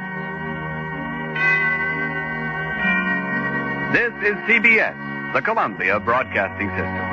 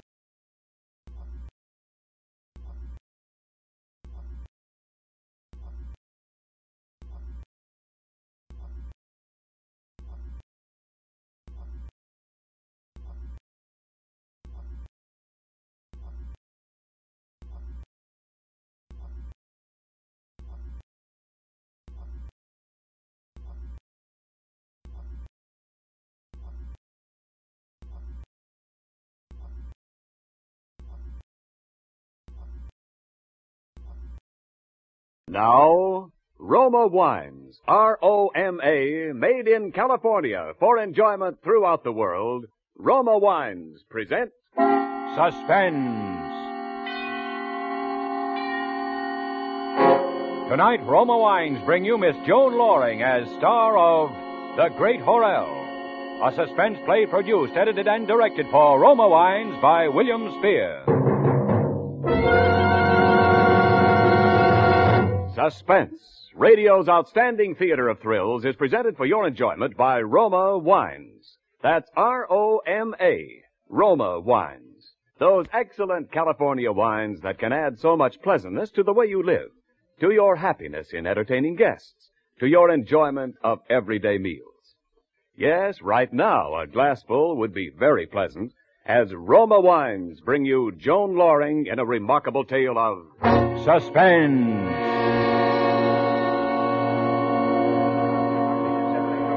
Court will come to order. Is counsel prepared to proceed?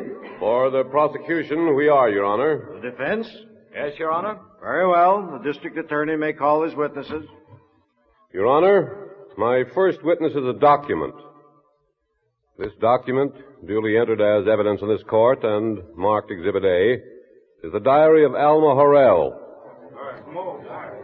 I should like the court's permission to read from this diary certain entries, beginning with May the 14th, which I consider to be relevant to this case.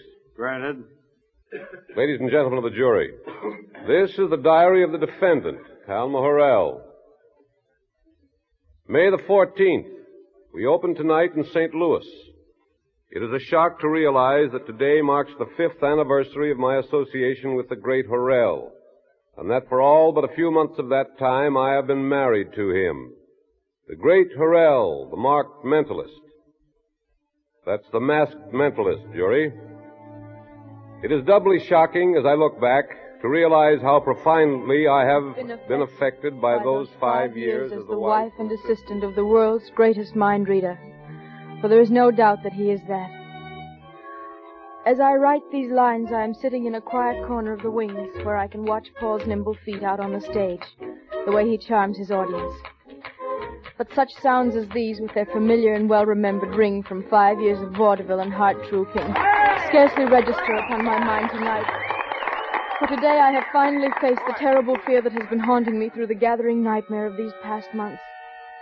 If I have not faced it sooner, it is because my mind quailed before the thought and all its implications. The evidence has always been there in 1,000 little acts and instances almost from the first.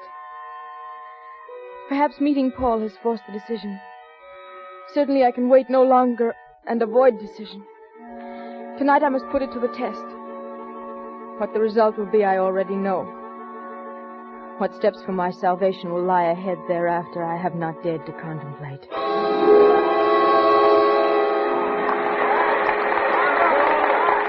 you. And now, ladies and gentlemen, a final demonstration. I'll ask a member of the audience to step up here on the stage and blindfold me. You, sir, the Great Horrell, thanks you. You have a handkerchief, sir? Yes, sir. Good.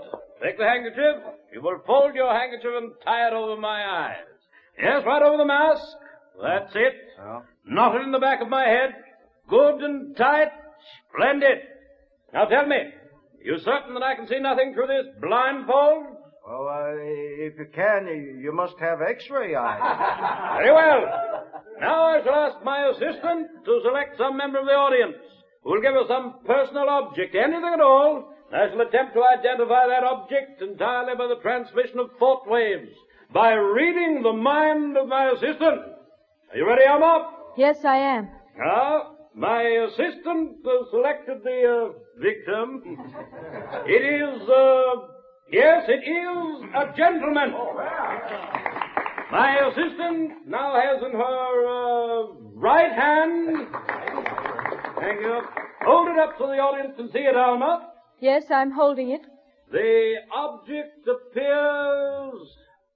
it's very difficult. But the object appears to be a picture. Yes, it is a picture. A picture of a middle-aged man. He has a beard. It is a picture of Abraham Lincoln on a $5 bill. Please. Now I will ask my assistant to concentrate all her faculties on the serial number of that $5 bill. Do you have the number well in mind, Alma? Yes, I have. Good. Will the gentleman take the bill back again, then, please? Does the gentleman now have the bill in his possession again? The gentleman has. Concentrate, please, Alma. No, I'm not getting it. Now, that's better. Yes. Yes, the serial number of the $5 bill the gentleman has in his hand is, B425333197D. Is that correct? That's right. I thank you.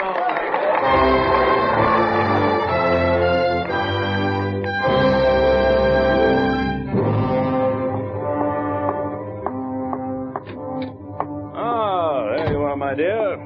Congratulations. You were practically perfect tonight. Martin, I want to talk to you. By all means. No, turn around. Look at me, Martin. This is terribly important. It also happens to be quite important for me to get this grease paint off. Go ahead, Alma. I'm listening. Martin, you just said I was practically perfect tonight. Yeah, you were indeed, my dear. Your signals came through with unusual clarity. But, Martin, Good heavens, Alma, you've been doing this long enough to know what I mean. Martin, I didn't give you any signals tonight. What? I didn't give you any signals. Very well. The word then is not perfect. You were miraculous. Does that suit you better? Martin, look at me. Don't you see what that means? What's the matter with you, Alma? You can read my mind. Can I? You can read my mind, Martin. Oh, very well, Alma. If you wish to believe that, I'm sure it can only have the excellent effect of making the act even more believable to the audience. Martin, I can't go on this way. Alma, this is all a lot of nonsense, you know. No, it isn't. You haven't even denied it. I've seen it coming for months. Little things at first, Martin, at home, on the street, until my most intimate thoughts weren't my own. Until my mind wasn't my own. Until I have no mind. Just what is this little scene leading up to, Alma? Martin, you've got to let me go. You've got to set me free. Let you go? Yes, give me a divorce. Oh, Alma, you're being hysterical. Martin, please. Alma, I've devoted 5 years to my association with you. I've trained you until you were perfect. I'm sorry, Martin. I'm sorry for all that, but I've got to have my freedom. Are you thinking of Paul Wilson? You know what I'm thinking. I see. And you do understand, Martin. I understand that you'll be of very little use to me in your present condition. Never. I can never go on again. Very well. It just so happens I received only this afternoon a very lucrative offer from Australia. What? They'll even supply a partner, apparently not fully appreciating your importance in the scheme of things. I shall accept. Oh, thank you, Martin. I shall accept. But I shall return in about 3 months. Meanwhile, we shall forget Paul Wilson, won't we? I shall expect you to be fully rested when I return, and in a reasonable frame of mind. Rested? And as for your freedom, Alma, understand this. You'll never, never be free from me. Set your mind to that. My mind. My mind.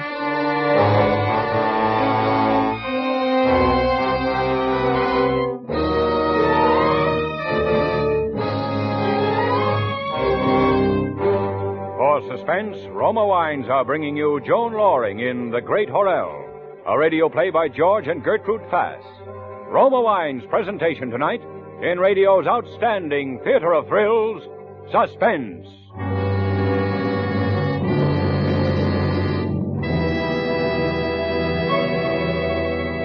Between the acts of Suspense, this is Ken Niles for Roma Wines.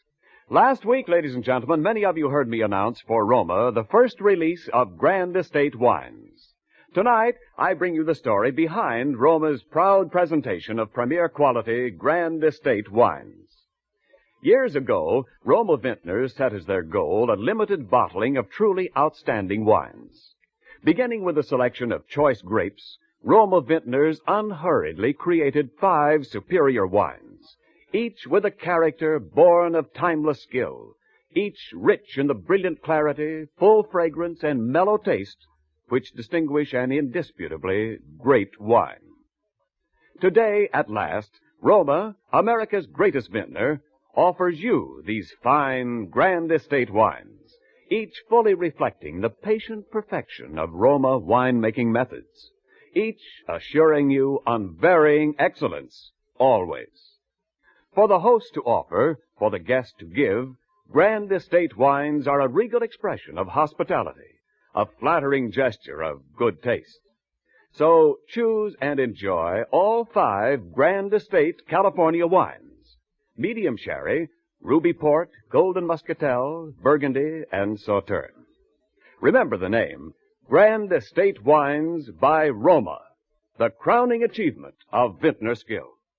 And now, Roma Wines bring back to our Hollywood soundstage Joan Loring as Alma in The Great Horrell, a tale well calculated to keep you in suspense.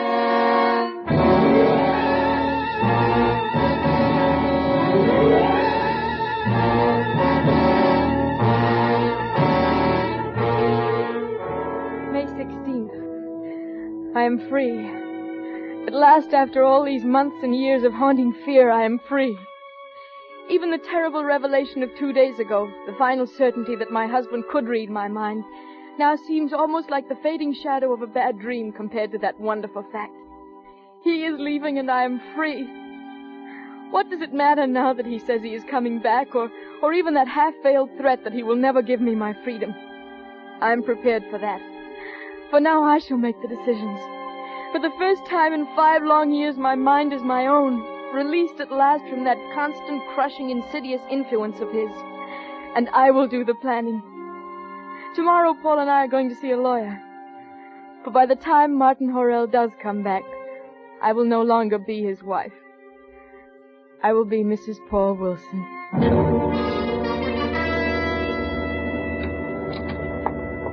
Can I help you? Mrs. Martin Horrell to see Mr. Banning. Do you have an appointment? Yes, for 2 o'clock. Have a seat, please. Thank you. Mrs. Horrell to see Mr. Banning. Thank you. Mr. Banning will see you in just a moment, Mrs. Horrell. Thank you. Oh, Paul, darling, I can hardly believe it. I know. How long will it take? 6 weeks if I go to Reno. Can we manage that, darling? Sure, we'll manage it somehow. How do you think Horrell is going to take it? I don't care how he takes it, do you? Maybe I'm a cad and a homewrecker, but I don't. Silly. I only wish you'd wrecked it years ago, what there was of it. After all, Paul, what can he say? He left me, didn't he? In spite of all his high-flown speeches about coming back after me and never giving me my freedom, he did leave me. Sure. Although I'll never know why you didn't leave him long before this. Because, Paul, I'm not sure that I could have. Not sure that you could have? I'm not sure he'd have let me. Yes? Yes, Mr. Banning. Mr. Banning will see you now, Mrs. Horrell. Thank you. Just go right in. Come with me, Paul. No. No, Paul, you wait here. Ah, Mrs. Horrell? Yes. Sit down, please. Thank you. Now, what can we do for you? Well, you see, Mr. Banning, I'm married to a vaudeville artist, Mr. Martin Horrell. Mm-hmm. We've had an act together for the past 5 years, a mind-reading act. The Great Horrell, it's called. Oh, yes, I believe I've heard of it. Yesterday, my husband left me. He's gone to Australia. I see. And so I want to... Yes? And so I want... You want legal counsel, Mrs. Horrell, hmm?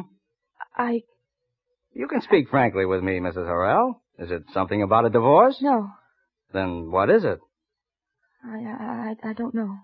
You don't know? No. Well, there's not much we can do for you if you don't know what it is you want us to do for you. Now, is there? No. Well, then, I suppose you come in at some later time when your mind is really made up. Yes, sir. All right. I'm very sorry. That's all right, Mrs. Horrell. I quite understand. Good day. Good day. Oh. Well, that was quick. Alma, what's the matter? It's nothing, Paul. You're white as a sheet. What happened? We're going to have to wait a little while for the divorce. Wait? Why? Paul, it's a lot more complicated than I thought. How could I tell him? We'd been so sure of happiness. And then this. I knew what it was, of course. I knew it the moment I tried to say that one divorce. And now the incredible, the terrifying fact stares me in the face. That Martin Horrell still reads my thoughts. Separated by thousands of miles, he still has the power when he wishes to invade the innermost recesses of my mind as easily as he would walk into a drawing room. I know because I felt his presence there. And so I shut off my thoughts, emptied my mind as I have always done to guard my slightest secret. But what am I to do now? I must think. I must plan very carefully. I dare not tell Paul if I possibly can avoid it. An even more horrifying thought. If Martin Horrell's mind exerts such power over me as this, how much further can he go? How much further can he go?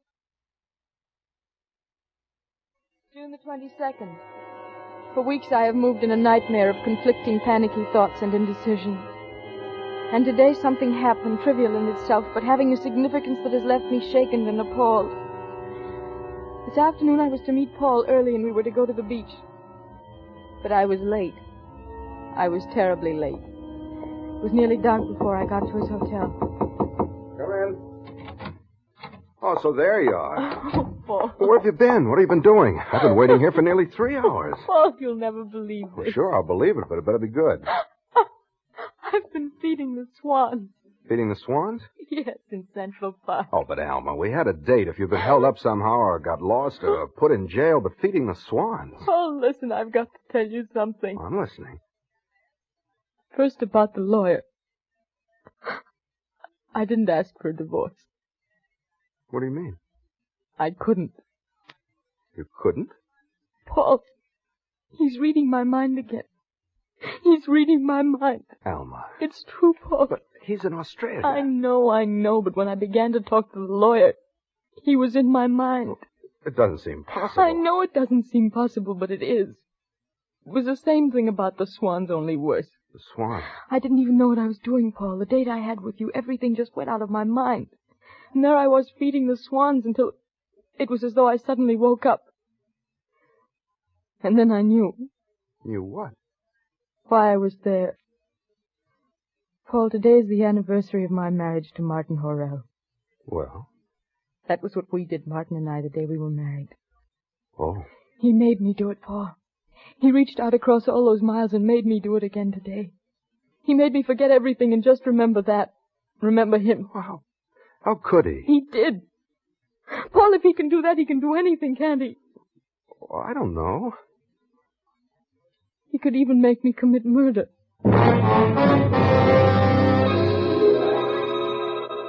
July 7th. Yesterday I bought a gun. I don't know why, but something told me that I must. And today I found my opportunity to use it. It was early in the afternoon. I was in Brooklyn. I did not know why. And then I was going into a theater. They were playing a combined bill of a current motion picture and vaudeville. Again, I did not know particularly why I was there, but it seemed quite natural. I found a seat near the back of the house. A new act was just beginning.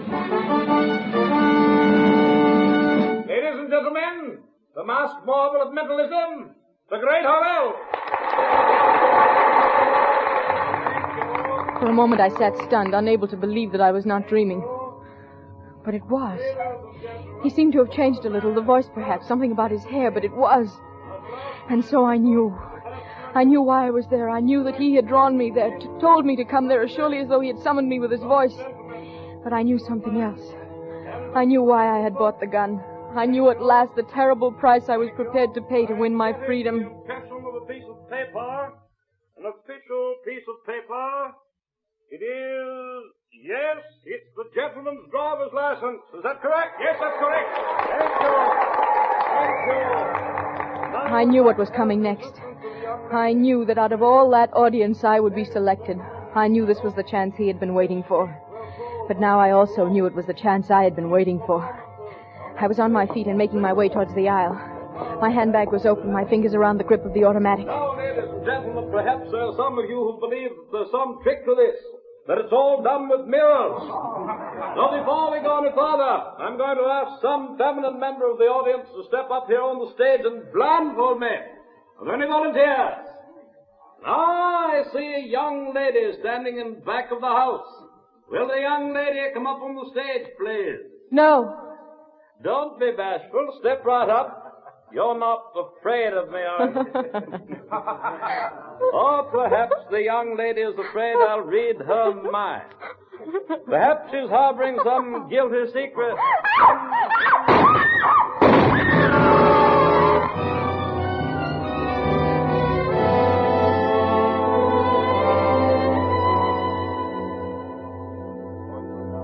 Ladies and gentlemen of the jury, That is the last entry in the diary of Alma Horrell. You may judge for yourselves the significance of her words. I should like now to put into evidence the words of another witness, Paul Wilson. This is a statement by Paul Wilson placed in my hands only a short time ago, and with the permission of the court, I will read it to you. Permission granted. These are the words of Paul Wilson. I am writing this hoping that it will never see the light of day, but if it ever does, I can only hope that it will be used wisely and justly, and not as an instrument of vengeance or retaliation. I have been in love with Alma Horrell since the first day I met her. I am still in love with her. By the greatest of good fortune, it was not too difficult to hush up the affair in the Brooklyn Theater. After she fired the second shot, someone grabbed her and they took her to the manager's office. She had the good sense to say nothing and to contact me at once. The theater manager didn't want trouble, and after I'd spoken to Horrell's agent, a fellow I'd never seen before, it became apparent that he didn't want to press charges either. Of course, it was impossible to explain why she'd done it. No one knew that, except Alma herself. And me. And I knew that it was up to me to help her somehow and as quickly as I could. I got hold of the best psychiatrist in town, a Dr. Emil Hochmann. He came to see Alma the very next day at her apartment. This feeling you have, Mrs. Horrell, that your husband has control over your mind, it has been growing stronger? It is not a feeling, Dr. Hochmann. It's a certainty. Oh, I see. There really isn't any other way to explain what's happened, is there? Well, it's very unusual, yes. Perhaps you would care to discuss it with me further at my office. If you think there is anything that can be done, yes, I'd like to very much. Good. Shall we say tomorrow at 2, then? Yes, tomorrow at 2. Until then, Mrs. Horrell. I'll show you to the door, Doctor. Oh, thank you. Please. Bye, Doctor. Goodbye. I'm almost frantic, Doctor. I've thought of going to Horrell himself. I've thought of almost everything. Do you think something can be done? You see, Mr. Wilson, when two people live so closely together over a number of years as Mr. and Mrs. Horrell, it's not unusual that they may, well, occasionally, shall we say, anticipate each other's thoughts. Yes, I suppose so. The matter of the anniversary, a subconscious recollection. Of the theater, well, she must, of course, notice somewhere, and perhaps forgotten it, that Mr. Horrell was back in the United States. Yes. But his reading her mind, projecting thoughts into her mind, there's no scientific proof whatsoever that such a thing is even remotely possible. And that's what makes it so terrible. I don't wish to alarm you, Mr. Wilson, but, well, we shall perhaps find out more tomorrow. Good day, sir. Goodbye, Doctor, and thank you. Is that the paper, Paul? Oh, yes, it was outside the door. Is there anything in it about I'll see. Mm-hmm. There's a little something here on the theatrical page. What? I guess he couldn't resist the publicity, but it just says, unidentified young woman. Oh. It's funny he never tried to get in touch with you, isn't it? But he did, Paul, didn't he? Alma. What? It wasn't Horrell at all. Look here. What? He'd sold the act in Australia, the name and everything, and... What, Paul? Alma, he was hurt shortly after he arrived. That's why he sold the act. And he died out there. Died? Martin Horrell has been dead for almost a month. Oh, I see. What? I really should have known, I suppose. Known what, Alma? That it was someone much closer to me than Martin Horrell who was reading my mind. Listen, Alma, the doctor says... You knew all the facts. It's you who's been reading my mind, isn't it, Paul? Alma, the doctor says that's impossible. He says there's But you should have realized, Paul, that if I was willing to kill Martin Horrell for my freedom, I would be willing to kill you, too. Alma, Yes, Paul. I still have a gun. It's no use locking yourself in there, Paul. Because, you see, I'm going to wait.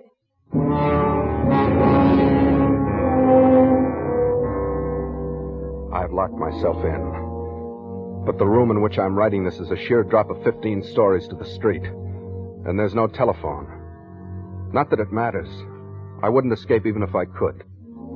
I must try to save her. Because either this is some ghastly misunderstanding, or Alma is hopelessly insane.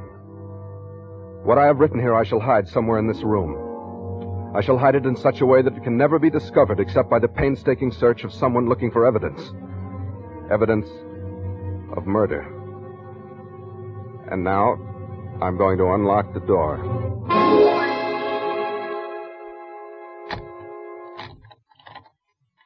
Alma? Yes, Paul? Alma, I'm coming out.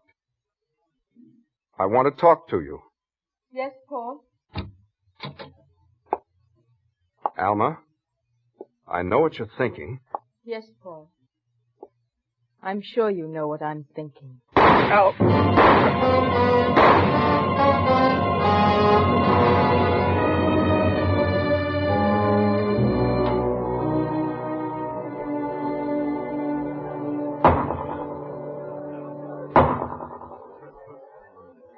Ladies and gentlemen of the jury, have you reached the verdict?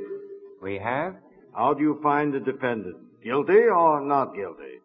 We find the defendant, Alma Horrell, did deliberately shoot and kill Paul Wilson. We further recommend that she be confined for the rest of her natural life to an institution for the criminally insane.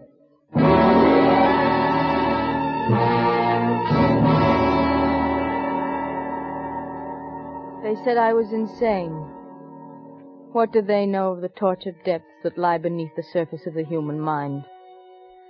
I know, because it is beginning again. It is Dr. Hochman. He's been coming nearly every day to visit me. He thinks he too can see into my brain and know my thoughts. But I have made my mind a blank. There's nothing there for anyone to read. And so he won't know. He doesn't know that I have hidden a table knife and sharpened it all night against the stones. When he comes tomorrow, I shall be ready.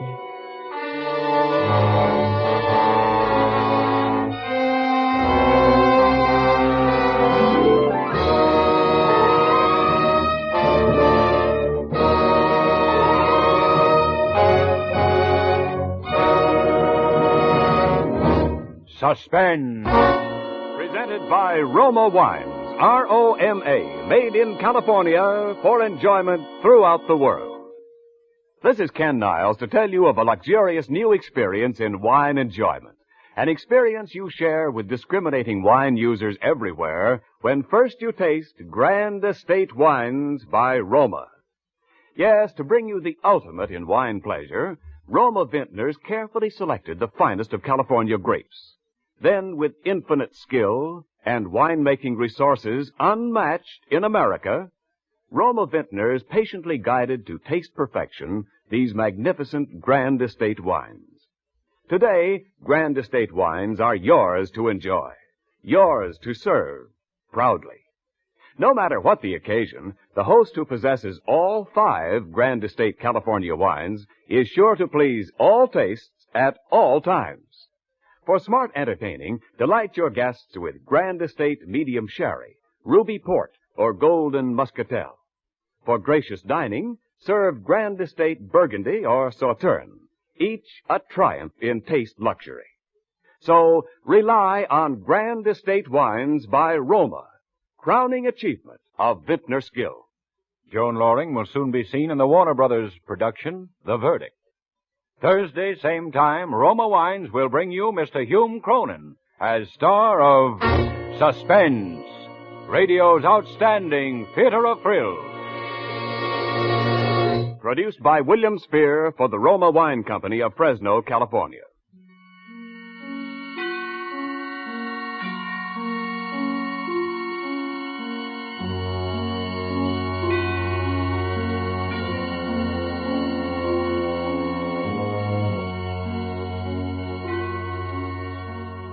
This is CBS, the Columbia Broadcasting System.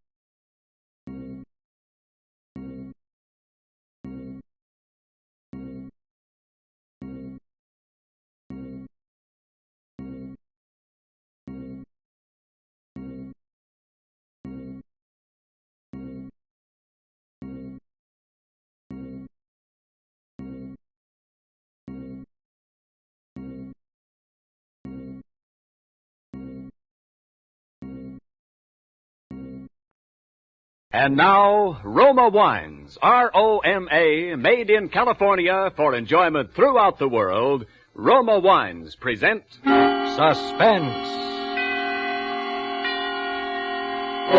Tonight, Roma Wines bring you Mr. Hume Cronin as star of Blue Eyes, a suspense play produced, edited, and directed for Roma Wines by William Spear. Suspense, radio's outstanding theater of thrills, is presented for your enjoyment by Roma Wines. That's R-O-M-A, Roma Wines, those excellent California wines that can add so much pleasantness to the way you live, to your happiness in entertaining guests, to your enjoyment of everyday meals.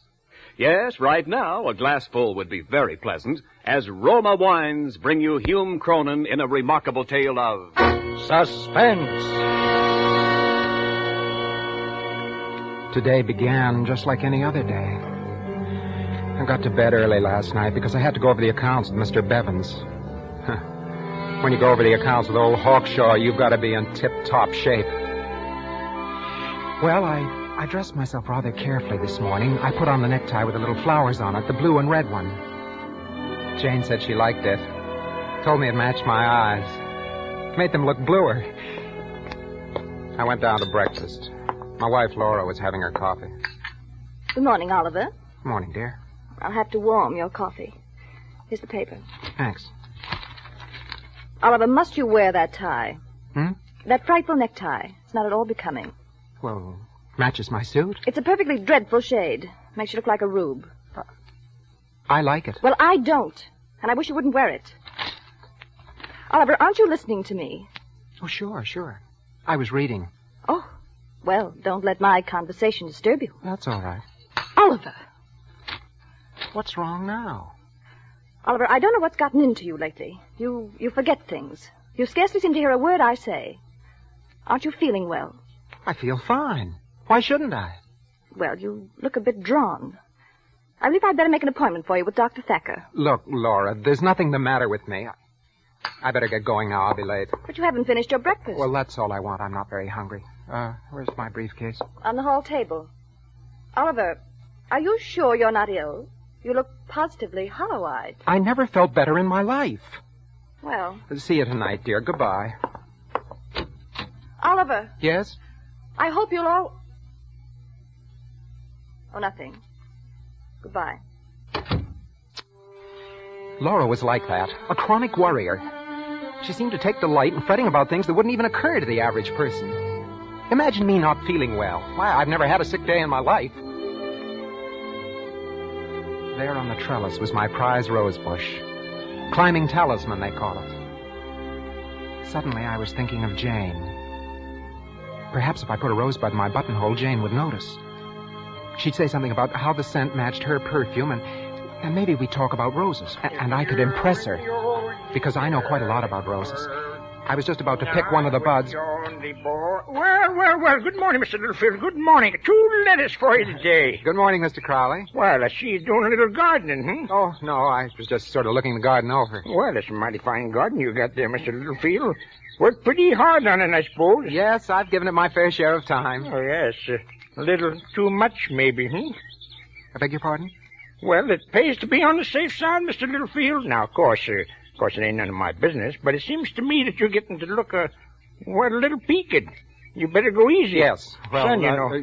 Good morning, Mr. Crowley. Yes, sir. Good morning to you, sir. I gotta get going anyway. It was the second time. The second time I'd heard it, and the day was hardly more than an hour old. First Laura, and now the postman. I felt all right. I felt swell. I thought of the rosebud again. I bent down, snipped off a bud from the bush, had to take the red cross pin out of my lapel to get the rose in, but I didn't mind taking the time. After all, 1 minute more or less never harmed anyone. I didn't know then how precious a minute can be. I glanced at my watch, 8:23. I had to run part of the way to the station. I arrived out of breath, panting, perspiring a bit, but I made it. Steve and Joe helped me aboard. Hey, Oliver, you ought to get an earlier start in the morning. I was delayed at the house. Boy, listen to old Ollie Quees. And you're the guy who used to be a track star in high school. Where's the old wind, Ollie? I'm all right. Just a second now. Seriously, Oliver, it's dangerous business for a man of your age to be running around that way. Man of my age? Listen to him. You'd think I was 80. Say, know what you need? Maxidrine. Pep you up, make you feel like a million. I tell you, there's nothing wrong with me. I got 2 or 3 here with me. A little box, pocket here somewhere. Ah, here we are. Let me make a little present. Non-habit forming, you know. Maxidrine? What do I want with Maxidrine? Just you keep them in your pocket. Take a half of one with some water when you get that sagged out feeling, you know? Pep you up like a million. Make a new man out of you. It's getting to be just like a club. All you had to do to get a membership was to smile at me and say, Mr. Littlefield, you look a little sick. Mr. Littlefield, you look a little peaked. Mr. Littlefield, why don't you just find some nice quiet corner and go and curl up and die? Mr. Littlefield. It was 9 o'clock when I got to the office. I noticed a lumpy feeling in my solar plexus. Right here, a little on the left by my heart. It was just indigestion, of course. I got my accounts together and I went into Mr. Bevan's outer office. There was Jane at her desk. She looked lovely this morning. Sunlight coming through the Venetian blinds seemed to blend with her blonde hair. All at once, I wondered why I'd ever married Laura. Sunlight never did anything to her hair. Jane was busy and didn't see me come in. I coughed, lightly. Oh, Mr. Littlefield, good morning. Good morning, Jane. I heard you cough. Do you have a cold? No, I haven't a cold. I never felt better in my life. Well, I'm sorry, Mr. Littlefield. I just thought... Forgive me, Jane. I didn't mean to snap at you. I guess I'm a little jumpy this morning. Well, I can understand your being jumpy. Mr. Bevins can certainly be an old bear if he finds a mistake in the books. He certainly can. But I wouldn't worry. You're well dressed for the occasion. That rose in your lapel should appeal to his more pleasant side. That is, if he has a more pleasant side. Just happened to notice the bud in one of the bushes in the garden this morning. I don't know why I wore it. It looks very nice. Thank you. It's a climbing talisman. Do you know anything about roses? No, I'm afraid not. They're my favorite flower, though.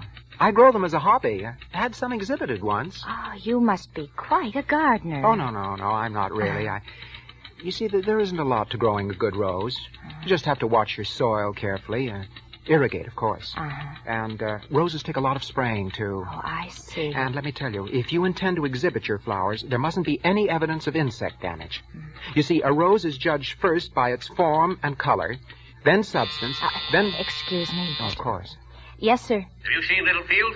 Why, yes, sir. Why in the name of heaven has he come in here? Why doesn't he know he has a 9 o'clock appointment with me? Well, Mr. Bevins, Mr. Littlefield has been waiting for you in the outer office. You didn't call, sir. Is it necessary for me to call my employees after I've made a specific appointment? Well, I'm sorry, Mr. Bevins. I'm sure that Mr. Littlefield Littlefield's a fool. Have him come in here right away. Yes, sir. Mr. Littlefield, It's all right, Jane. I'll go right in. I walked toward the door. I could feel that lump inside of me getting bigger, almost choking. What right did Bevins have to say such things about me? And in front of Jane? I reached for the door handle and turned it. Well, Littlefield, what are you standing there for? Come in. Sit down. Littlefield, I believe you're aware of my sentiments regarding punctuality. I expect my employees to be on time. In fact, I demand that they do. Well, you see, Mr. Bevins... Never mind. We'll discuss the matter at a later date. Right now, I want to see the vouchers. Last month's. Yes, sir. Right here. Littlefield, these are the May vouchers. Oh. So they are. I'm sorry, Mr. Bevins. Here. Now, let me see the audit on these. Yes, sir. Not the sales slips, Littlefield, the audit. Oh. What the devil's wrong with you, man? What? A person would think you are completely addled. Addled? Well, I'm not addled. And I'm not a fool, either. You had no right to call me that, you understand? Littlefield, I think you must be ill. No, I'm not ill. Don't say I'm ill, because I never felt better in my life. All that's wrong with me, Mr. Bevins, is that I'm mad. Yes, that's the word for it. I think you are mad. Completely mad. That's not what I mean either, Mr. Bevins. I'm perfectly all right, except that I'm not going to sit here and listen to you calling me names. No, sir. I've got 17 years' worth of temper stored up right here, and I'm warning you, Mr. Bevins. I'd like to tell you just what I think of you. Get out of this office, Littlefield. If there's one thing I will not tolerate, it's insubordination. All right, Mr. Bevins, all right. So I'm insubordinate. And it may surprise you to know that I've wanted to be insubordinate for 17 long years. See here, young... 17 years I've worked for you, and what thanks have I ever had for it? $2 raises and listening to you about... Littlefield, get out! You're fired. I know. Sure, I'm fired. But that's all you can do to me, Mr. Bevins. All you can do is fire me. Why didn't you fire me a long time ago?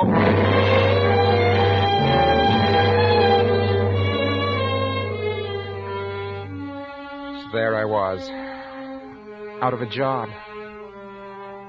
What was the next step? I couldn't go home in the middle of the day. Well, I could, but you don't know Laura. Never would have been able to explain it to her. She wouldn't have understood. She never understood anything. With her, it was payday, the bridge club, a new hat for Easter. Everything suburban, everything in a rut, always in a rut. Oh, I went back and sat in my office to think. After a little while, I got up and went to the water cooler, pulled my handkerchief out to wipe off my hands, and something fell out of my pocket. It was that little pill box. I opened it. There were 3.5 of those Maxidrines in it. I swallowed them all. I sat down, and in a little I began to feel clear in my mind. My life with this awful, deadly grind, because I was married to Laura. She was the cause of all my unhappiness, the cause of my failure, the reason for my losing my job. Something would have to be done about Laura. Why not eliminate the cause? That was it. Eliminate the cause and you have the situation licked. Eliminate the cause. Suddenly my mind was made up. I must kill Laura.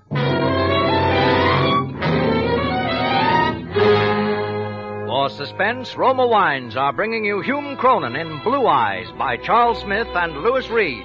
Roma Wines' presentation tonight in radio's outstanding theater of thrills, Suspense.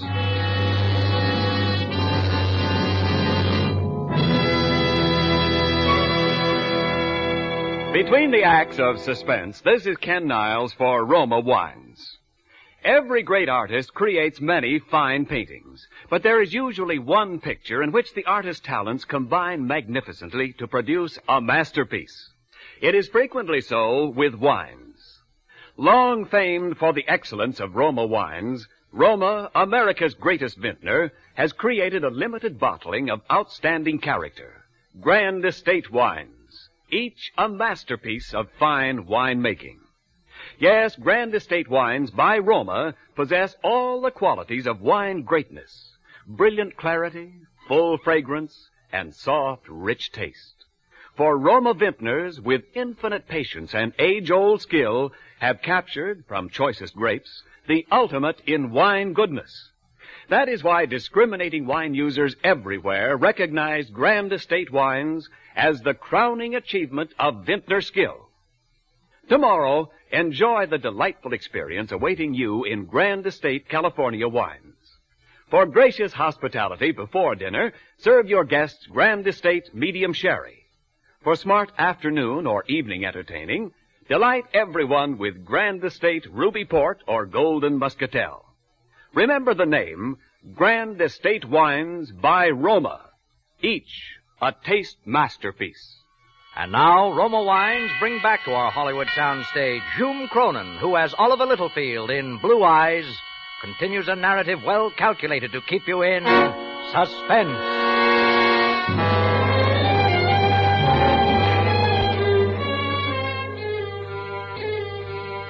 Murder's a tough proposition.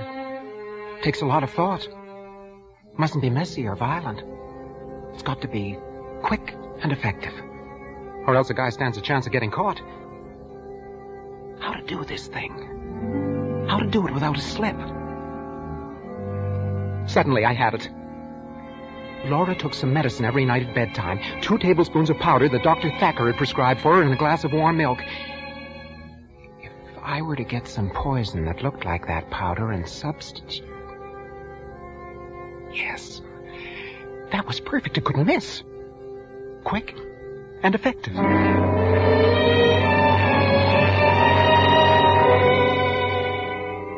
3 o'clock. I walked up the steps of the public library and went in. Yes, sir. Can I help you? I'd like to see some books on, Yes. I just wanted to look over something on roses. Oh, that's horticulture, section 5, just across the aisle. Oh, yes. Horticulture, of course. Thank you. I took a book from the shelf, thumbed a few pages, and then finally decided to risk a quick glance in the direction of the librarian, see if she was still watching me. The desk was empty. She'd left it. Then I saw where she was, at the other end of the library, stacking books in a handcar. Here was my chance. I could slip across to the science alcove without her seeing.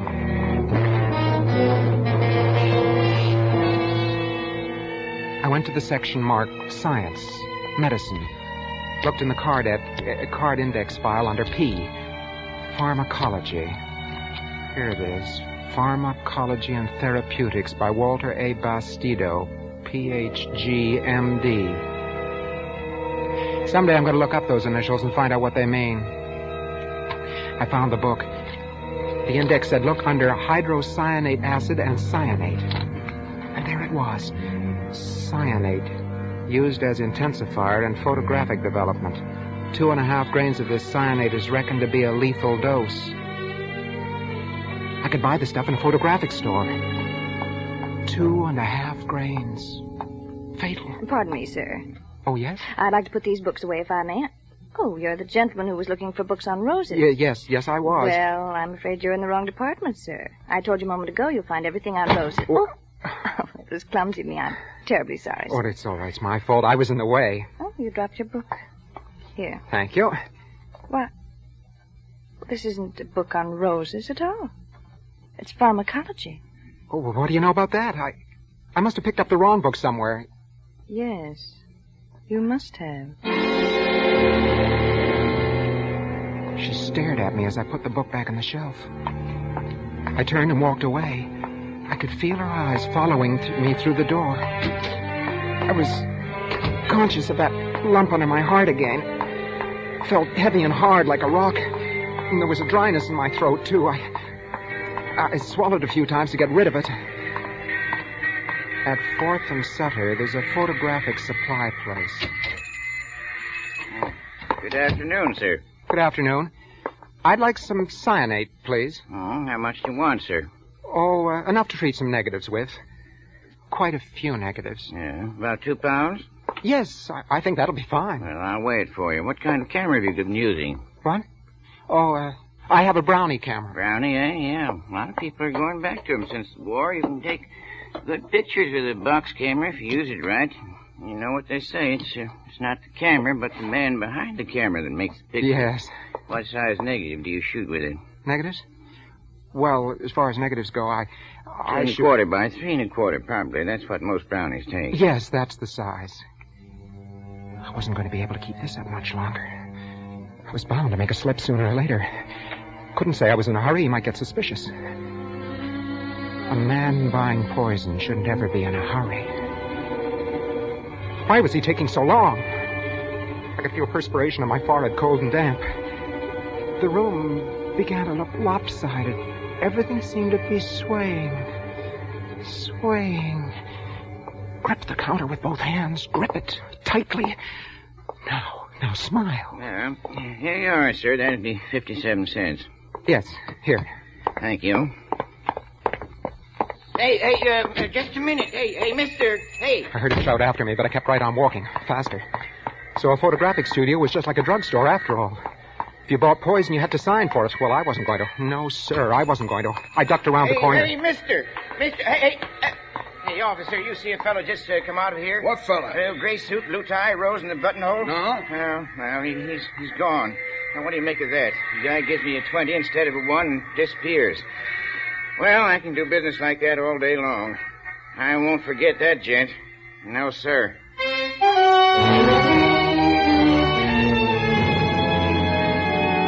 arrived home at 6:30. Laura wasn't there. The table wasn't set. Well, she was probably late shopping. I went upstairs and found the bottle in the medicine chest. The cyanate matched the powder in the bottle perfectly. She'd never be able to tell the difference. I poured half the bottle's contents into the sink, marked with my finger the level of the medicine, and then refilled the bottle with cyanate up to the mark and shook it so as to mix it thoroughly. I emptied the rest of the poison in the sink, and I let the water run for a minute. There. It was done. Everything accomplished. And very neatly, too. All I had to do now was wait. I glanced at the bedroom door. It was closed. All the doors on the second floor were closed. That's another thing. That's another thing I hated about Laura. So precise about her housekeeping, everything in its place, even to closing doors when a room wasn't in use. I went back downstairs and I tried to light a cigarette. My hands were beginning to shake. Nerves again. I took a book from the table by the sofa, tried to read. Then I realized what I was reading. Funny, I should have picked up that book. Memory album of Oliver and Laura Littlefield. And a dance program tied in pink ribbon. Homecoming dance, Indiana University, 1928. First anniversary. Oliver and Laura Littlefield celebrating their first anniversary, July the 12th, 1929. They invite you to an informal tea. Suddenly, I was lonesome for Laura. I missed her. Where was she? Why was she so late? I wanted to hear her voice. Even if she nagged me, it didn't really matter. I wanted to hear her say something. I thought back over the events of that day. I thought of my married life with Laura. Hadn't been as bad as I let myself believe. Hadn't been bad at all. Laura loved me. She did. She did love me, and I loved her. I must have been crazy to even think of killing her. What would I ever do without her? I leaped to my feet and I ran up the stairs to the medicine chest. I poured the cyanate down the drain, all of it. Washed out the sink with my hand to be sure that the last bit of the poison was gone. After that, I was calmer again. I guess I'd come to my senses. I thought of the blue tie I was wearing. The one Laura didn't like. I changed that before dinner. I opened the door of the bedroom and... Then I saw her. Sprawled on the bed, her face distorted in pain. I went to the bed and I shook her. Laura! Laura! She didn't move. She was cold, terribly cold.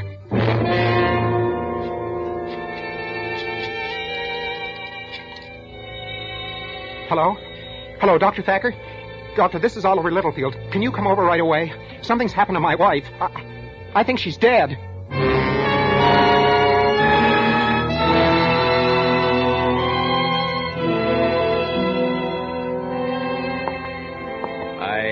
I'm afraid you were right, Mr. Littlefield. This glass she drank from, it's poison. But why? Why? I'm afraid, sir, it looks like suicide. Suicide? She wouldn't do that. She had no reason. She had a reason, Mr. Littlefield. Your wife was dying of an incurable disease. But that's not true. She would have told me. She wanted to keep it from you. Those were her wishes. I'm sorry, Mr. Littlefield. Without saying anything more, he left the room. I sat there staring at Laura. My mind was a blank. I don't know how long it was until Dr. Thacker came back. Mr. Littlefield. What is it? This, bottle. Huh? Well, that's the medicine you prescribed for my wife. I think not. Of course it is. Why, what are you talking about? I didn't prescribe cyanate. Well, It seems that I may be obliged to revise my diagnosis of your wife's death. I don't understand. Oh, really, Mr. Littlefield, isn't it quite obvious? Your wife's death was caused by a lethal dosage of cyanate. Her medicine bottle was filled with cyanate. The odor is still there. Yes, but I can explain that. You see, there wasn't a bit of it left. I threw it all away. She must have bought some herself. I hardly think she'd fill her medicine bottle with poison if she intended to commit suicide. Now, wait a minute. You've got to listen to me. I didn't do it. I didn't do it, if that's what you're thinking. Dr. Thacker, you've known me for a long time. You can take my word for it. Hello, operator. Get me the police. You see, it started with that blue tie. It made my eyes look bluer. Everybody told me I was sick. I started to feel sick. Yes, that's right. This is an emergency. Then the Rosebud and Mr. Bevins and the Maxidrine. I didn't know what I was doing for a while. Hello, this is Dr. Thacker. Doctor. You'd better send someone to 6931 Doctor, Claiborne right away. You know, people can drive you out of your mind if they keep saying the same thing to you over and over again. I beg pardon? You've got to listen. You've got to listen. It was the blue tie. Laura started it. She said I was hollow-eyed. No, it looks like homicide.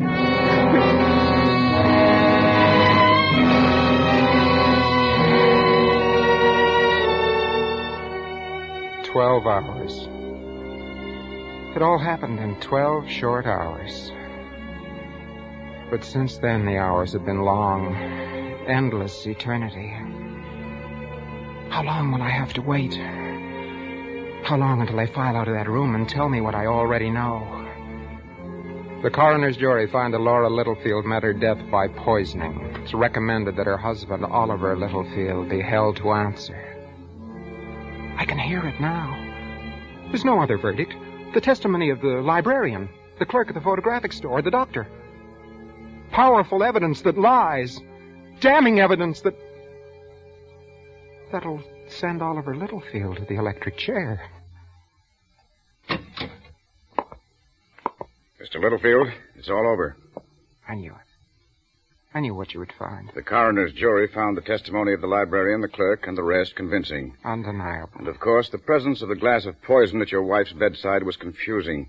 Undoubtedly, she had intended to commit suicide. But, of course, we know now that she didn't. When will I be arrested? That is a matter for the police, if they decide to prosecute. Of course, under the circumstances... Circumstances. Circumstantial evidence. I didn't murder my wife. I didn't. I didn't. Of course not, Mr. Littlefield. The autopsy settled that. Not a single trace of poison in the body. She died as a result of her illness. No poison? No poison, and lucky for you, Mr. Littlefield.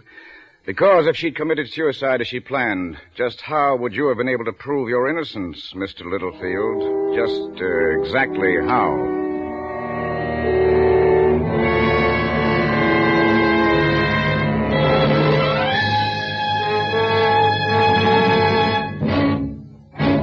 Suspense. Presented by Roma Wines, R-O-M-A, made in California for enjoyment throughout the world. This is Ken Niles for Roma Wines. One more day to Labor Day weekend, the traditional occasion for tasty outdoor barbecues or picnics, and your last chance to select the delicious Grand Estate wines that can add so much pleasure and good taste to your holiday dining. Yes, Grand Estate wines are becoming the choice of discriminating wine users everywhere. For in Grand Estate wines by Roma, you enjoy the brilliant clarity, full fragrance, and mellow taste that distinguish truly great wines. Your first sip of Grand Estate wine will convince you that in Grand Estate there is a difference born of choicest grapes and the patient, priceless skill of Roma, America's greatest vintner. So this weekend, enjoy the magnificent taste harmony of Grand Estate California Burgundy and juicy charcoal broiled steaks or grilled hamburgers. Or bring out the full flavor of chicken with glorious Grand Estate California Sauterne.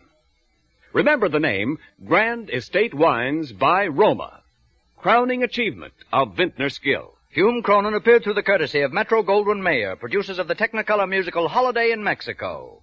Next Thursday, same time, Roma Wines will bring you Mr. Robert Young as star of Suspense, radio's outstanding theater of thrills. Produced by William Spear for the Roma Wine Company of Fresno, California. This is CBS, the Columbia Broadcasting System.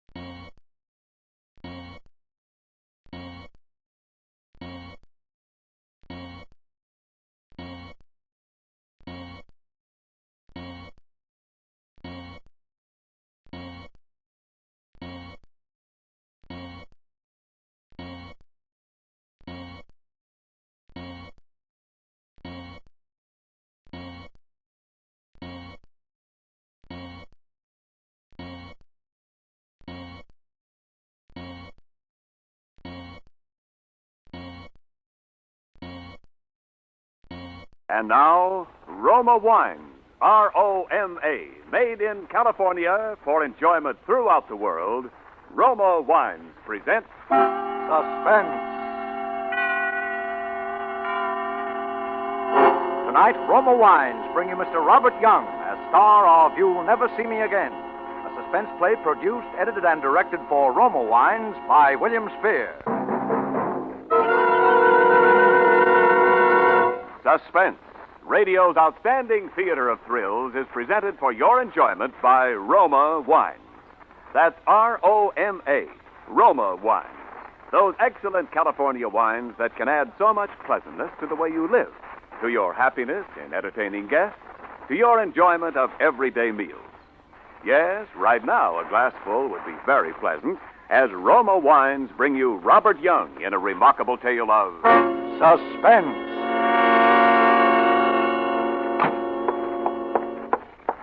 So, you're walking out on me. What does it look like to you? Like you're walking out on me? Got everything you need? Well, at least I'm glad you're showing your true colors. I'd rather have found it out now than later. Didn't take you long, did it, baby? If you're looking for your coat, it's in there. Thanks. Need any money? I don't need anything from you, including your wedding ring. Here. You know what you can do with it. Sure, hock it. Well, pick a nice, quiet hotel. I don't have to pick a hotel. I'm no orphan. When you get good and sick of it, come on back. Maybe I'll still be here. You'll still be here. You'll never see me again as long as you live. You'll never see me again as long as you live.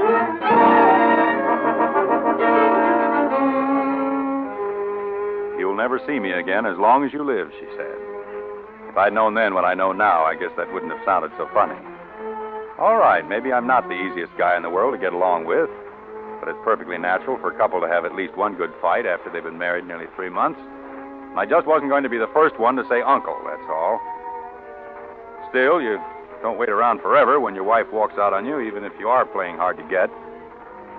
So the third evening, I put in a call. I knew all along she'd head for her mother's place. Anyway, she'd practically told me where she was going when she left.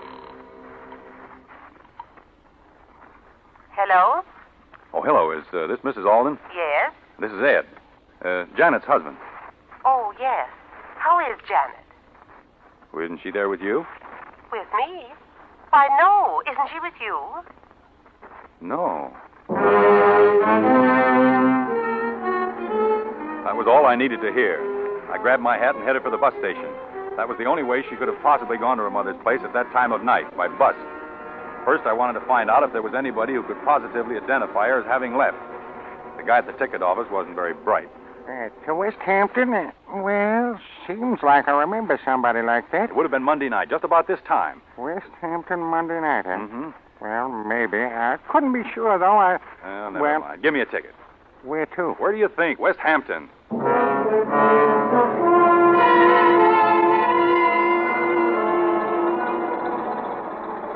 She was blonde, blue eyes, good looking. Why, sure, I remember her. Where'd she get off? I think it was West Hampton.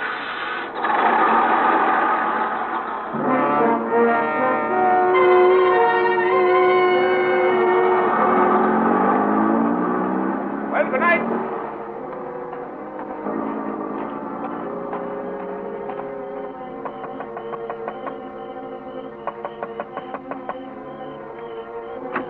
Yeah, we're closed for the night, mister. Pumps are all out. I just want some information. Can you tell me where the Aldens live? Alden? Oh, yeah. They're those new people. Yeah. Well, you go up the crossroad there, you turn to your left, go on down the hill, and it's 1, 2, 3, let me see. No, it's the fourth driveway on your right. Did anyone ask you how to get there last Monday night? We're closed Monday, sir. Oh. Fourth driveway on your right.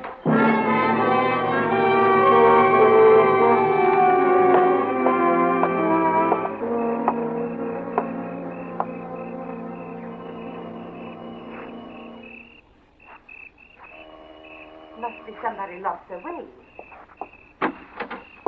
Yes? I'm Ed Bliss, Janet's husband. Oh, yes. Come in, Ed. I've been looking forward so much to meeting you. I wish it could have been under different circumstances, though. Yeah. I'm so sorry. Hey, that's I haven't too bad. heard She'll turn anything up. yet. Nothing to worry about. No. I can't understand it. It's not like her to do a thing like that. Oh, Ed, I want you to meet Mr. and Mrs. Farley. We were just playing a little bridge. How do you do? And this is my husband, Joe Alden. I guess that makes him your stepfather-in-law, doesn't it? Joe, this is Ed Bliss. Pleased to meet you, Ed. Well, I guess we'd better be going. Oh, Yeah, I guess we have. I certainly do hope that your wife... I wouldn't worry about Diversion. Oh, you heard about it, did you? Well, Ed, you see, they dropped in a little while after you phoned, and we thought it was all... That's all right. Well, thanks for asking us over. We'll come again real soon now. We'll won't do we, that. please? Well, night all. All right. Night. Thank you. Goodbye. Oh, Ed, I hope you didn't mind about them. Well, I didn't think it was necessary to... Oh, it's all right. It's okay. Well, then, come on into the living room and tell us about it. Now, there's nothing much to tell that you don't know, is there? No, I suppose not. Sit down. Thanks. Can't I get you something to eat? No, thanks. Or some coffee or something? I think I'll pass up the refreshments this time. Well, I know how you must feel. Yeah, I guess you do. But I still can't. I just You, can't. painted this room lately, haven't you? Yeah, what about it? Nothing. It just looks a little funny, that's all. You think so? And that brick wall in front of the house is kind of new, too, isn't it? You know I'm a bricklayer by trade, don't you? Well, now that you mention it. Oh, Joe, how can you talk about when... You, better go on upstairs, Laura. Yeah, she's taking it pretty hard. Yeah. You seem to be bearing up all right, though.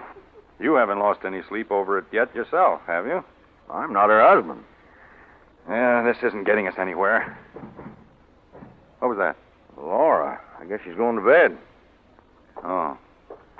Well, I guess I better be going down and get that last bus. How about staying overnight? No, thanks. Suit yourself. Oh, wait a minute. I'll put the porch light on. I can see. That's better. By the way, what happened? What do you mean, what happened? I suppose you and Janet had a row. What's that got to do with anything? I hear you got kind of a temper. Were you a little too quick with the flat of your hand? What's all this for? The benefit of the neighbors? It might be. Have you notified the police yet? No. And I don't like the way you ask questions. Okay. Want me to walk down the bus with you? It's pretty dark. Maybe that's why I'd rather walk down there alone. Oh, now, wait a minute, Ed. I think you got me wrong. All right, maybe I have. Say goodnight to Mrs. Alden for me. Yeah, let us hear from you. Don't worry, you'll hear from me, all right.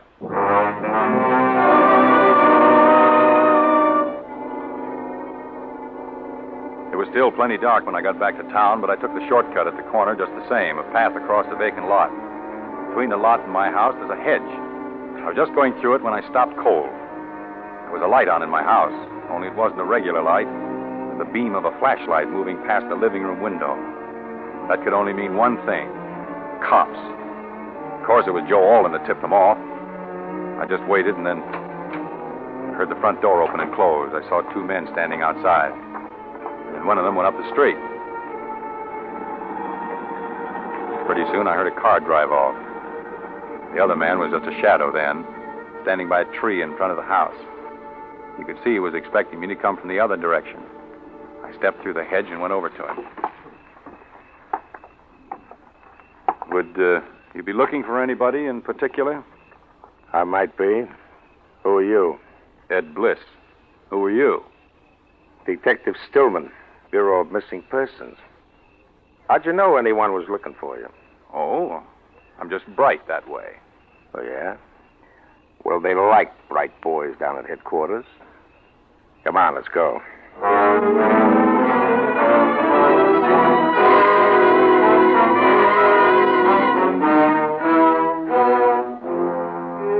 For Suspense, Roma Wines are bringing you Robert Young in You'll Never See Me Again by Cornell Woolridge. Roma Wines' presentation tonight in radio's outstanding theater of thrills, Suspense.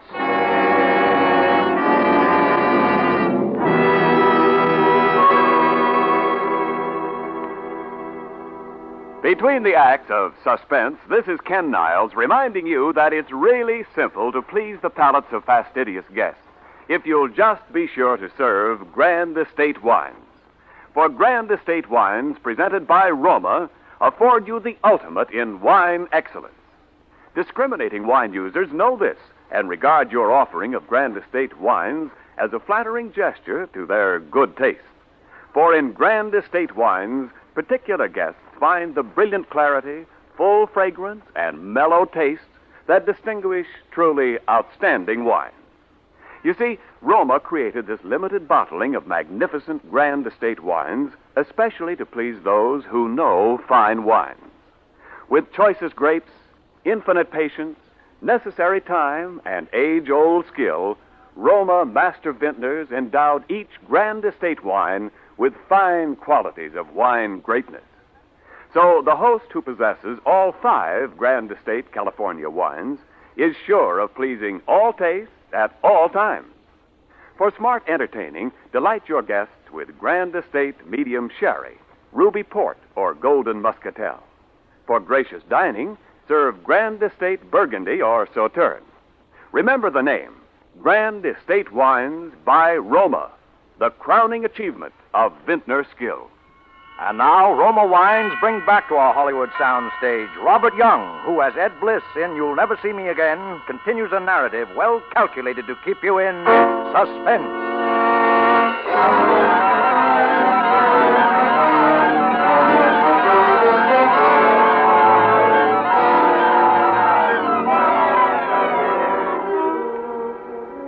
He stood there in the shadows watching my face, Detective Stillman of the Bureau of Missing Persons. I'd been expecting this to happen sooner or later, and now that it had, I was stunned for a moment. Well, come on, bright boy. They're expecting us at headquarters. Wait a minute, I want to talk to you. I'm in a jam. Oh, you're telling me. No, not the way you think. Will you come inside with me? I've been inside. Say, what kind of a furnace do you have in your cellar, Bliss? An oil burner. The kind that turns on automatic with an electric cut-in? That's right. Why, is there a fuse blown? How'd you know there was a fuse blown? Was that why you were searching my house with a flashlight? Or was it because you didn't have a warrant? Say, you really are a bright boy, aren't you? Well, come on. We're going down to... Listen, I don't want to have any arguments. I want help, and I want it bad. Will you give me a break? What kind of a break? Oh, this is no place to talk. Will you come inside? Okay.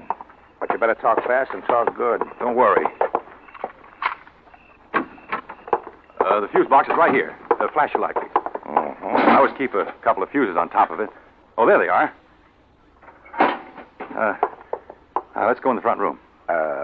After you. Okay.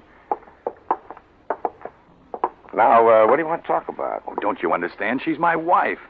I'm scared. Then why did you run out? Why didn't you tell the police? Because at first I thought it was just one of those things. Anyway, I knew where she'd gone, back to her mother's. How'd you know that? Because I went down after her. Because all kinds of people saw her go. Bus drivers, ticket sellers. Only when I got there, she wasn't there. Mm-hmm. How much life insurance do you carry on her, Bliss? $25,000. Wow, that's quite a lot for a $75 a week architect, isn't it? Our mother paid for it, a wedding present. For heaven's sake, what do you think I did? Buried her in a cellar or something? No. We know you didn't do that. We looked. Oh, cut it out, will you? I love her. Oh. We've only been married 3 months. Well, what do you want me to do? Oh, give me a break. Listen, if you take me down to headquarters now, it may be hours. Oh, it'll be hours, all right. And in the meantime, if there's still a chance... But there's got to be. She's somewhere and she's in danger. I know it. Yeah, how? I tell you, I followed her down to her mother's place in West Hampton. There's a guy at the station who remembers selling her a ticket. The bus driver remembers her getting off there. And then she just disappeared. Then what? I went down to her mother's house. They hadn't seen her.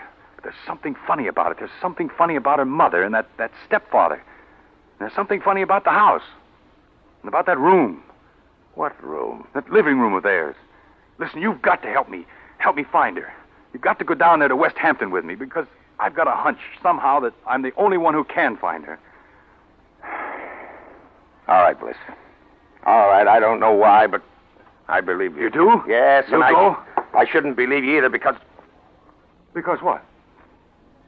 What was your wife wearing when she ran out on you on Monday night? What was she wearing? Yeah, sure. You must remember what she was wearing. Well, she's wearing a gray flannel suit, skirt and jacket, pink silk shirtwaist, patent leather high-heel shoes, and one of those crazy little hats. Any baggage? Yeah, a little tan suitcase. You're sure of that? Sure. Well, that's why I shouldn't believe it. Why not? Because when you find somebody's clothes around, you usually start looking for the body right nearby. Well, what do you mean? Well, they weren't burned up because that fuse had blown. But we found every one of those things in the furnace down in your cellar about 20 minutes ago.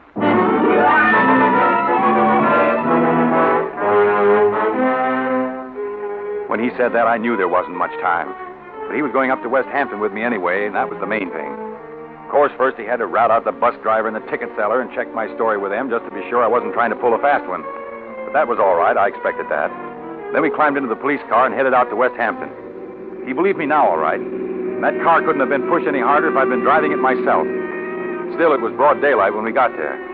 We parked the car a little ways down the road and walked toward the house. See what I mean, Bert? Take that brick wall, for instance. Well, what about it? It's new. What did he build that for? It's not tall enough to hide the road. It's not even tall enough to keep a dog out. What did he build it for? Well, maybe he built it to keep in practice. Come on, let's go in. It's awful quiet. Yeah, well, why not? They're probably in bed, and that's where I would be if I hadn't let you talk me into this. Listen, Bert, you don't think I'm here, ain't I? Go on, ring the bell.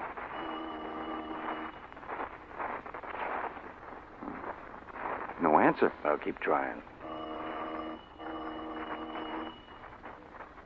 Shades are all down. I don't think Well, come on, let's try the back door. Shades are down on this side of the house, too. Huh? Look. The garage is empty. Yeah. Well, I guess our birds have flew the coop all right. Bert, I don't like Come on, we'll try this back door anyway. Oh, it's locked. Here's an axe. Yeah, wait a minute. Let me try my keys. Oh, nuts. Ah, there, that got it. This is the way to the front of the house? I guess so. I've never been back here. Yeah, this is it. Here's the front hall.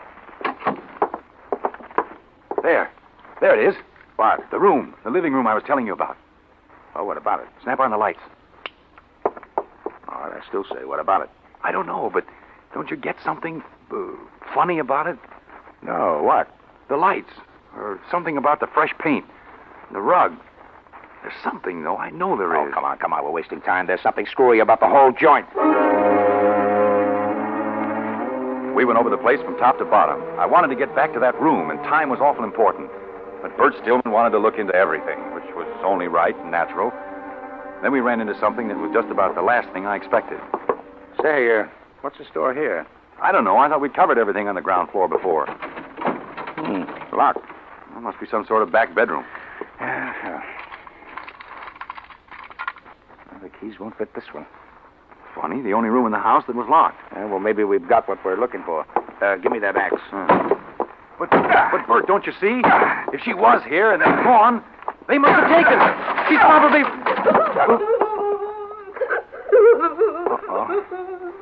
Oh, who's she? Mrs. Alden. Your wife's mother? Yeah. Say, where's your daughter? Oh, please. Come on, where is she? I don't know. Was she here? Yes. Where's she now? I don't know. Did she leave with your husband? I don't know. Why didn't you tell me she was here the other night? Joe told me not to. She was here. And the next morning, Joe told me she'd left. And this morning, he left to go. What did you lock yourself up in here for? I knew when Joe left this morning that something terrible. And when you came, I was frightened. Come on. Where? Why don't you get it? For some reason, the stepfather's put the snatch on her. We've got to put a call through to headquarters and get the highway patrols on the watch for him. Well, what about her? Oh, she comes along. Please. Come on. Bert. Yes? There's something wrong about this. You bet your life there is. No, I mean, why would he do it? What motive would he have? Let me worry about the motive. You worry about your wife. And it's got some connection with what's wrong about that room, whatever it is. Will you forget about the room? We've got to get I want to look at it just once more. Listen. Do you want your wife back or don't you? There's no time to stand. Bert, I've got it. Got what? It's lopsided. Don't you see? It's not on a square. How do you know? I'm an architect. Look, the lights aren't in the middle of the ceiling. The windows aren't in the middle of the wall. So what? The design of the rug is wrong. It's cut off too close to that wall. Bert. What? That wall. That's why the room has just been repainted. That's why he built the brick wall in front of the house. I don't get it. One wall of this room is a dummy. Built out in front of the real one. That's why the room looks lopsided. That's why he built the brick fence, to get bricks without arousing suspicion. Which wall? That one. And Bert, it must be hollow. Give me that axe. You don't think that Janet... Bert, give it to me. Get back. Get back. You heard me. Get back. Mrs. Alden. Did Janet... Answer me. Answer me. He couldn't have done a thing like that.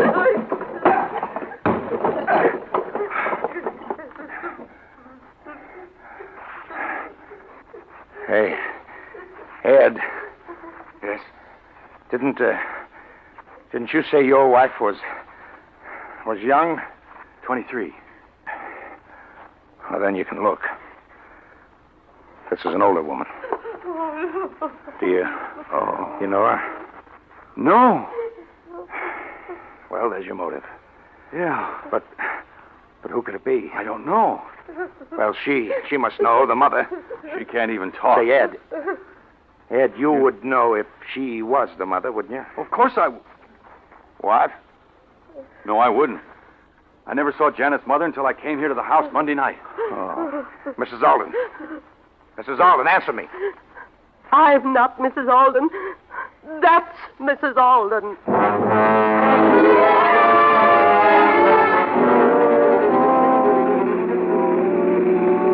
It was just a question of time now, whether we'd get back there in time to stop it. It all fit together now. And what Bert didn't know, he got out of the woman on the way back. Did you know Joe Alden before? No, not before I came to their house in Eastport to take care of her. I was her nurse, and Joe and I... Well... Who got the idea to kill her, you or Joe? He did. When he saw me giving her a sedative once, she was pretty sick. Premeditated, huh? Why did you do it? Money, of course. She kept a lot of bonds around the house. That's what Joe wanted. Is that why you moved from Eastport to West Hampton? Yes. Nobody knew us in West Hampton. We moved in at night. They thought there was only the two of us. They thought I was the real Mrs. Alden. When did he do it? About a week after we got there. One night. By morning, she was where you found her.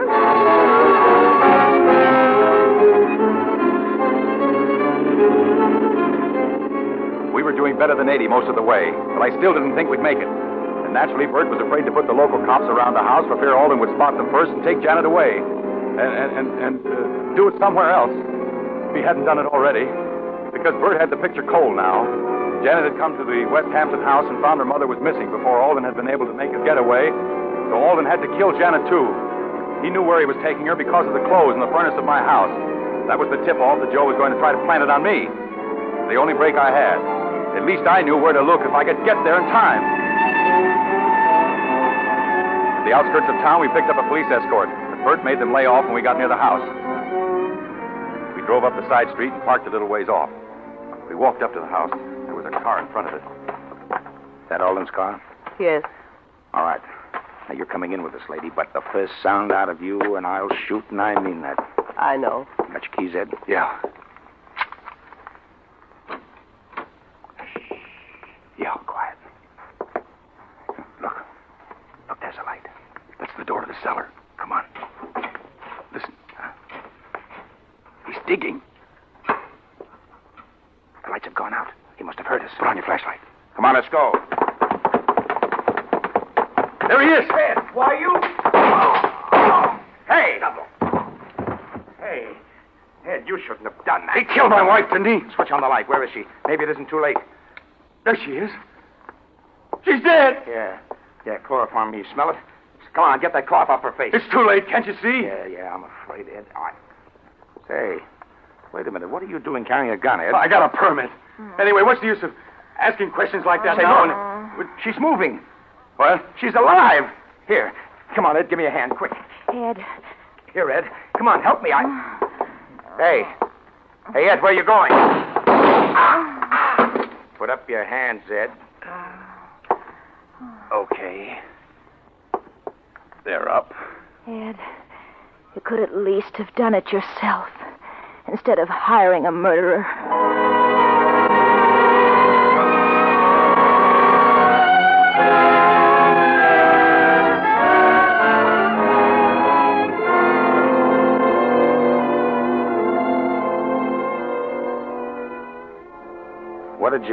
do it for, Ed? The money? What do you think? For fun? Go ahead. Talk. Anything to make you happy. Would have been perfect if Alden had killed her when he first got her in the cellar like I told him to. Maybe he had a sneaking idea I was going to double-cross him. He was stalling until the last minute. I don't know. Anyway, it won't do him much good where he is. What'd you have on him, Ed? The mother, his wife. I'd been up there before, alone. I knew he'd killed his wife because I'd seen a picture that Janet had of the real wife. I spotted the room right away. Told Alden I'd split the money with him if he took care of Janet. And if he didn't? Go on. I knew I could pick a fight with Janet, and I knew she'd run up to her mother's. And I went up there to make it look good. After I left, Alden was to call the cops like he did. You take me down here to headquarters, and while you were giving me the old third degree, Alden was supposed to plant the body in the cellar. That way I was in the clear, because you know I couldn't have done it while I was down here talking to you. You know she hadn't been there before because you'd looked. That's why I planted the clothes in the furnace. Remember? So you would look. I had an alibi. Nobody had a thing on Alden, unless I squawked. He had to take that chance. Yeah. Looked pretty good there for a while, didn't it? Yeah. Your wife's outside. Want to say anything to her? Huh? Oh, just tell her I said, you'll never see me again.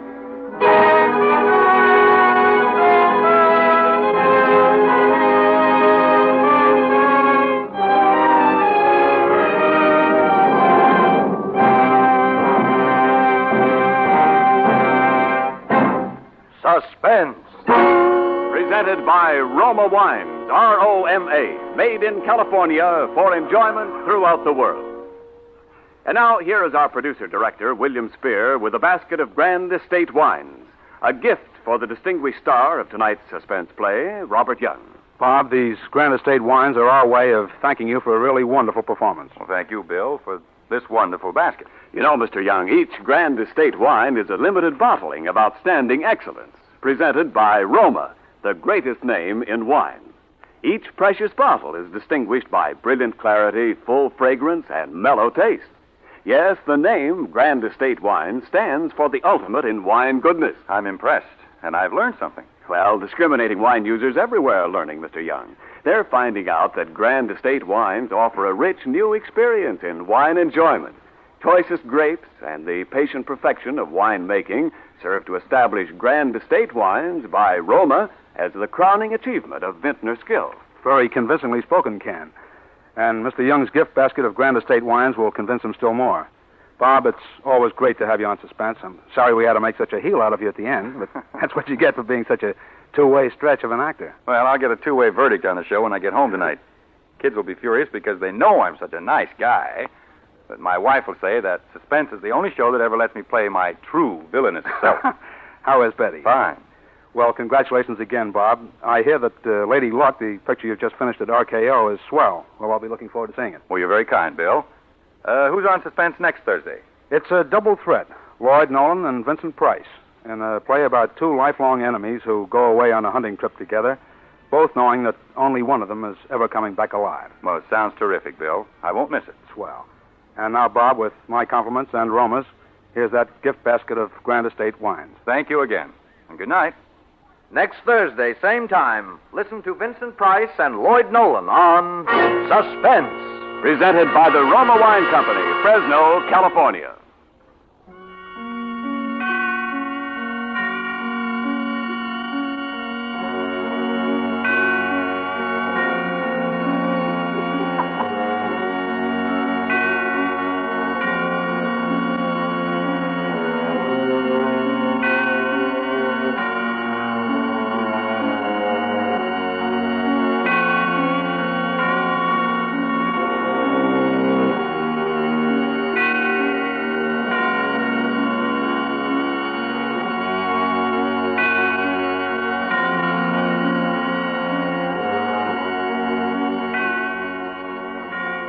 This is CBS, the Columbia Broadcasting System.